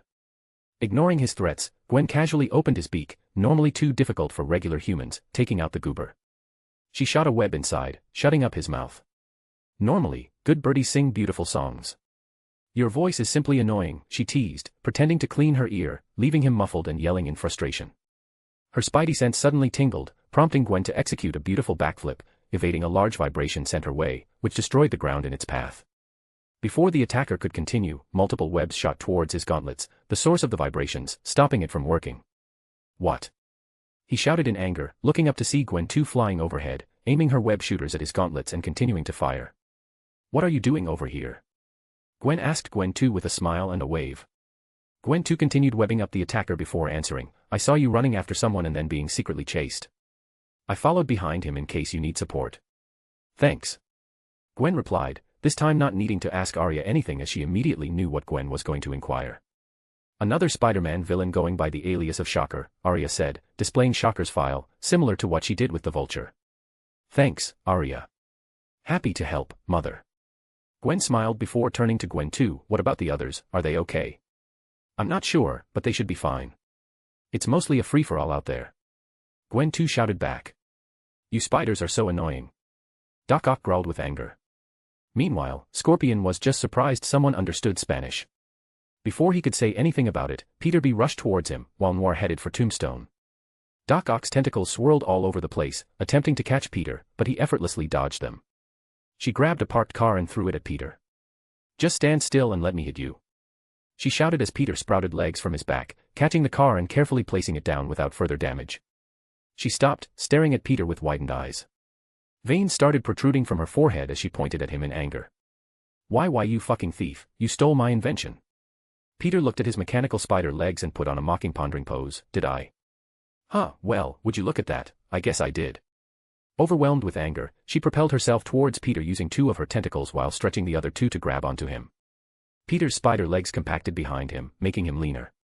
He easily avoided her by ducking under and weaving between her tentacles, running forward. "Sorry, my 8-legged sister," Peter said, re-extending his spider legs, cutting off her 2 extended tentacles. "It looks like mine are better than yours," he added as 2 spider legs lodged into the ground, giving him support to kick her in the unguarded stomach with both his legs. Her stomach caved in slightly, causing spit and a bit of vomit to escape Doc Ock's mouth as she was sent flying back, crashing onto the house in front of them and destroying the walls. Peter heard Peter B shout to Miles, "Kid, what are you still doing here? Get away from here quick." Miles, panicking, tried to turn invisible and run away. As he ran, his spidey sense tingled, and he jumped to the side, avoiding the Prowler's invisible attack. As Miles dodged, the Prowler charged his advanced boots, which glowed purple with power, and shot himself towards Miles at a fast speed, tackling him through one of the houses. They flipped around one another as the Prowler tried to catch him, and Miles tried to escape. Luckily, due to Miles' strength, he managed to push the Prowler away before running to the only available place, up the stairs from the house he got tackled in. As he ran up the stairs, the Prowler's boots glowed purple with power again, tackling Miles upwards right through the ceiling, landing perfectly on the edge of the rooftop with his hands on Miles's throat. "Sorry, kid, you were just at the wrong place at the wrong time," he said as he extended his other hand, causing claws to extend from his metal gloves. Miles quickly took off his mask, seeing no other way to escape. "Uncle Aaron, it's me. The Prowler's eyes widened in disbelief. "Miles?" he questioned before frantically shaking his head. No, he muttered while taking off his own mask. He then heard Kingpin's voice through his earpiece. "What are you waiting for? Kill him already." Seeing the Prowler not responding, Kingpin got out of his car, aimed his handgun at him, and fired a shot. Just as he was pulling the trigger, Peter shouted from across the street, "Hey fat ass, ever had the taste of octopus before?" As Kingpin fired the shot, Doc Ock's unconscious body slammed into him, causing the trajectory of the bullet to change its course. Instead of directly hitting the prowler, it scraped along his arm, changing his fate from being killed. Off in the distance, the sound of sirens was heard as they made their way toward their direction. Chapter 77. Chapter 77. Third person's POV. The prowler held his arm in pain as blood flowed freely from his injury. Uncle Aaron. Miles couldn't help but shout with worry. He looked towards where the shot came from and saw Kingpin push Doc Ock's body off of him. Spotting Peter running towards them, he gave him a grateful look before turning back to his uncle. Miles was unsure of what to do as he looked at the injury before remembering the web shooter he had on.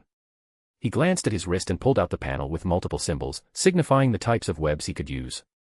He swiped the panel towards a bold white cross. "Stand still," Miles said to his uncle as he grabbed his injured arm and sprayed his web around the bloody gash. "How are you feeling?" Miles asked. "Well, for one word, numb." "Thank you, Miles." Miles nodded before looking at the approaching cop cars. "Let's get out of here." "Yeah, we have a lot to talk about, Miles," Uncle Aaron said, putting his mask back on before they both started jumping building to building, getting away. As they brought in all the Spider-Man villains and tied them together, they began to talk among themselves. "Let's go and get the kid now that we have the goober ready," Peter B said, taking hold of it from Gwen's hands. While they discussed, they failed to notice Shocker's hands pressing tightly together, charging an attack. "Hey, can you guys let me talk to the kid?"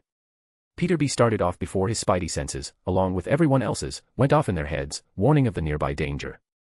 Instinctively, they all jumped and flipped out of the way as a giant wave of vibrations blasted from the center of the surrounding villains, destroying the webs holding them together. The vibrations expanded, causing nearby car and house windows to shatter. Almost immediately, Vulture took to the skies, while the others scattered. "Seriously?" Peter grunted before running off, chasing after them with the others following close behind. However, before they could catch up, they all started glitching in place, giving the villains the perfect opportunity to escape. "I want to go home," Peter couldn't help but whine when he stopped glitching in place. Peter B sighed as he got up from the ground before turning to look at Peter. "Tell me, do you know where Miles is at the moment?" "Aria?" Peter asked, to which she immediately answered. "Based on the footage I picked up in the direction he was running towards, he should be at his uncle's apartment currently." Peter relayed the information before giving him the address, and without hesitation Peter B swung away towards Miles. The others looked at each other before deciding to follow closely behind. "So you're Spider-Man?" Uncle Aaron said, sitting on his couch as he handed Miles a soda can. "Yes." Miles answered in a questioning tone. "What, you don't know or something?" Miles just sighed. "Well, I'm just not sure if I can be called that," he said while looking at his hands. "I mean, sure, I have the abilities, but I don't know if I have what it takes to be Spider-Man. Being Spider-Man is a big shoe to fill. If I take on that role, there's going to be a lot of people counting on me. I'm afraid that I won't meet their expectations." Miles started venting all of his feelings, fears, and worries to the only person he knew he could trust with 100% certainty. He knew his uncle wouldn't judge him or think less of him because of this, so he let everything out, from what first occurred, him getting bit, to what happened currently. "I see your problem," Uncle Aaron said as he took a sip of his drink. "You're trying to replace the old Spider-Man and become what he once was." He paused for a moment before sighing. "As your uncle, I know I should be stopping you, telling you to quit and live a safe and happy life, go to school, get a girl or two. But you're just not that kid, Miles. Man, I've known you for most of your life. I know you wouldn't listen to me if I told you all that. You're just like my brother, you have too big a heart that wants to help people. So, you shouldn't be like the old Spider-Man. You don't have to replace him, you can just be yourself. You can just be your very own Spider-Man." Miles leaned back on the couch and looked at the ceiling, then down at his old Spider-Man merchandise he was still wearing. "My very own Spider-Man, huh," he muttered before softly smiling. "Thanks, Uncle. I think I have an idea of what to do. You're my nephew, man." "There's no need for thanks," Uncle Aaron said, nudging him with a smile. Then, they heard knocking on their window and saw Peter B outside. Uncle Aaron stood up and went to open the window. "What do you want?" he asked as Peter B stood outside with an awkward expression. "Do you mind if I talk to Miles alone for a bit?" "It's important," Peter B said. Uncle Aaron rolled his eyes and motioned for Peter B to get in. As he did, Uncle Aaron saw Peter motioning for him to sit on the fire escape with them. Though confused, he followed Peter's instruction, deciding to give Miles some privacy but still be close enough to intervene if necessary. Just as he opened his mouth to ask what was going on, Peter motioned for him to listen to their conversation. "What's going on?" Miles asked, curious about what Peter B wanted to talk about. "Miles, I came to say goodbye," Peter B started. Miles gave him a confused look. "We can just say bye at the Collider." Peter B shook his head. You're not getting it. You're staying here. I need to be there so you all can go home. They are going home, Miles. I'm the only one that's staying, Peter softly replied. The others outside looked at each other in shock, ready to intervene. Peter stopped them, while Aaron raised a brow at what he was hearing. But Gwen too whispered. Peter shook his head and whispered back, let's wait and see how this all turns out. We'll intervene or come up with another solution as a last resort.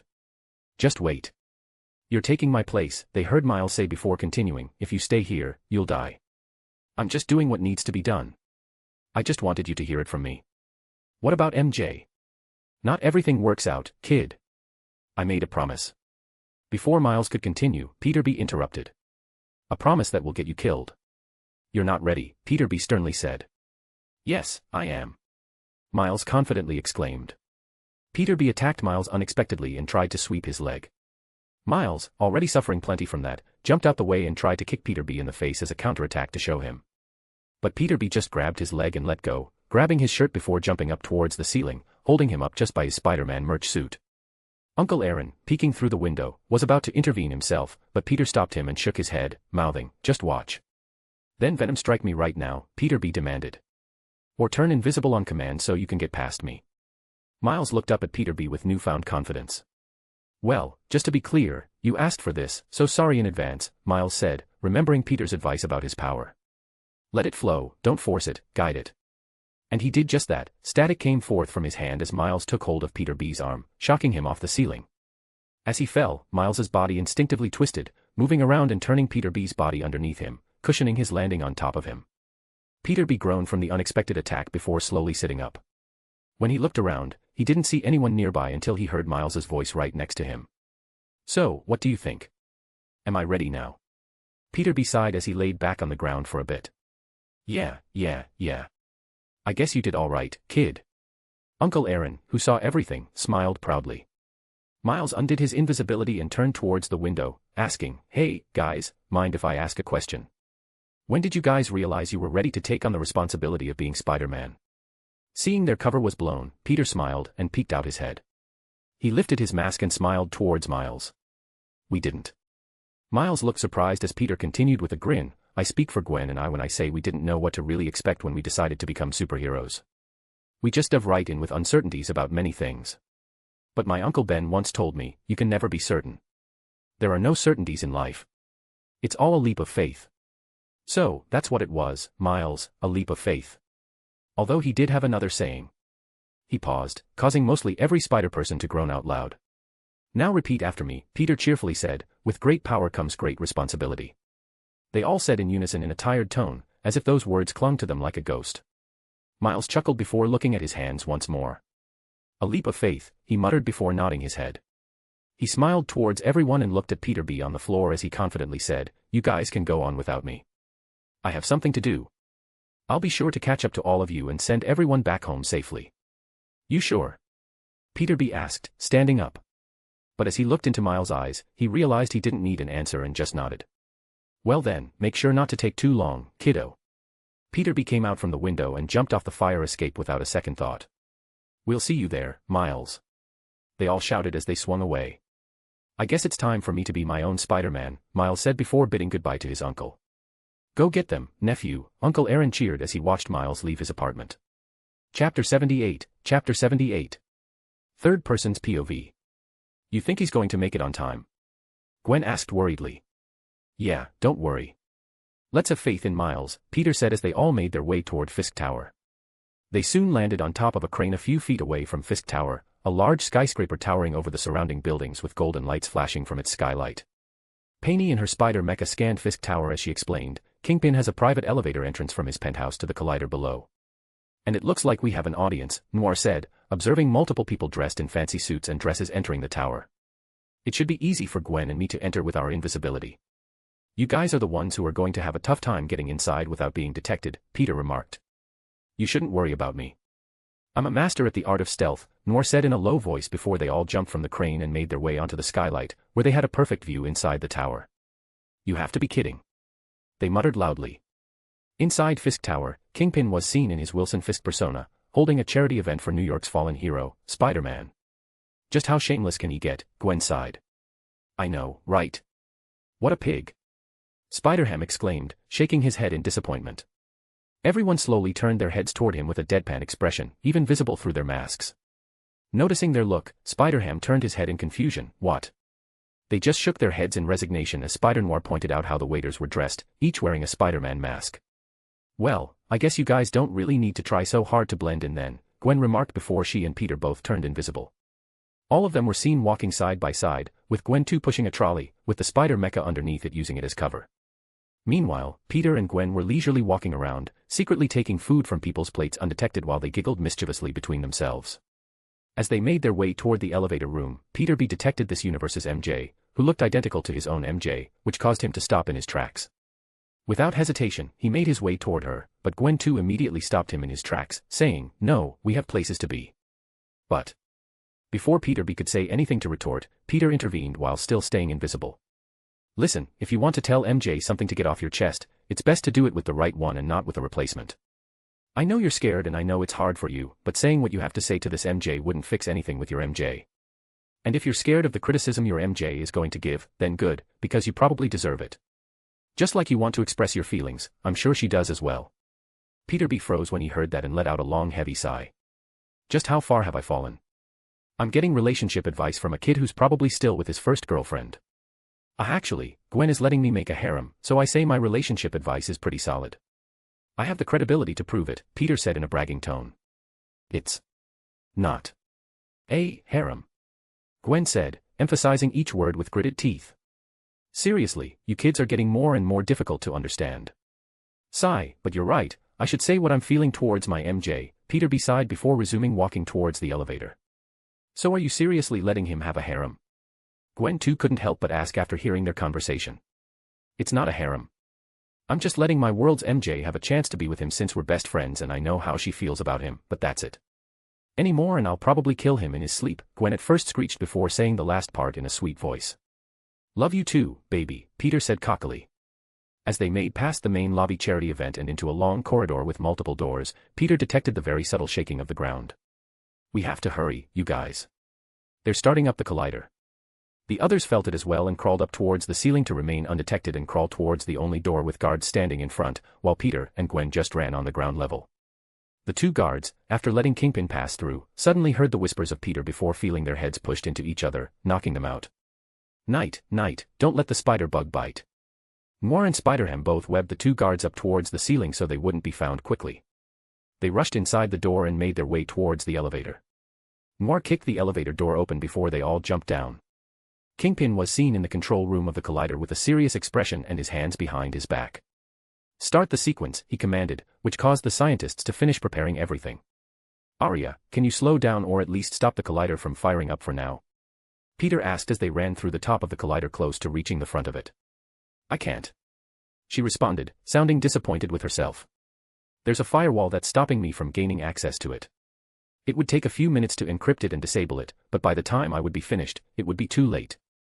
As they reached the front of the collider they realized it was too late, the collider fired at each causing the red beam of energy to collide into each other.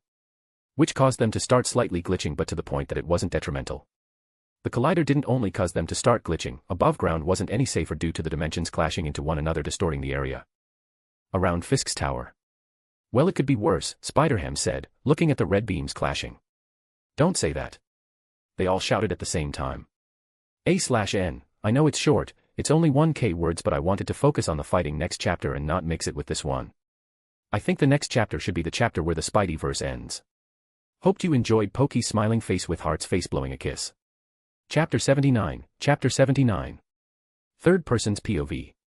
We can't wait for Miles, so we're going with the original plan, Peter said after glitching slightly for a second. Peter, you don't have to do this. I can stay, Gwen too tried to change Peter's mind, but to no avail, he had already made his decision. There's no need.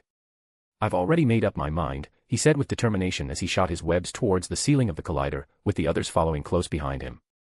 As Peter started tapping the ceiling for the hidden compartment, Peter's spidey senses blared at him. He instinctively stood up on the ceiling and turned his body to the side before throwing his fist forward, making contact with the green giant goblin who flew towards him at quick speed. Due to the green goblin's flying momentum, Peter was pushed back and lifted off from the ceiling. But before he could get far, Peter's mechanical legs sprung from his back and stabbed themselves towards the ceiling. Norman. I'm so glad you're alive. I had hoped that was the case when I didn't see your body in the footage. Peter grinned, his tone jovial. But the goblin only roared, causing spit to fly everywhere before it flapped its wings and flew towards Peter in a blur. But Peter wasn't the only one that got attacked. Peter. Gwen couldn't help but call out before she or the others could swing into action. Their spidey senses tingle, causing them all to jump out, including Peter B., who found the hidden compartment but couldn't plug in the goober due to being attacked. Below them, Shocker was seen with his fist stretched out upwards, laughing maniacally while sending his vibrations towards them. We have to stop him, or else he's going to cause the collider to malfunction and we'll be stuck here. Gwen shouted before rushing towards him. But her spidey senses tingled, and she was tackled by the vulture. Luckily, her spider legs came out on time, protecting her from getting any sort of injury. The hell is your problem, you creepy old man? Gwen shouted as she landed back safely. Her shouting surprised Vulture, causing him to flap his wings forward, slowing him down. Wah. I mean, come on. This is the second time you've come at me specifically. Once, I can understand since I had the goober, but twice just means you have an agenda, and that's just plain old gross. Gwen shouted once more in a mocking, disgusted voice. The vulture's face quickly grew red with embarrassment. Why you bitch, he shouted before diving towards Gwen with hatred and anger clouding his judgment. Gwen surrounded her fist with ice and smirked, I know you are, but what am I, she taunted as the vulture fast approached. Meanwhile, the others weren't saved as well. From behind Shocker, Tombstone appeared, which Noir decided would be his opponent. By his side, Scorpion thrust his stinger at them, coated with a bit of green liquid at the tip, most likely poison. Spider-Ham and Painey both looked at each other and silently decided it would be best if they both dealt with him together. Leaving only the Shocker for Gwen 2 to deal with. It looks like you want round 2, girly, Shocker said as he noticed her fast approaching, focusing his attention on her. He punched the air repeatedly, sending blasts of vibrations towards Gwen 2, who used her years of acrobatics to perfectly dodge them. Seeing the villains distracted, Peter B used this chance to try and insert the goober into the compartment he found. But as he went to insert it, tentacles wrapped around his arm before enveloping his entire body and squeezing his neck. The tentacle pulled him to face Doc Ock face to face. Why hello there, Spider-Man, she spat venomously. It appears you have something for me, she said in a mocking tone, wrapping her fixed, previously destroyed, tentacles harder around Peter B. Hey, Lizzie, long time no see, Peter B's voice strained as he was being choked. You look different, did you do something with your hair? I gotta say, it looks nice. Meanwhile, Peter was having a blast fighting the Green Goblin. They flew and swung around the place, with Peter slashing his spider legs at him while Green Goblin threw heavy punches towards Peter. Peter made sure to be careful not to damage the collider as he battled the goblin. The goblin surprised Peter by grabbing him by his tail and sending him flying towards the side of the wall, causing it to cave in slightly. It's always the fucking tail, Peter groaned in annoyance before he saw a small orange pumpkin flashing a red light. Peter's eyes widened as he surrounded himself with electricity, launching himself from the wall and shooting his web towards the pumpkin. He threw it back perfectly towards the Green Goblin, who wasn't expecting it. The flashing red lights quickened before exploding on his face. Peter smirked as he watched the Green Goblin fall. Quickly swinging his way towards the goblin, Peter caught him with a web as he was falling. He then grabbed the web with 2 hands before spinning in the air slightly as he threw him towards the wall as payback, causing spit to unintentionally come out of the goblin's mouth. As the goblin clung to the wall, it grabbed the web stuck on him in pain and yanked it towards himself. Peter, being pulled, smirked, as that was his plan all along. When the goblin saw Peter, it extended its fist, trying to punch him. But Peter simply leaned back midair. As he leaned back, he saw the goblin's fist brush in front of his face underneath it before shooting the walls with his web and pulling himself towards the goblin, which added more force to when he was getting pulled. Both of Peter's feet sank onto the goblin's stomach, causing it to puke out purple blood. While he sank onto the goblin, Peter pulled more on the wall, causing the Green Goblin to cave into the wall some more. The goblin's eyes rolled to the back of his head due to the force of Peter's kick. You probably can't hear me, so although you aren't my Norman, you'll have to do. I call this next move, trauma dumbing, Peter muttered. Peter started to punch the unconscious goblin in the face for a few seconds before stopping and aiming its spider legs right on its forehead. He stayed silent for a few seconds before lowering the spider legs away and letting out a sigh. I know I should probably kill him. I know I should do it. Myself, more than anyone in the world should know why I should do it. Peter touched the spider symbol on his chest. But that's not the reason why I became Spider-Man. That's not the reason why I wear this symbol on my chest. One of the reasons Spider-Man was so beloved and adorned by everyone, no matter the age, is his determination to not give up and help those around him, even those that did him wrong. It's one of the reasons why I adored the original Spider-Man. It was one of the reasons why he was my hero. Peter didn't say anything as he started to wrap the green goblin in more webs that were very difficult to break out of. Meanwhile, everyone was still engaging in their fights with their opponents, some close to finishing their fights, while some were still having difficulty. Due to the multiple hits the vulture had taken, his speed had decreased significantly. Gwen pulled herself towards the ceiling before pushing herself towards the vulture's back, who was too slow to dodge. As she kicked him and her foot touched his back, frost started to spread throughout his suit. Due to the force of Gwen's kick, the vulture was plunged towards the ground, shattering his entire suit upon crashing, leaving him unconscious and mostly naked, which caused Gwen to cover her mouth and try not to throw up. Meanwhile, Doc Ock, who had Peter be wrapped around her tentacles, just scoffed. "Enough of this, I have had enough of your jokes, Spider-Man. I'll kill you right here and now," she said with a wicked grin and a glint off her glasses. Just as she was about to plunge her free tentacle into Peter B, it suddenly stopped.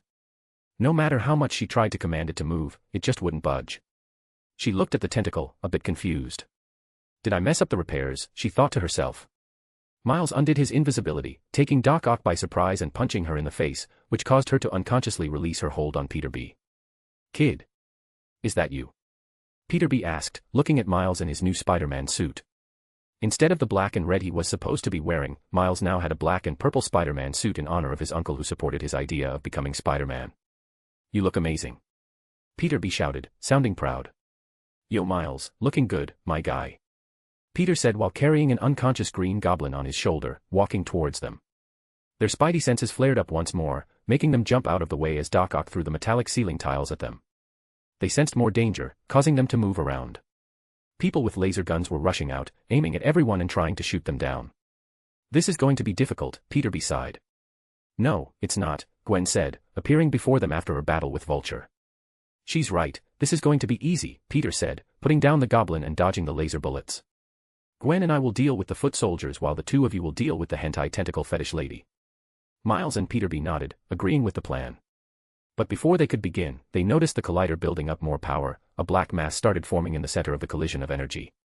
"Let's finish this quickly," Peter B shouted as he and Miles ran towards Doc Ock. "Luckily for you guys, this spider was built for speed," Peter said with a savage grin as electricity crackled around him slightly, while his spider suit glowed more blue. He quickly became a blur, leaving behind a blue trail thanks to his suit. Everywhere Peter passed, the bodies of the soldiers fell unconscious, no matter how many times they tried to stop him by shooting at him.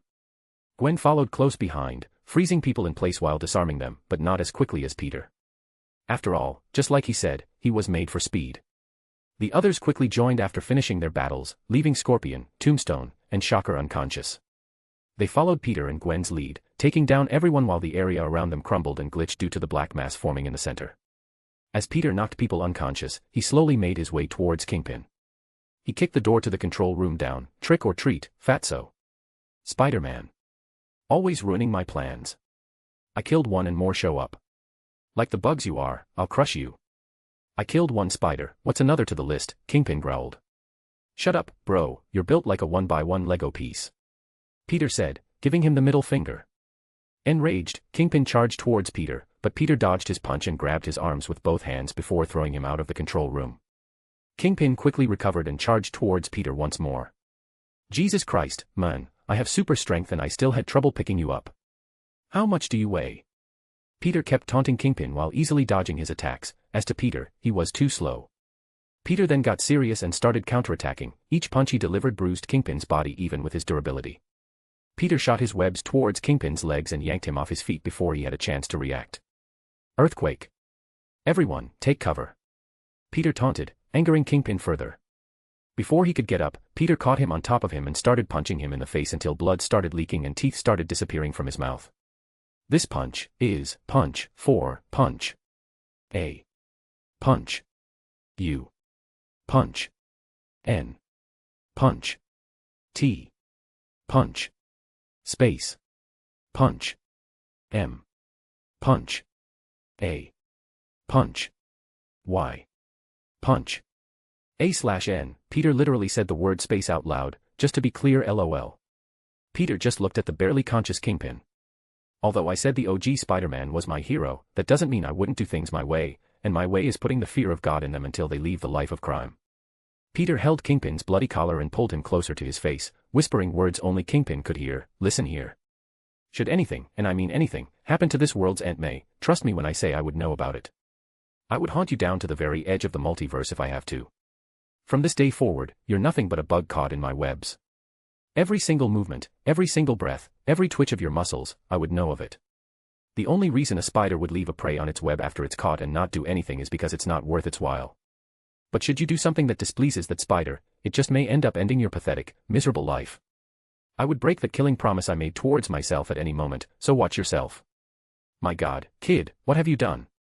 The others soon appeared after knocking and tying everyone else unconscious. What I had to do. This was payback for Aunt May after what he put her through. So relax, would you?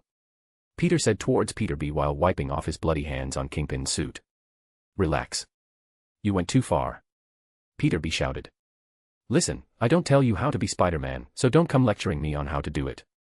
You do it the way you want to do it, and I'll do it the way I want to do it, Peter said, standing up. Peter B was about to retort before Noir just put a hand on his shoulder and shook his head, which caused him to sigh. Fine. I won't say any more, but I still think it was too heavy-handed. Peter nodded his head. And you're within your rights to think that. Now, is everything taken care of? Gwen nodded her head, causing Peter to nod right back. He turned towards Miles and smiled, well, my young spiderling, it's time to see us home. But before that, pictures anyone? Peter said, taking out his phone with a smirk. The others rolled their eyes before they brought themselves together, squeezing against one another as Peter took a selfie. After saving the picture, Peter and Gwen walked hand in hand towards the collider. You got everything, Aria?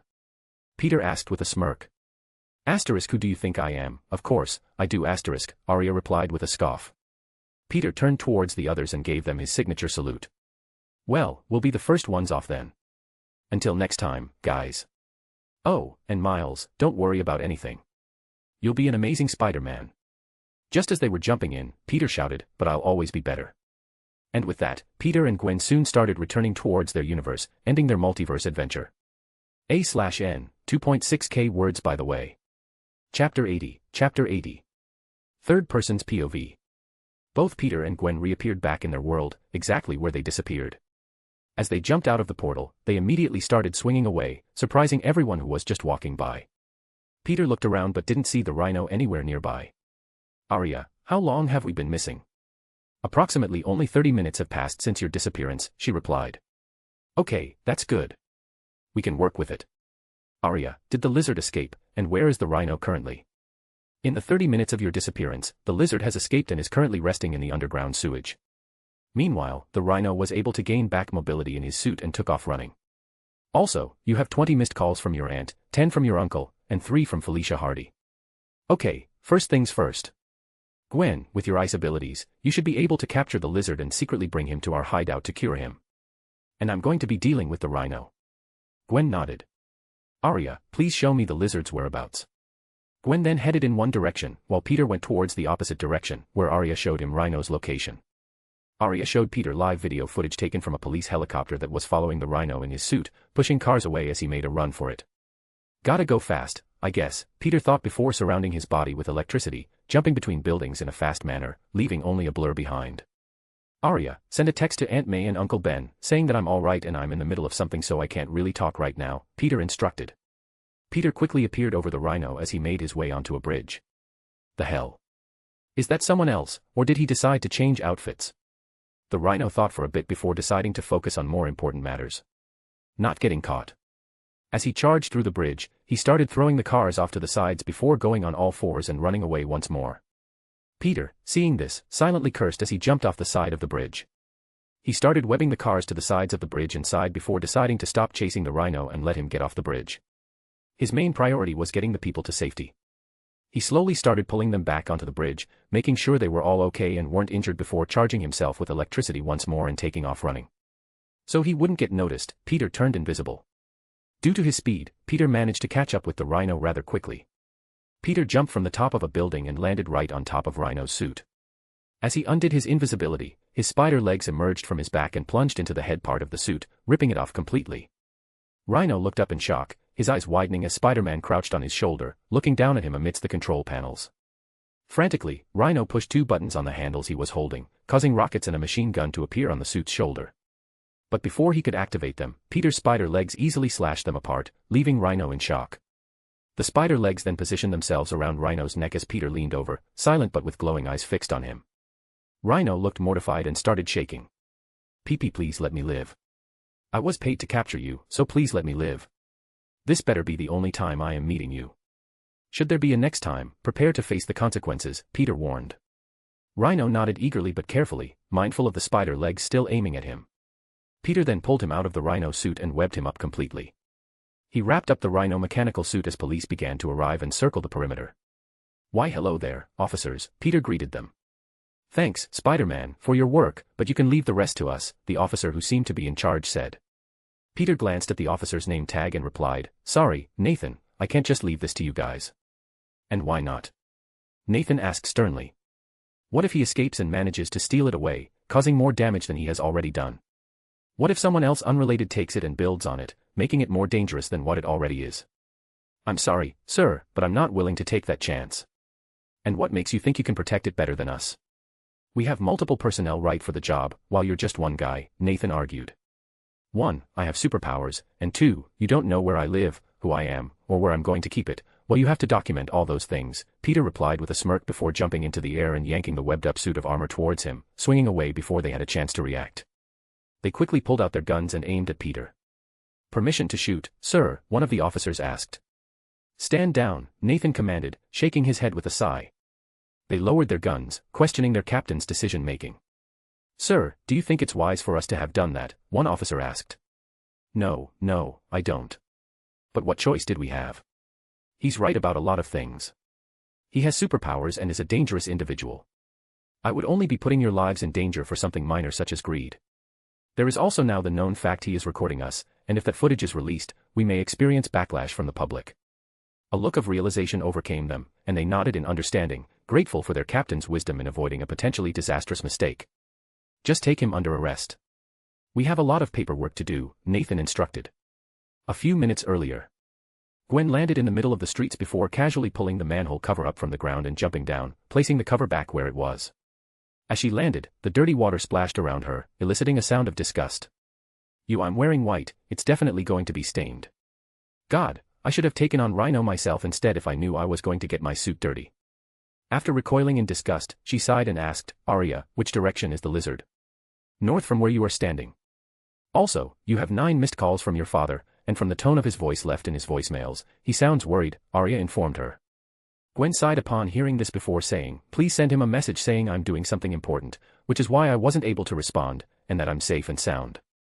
Not wanting to walk in the dirty water, Gwen jumped towards the ceiling and started walking upside down towards where Aria had detected the lizard. Gwen turned invisible to avoid detection and silently approached where the lizard was resting, curled up and shedding its skin as it slept. The lizard suddenly detected a different presence and woke up, looking around in confusion. It spotted Gwen on the ceiling with its heat vision, although her ice ability made it difficult for him to discern what she was using heat vision. Reacting quickly, the lizard lunged towards Gwen, who dodged out of the way and summoned her own spider legs from her back. She froze the water underneath her and used it as a pathway to swiftly approach the lizard. The lizard lunged once more at Gwen, its claws extended towards her, but she managed to dodge and block the attack with her spider legs. As she evaded, her spider legs made slashing motions towards the lizard, cutting its new skin and causing green blood to spill from its wounds before they began to regenerate. Gwen ducked as the lizard attempted to use its tail, then launched herself forward, covering her hand in frost. She thrust her palm into the lizard's stomach, causing it to cave in due to Gwen's strength. Without giving him a chance to recover, Gwen continued her relentless assault, using both her spider legs and her cold abilities. The constant barrage of attacks wore the lizard down, draining its energy as it struggled to heal from the injuries and cope with the freezing temperatures. Frost started to accumulate around the lizard as Gwen slowly exhausted him, until he could no longer stand. Gwen seized the opportunity to intensify her cold assault, sending the lizard into hibernation, rendering him unresponsive. She froze his body until he could no longer move, then wrapped him in her webs before slowly dragging him through the dirty water and into their hideout where they had promised to meet. "I swear this mook better come off or I'm making Peter make a new detergent that will be able to do it," Gwen muttered as she made her way. Chapter 81. Third person's POV. Gwen's whistling reverberated through the sewage system as she tugged on the web rope draped over her shoulders. Suspended from that web was the hibernating lizard, who remained unconscious due to the cold Gwen had induced. Glancing at the map on her HUD, Gwen then directed her gaze upward, spotting a manhole cover in the ceiling. "Hydra!" Gwen exclaimed as she leaped up, delivering a swift kick to the manhole cover and emerging onto the surface. Surveying her surroundings, she nodded in recognition, realizing she was back in the underground subway station they had converted into their hideout. Continuing to drag the lizard behind her, Gwen made her way toward their main lab where Arie was stationed. Upon arrival, she noticed Peter's absence. "Where's Peter?" she inquired. "Daddy is checking the rhino suit for any possible trackers it might have before bringing it here," Arie responded in her youthful tone, appearing on the main monitor. "I see, so that means he's already done." In the meantime, Gwen muttered, laying the lizard's body on a nearby table before retrieving a syringe. Without hesitation, she punctured the lizard's arm and began extracting its blood. "Arie, start a file with the name Lizard Cure as I begin examining its blood," Gwen instructed. "Might I suggest using this?" Arie interjected, drawing Gwen's attention to the monitor where she had finished setting up the examination. It displayed a file labeled Dr. Kurt Connors, the Lizard. "What is this? Did you make it?" Gwen inquired. "Nope," Arie replied proudly, enunciating the P. "Daddy-o made me copy all the files of every villain that Spider-Man had faced in that world and store them here so we can come up with a counter if any of them show up, or in this case, cure them." "I see, so that contains that world's lizard cure. In that case, let's thoroughly examine this blood and use the cure as a reference for how to construct a cure for this one," Gwen remarked. Just as Gwen was about to begin, Peter appeared with the rhino suit over his shoulder. "Big Daddy came here bearing gifts," Peter exclaimed before dropping off the suit in the corner. "So what are you doing?" he asked after pulling off his mask and fixing his hair. "I'm just about to start examining his blood," Gwen said as she placed it under her enhanced telescope. "Arie, scan it and cross-reference it with what's in the file." On her screen, a scanning bar appeared, filling up before switching to a cross-reference while using a DNA helix to display the process. This lizard has another DNA animal strand apart from a reptile. Upon closer examination, it appears to be from an axolotl, which seems to heighten his regenerative abilities, Arie informed them, displaying the lizard's DNA helix.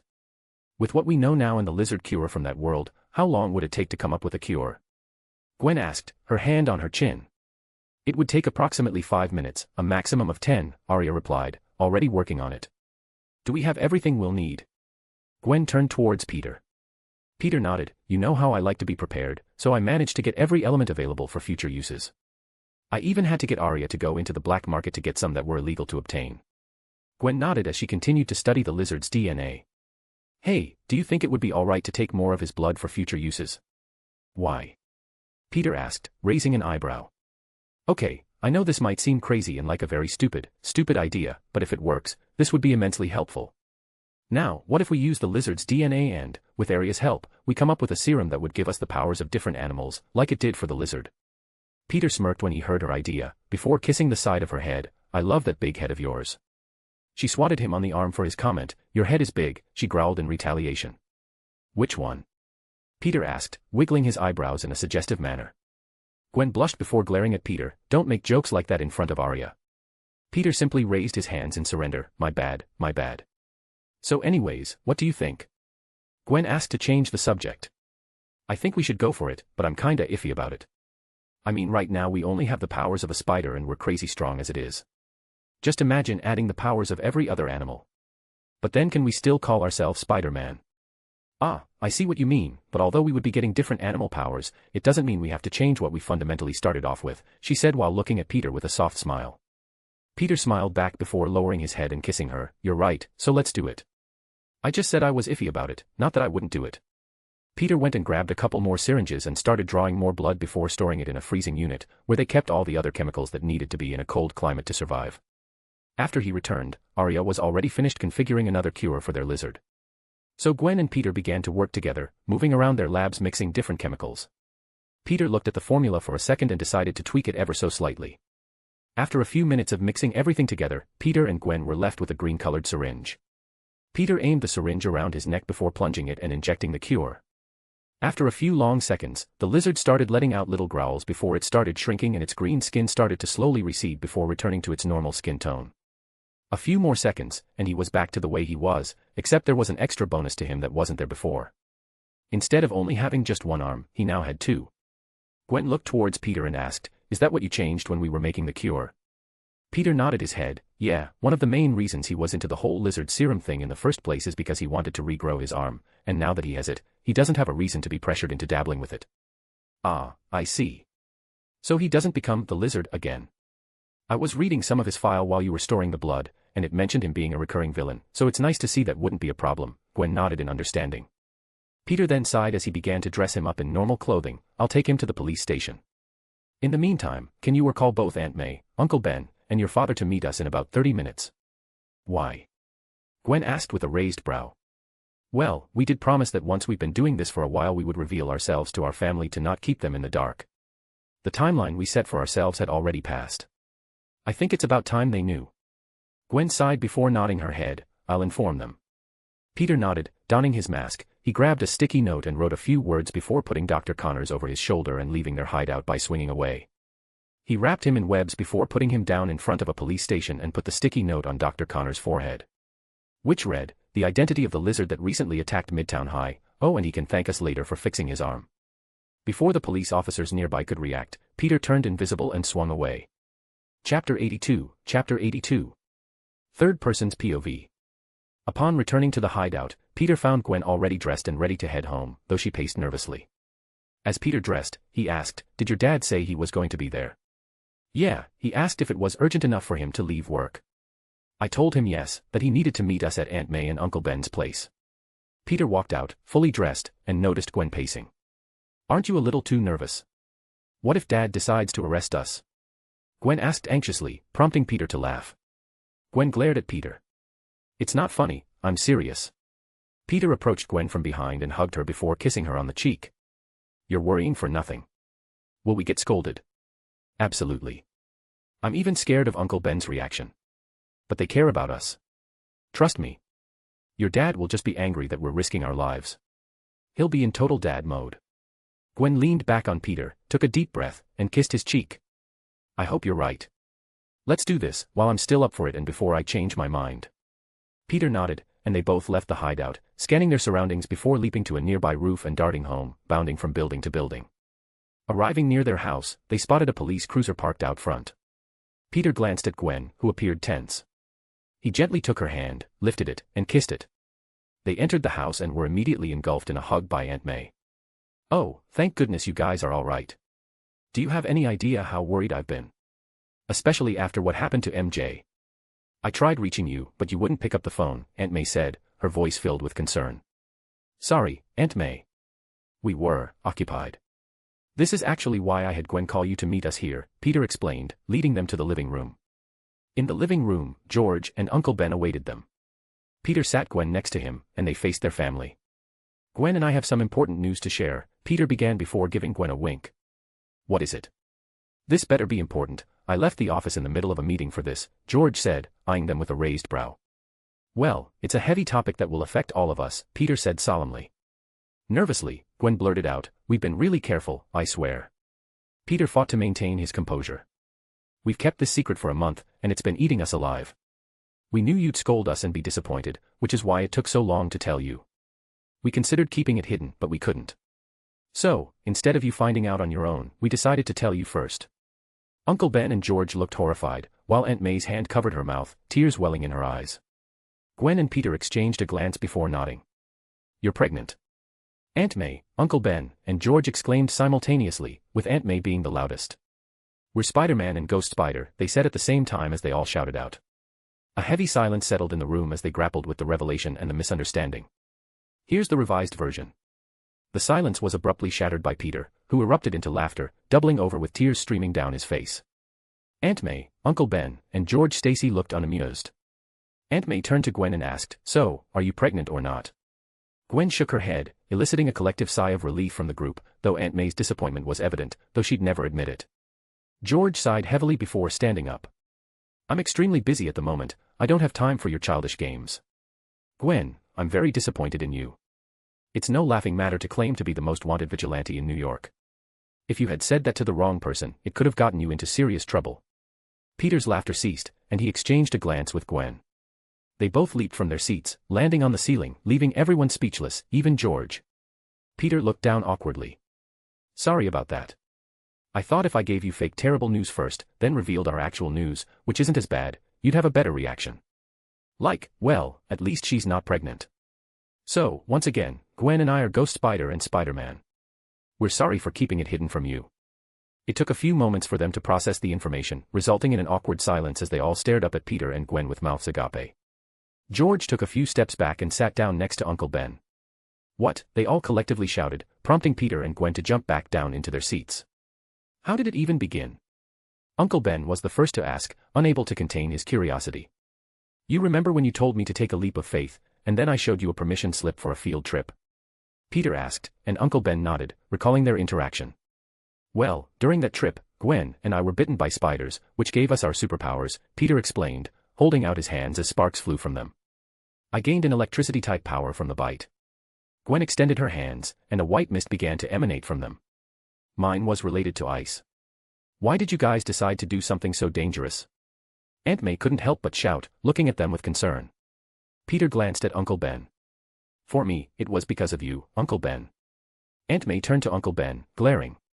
Have you been filling that boy's head with crazy ideas? She demanded. Peter continued, it was because of your philosophy, with great power comes great responsibility. That always stuck with me, so now that I have more power, I also have a greater responsibility to use it for good. Uncle Ben smiled proudly, while Aunt May glared accusingly. Meanwhile, Gwen looked at George and smiled. For me, it was because of you, Dad.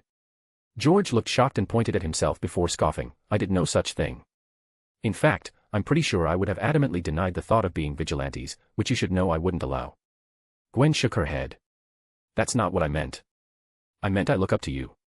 You always get up every day without fail and go out to help people.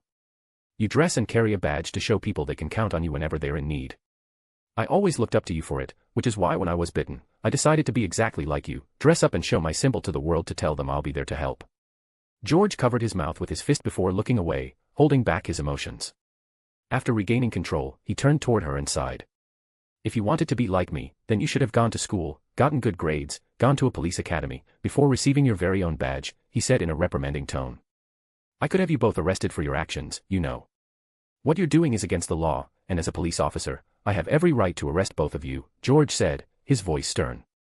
Then he sighed, stood up, and pulled Gwen into a hug.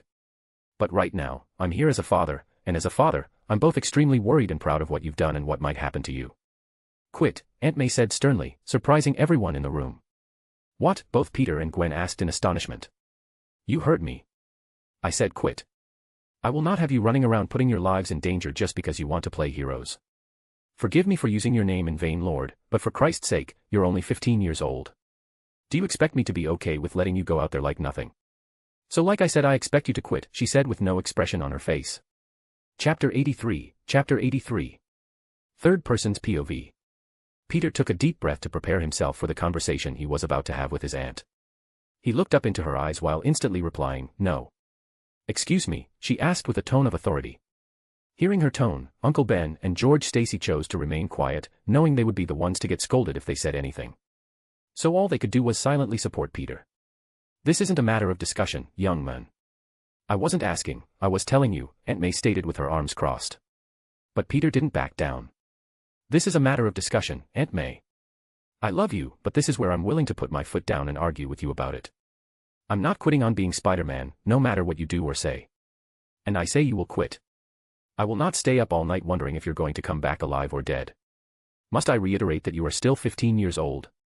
Is it so much to ask that you spend it like a normal teenager, going to school, making friends, hell, even going to parties? A boy your age shouldn't be worried about going out at night and saving people. Age isn't what's important here. Peter said, raising his voice. Age isn't a prerequisite to helping people in need. I can still go out and live a normal teenage life like you want. I can't in good conscience just stay still while knowing I could be going out there and saving lives. And I keep telling you that that isn't something you should be worrying about. Damn it. That's the reason why there are officers like George over here, that's their job, not yours, she said, raising her voice to Peter's level. That may be true, but there are some things I can do because of my powers that he and no matter how many officers there are, simply can't. Why can't you just understand that? A look of rage overcame Aunt May's face as she reached over and grabbed him by his collar before shaking and yelling at him with tears in her eyes. And why can't you understand that I'm worried about you, Peter?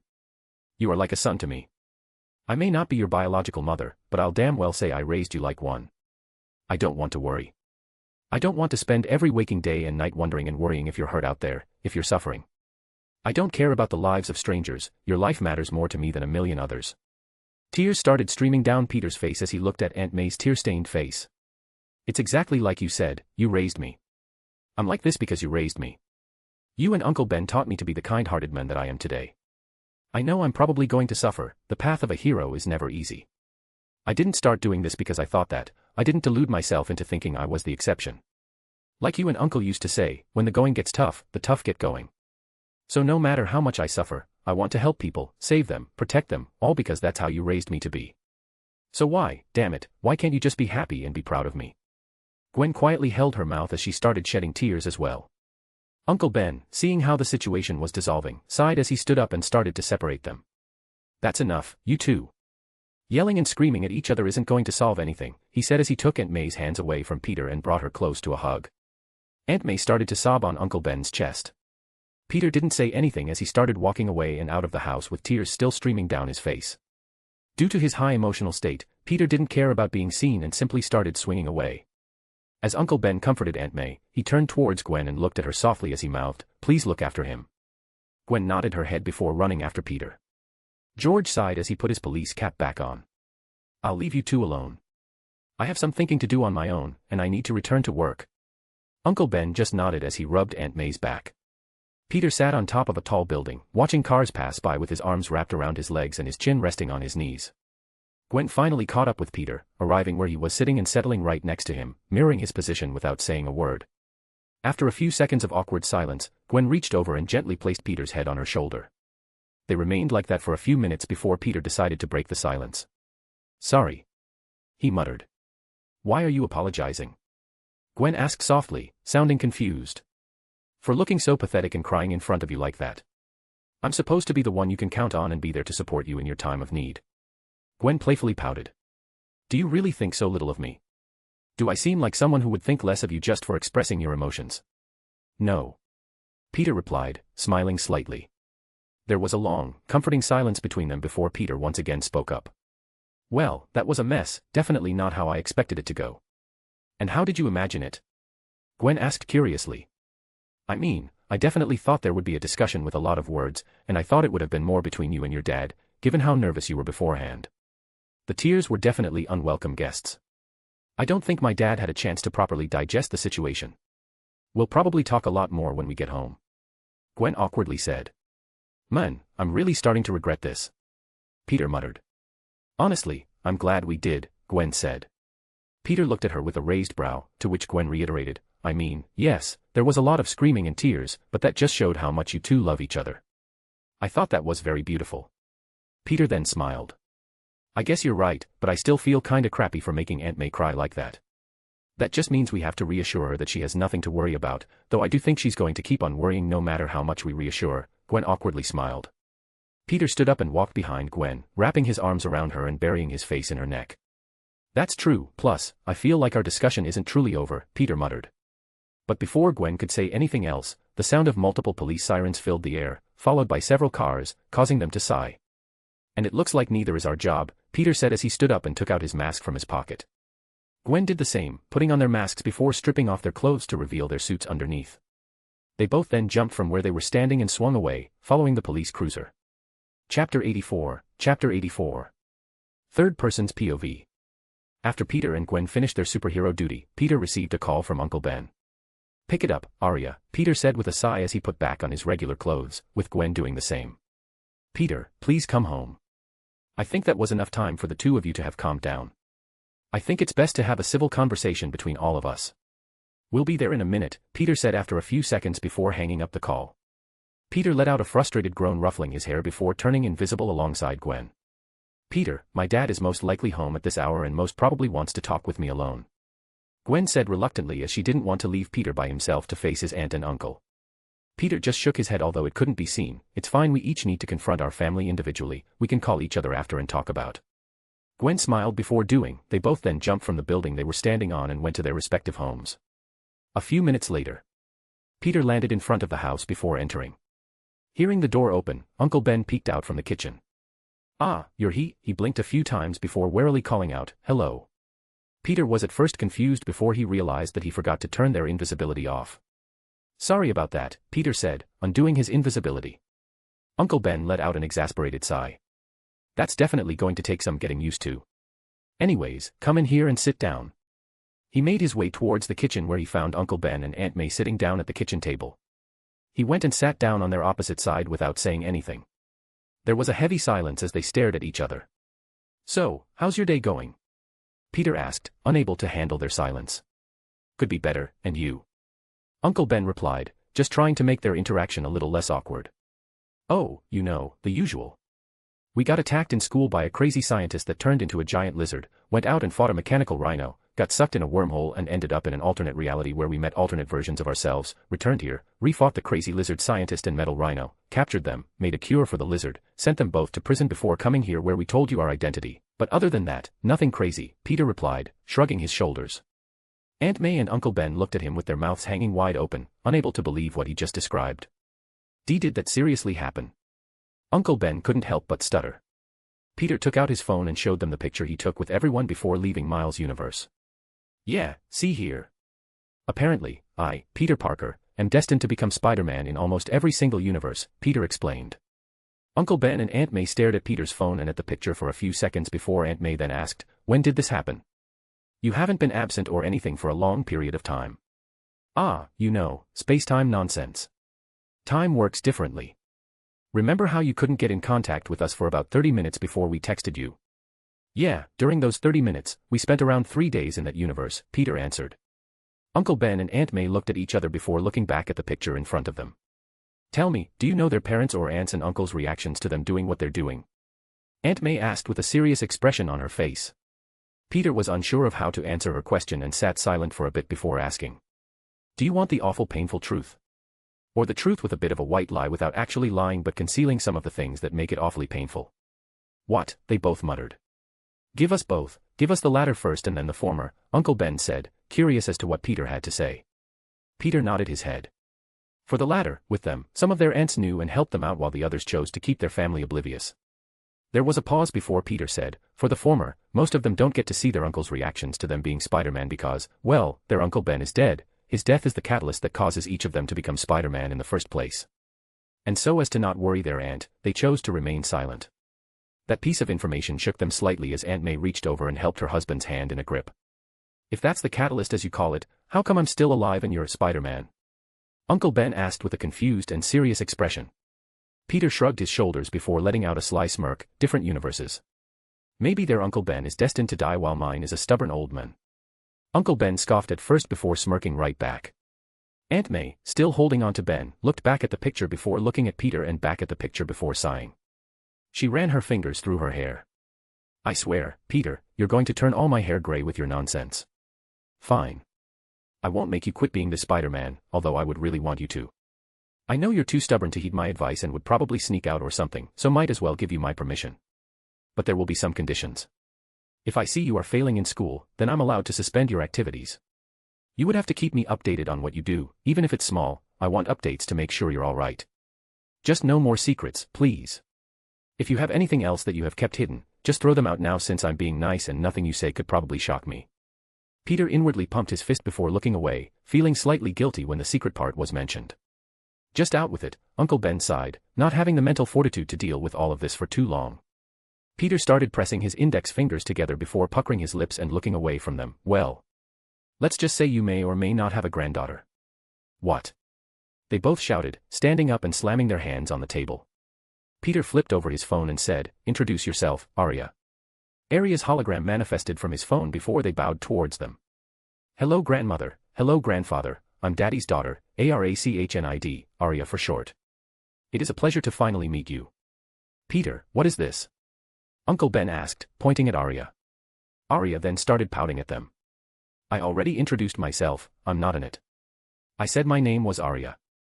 That isn't a recording or something you made like an edited video or something? Uncle Ben asked. Well, I was created in a way. Since I'm an I created by Daddy, which is why he is my father, my creator, like most fathers are. Aunt May and Uncle Ben held their heads as they felt a migraine growing from all the news they just kept receiving one after the other. Chapter 85, Chapter 85. Third person's POV. She isn't going to take over the world, is she? Uncle Ben asked, looking at Aria's hologram with a wry smile. Aria made an exclamation mark, and a question appeared over her head. What? Why would I want to do that? That seems like a lot of work. I could be doing something more productive. Uncle Ben and Aunt May looked deadpan before exchanging a glance. Aunt May sighed, she's his daughter, all right. Oi, Peter exclaimed, not liking how they said that. I still can't seem to wrap my head around the fact that you managed to build an AI, Uncle Ben said, examining the hologram. Yeah, because the fact that I have superpowers is just perfectly normal, Peter said sarcastically. Fair point. Uncle Ben muttered before pressing his finger through the hologram. Ah. It hurts. Aria screamed as her distorted image flickered. Uncle Ben got frightened, thinking he really hurt her, as he quickly pulled his finger back. Aria then knocked on the side of her head and stuck out her tongue while closing one eye, kidding, tee-hee. Aunt May sighed as she rubbed the side of her head. He created a smaller version of himself. Hee, she's adorable, right? Peter chuckled, lifting his phone from the table. Uncle Ben and Aunt May both sighed in resignation. Welcome to the family, Aria, they said with an awkward expression. After finishing their conversation and having finally settled the revelation of his identity, Peter went up to his room since it was pretty late already. He then video called Gwen. I take it everything went well with your family? Gwen asked, seeing Peter more relaxed laying in bed. Yeah, I kinda had to reveal the fact that we went to another universe, though, so there's that. I see. So, seeing that there were other Spider-Men in different universes calmed them down slightly. Yeah, what about you? How did your conversation with your dad go? Gwen's expression grew wary. At first, he really didn't take it all that well. But since he's a cop, he's able to see the effect we had on the community, so he was reluctantly okay with it. But he still doesn't like it. Their conversation continued, each talking about different things, how they were feeling about revealing their identities, how they still couldn't get over the fact that they went to another universe, and the like, and what they were going to do next. I kinda feel bad for Lizzie. She was really looking forward to the party. It's too bad it got cancelled, Gwen said with a smile. Yeah, me too. But since the lizard attacked the school, I doubt some of the parents are going to let their kids walk around at night. Now that you mention Lizzie, wasn't there something Harry wanted to tell us after school, but due to what happened, he didn't get a chance, did he? Peter said with a pondering look. You're right. He mentioned something about a Russian hitman. Rhino. Both Gwen and Peter exclaimed at the same time. As if in sync, they followed it up by saying, Harry knew the Rhino was going to be after us. But I don't think he knew it was the Rhino specifically. He just mentioned a hitman and wanting to talk in secret, Peter recalled their conversation. Norman, huh? It has to do something with him, doesn't it? Gwen sighed. Most likely. Now I'm curious what he has to say. Well, I guess we can talk to him tomorrow. Gwen nodded in agreement, changing the subject since they didn't have all the information. We need to check on MJ early tomorrow and see how she's doing. I hope she doesn't feel too lonely being in the hospital by herself. Right, the thing with MJ. Peter sighed in exasperation, recalling that he was allowed to date MJ without any consequences. Why the sigh? Gwen asked in confusion before remembering what she promised, gaining a look of understanding. What? You don't want to date her or something? Gwen asked with a raised eyebrow and a teasing smile. It's not that. I mean, this is just an unexpected situation that I didn't think I was going to find myself in. It's kinda overwhelming, not gonna lie. Don't get me wrong, I'm a guy, the idea of dating two women at the same time and with no repercussions is great. But that's just my lower half talking. I'm just worried that I might accidentally mess things up. It might appear I'm showing more love to one more than the other, which could quickly build resentment, and then everything will be blown out of proportion. We've all been friends since we were little kids. A single mistake from me can cost everything. Was it perhaps wrong of me to do what I did? Gwen asked in a low voice while ruffling her hair. But Peter just shook his head. Like I previously said, the idea of dating two girls at the same time is awesome. I'm just thinking about our future, that's all. Who knows, in the future, my imperial harem might even rival Solomon's. Ha ha ha ha ha ha ha ha ha ha, you are so funny, Peter Parker, Gwen said, fake laughing. Peter being shameless just smirked, thank you, thank you. My humor is one of my best perks. If I can make a woman laugh to the point of tears, her vision will be too blurry to see my obvious red flags and fall in love with me, which is just the first steps of building my harem of multiple women. Gwen's expression turned deadpan. You are pushing it, mister. Sorry, Peter said, chuckling, which caused Gwen to start chuckling as well. They didn't say anything afterwards, enjoying each other's presence, even if it was from a screen. Gwen then started smirking out of nowhere before asking, hey, can you sneak out and come here really quick? Why? Peter asked with a raised brow. Gwen just licked her lip before biting them. I'm sure you can guess why, she said sensually. Peter smirked as he nodded his head. Yeah, I can already guess, but I want to hear you say it. Gwen blushed. No, Aria's going to hear it. Aria, I command you to cover your ears and stop listening to our conversation. Peter waiting for a few seconds before smirking once again to Gwen. What's your excuse now? I'm not moving a muscle until I hear you say it. Gwen at first glared at Peter before giving him the puppy eyes. Peter almost faltered but held on strong and continued smiling without saying anything or moving a muscle. Seeing that her technique which always worked failed, Gwen sighed before lowering her head and muttering, "Please come over and fuck me." "Sorry, what was that? I couldn't quite hear you properly, you were muttering," Peter said in a teasing tone, cuffing his ears. Gwen glared at Peter once more before gritting her teeth. She inhaled and exhaled before loudly saying, "Come here and fuck me, I need your juicy big cock in my tight little pussy." As soon as those words left her mouth, Peter heard something crashing outside his room, which Gwen heard too if her look of horror was of any indication. "I'll be right there," Peter said, hanging up and turning invisible before quickly escaping out the window as he didn't want to be confronted with that awkward conversation that would have ensued. A/N, should I write the R18 chapter or skip it to the next day? Write. Or skip. Chapter 86, Chapter 86 R18. A/N, based on the chapter title you can already guess who won the votes, lol, the beginning is just something someone suggested which I found hilarious so I did it. Anyways, I won't keep you, go and masturbate to my story if you want, enjoy smiling face with hearts winking face, please think of me when doing it. Words 2080, apart from the A/N. Third person's POV. Aunt May upon hearing a commotion exited her bedroom and saw Uncle Ben standing in the hallway just by Peter's bedroom with his mouth agape and a glass with water spilled and broken all over the floor. "What's wrong?" Aunt May asked with concern in her tone. Her words snapped Uncle Ben out, his thoughts causing him to release a long and heavy sigh before he started rubbing his face. "I want to cleanse my ears and pretend I never heard those words. Those kids, I swear, are going to be the death of me." "What is it? What did you hear?" Aunt May asked, getting curious due to Uncle Ben's reaction. He once again sighed before looking around and cuffing his hand around his mouth to Aunt May's ear. "Whisper, whisper, whisper." Aunt May slowly turned to look at Uncle Ben with her mouth hanging wide open. "You're not pulling my leg, are you?" Uncle Ben's face grew red with embarrassment before shaking his head and crouching down to pick the glass fragments from his cup. Aunt May's lips started twitching as she tried to keep herself from breaking out laughing. "She probably heard you dropping the glass. Poor girl is probably mortified. PHTTT, she said before covering her mouth. "Should we say something to him?" Uncle asked with an awkward expression. Aunt May nodded her head, clearly amused. "I want to see what he has to say for himself." Aunt May knocked on Peter's door, but didn't get a reply. "Peter, honey, open the door," Aunt May said, the amusement not leaving her tone of voice. After not hearing a reply, Aunt May then said, "If you don't open the door, I'll let myself in. 3, 2, and 1. As she said one, she opened his bedroom door. She survived the room realizing Peter wasn't there, then she looked towards the ceiling but didn't see him either. "Peter, are you invisible?" Aunt May said, entering the room, spreading her arms out and before patting the bed. "He left to go see her, didn't he?" Uncle Ben asked. "Most likely. I don't know how to feel about this, they are going to be doing it," Aunt May said with a weird look on her face. Gwen banged on Peter's chest with tears in her eyes. "They heard me, they fucking heard me. I don't think I can ever show my face to them ever again, my God. Kill me. Kill me now." Peter also had tears in his eyes but for different reasons. He is busy dying from laughter. "Ha ha ha ha ha.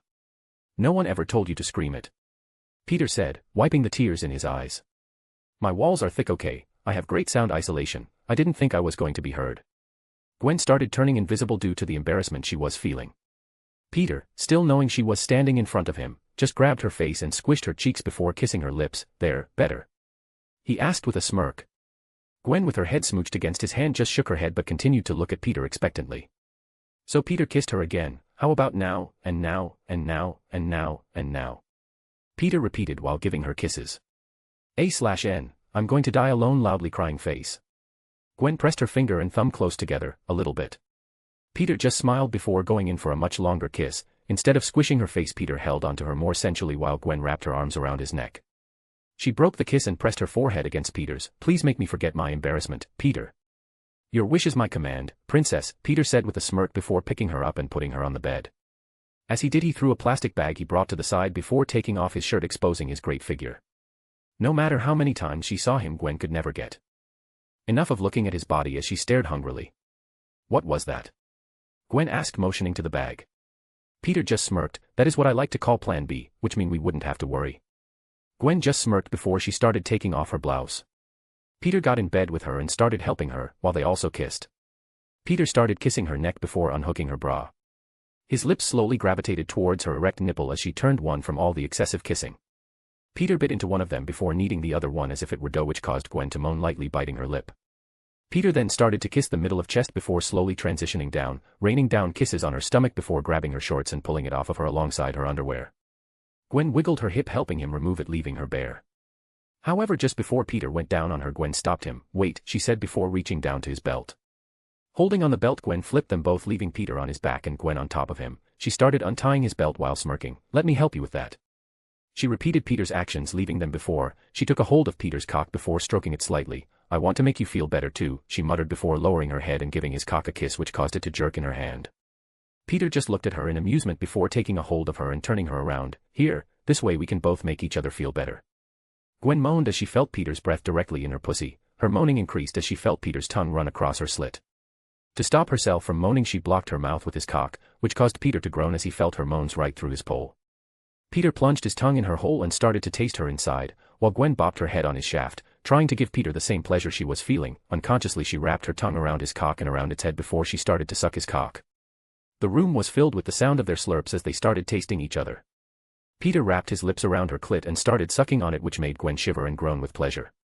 Her head movement increased as she reached over and cuffed his balls in her hands and gave them a light squeeze. They both thrusted their hips towards each other's faces as their pleasure increased. "I'm close to coming," Gwen moaned with his cock in her move. "So am I," Peter groaned, warning her on what's to come.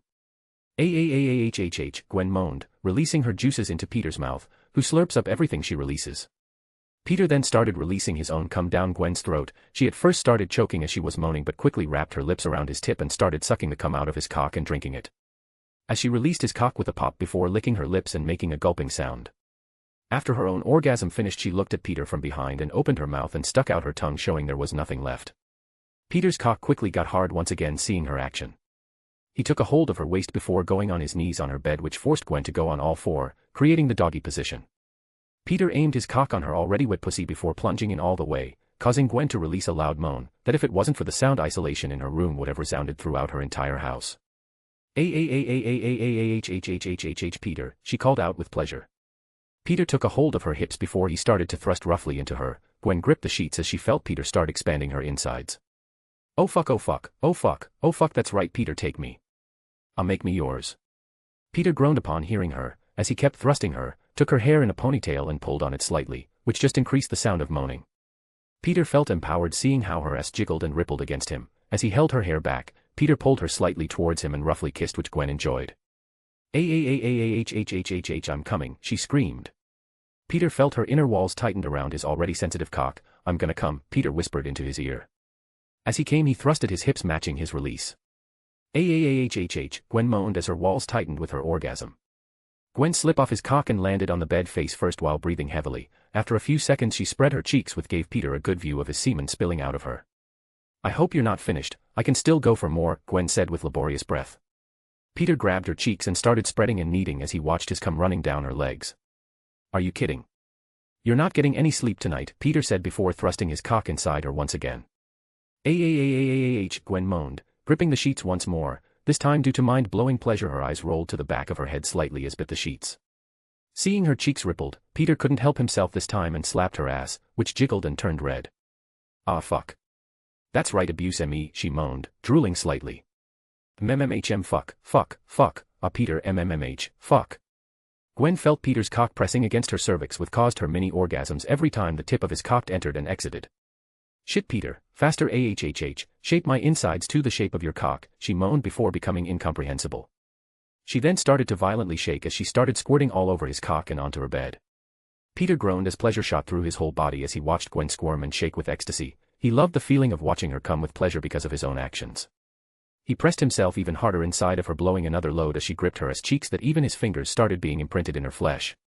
They both breathed heavily before Gwen slowly got up to her knees from being on all fours and turned around to push Peter back onto the bed. She slowly crawled towards him as Peter watched with lust as her breast swayed side to side. She arrived towards his cock, which was still hard, and licked her own juices of his cock. After a few more licks she positioned it but right, and positioning herself right above it, she lowered herself quickly to not let the cum escape her pussy and sat still on his cock for a few seconds. She ran her fingers through his chest and abs before lowering herself to kiss him. She slowly started grinding her hips with his cock inside her. She kissed his jaw while slowly lifting herself up and down before moving to his neck. She softly moaned by his ears as she felt his cock scraping against her insides. As she moved, she started to kiss his neck while he held onto her waist. Now they were just having sex, now they were making love. Gwen started marking her territory and started giving Peter hickeys on his neck. Even though she agreed to share him, that doesn't mean she still would mark him as his own. As they slowly moved and grinded against each other, they found it more pleasure and intimate. Gwen softly moaned before latching onto Peter's mouth and started kissing him, as started twerking on his cock. Peter gripped her ass once more and started thrusting his hip as their lovemaking turned a little rougher, but not too rough where it wouldn't be considered lovemaking anymore. They both shuddered slightly as they both unexpectedly came due to their feelings and how much love and intimacy they felt towards each other. Gwen laid in Peter's chest for a while Peter held onto her, each sharing their warms. After a few minutes they went back to having sex with one another until the sun came up. Chapter 87. Third person's POV. Peter and Gwen were cuddling in her bed with the sun shining out the window, the room smelling of their frivolous activity. The door to her room was then opened. Whoa. As soon as George opened her bedroom door, all that smell hit him like a tidal wave. He stood frozen both by the sudden smell and by what he was seeing. Both Peter and Gwen were clearly naked, with Gwen lying on top of Peter's body with their arms wrapped around each other.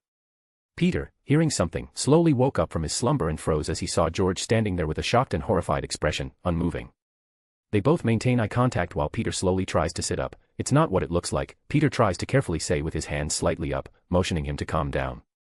Gwen woke up by his moments, looked up towards Peter still groggy while still hugging him. She went up and kissed Peter on the lips.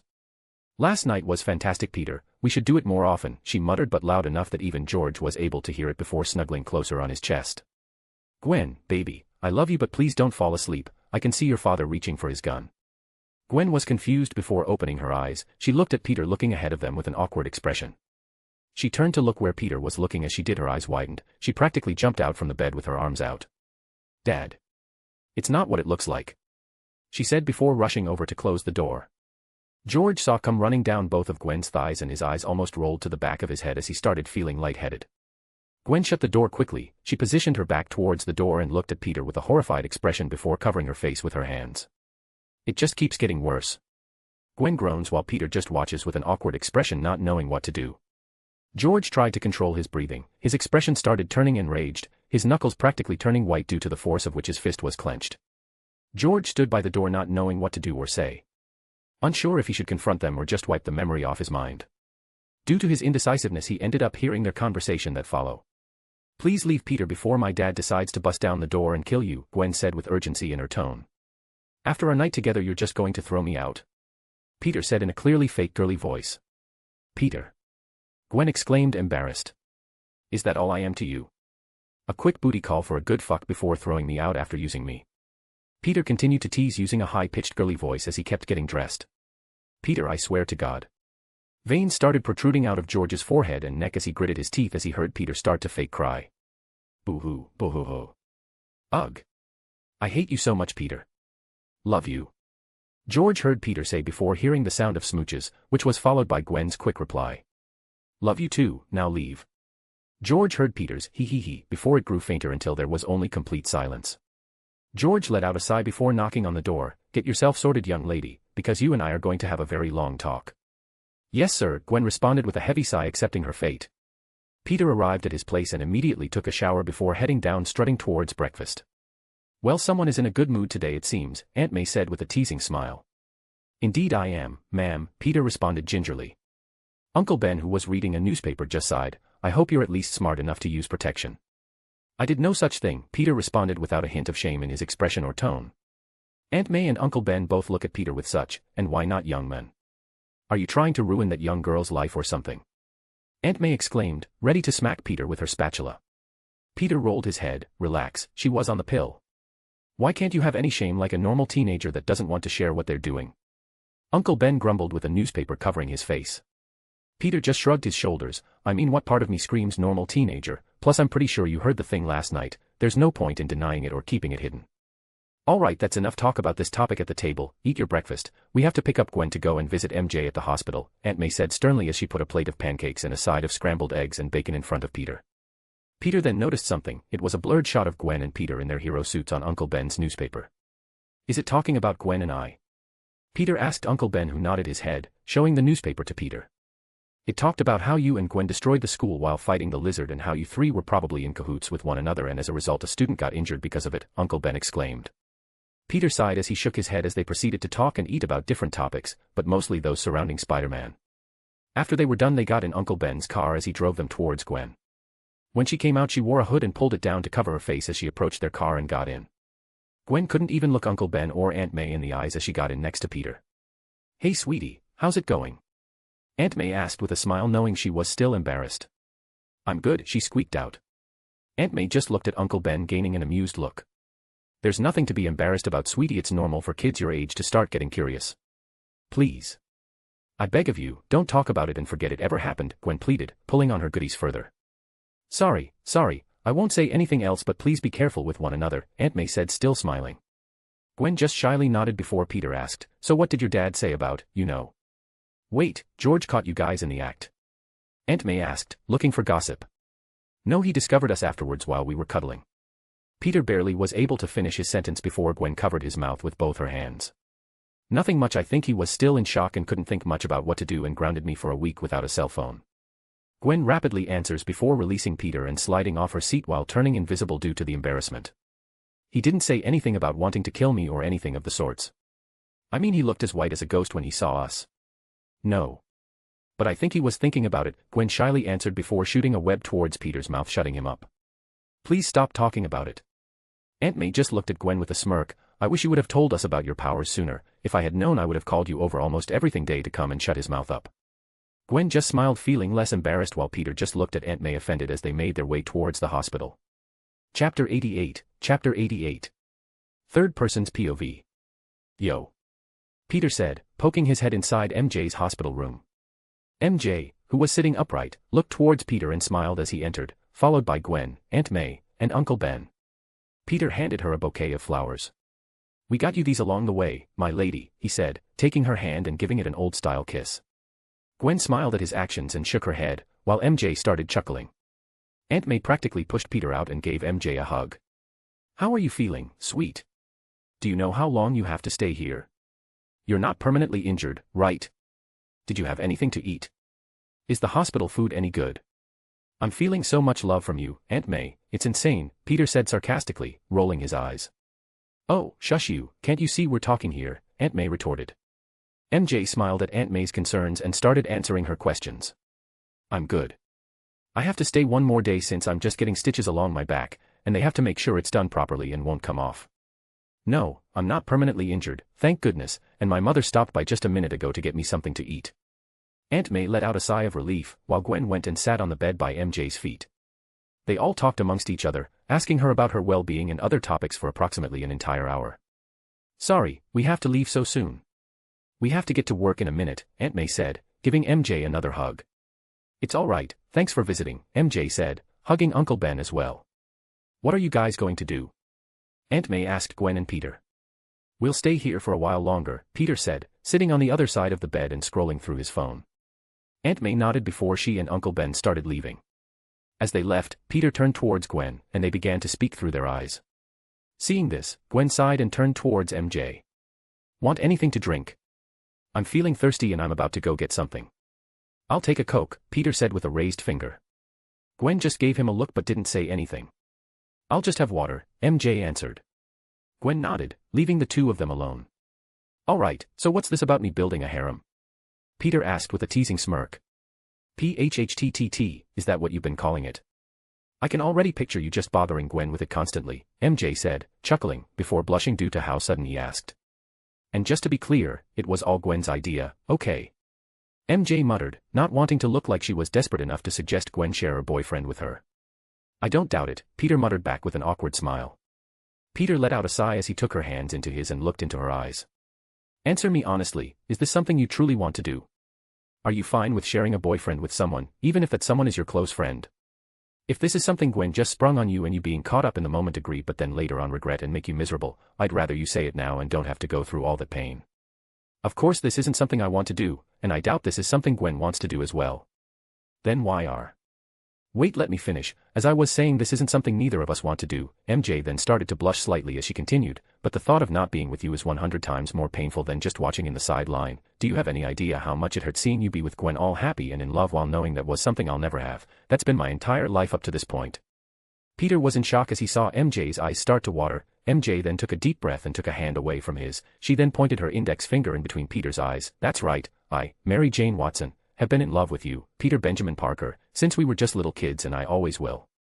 You bring me security like no other person. That is something I deem very important. If I'm in trouble I know you would have my back no matter what. The nights where I would sneak into your room and you would make sure I was alright until I feel asleep are very important and dear to me. Slowly and slowly I start to fall in love with you completely. So if it means that in order to be with you I would have to share you with Gwen, I'll be more than happy too. That is a sacrifice I'm willing to make. Peter just covered his mouth as he turned away. MJ say how his ears turned slightly red and smiled. Peter composed himself and turned back towards MJ. He held her face and wiped away her tears. Wow, I'm kinda speechless. Deep breath, there is no denying it. You are someone very important to me, and I would always view you as such no matter the circumstances. So after you get better let's go out on a date, just you and me. If afterwards you think that our date went well we'll try out a relationship together, what do you say? MJ cheeks turned pink as she nodded her head shyly. Peter smiled and kissed her forehead before pressing his against hers and looking into her eyes. And if this all works out, please tell me if I do something wrong in our relationship. If there's something that makes you uncomfortable or unhappy, please tell me right away. In order to make this unconventional relationship work, communication between all of us is going to be very important, alright? MJ once again nodded her head shyly. God, this is why I love him, he's so amazing and sweet. At this point I don't care that I have to share him, as long as I can have a special place in his heart then that's alright for me. I want to take our time in our relationship. I don't want you to think you have to compete with each other. We'll go at a pace where you are comfortable and I'll try my best to accommodate it, Peter said, smiling softly towards her. Seeing his smile and the way he was looking at her, MJ couldn't take it anymore. She took a hold of his face and kissed his lips. At first it started a bit chaste before it started to become more passionate. After it ended MJ was still holding his face and they continued looking into each other's eyes as they backed away from each other slightly. Damn woman, just wow, Peter muttered. MJ blushed and touched her lips with her finger. Wow indeed. Yeah wow indeed, Gwen said teasingly, standing by the door with their drinks in hand. Even Peter started to blush as he felt like a kid with a hand in the cookie jar. Chapter 89, Chapter 89. Third person's POV. Wow, indeed, Gwen said in a teasing tone as she leaned by the door with their drinks in hand. Gwen continued to look at them teasingly as she handed them their drinks. You're not mad? MJ asked worriedly, afraid that she may have messed up. Gwen just shook her head. Honestly, I was expecting to be riddled with jealousy whenever I thought I would look at the two of you kissing in the future. But now that it happened, in front of me and everything, I don't feel a thing about it. Gwen shrugged her shoulders at the end. It's weird how calm I am about it, but I mean, it was kinda hot too, so there's that.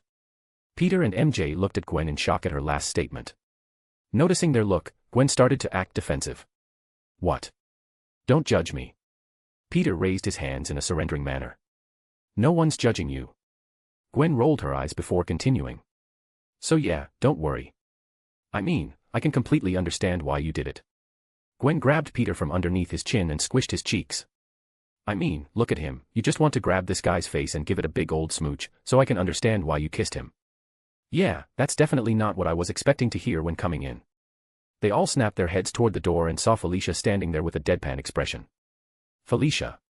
They exclaimed in surprise, not expecting her. She leaned on the door frame and looked at them with a raised brow. So what, you guys sharing Peter or something? She then looked at them teasingly and put a finger on her chin while licking her lips. Can I have a taste as well?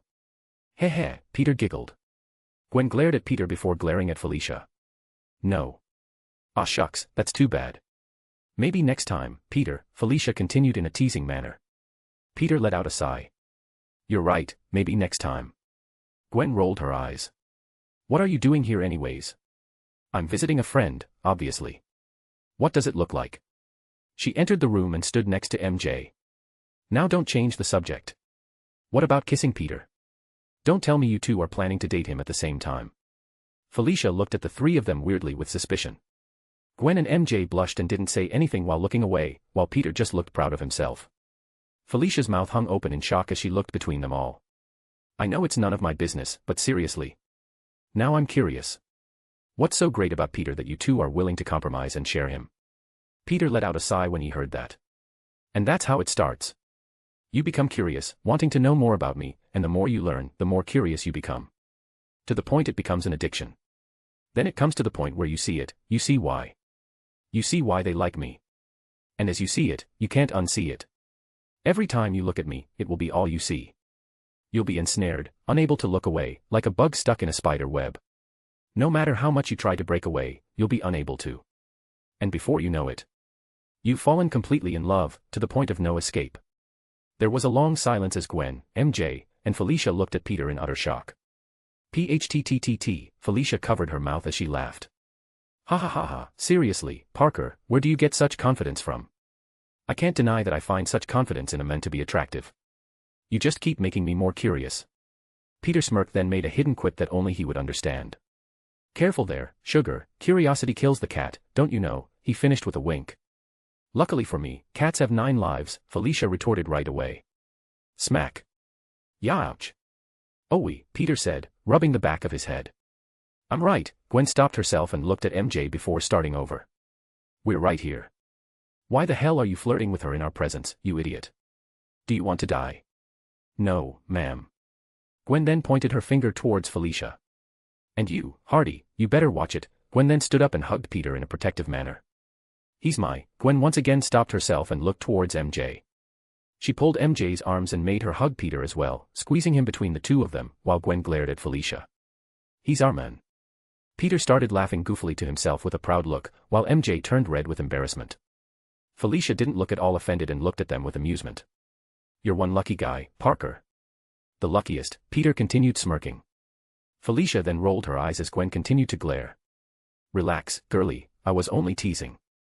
I'm not that type of gal. Felicia then narrowed her eyes towards her and Peter suspiciously. There's something different about you two now that I look at it, but what? What could have happened in a day that changed you guys? Gwen blushed and looked away, knowing what Felicia was talking about. Felicia's eyes widened before she started smirking teasingly with a hand over her mouth. You two did it, didn't you? How the hell could you have possibly known that? Gwen asked with a red face. MJ, who was still hugging Peter, looked at him in surprise before realizing he had hickeys on his neck, although they appeared faint. You have a hickey on your neck, MJ said in surprise. No way. For real. Let me see. Felicia said before going to the other side of MJ's bed. Felicia pushed Peter's head to the side without care, exposing his neck. Damn you vampire, there's more than one. Just how hungry were you? Gwen buried her face in her hand. Please shut up, how could you possibly have known? Girl, you were always tense, I mean so was Peter, but more so you, and in just one day, you're both practically glowing, more so after the traumatic event that happened. Wait, was it because I was teasing you yesterday about being virgins? You guys sure are quick. Peter was still looking as proud as ever. So tell me, how does it feel? Did it hurt? She asked Gwen with curiosity. They all slowly turned to look at her, and they all asked, you don't know. Felicia looked offended. The hell's that supposed to mean? Gwen smiled awkwardly as she said, don't take this the wrong way, but with the way you act and all, I thought you'd have experience. Felicia then scoffed and flung her hair back. Bitch, please. It's not my fault I use sex appeal, this little flower remains untouched. Gwen then scoffed condescendingly before crossing her legs and clasping her hands over her knees. Virgin. Are you making fun of me for teasing you? How petty can you be? MJ then raised her hand. I'm a virgin too, you know, she muttered before looking at Peter shyly. Gwen flinched as she didn't mean to cause friendly fire. Felicia then started to laugh at Gwen, and they all began talking, bantering with one another for a while. A/N, get the plot going already, bro, this boring. Imma droop if the plot doesn't progress. I don't give a fuck, Keisha, insert gif here. In all seriousness, the plot will progress in the next chapter. I didn't want to just cut off the scene and show what was happening, so I decided to start it next chapter. Chapter 90, Chapter 90. Third person's POV. Harry sneaked into Norman's office while he was away and approached his desk. He reached into his pockets and retrieved a small audio device. Harry then rigged Norman's office phone with the audio device, allowing it to pick up the phone's audio and record their conversation. After finishing, he quickly restored everything to its original state before stealthily leaving. A few hours later, Norman returned with a visibly sour mood. Seeing this, Harry retreated to his room, put on headphones, and pressed record on his device. After a few minutes of silence, just as Harry was considering ending the recording, he heard the phone ringing. Norman glanced at the ringing phone, his expression souring further as he anticipated the call's content. He composed himself before answering. Hello. So, from the news I'm seeing, I gather you don't have the spiders, the caller on the other end remarked, to which Norman remained silent. Tisk, TSK, Norman, the men expressed disappointment at the lack of response. I had hoped you would complete the task as requested. You truly are a disappointment, Norman Osborn. You know what this means, don't you, Norman? It means I'll have to cut off the funds I've been providing. It's such a shame, I had the next batch ready, but we can't waste valuable resources on failures. Norman gritted his teeth, thinking, this bastard loves the sound of his own voice, a sentiment surprisingly shared by Harry. Norman composed himself. There's no need to cut off the funds. Despite not obtaining the spiders, we've acquired something better during our operation. Oh, really? And what might that be? The voice inquired. The lizard serum, Norman revealed. You're likely aware of the circulating internet video showcasing its abilities, regeneration, enhanced strength. I've secured the serum. Federal agents have confiscated Connor's office, but fortunately, I obtained the serum in time. Not to mention, based on its regenerative functions, there's a high possibility of it possessing a long life. I dare say this is definitely better than what any other spiders could provide. The men on the phone made a pondering noise. Well, would you look at that, Norman? You aren't completely useless. But you still failed to do as we asked. Here's what we'll do, you send over the serum, and I'll send over the batch. However, you won't be receiving any extras. Since you failed to follow instructions, this won't count as a contribution. It's merely to show that you still have your uses. As for the spiders, leave them be for a bit. If they're attacked again so soon, they'll become suspicious that someone is after them. Let's give them a false sense of security. Understood. Well, this sure was a productive chat, Norman, but I'm afraid we'll have to cut it short. I have things to do. Now, don't forget to send the serum, okay? Hail Hydra. Hail Hydra, Norman responded before the line disconnected. Harry stopped recording, removed his headphones, and lay in bed with his arms spread open, staring at the ceiling. Cough cough. I better call Pete. Harry reached for his phone and dialed Peter's number. After a few seconds, Harry heard the sound of occasional sizzling. Peter answered. What's up? What are you doing? Are you busy? Harry asked. I always have time for my Harry boo-boo bear. What's up? You're so weird, I swear, Harry sighed. What? I can't be gay for the homies. Anyway, we just got back from visiting MJ, and I'm in my Batcave building something. What's going on? I'll meet you there in a few minutes, Harry informed Peter before hanging up. Peter took off his goggles and placed them on his head, looking towards his phone in confusion. That was weird. Well, he did say he had something to tell us yesterday. I'm sure he wants Gwen here as well. Aria, call Gwen for me, please. After a few seconds, Gwen answered, with the sound of a man groaning in pain in the background. What happened? She asked. Harry called, seemed important. Might be related to the rhino thing, Peter informed her. I'll be right there. Let me just finish taking this bastard down. Damn, what did he do? Peter asked with a raised brow. Stole this nice granny's purse on a motorbike, Gwen said before hanging up the call. Peter shook his head and put away the soldering iron. Might as well test it while I still can. Peter picked up a metal headband and put it on before looking at the tiny mechanical spider. The spider started walking towards Peter as he held out his hand towards it, making him smirk at his accomplishments. Peter then made the spider start jumping in place before making it jump side to side rapidly, as fast as his own thoughts would allow him. Hey Aria, if I give you control of these spiders or make you a similar body, how many do you think you can make with all the current materials we have? Calculating, approximately 1,896, Aria answered seriously. Peter nodded. All right, I'll give you full control of these spiders. I want you to use them for constructing more. Constructing different objects shouldn't be an issue now, you'll be like the central core of their hive mind. Tell how long do you think it will take to finish build them all? Calculating, if taking the created ones into account and considering mutual increases in productivity, I can estimate it will take 10 to 20 days, Aria replied. Peter nodded at the estimate as he removed the headband, causing the spider on the table to power down. After making a few more plans, Gwen appeared, kissed Peter on the cheeks, and went to change. Harry then arrived as Gwen walked out and sat on Peter's lap. So what's wrong? Peter asked, looking at Harry. Harry didn't say anything but made a writing motion. Peter and Gwen exchanged looks before handing him a piece of paper and a pen. He then wrote, Do you have anything to check if I'm bugged? Peter and Gwen looked more confused but concerned. Peter positioned Harry where Aria would typically scan him when they were designing their suits. A blue graph flowed through and across Harry for a few seconds. So, Aria, anything? Gwen asked. No, he is clear, Aria responded. Harry sighed in relief. Before Peter or Gwen could ask him any questions, Harry immediately blurted out what he discovered, as he had been holding it in for a while. My dad is part of Hydra, the organization. I don't know if it's the terrorist group from long ago or a new one that's just popped up. He's the one who sent Rhino after you and tried to capture you guys to hand you over to them. It looks like they want to capture you for experiments, or so I believe, since they want you guys alive, so I doubt it's for a good reason.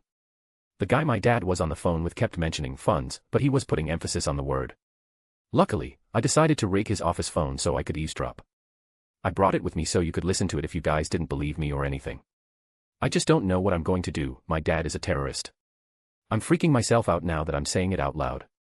Cough cough. Harry, take deep breaths and slow down. Peter said with concern before adopting a serious expression.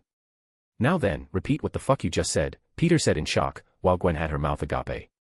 Harry took a deep breath to calm himself down. My dad is a part of Hydra. Peter nodded his head. Yeah, that's what I thought I heard. Now then. Wait. Both Peter and Gwen exclaimed in disbelief. Chapter 91, Chapter 91. Third person's POV. Peter and Gwen listened with serious expressions as Harry played back the audio he recorded. After it finished, Peter inwardly cursed, it hasn't even been that long since I started being Spider-Man, and now I have to deal with Hydra. This isn't going to be pretty. Well, we can already deduce something from this, Peter said before summoning a holographic keyboard. They're likely to be the real deal, no doubt about it, Peter continued, surprising them as he started typing. Aria, can you run a vocal recognition software and try to see if anyone matches? Start by looking for any public figures, Peter instructed as he typed. How can you guess that? Gwen, who was on his lap, looked at him in surprise at how unexpectedly serious he became. 2 reasons. Firstly, Norman isn't a dumbass. One doesn't start a company from scratch and build it to the level it is now by making dumb decisions. His reputation is very important to him. He wouldn't have joined if it was fake, where they could easily be caught and he could be implicated. And secondly, can either of you recite their sayings if you remember them? Gwen and Harry looked at each other for a moment in shock, then both said it at the same time. Cut off one head, and 2 more shall take its place. So are you saying Captain America didn't manage to actually destroy Hydra during the war? Harry asked in surprise. I'm sure Captain America did some significant damage to their organization, but I don't think it was enough if they're still up and running. They might have been slowly rebuilding themselves back up in the shadows, Peter answered, looking at the large monitor as images appeared with a voice note underneath, next to a gray box with a question mark in the middle, with a voice note of the man speaking. After a few scans, the images received a red X mark across their picture before moving to the next one. Aria, honey, I'm sorry for asking a lot from you today, but can you pull up footage from Oscorp of Norman going into Connor's office and taking the lizard serum recipe? After a few seconds, an image appeared, Norman walking towards Connor's destroyed and messy office. Why did you pull this up? Harry asked in confusion. If Hydra really is out there, which again I'm going to say that it is, then Norman is planning to supply them with the lizard serum. Who knows what they could do with it? They could create an army of lizards or something even more nefarious. Who knows who they have on their side? They could even upgrade it, making it much more deadly. So I'm trying to see if I have a way to recover it. If Norman has a physical copy of it, then I need to go there and recover it. If it's digital, I could have Aria go into his computer and destroy it. Or, in the worst-case scenario. In the worst-case scenario? Gwen asked in anticipation. In the worst-case scenario, we're too late, and Norman has already sent the serum, and we can't do anything about it. An army of lizards comes and invades the city, where Hydra would then come out of hiding, take them down, appear as heroes, and then slowly take over the world, starting with the populace's opinion of them first. What type of scenario is that?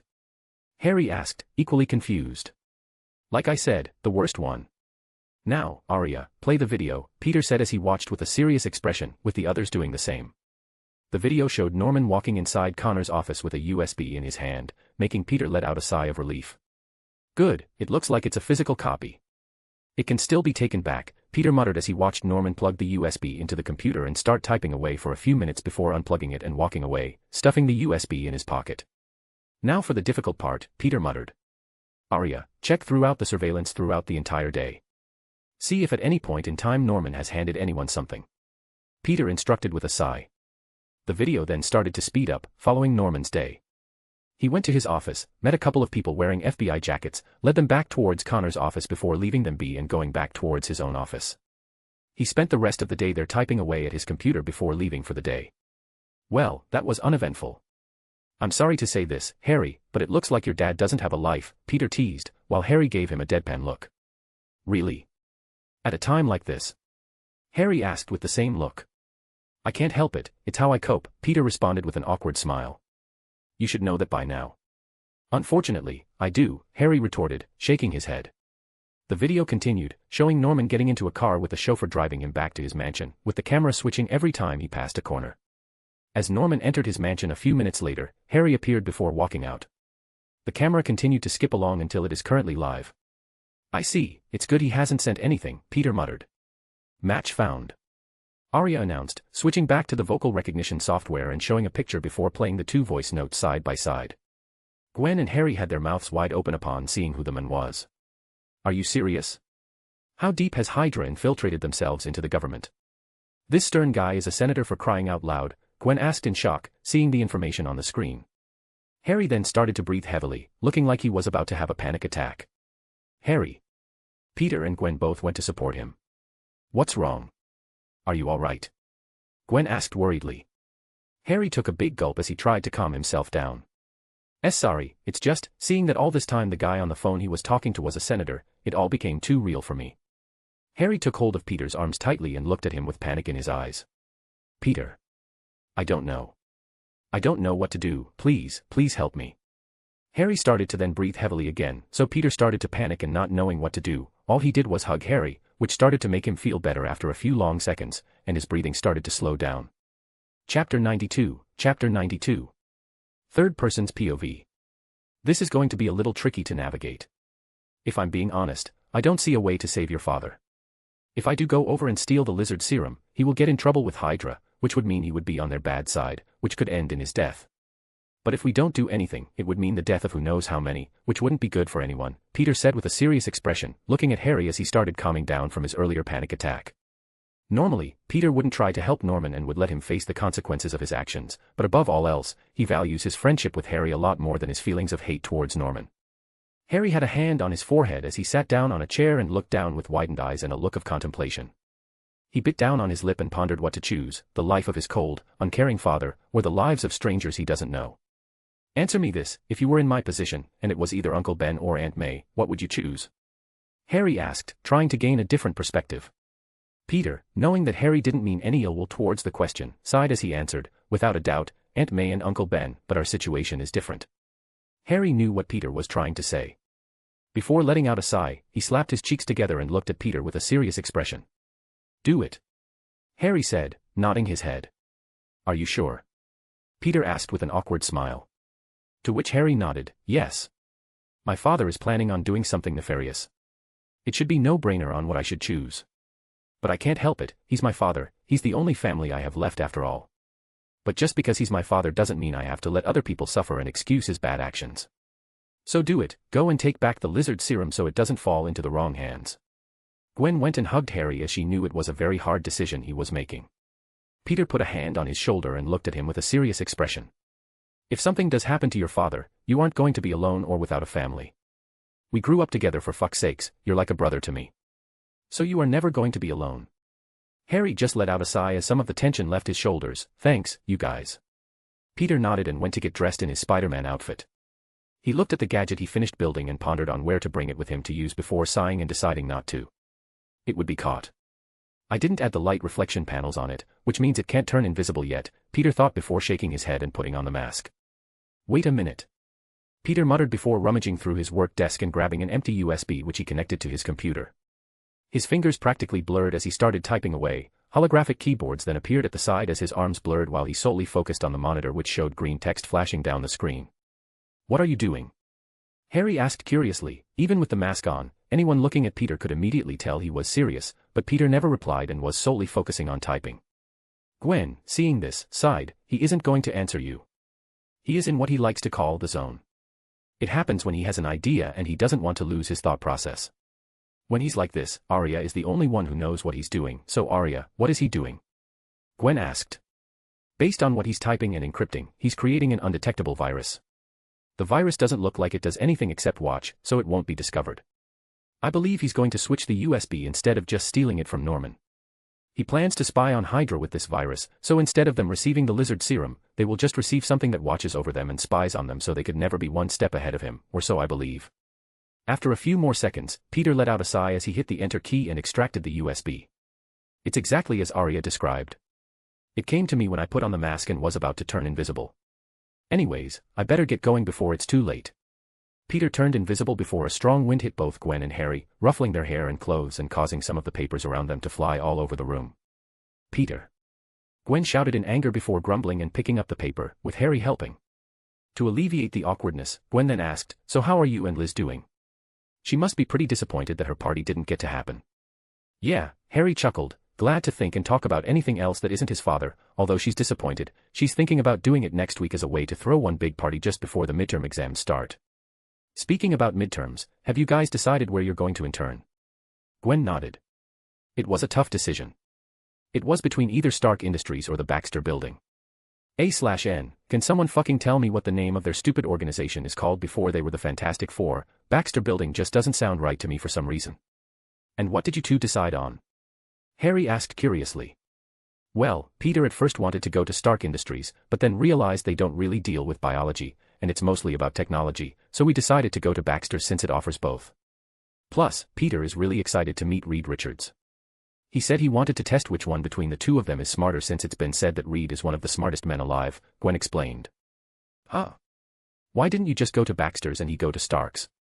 "Wait, don't tell me you two just want to be together?" Harry asked with a weird look on his face. Gwen blushed and looked to the side. "What's wrong with that?" she pouted. "Are the two of you ever separated?" Harry teased. Gwen teased him back. "Why? So you can take him away from me?" "No way, Jose." Gwen pointed her two fingers towards her eyes before pointing them back towards Harry. "I'm watching you, Osborn. He's mine." Harry shivered with a disgusted look. "What the hell is wrong with you?"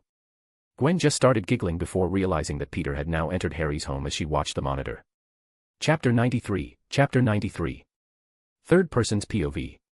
Peter swung and ran towards Harry's mansion with maximum efficiency. While invisible, he swung across the city before landing on a lamppost a few feet away. "Has anyone entered or exited before I arrived?" Peter asked in a serious tone. "Negative, Father. The premises have remained empty," Arie replied in an equal tone. Peter nodded before jumping down from the lamppost and leaping over the gate. Having been here before, he roughly knew the layout and snuck to the back of the house where a pool resides. Peter let out a sigh of relief upon realizing the door to the inside was open. "Arie, check if there are any detection systems around, like invisible lasers or something similar," Peter whispered. After a few seconds of scanning the surroundings, Arie gave Peter the thumbs up. "It's all clear, Father. You are good to go." Peter nodded and walked inside, making sure Arie kept constant surveillance. "Father, although there aren't detectors, there are surveillance cameras inside the house. I'm unable to access them due to the way they're set up," Arie warned. Harry could get in trouble if Norman looked back at the footage, Peter thought, pondering. "I have to find a way into his office, but how?" Peter sighed as a thought came to mind. "This has to be the most idiotic thing I've ever done," Peter thought as he stood in front of Norman's office. Next to his office door, a few feet away, was a table with a flower vase with an intricate design. Peter pushed the vase off the table, causing it to crash onto the ground, creating a loud noise. "What's going on?" Norman asked from his office. Not hearing a reply, he clicked his tongue and stood up from his desk, opening the door to take a look. As he opened the door, Peter snuck in and almost cheered loudly. On Norman's desk, there was a yellow envelope and a USB right next to it. Praise the Parker luck, Peter inwardly cheered as he swapped the USB and positioned it exactly how the other one was. "You better clean this up, Samuel. I don't pay you for nothing." Norman yelled before shutting the door, causing Peter to be stuck inside with him. "What have I done? I just had to jinx it. At least it will take a while to assess the situation," Peter inwardly cried. "All I have to do is wait for Norman to leave or for him to call someone to send the package." In the meantime, Peter started to slowly climb the wall and reach the ceiling away, so he could secretly talk with Arie without being caught. "Arie, activate the suit's X-ray vision," Peter whispered, inwardly noting to add the neuron link to his mask so his suit could act on his thoughts without having to command or rely on Arie. The X-ray vision was a function Peter created with the help of Paney when building his new suit. Although it wasn't strong enough to view all the way to human bone, it was strong enough to view the inside of walls and the like. Everything took on a blue tint as Peter looked around before he started noticing wiring around the room. Some of the wires went to places where they belonged, like the lights or switches, but some didn't. One such wire went to a bookcase Norman had in his office, more particularly to a book. "I see a secret compartment, sigh, I really don't want to look inside. I already know that once I open that can of worms, there's no going back," Peter inwardly groaned in annoyance. Peter watched as Norman stuffed the USB into the envelope before standing up and walking away. Well, that was quick, Peter thought, noticing how swiftly he left his office. "I see, so he doesn't trust anyone and plans on sending it himself. He seems pretty paranoid, but I guess in his line of work, that's understandable." Norman closed the door behind him. Peter then waited for a minute in case Norman forgot something. Seeing that he's not returning, Peter jumped down from the ceiling and pulled on the green book which had the wiring connected to it. As he pulled on the book, the shelf slid to the side, revealing an iron door with a number panel next to it and a fingerprint scanner just below it. Fuck, Peter muttered before sighing. Arie, scan the panel numbers, check which one is the dirtiest, and arrange them in slowly decreasing order. Once Arie finished scanning, Peter went towards Norman's desk and started looking for tape. He clicked his tongue when he realized there wasn't any on his desk but let out a sigh of relief upon realizing he did have some while searching through the cabinets. He got a piece of tape before heading towards the fingerprint scanner, pressing the tape tightly on it, which slowly started to form Norman's thumbprint. Arie, what's the number arrangement?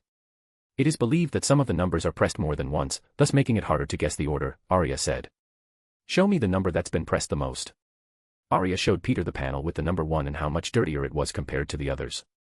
Show me all the numbers, Peter said, causing Arie to list them out. As he studied them for a few seconds, he let out a long sigh and dropped his head slightly. He slowly walked towards the number panel and entered 12131991. The screen then flashes green, surprising Gwen, Harry, and even Arie, but all for different reasons. I'm curious, how did you know that was the number? There are multiple other combinations that are more likely, Arie asked. Meanwhile, Harry, who was watching everything, was in shock. Well, that's because it's Harry's. It's my date of birth, Peter, Gwen, and Harry said at the same time. Peter then used the taped fingerprint, causing it to turn green as well, and the door opened for him to head inside. Meanwhile, Harry was reeling from the fact that his cold, uncaring father was using his date of birth as a password for his secrets, causing him to start questioning everything he had ever known. The door closed behind Peter, and everything went back into place. Peter was surprised to see what appeared to be a typical scientist's laboratory. I have to remember, even though Norman's a businessman, he's also a scientist, so I shouldn't take him lightly. Peter thought with a serious expression as he observed the flasks containing multiple liquids. Peter also noticed a wall filled with multiple monitors and a desk below it holding the keyboard and mouse. He grew confused upon noticing something peculiar. There was a red singular vial by the desk of the monitors, which piqued Peter's interest compared to all the others. As Peter approached it and picked it up, he read the label out loud, Incomplete SSS. Gwen and Harry were confused until they heard Peter's shocked voice, Incomplete Super Soldier Serum. Which caused their eyes to widen as they looked at the vial in astonishment. A/N, I know the fingerprint thing didn't make sense, please just leave it be. Chapter 94, Chapter 94. Third person's POV. Gwen and Harry appeared in Peter's peripherals as he held the red liquid vial in his hands. It's all starting to make sense now, Peter muttered, studying it in his hands. What is? Harry asked. Why your dad is willing to work for them. This must be the funds they were talking about. He must be getting a supply of these. I believe he's working on a way to impart the serum through the use of animals. This is how Gwen and I got our ability, this is what my parents were working on. Wait, so your parents were working for Hydra? Harry asked in bewilderment. I don't think they even knew. That might have been the reason they wanted to get away from Norman so quickly. Wait, were they targeted by Hydra? Was it them and Norman who took them out together? Peter said with a look of contemplation. Peter sighed and shook his head, focusing on something else. Hold on a second, guys, Peter told the other two as he took off his mask and connected Arie to the computer. Arie, you know what to do. Delete and reconfigure the part of Harry sneaking in. Make sure it appears as if everything is normal and check to see if I made any mistakes sneaking in. Reconfigure that too, and lastly, check to see if this room records entries and exits and make sure that it's fixed as well. Peter waited for a minute and made sure Arie was down, and once he made sure, he put on a serious expression. Lastly, make sure to check if there are any files related to the Green Goblin. Make sure to delete every single one of them and make it look like an error with the system. After another minute, Peter watched as the process was being completed. On one of the monitors, he saw Norman entering the front gates. He saw a status bar of everything being completed, how it was at 90% and slowly climbing up, making him anxious. He saw how it was at 99, and Norman was climbing up the steps and heading back towards his office. Once the bar hit 100, Peter grabbed both the mask and the vial. He put the vial inside his mouth before putting the mask back on and exited the room while turning invisible. Peter waited on top of the door frame. As soon as the bookcase put itself back in place, the door to the office opened. Peter didn't even think twice before crawling out of there. Norman looked up in confusion, but as he didn't see anything, he shrugged it off and closed the door behind him. Peter managed to exit the same way he entered and leaped out of there. Once he was a few blocks away, Peter started swinging and using his powers as he made his way back to Gwen and Harry. Once back, Peter found Harry coughing a bit, causing him to sigh as he took off his mask. Yo, doeth right. Peter asked with the vial inside his mouth and with concern. Gwen and Harry looked at him in confusion. Peter spit out the vial back into his hands and asked again, "You all right?" Harry just waved it off. "Yeah, I'm fine, you know how I normally am." Peter and Gwen looked at each other for a second but didn't comment on it. "Anyways, what are you going to do with it?" Harry asked, looking at the vial. "I'm going to try and complete it. It shouldn't be that difficult," Peter explained before putting it down and going to change. When he returned, Harry then asked, "What was that about Green Goblin?" Peter and Gwen just awkwardly looked at each other before Gwen decided to be the one to explain. "Well, you see, after our first confrontation with Rhino." As Gwen told the story, Harry was surprised. Peter even pulled out pictures and video. "You see, in that universe, Norman Osborn was one of Spider-Man's greatest villains, and he goes by the name Green Goblin, so to prevent him or to at least slow him down, I deleted all the files pertaining to it." Harry just let out a loud groan. "Seriously, what the hell is going on?" "Perhaps it's fate," Peter said, shrugging his shoulders. "It was a rhetorical question, Peter," Harry sighed while shaking his head. "Anyways, I should be going back now." "I can't stay out too late," Harry said as he started to stand. "Are you sure?" Gwen asked with concern. To which Harry nodded his head. "I'm feeling somewhat better, and I already have accomplished my goal of stopping my father. Honestly, I'm mentally drained and just need to relax." Cough cough. "Before you leave, let me draw some of your blood," Peter said in a serious manner. "What?" "It's for research purposes." "Sigh, come on, we both know what's going on." "I'll be damned if I'm going to let you slowly grow sicker without doing a thing about it," Peter grumbled before sitting down and beckoning him forth. Harry just smiled and shook his head in exasperation before he started rolling up his sleeves. After the process was done, Harry left looking a bit tired and exhausted. "So which one do you want to study, Harry's blood or the SSS?" Peter asked, presenting 2 vials of liquid. Gwen gave it some thought before deciding on Harry's blood. "Although the SSS is a biological treasure trove, I'm more worried about Harry. Pass me his blood." Peter nodded as they both began to work. Peter started to decode the structure of the SSS until a few minutes later when he heard Gwen let out a loud gasp while slamming the desk. "What?" Peter grew concerned and went to check it out. "What's wrong?" Peter looked at what she was looking at. There were 2 DNA helixes, one had the label of Harry while the other one had the name Oscorp syndrome, the name of Harry's hereditary disease. "Peter, look at this and tell me what you see," Gwen asked with utmost seriousness. Peter saw how a line from the DNA was highlighted on both ends to show the specific line which gave Harry the disease. As Peter studied it, he tilted his head in confusion. "It looks pretty normal to me." "Well, you know what I mean." "I thought as well, until I decided to do a closer examination," Gwen said as she started typing away, causing the 2 strands of DNA to appear as holograms. She first showed Peter how it was supposed to appear. "See here, the Oscorp syndrome starts from this point in the DNA strand and wraps around the structure and ends here," she said, pointing to a specific spot on the bottom of it and then the top. She then showed Harry's DNA, but on Harry, it starts just a few spots over, causing it to wrap around it just slightly differently, ending in a different place. You can't really tell at first until really close inspection. It looks almost artificial. Peter's eyes widened as he looked at Gwen in surprise. "You don't mean?" Gwen nodded her head. "Harry was never sick, Peter, and looking at this, I don't believe his mother was either. Peter, they were poisoned to make it look like they had a hereditary disease." Chapter 95, Chapter 95. Third person's POV. "This could mean a lot of things," Peter muttered, flabbergasted, with a hand on his chin. Gwen nodded in agreement. She then typed something for a few seconds, which caused the red line to disappear, revealing Harry's DNA without the red lining. Without it, it doesn't show that Harry has any history with hereditary diseases. If his mother did have any, even if it was dormant or inactive, it would show, but here, there's nothing. After a tense silence between them, Gwen asked the question that lingered in the air, "Do you think Norman is forced to work for them?" Peter didn't answer, as the answer was obvious. "Do you think that's why he's a jerk and cold to Harry? So it would appear he doesn't care about him and they wouldn't target them." Peter closed his eyes, and 1,000 thoughts circled his brain at once. "I don't think he was forced, more like enticed into it." Gwen's eyes widened, and with a serious expression, she asked Peter to elaborate. In the recording, the way Norman spoke, it didn't sound like someone who was forced to cooperate, more like someone who's trying to gain achievement. "I know that could mean him trying to get achievement so they leave Harry alone and cure him, but something is telling me that's not it. Here's what I believe based on everything we learned and know: they first poisoned Harry's mother, causing Norman to go into despair. I don't know if they came to Norman or Norman came to them, but they drove Norman to the point where he had to ask for outside help. That help was them. They gave Norman a few samples of SSS for him to come up with a cure himself, but it was more likely for him to come up with a way to transfer the SSS. During that time, my parents started getting involved and started helping Norman out without them knowing who was behind Norman. Then Harry and I were born. I don't know if the poison passed on to Harry during the womb or they poisoned him when he was little, but when Norman found out Harry had the same disease as his mother, it must have driven Norman past his limits. So when my parents announced they were extremely close to getting it done, Norman immediately demanded human subjects. So when my parents refused, saying that it was unethical, that must have gotten Norman furious. Just imagine, you were so close, close to getting what you wanted, close to healing your family, the ones you love, all for two people to stop you. So he must have first threatened them with me, saying that if they don't hand over the information to him, he would do something to me. He then realized that they were planning on escaping and going into hiding, but Norman couldn't allow that. After all, my parents were the key to helping the people he loved, so they left him with no choice but to contact Hydra.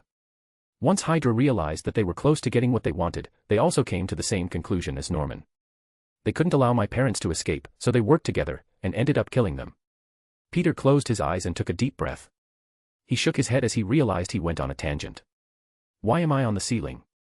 Gwen, who had her mouth slightly agape due to Peter's deduction, answered his query. When you were explaining everything, you started pacing back and forth, and before you realized it, you started walking up the wall with your hand on your chin and everything. Peter flipped back down and apologized, sorry about that. Gwen let out a heavy sigh and couldn't help but sit down. Everything you just said. I can picture it happening, and it wasn't a pretty sight. Just what are we getting ourselves into, Peter? Gwen sighed once more as she leaned further back in her seat.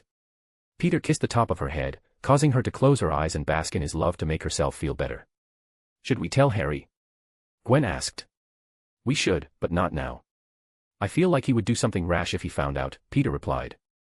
Do you think he'll get mad for not telling him as soon as we found out? Gwen asked, weariness evident in her expression. Yes, he would. But I know Harry, he'll come to realize we didn't tell him for his own good, Peter sighed.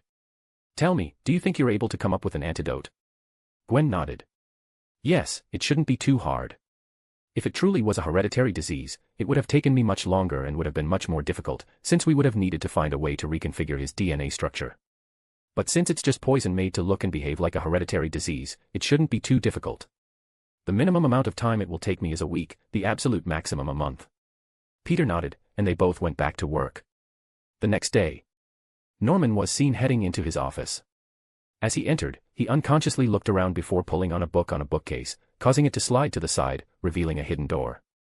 Norman inputted the code before pressing his thumb on the fingerprint scanner. Once inside, Norman looked confused. He went towards his desk and started moving things around. Where is it? I know I left it on this desk, damn it. Norman started to become more agitated as time passed. He immediately went straight to his computer, pulling out camera footage. He sped up everything for the past few days and stared at the screen with his arms crossed and a serious expression. After a few minutes, his hand landed on the space bar, pausing it. He pulled back the chair and sat down, rewinding the footage before pressing play. He saw the SSS serum on his desk then immediately disappearing. He replayed the clip over and over again, growing angrier with each passing second. His fist came hammering down on his keyboard. Bang, bang, bang, bang, bang. Keys from the keyboard started flying everywhere as he started to heave in anger. It was stolen, he growled. But how? They were able to get in and guess the password and everything. They were even able to change the footage. Who could have done such a thing? Norman started putting the keys back in place. Could it have been the spider couple? Did they find out it was me who sent someone after them? Norman tried to guess based on who might have animosity with him. Norman shook his head. No, it couldn't be them. They don't know it was me. Even if they did, they don't know anything about this room or how to get in. That only leaves one other option. Hydra. But why, God damn it? I have cooperated with them for years now. No, now that I think about it, it couldn't have been them. They mentioned sending me more samples. Why would they go out of their way to just take one away? Could it have been Harry? Norman pondered but then looked at the time of the accident. No, it couldn't have been him either. He was over at Peter's during that time. Norman started to grumble before deciding to focus on what he was previously researching, the goblin formula. As he finished putting the keys back and started his search, his breathing grew more and more frantic, his eyes even started to quiver, until he stopped clicking his mouse and leaned back in his chair with a lifeless look. Tears started to slowly stream down his face. It's gone, it's all gone, my life's work. What am I going to do now? That was my only way to save my boy.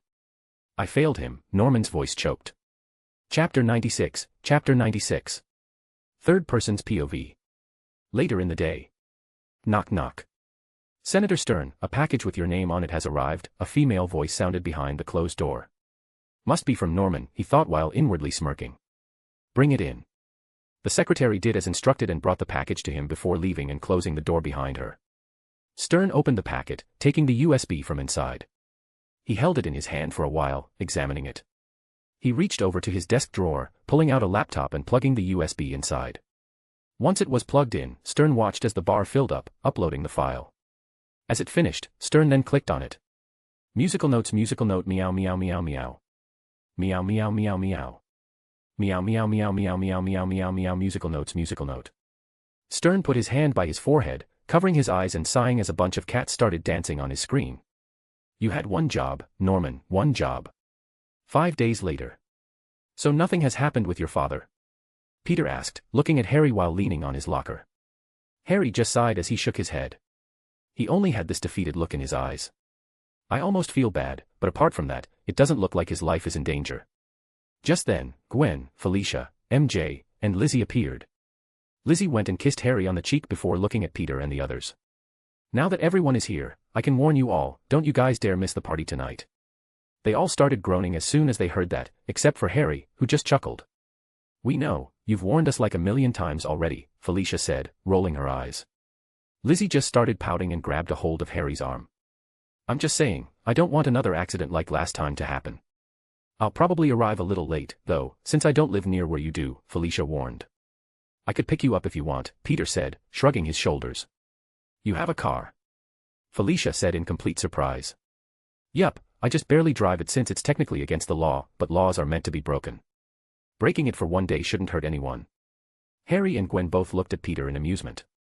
To think this city's most famous superhero casually talks about breaking the law, Harry thought, almost laughing out loud. You're smart and a rebel, you just keep getting better, Parker, Felicia said with a smirk. Gwen just gave her one of her casual, watch it looks. Felicia just raised her hands in surrender. The bell then rang, causing them all to sigh as they had their classes to get back to. Later into the night, Peter and Gwen returned from their daily superhero activities. They went and got changed to head towards the party. Peter wore a blue baggy hoodie with a couple of brand designs on it, his sleeves rolled up to show his thick forearms. He paired it with black jeans with a small chain hanging on it and black boots. Gwen wore a similar hoodie to Peter's but in pink, paired with a black skirt and black leggings, while she had her hair in a ponytail. Peter decided to simply forego the glasses and just be without them for the time being. He grabbed the keys and walked deeper into the subway. Peter and Gwen stopped in front of a wall. Peter hit a button hanging by his keychain, causing a part of the wall to start giving off blue lights and releasing steam before being pushed back and sliding open. Inside the wall was a hidden garage Peter had. In there was just a white car with a black motorbike a few feet apart. Apart from that, the entire space was just white and empty. Peter let out a sigh. Just looking at this is depressing. I better start filling these up. For what? We barely used them. The only time we seriously used the car was when we were bitten, which was all the way in Chapter 11, Gwen asked, looking at Peter weirdly. You just don't understand the romance between a man and his vehicle. Peter said, activating the car. Gwen just rolled her eyes as they both got in. From the wall that led down to the subway, Peter's car simply passed through as they went to pick up MJ. As they arrived, MJ walked out wearing a frilly red blouse that went off her shoulders with blue jeans. Her hair was down with a part of it covering one of her eyes. As she entered the back of the car, she let out a sigh as she kissed his cheek. We're not going to get caught, right? Nah, don't worry. If we do, we're just going to do a high-speed chase until we lose the cops, Peter smirked. What? MJ exclaimed, looking at Peter in surprise. Peter rolled his eyes. I'm obviously joking, he said while driving off. Are you really, Tiger? 'Cause that sounds like something you totally would do, MJ said, looking at Peter suspiciously. I'm astonished at the so little faith you have towards me, Peter said, faking a hurt look. They continued bantering until they arrived in front of Felicia's house. Peter honked the horn a few times, and after a minute, Felicia appeared.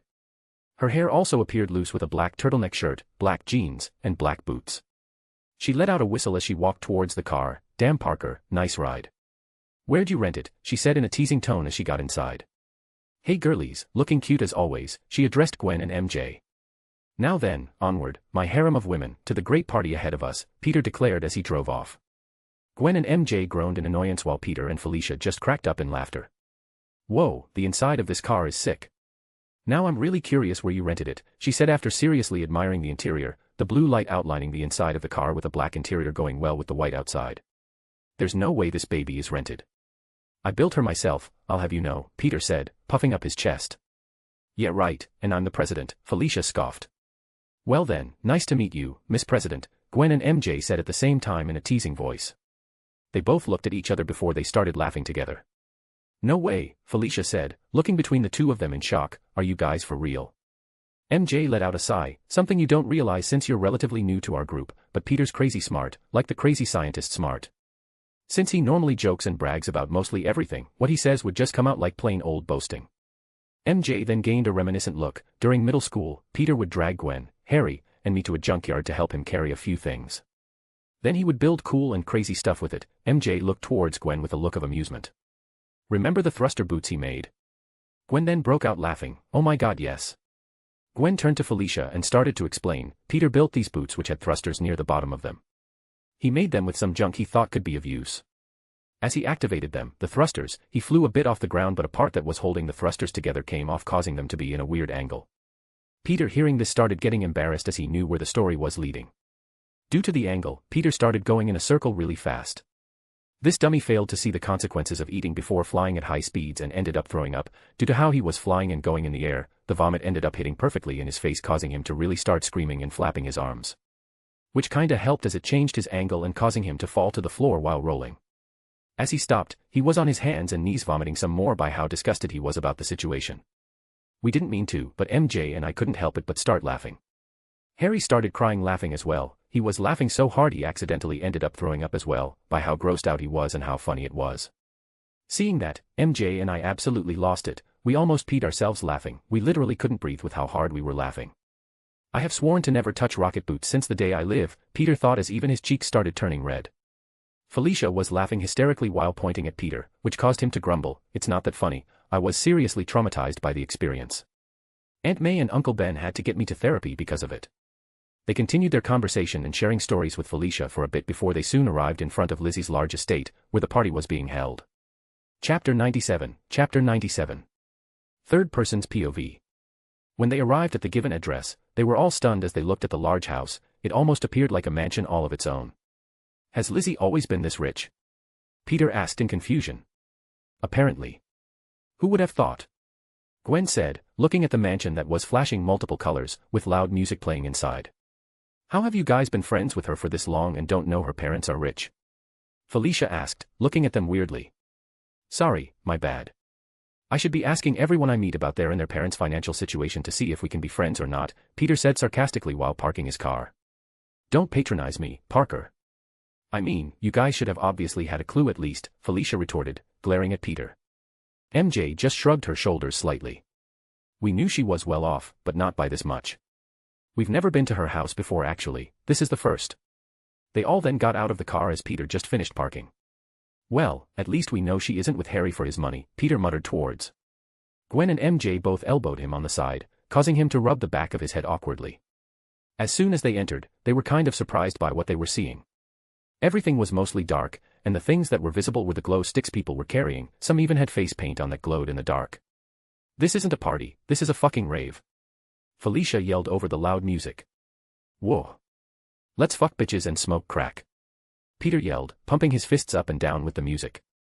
MJ and Gwen looked at Peter with a shocked expression, not knowing how to react to that statement. Even Felicia looked at Peter with surprise for a bit before shrugging her shoulders and joining in his celebration. Hell yeah, Parker. Let's go. Seeing Peter and Felicia walking ahead pumping their fists, MJ and Gwen looked at each other for a few seconds before shaking their heads and sighing. They soon started walking behind them. As they walked around, there were some women carrying a bunch of necklace-like glow sticks and handing them out. Peter took a couple, sharing them with the others. He wore two of them, one around his neck and the other like a crown. Where are Harry and Lizzie? MJ asked over the music. Peter took out his phone and sent Harry a text, to which he got a reply in a few seconds. Follow me, he said as he guided them as if he had been here before, leading them through the crowd before heading up some stairs. They continued walking past some rooms before Peter entered the fifth one, where he stood frozen in surprise seeing Harry and Lizzie in bed making out, luckily with their clothes still intact. Peter slowly backed away, closing the door softly. Sorry, wrong room. Continue what you were doing. Wait, Peter, stop. Peter just gave Harry a deadpan look. How are you going to tell me where you are and then start making out? It's like you wanted us to catch you in the act. Pervert. Lizzie looked away shyly with slightly red cheeks, but that wasn't the only thing that was red, her eyes were too. Harry let out a sigh. That wasn't my intention. I was comforting her, we might have just slightly gotten out of hand with it. The girls, upon noticing Lizzie's red eyes, immediately went to check what was wrong as their female instinct got activated. Peter closed the door behind them as they started asking. What's wrong? Gwen and MJ asked with worry, while Felicia stood by with a curious look. It was Harry who answered. I'm sure you saw the mess outside. You mean the freaking rave? Let me guess, this wasn't her idea, Felicia said with a deadpan expression. Why don't you just kick them out? This is your house, isn't it? Peter looked at Lizzie in confusion. Harry let out a tired sigh. I said the same thing, but she's afraid of what everyone would think of her and that'll destroy her high school reputation, thus making the next 3 to 4 years absolutely hell for her and being labeled as the girl who couldn't handle throwing a party. Bitch, Peter said, giving Lizzie a you for real look. Peter, Harry said in a warning tone and a look that said, don't. Peter sighed and raised his hands in surrender, understanding where Harry was coming from. No, Peter is right. Really? You won't kick them out just for that reason? Felicia asked, giving her a look of disapproval. Lizzie glared at Peter and Felicia. Unlike some people, I can't deal with criticism really well. I care what people think about me, it affects me when people talk behind my back. I can't be like you two who can do whatever you want and ignore everyone else. Felicia just let out a groan. You're just making it more complicated than it needs to be. It's not like you're going to become an outcast or something. You'll have your friends, which are the people here. What more could you possibly need? You just don't understand. What if I get bullied, harassed, or tormented for destroying the party? For you, if such a thing happened, you would probably beat them up or something or fight back. I can't do that. I'm too weak for that. Peter had a feeling she wasn't talking about physical weakness. None of that is going to happen. It's not like any of us are ever going to let you go through that if it did come to that, Gwen said, rubbing Lizzie's back reassuringly. But Lizzie just shook her head, you guys aren't always going to be looking after me, and I don't want to be a burden. Wait, so how did this all happen in the first place? Peter asked, confused. Well, I started inviting the people in our class, mostly first years, which included some of the second years, and the jocks, the football team. The jocks and second years then invited their upperclassmen, and they invited their upperclassmen who then invited their friends. When they all appeared, I didn't have the heart to send them away and cancel the party. Tears then started pooling around the corners of her eyes, all I wanted it to be like was what was shown in the movies and shows, where they throw an awesome party with red solo cups, loud music, and fun stuff. Not this mess. I don't even feel like the host of the party. Before they had a chance to sigh depressingly, Peter issued an ultimatum, okay, so here are your two options, either you cancel this party and show them who's boss by kicking them out. Or you firm it to save face, you keep all what you are feeling and just try your best to enjoy the party, well, what you can for the most part, while ignoring the part that makes it bad. Are those truly my only options? Lizzie said unsurely. If any of you can come up with a better plan, then I'm all ears. Lizzie's lip quivered before she let out a defeated sigh with a single tear rolling down her eye. She gave them a smile as she then said in a fake cheery voice. Let's enjoy the party. Chapter 98, Chapter 98. Third person's POV. Musical notes, musical note, boom. Boom. Boom, musical notes, musical note. The beats from the music were making it almost impossible to hear or converse with other people, but that didn't matter, they were all having fun, having a blast. Peter and Gwen were in the middle of the dance floor. Due to the infectious mood around them, they even began to dance together. Gwen was grinding on Peter, while Peter held onto her hips, swaying together with the music. Gwen leaned back and held the back of his neck, pulling him close and kissing him thoroughly. After a while, when they broke off the kiss, Gwen grinned, causing Peter to flash her a smirk back. They eventually started to feel thirsty and went to get a drink. Someone, somehow, managed to get a miniature bar where they had all different kinds of drinks and snacks. Peter secretly grabbed a cup of beer. Gwen, seeing this, followed his example. As she took a sip, she made a disgusted expression and stuck out her tongue. Yuck, how can you drink this? She yelled towards Peter. Peter chuckled, but before he could say anything, a boy who was quite good looking by normal standards approached them. More like approaching Gwen. Hey beautiful, are you here by yourself? He smiled confidently towards her. Gwen just looked at him in distaste. She took Peter's arms and wrapped it over her shoulder. No, I'm not. Ah shucks, have you guys ever participated in an orgy? You have 3 seconds to leave, Peter said, taking a sip of his beer, pulling Gwen closely. The guy pouted. Come on dude, don't be such a party pooper, this is party, we're supposed to have fun. Peter just looked at him coldly. 3, 2, Peter didn't get a chance to finish counting as the guy raised his hand in a mocking surrender type of way and started walking away shaking his head. Felicia and MJ appeared. What was that about? We just got invited to an orgy, Peter said with a smirk. Which caused Felicia to laugh, but took Peter's drink from him. Thanks Parker, she said teasingly as she took a sip. She spit it back out. Oh god, that's beer. It was Peter's turn to then laugh, which caused her to glare at him and return the cup. Aren't you driving? Peter rolled his eyes. Relax, I have a very strong metabolism, I don't get drunk, so a couple of beers wouldn't hurt. I swear to God Parker, you're my ride home, you better be capable of taking me back. Don't worry, I'll keep an eye on him, plus he really does have a high metabolism, Gwen said reassuringly. MJ took her cup and took a whiff of it before rolling her eyes. What do you mean you'll keep an eye on him? Your cup has beer as well. I just wanted to try it, relax. I didn't like anyways. Anyways. Felicia said changing the conversation, you guys know this place has a pool. Wanna come with? We don't have bathing suits though. Gwen said, to which Felicia just waved her off. Where do you think MJ and I were just now? We asked Lizzie and she said she bought a couple of spares for people that wanted to join, Felicia explained. She couldn't just say that there was a pool to bring swimwear or something. Peter said, shaking his head. Felicia nodded her head. I said the same thing, but she said she bought them in case someone didn't have one or something like that. Not important, so you guys wanna come or no? Gwen and Peter looked at each other before shrugging their shoulders. Where do we go to change? After Felicia led them, Peter went towards the place Felicia pointed and found Harry changing. What a coincidence, he said as he changed outfits. Harry just shook his head. After Felicia put the idea of going to the pool into Lizzie's head, she asked me to join her. As Peter changed, Harry looked at his back and let out a sigh while shaking his head. Peter pretended to be shy while covering his chest and fake glaring at Harry. Perv. Oh fuck off, I was looking to see if you had any scars from what happened previously, and seeing that there isn't any, I was just thinking you're way too op. Don't talk about it publicly, Peter said, shaking his head. You made me say it, who told you to act like that? Maybe if you weren't so entranced with my back muscles we wouldn't be having this conversation. Peter scoffed. Harry just grabbed a towel, rolled it around and smacked Peter with it. Fuck you. Gah. I'm not your slave, you bastard, there's no need to whip me, Peter said, grabbing a towel and doing the same thing towards Harry. Harry rushed out the room dodging Peter's attack. Peter, who was also done changing, rushed after him. Get back here, you miscreant. Peter yelled in a southern accent. Peter and Harry rushed and ran in between the people until Harry rushed out towards the pool area. As he arrived by the edge of the pool he looked back to see where Peter was. His eyes widened. Peter rushed towards Harry, but before he could do anything Peter jumped while taking a hold of Harry's head. And ARKO out of nowhere. Splash. The people around the pool roared with laughter and cheers. Harry popped from the pool gasping for air, while Peter just moved up and started shaking his head, causing the water to whip off his hair. Whistle. Goddamn Parker, I ain't know you were built like that, Felicia said approaching them with the others. Gwen had a white two-piece with frills on them that went well with her blonde hair. MJ also wore a two-piece in a burgundy color. While Felicia wore a black two-piece as well.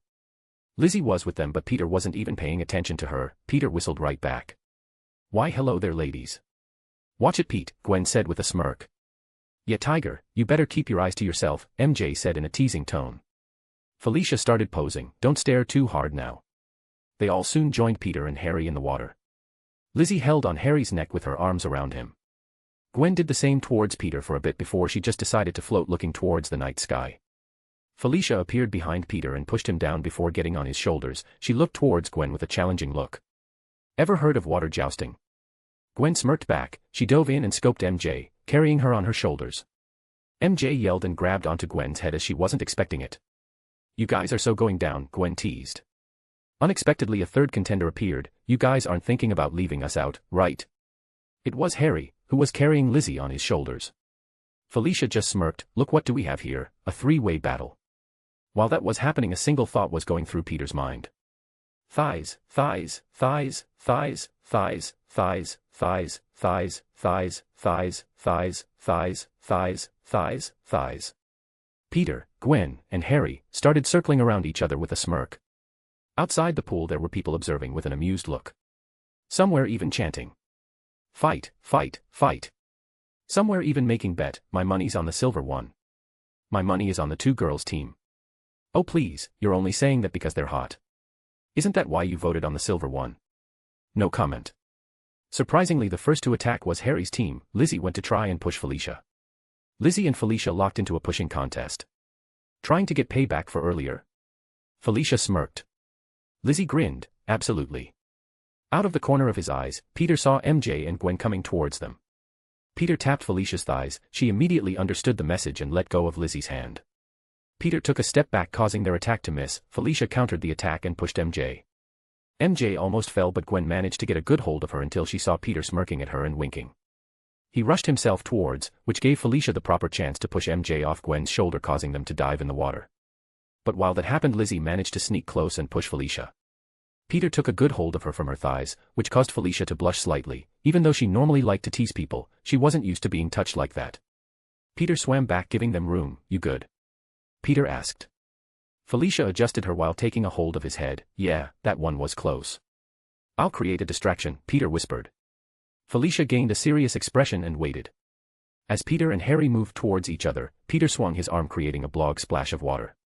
Causing them to cover their faces, Peter and Felicia used the chance and charged in. Felicia pushed Lizzie causing her to fall in the water. People outside cheered and whistled, while Felicia and Peter were spinning their fist in a circle while hounding.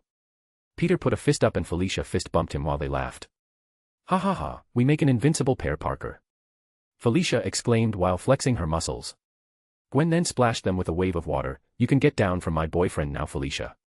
Felicia just moved her closer, crossed her legs around Peter's chest before hugging his head and resting her chest on top. She looked at Gwen with a smirk and a fake pout. "But Gwenny Pooh, riding your boyfriend is so much fun," she purred. Gwen let out a sigh before she climbed out, the others were confused by her actions. Just as Peter was about to call out to her, he saw Gwen take a running start before jumping towards the pool. She managed to replicate Peter's earlier move. As she was falling she grabbed Felicia's head and performed an RKO taking her down from Peter's shoulders. Everyone went wild, they started hollering and whistling. While Peter stood frozen in shock, falling deeper in love with Gwen. Chapter 99, Chapter 99. Third person's POV. Everyone continued partying and playing in the water. Gwen was floating on a floaty, relaxing, while Peter laid his arms on top of it, looking at Gwen with a smile. "Did I ever mention just how much in love I am with you?" Peter said, kicking his feet. Gwen just smirked. "Perhaps you might have mentioned it a couple of times, but I don't seem to remember." Felicia sat at the end of the pool, looking like a soap cat with a grumpy expression, staring in their direction. She turned towards MJ, who was next to her kicking her feet in the water. "Don't they just make you sick, blarg? You're still mad at the stunt Gwen pulled?" MJ teased. "So what if I am?" Felicia grumpily asked. "I mean, that's what you get." "Who told you to say such a thing, hee hee," MJ giggled. Felicia just rolled her eyes. "Just because the two of you are dating the same guy doesn't mean you have to take her side as well." "I wasn't," it was then MJ's turn to roll her eyes. "Speaking of dating the same guy, don't you just get jealous seeing them?"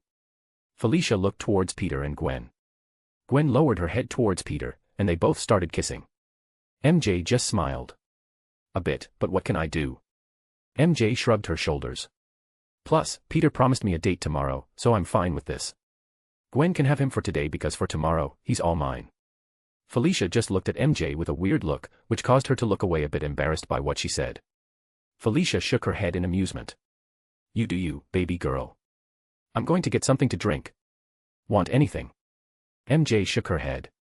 Felicia then turned towards Peter and Gwen and yelled, "You two want anything to drink?" To which both Peter and Gwen shook their heads before shouting their gratitude for her asking. Felicia then stood up, grabbed a towel wrapping it around her waist, and went towards the miniature bar inside. While she went and got something to drink, Peter started to naturally float about. He floated towards MJ's direction and looked at her with a flirty look. "Hey there, beautiful. You come around these parts often?" Peter crossed his arms over the ledge and looked at MJ with a smirk. MJ blushed and started twirling her hair. "You tell me, Tiger." "I could, but that'll depend." "Depend on what?" Peter said, smiling. "On if you're going to be here every time I do." Peter looked at her with an obviously joking, suspicious gaze. "Who taught you to flirt like that?" MJ just smiled and started playing with his wet hair. "Let's just say I picked up a thing or two from someone I've known for a while." "Really? Why haven't you introduced him to us yet?" Peter teased.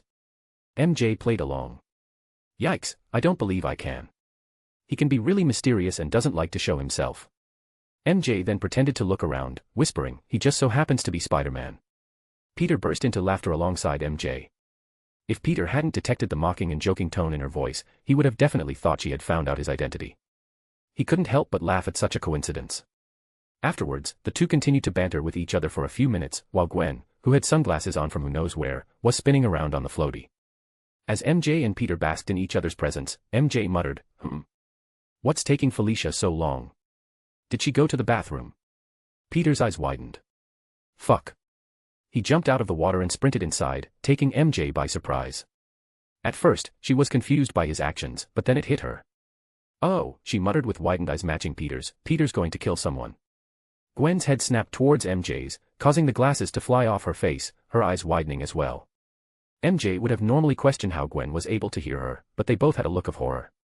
Gwen jumped from the floaty into the side of the pool before she started following the direction Peter was heading. MJ, who was standing, started running as well. They both ran side by side inside. When Peter arrived by the bar, all he saw was Felicia's towel on the ground, with wet marks from her feet ending by the mini bar as well. Thanks to Peter's heightened senses, he saw a new trail. Water droplets, presumably from her hair, led somewhere else. He followed them immediately and saw how they went up the stairs. Peter practically skipped a step as he ran up the stairs and through the corridor that had rooms off to the side. He saw the water droplet trail leading to a door. Peter didn't wait to hear anything inside and kicked the door open, causing it to fly off its hinges. As he took a look inside, Peter's mind blanked. Inside on the large bed there was a boy a few years older than them, a senior. He was naked with his cock in one hand and a pair of black underwear in the other hand. Felicia was naked on the bed, motionless, her eyes opened and tears running down her face without making a sound. He looked at Felicia with a crazed look and desire. You should have just accepted my advances. If you didn't act so high and mighty, I wouldn't have needed to do this. But you left me with no choice. I always get what I want, one way or another. Just as he was about to insert his cock in Felicia, the door to their room burst open, creating a loud noise. The assailant jumped from fright, his head snapping towards the door to see what caused the disturbance. All he saw was Peter's widened eyes and expressionless face alongside his fist. Peter continued raining down punches, causing blood to splatter around. He was then tackled to the ground by Gwen, who struggled to hold him back as he fought. Peter, please. Felicia needs us. He's not worth it. We can think of other ways to destroy this filth's life, but Felicia should be our main priority. She isn't responding, Gwen pleaded. Peter stopped struggling against Gwen's hold and stood up, causing her to release him. Just then, Harry and Lizzie came rushing in.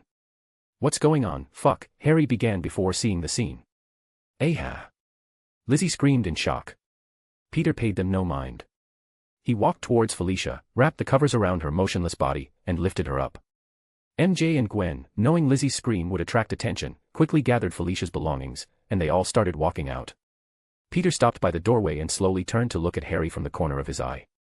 End this. Now, Peter demanded, his bloody knuckles adding weight to his words. The look in Peter's eyes frightened Harry, especially when he glanced at Peter's hands. He knew Peter wasn't asking, he was demanding. Harry replied with a serious nod. Peter walked out with Felicia's body in hand. Strangers gave him wary looks, but Peter's intense gaze, combined with MJ and Gwen at his side, kept them from interfering. Peter carried Felicia towards his car and gently placed her inside. MJ and Gwen got in, and Peter hit the accelerator, driving quickly towards the hospital. Chapter 100, Chapter 100. A/N, Chapter 100 Baby Party Popper Confetti Ball, what a journey huh guys. Third person's POV. Gwen and MJ dressed Felicia as Peter focused on moving through traffic. As Peter drove, he thought it would be better to take her to their lab where they would have the tools needed to quickly detoxify her. No, it's better to take her to a real hospital, that way, it could be documented that Felicia was indeed drugged. They won't take her claim seriously otherwise, Peter thought. How is she? Peter asked, focusing entirely on the road. She's breathing, but she's still unresponsive. She's in a semi-conscious state, Gwen answered. Peter turned a sharp corner, and they ended up in front of the hospital. They quickly got out, and Peter carried Felicia inside.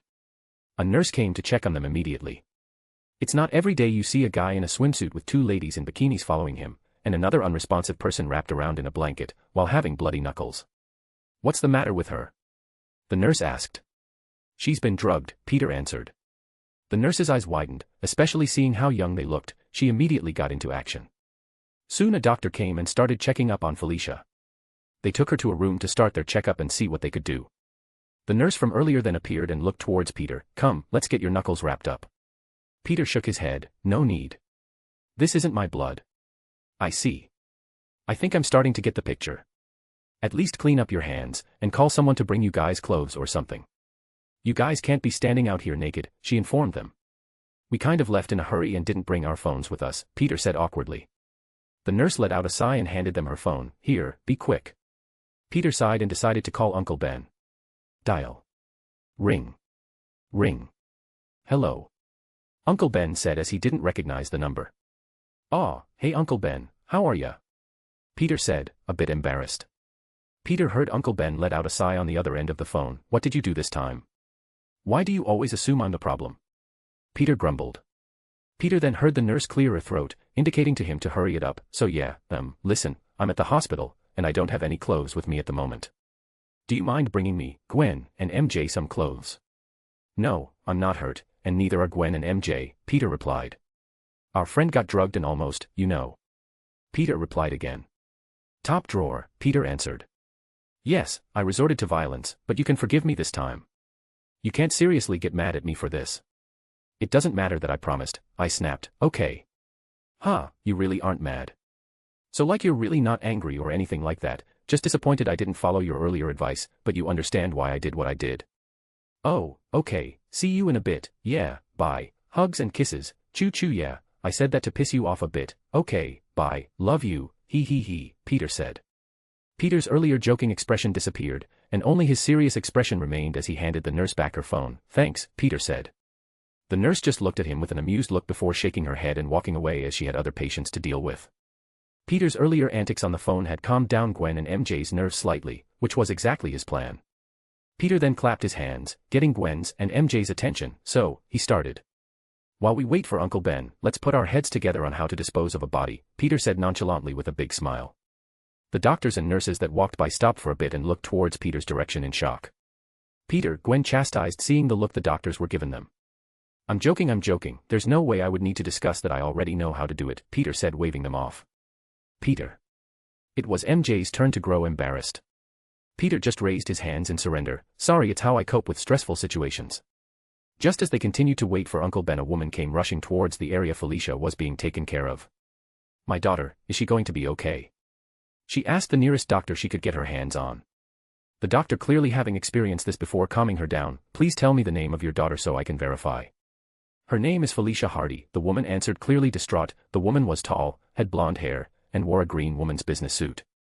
Ah yes, the doctor said, nodding his head. Thanks to those three over there, they were able to bring her in on time to get the drug out of her system, which we are doing as we speak. Now if you'll me, he said politely while pointing towards Peter and the others before excusing himself. The woman turned towards the three almost nude teens and walked towards them. Explain everything that happened, she demanded coldly. He just looked at her for a bit before nodding his head. He narrated everything from when he first went to pick her up to when he blanked out for a few seconds. As Peter was narrating, Uncle Ben appeared carrying a bag. Does there seem to be a problem, madam? He asked, approaching. Are you family to this young man? The lady asked.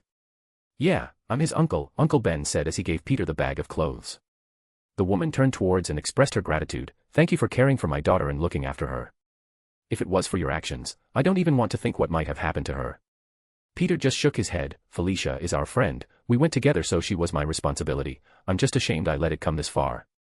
Uncle Ben just patted before on the shoulder. You did more than enough, Peter. You couldn't have known this would have happened, so just take it easy and go get changed.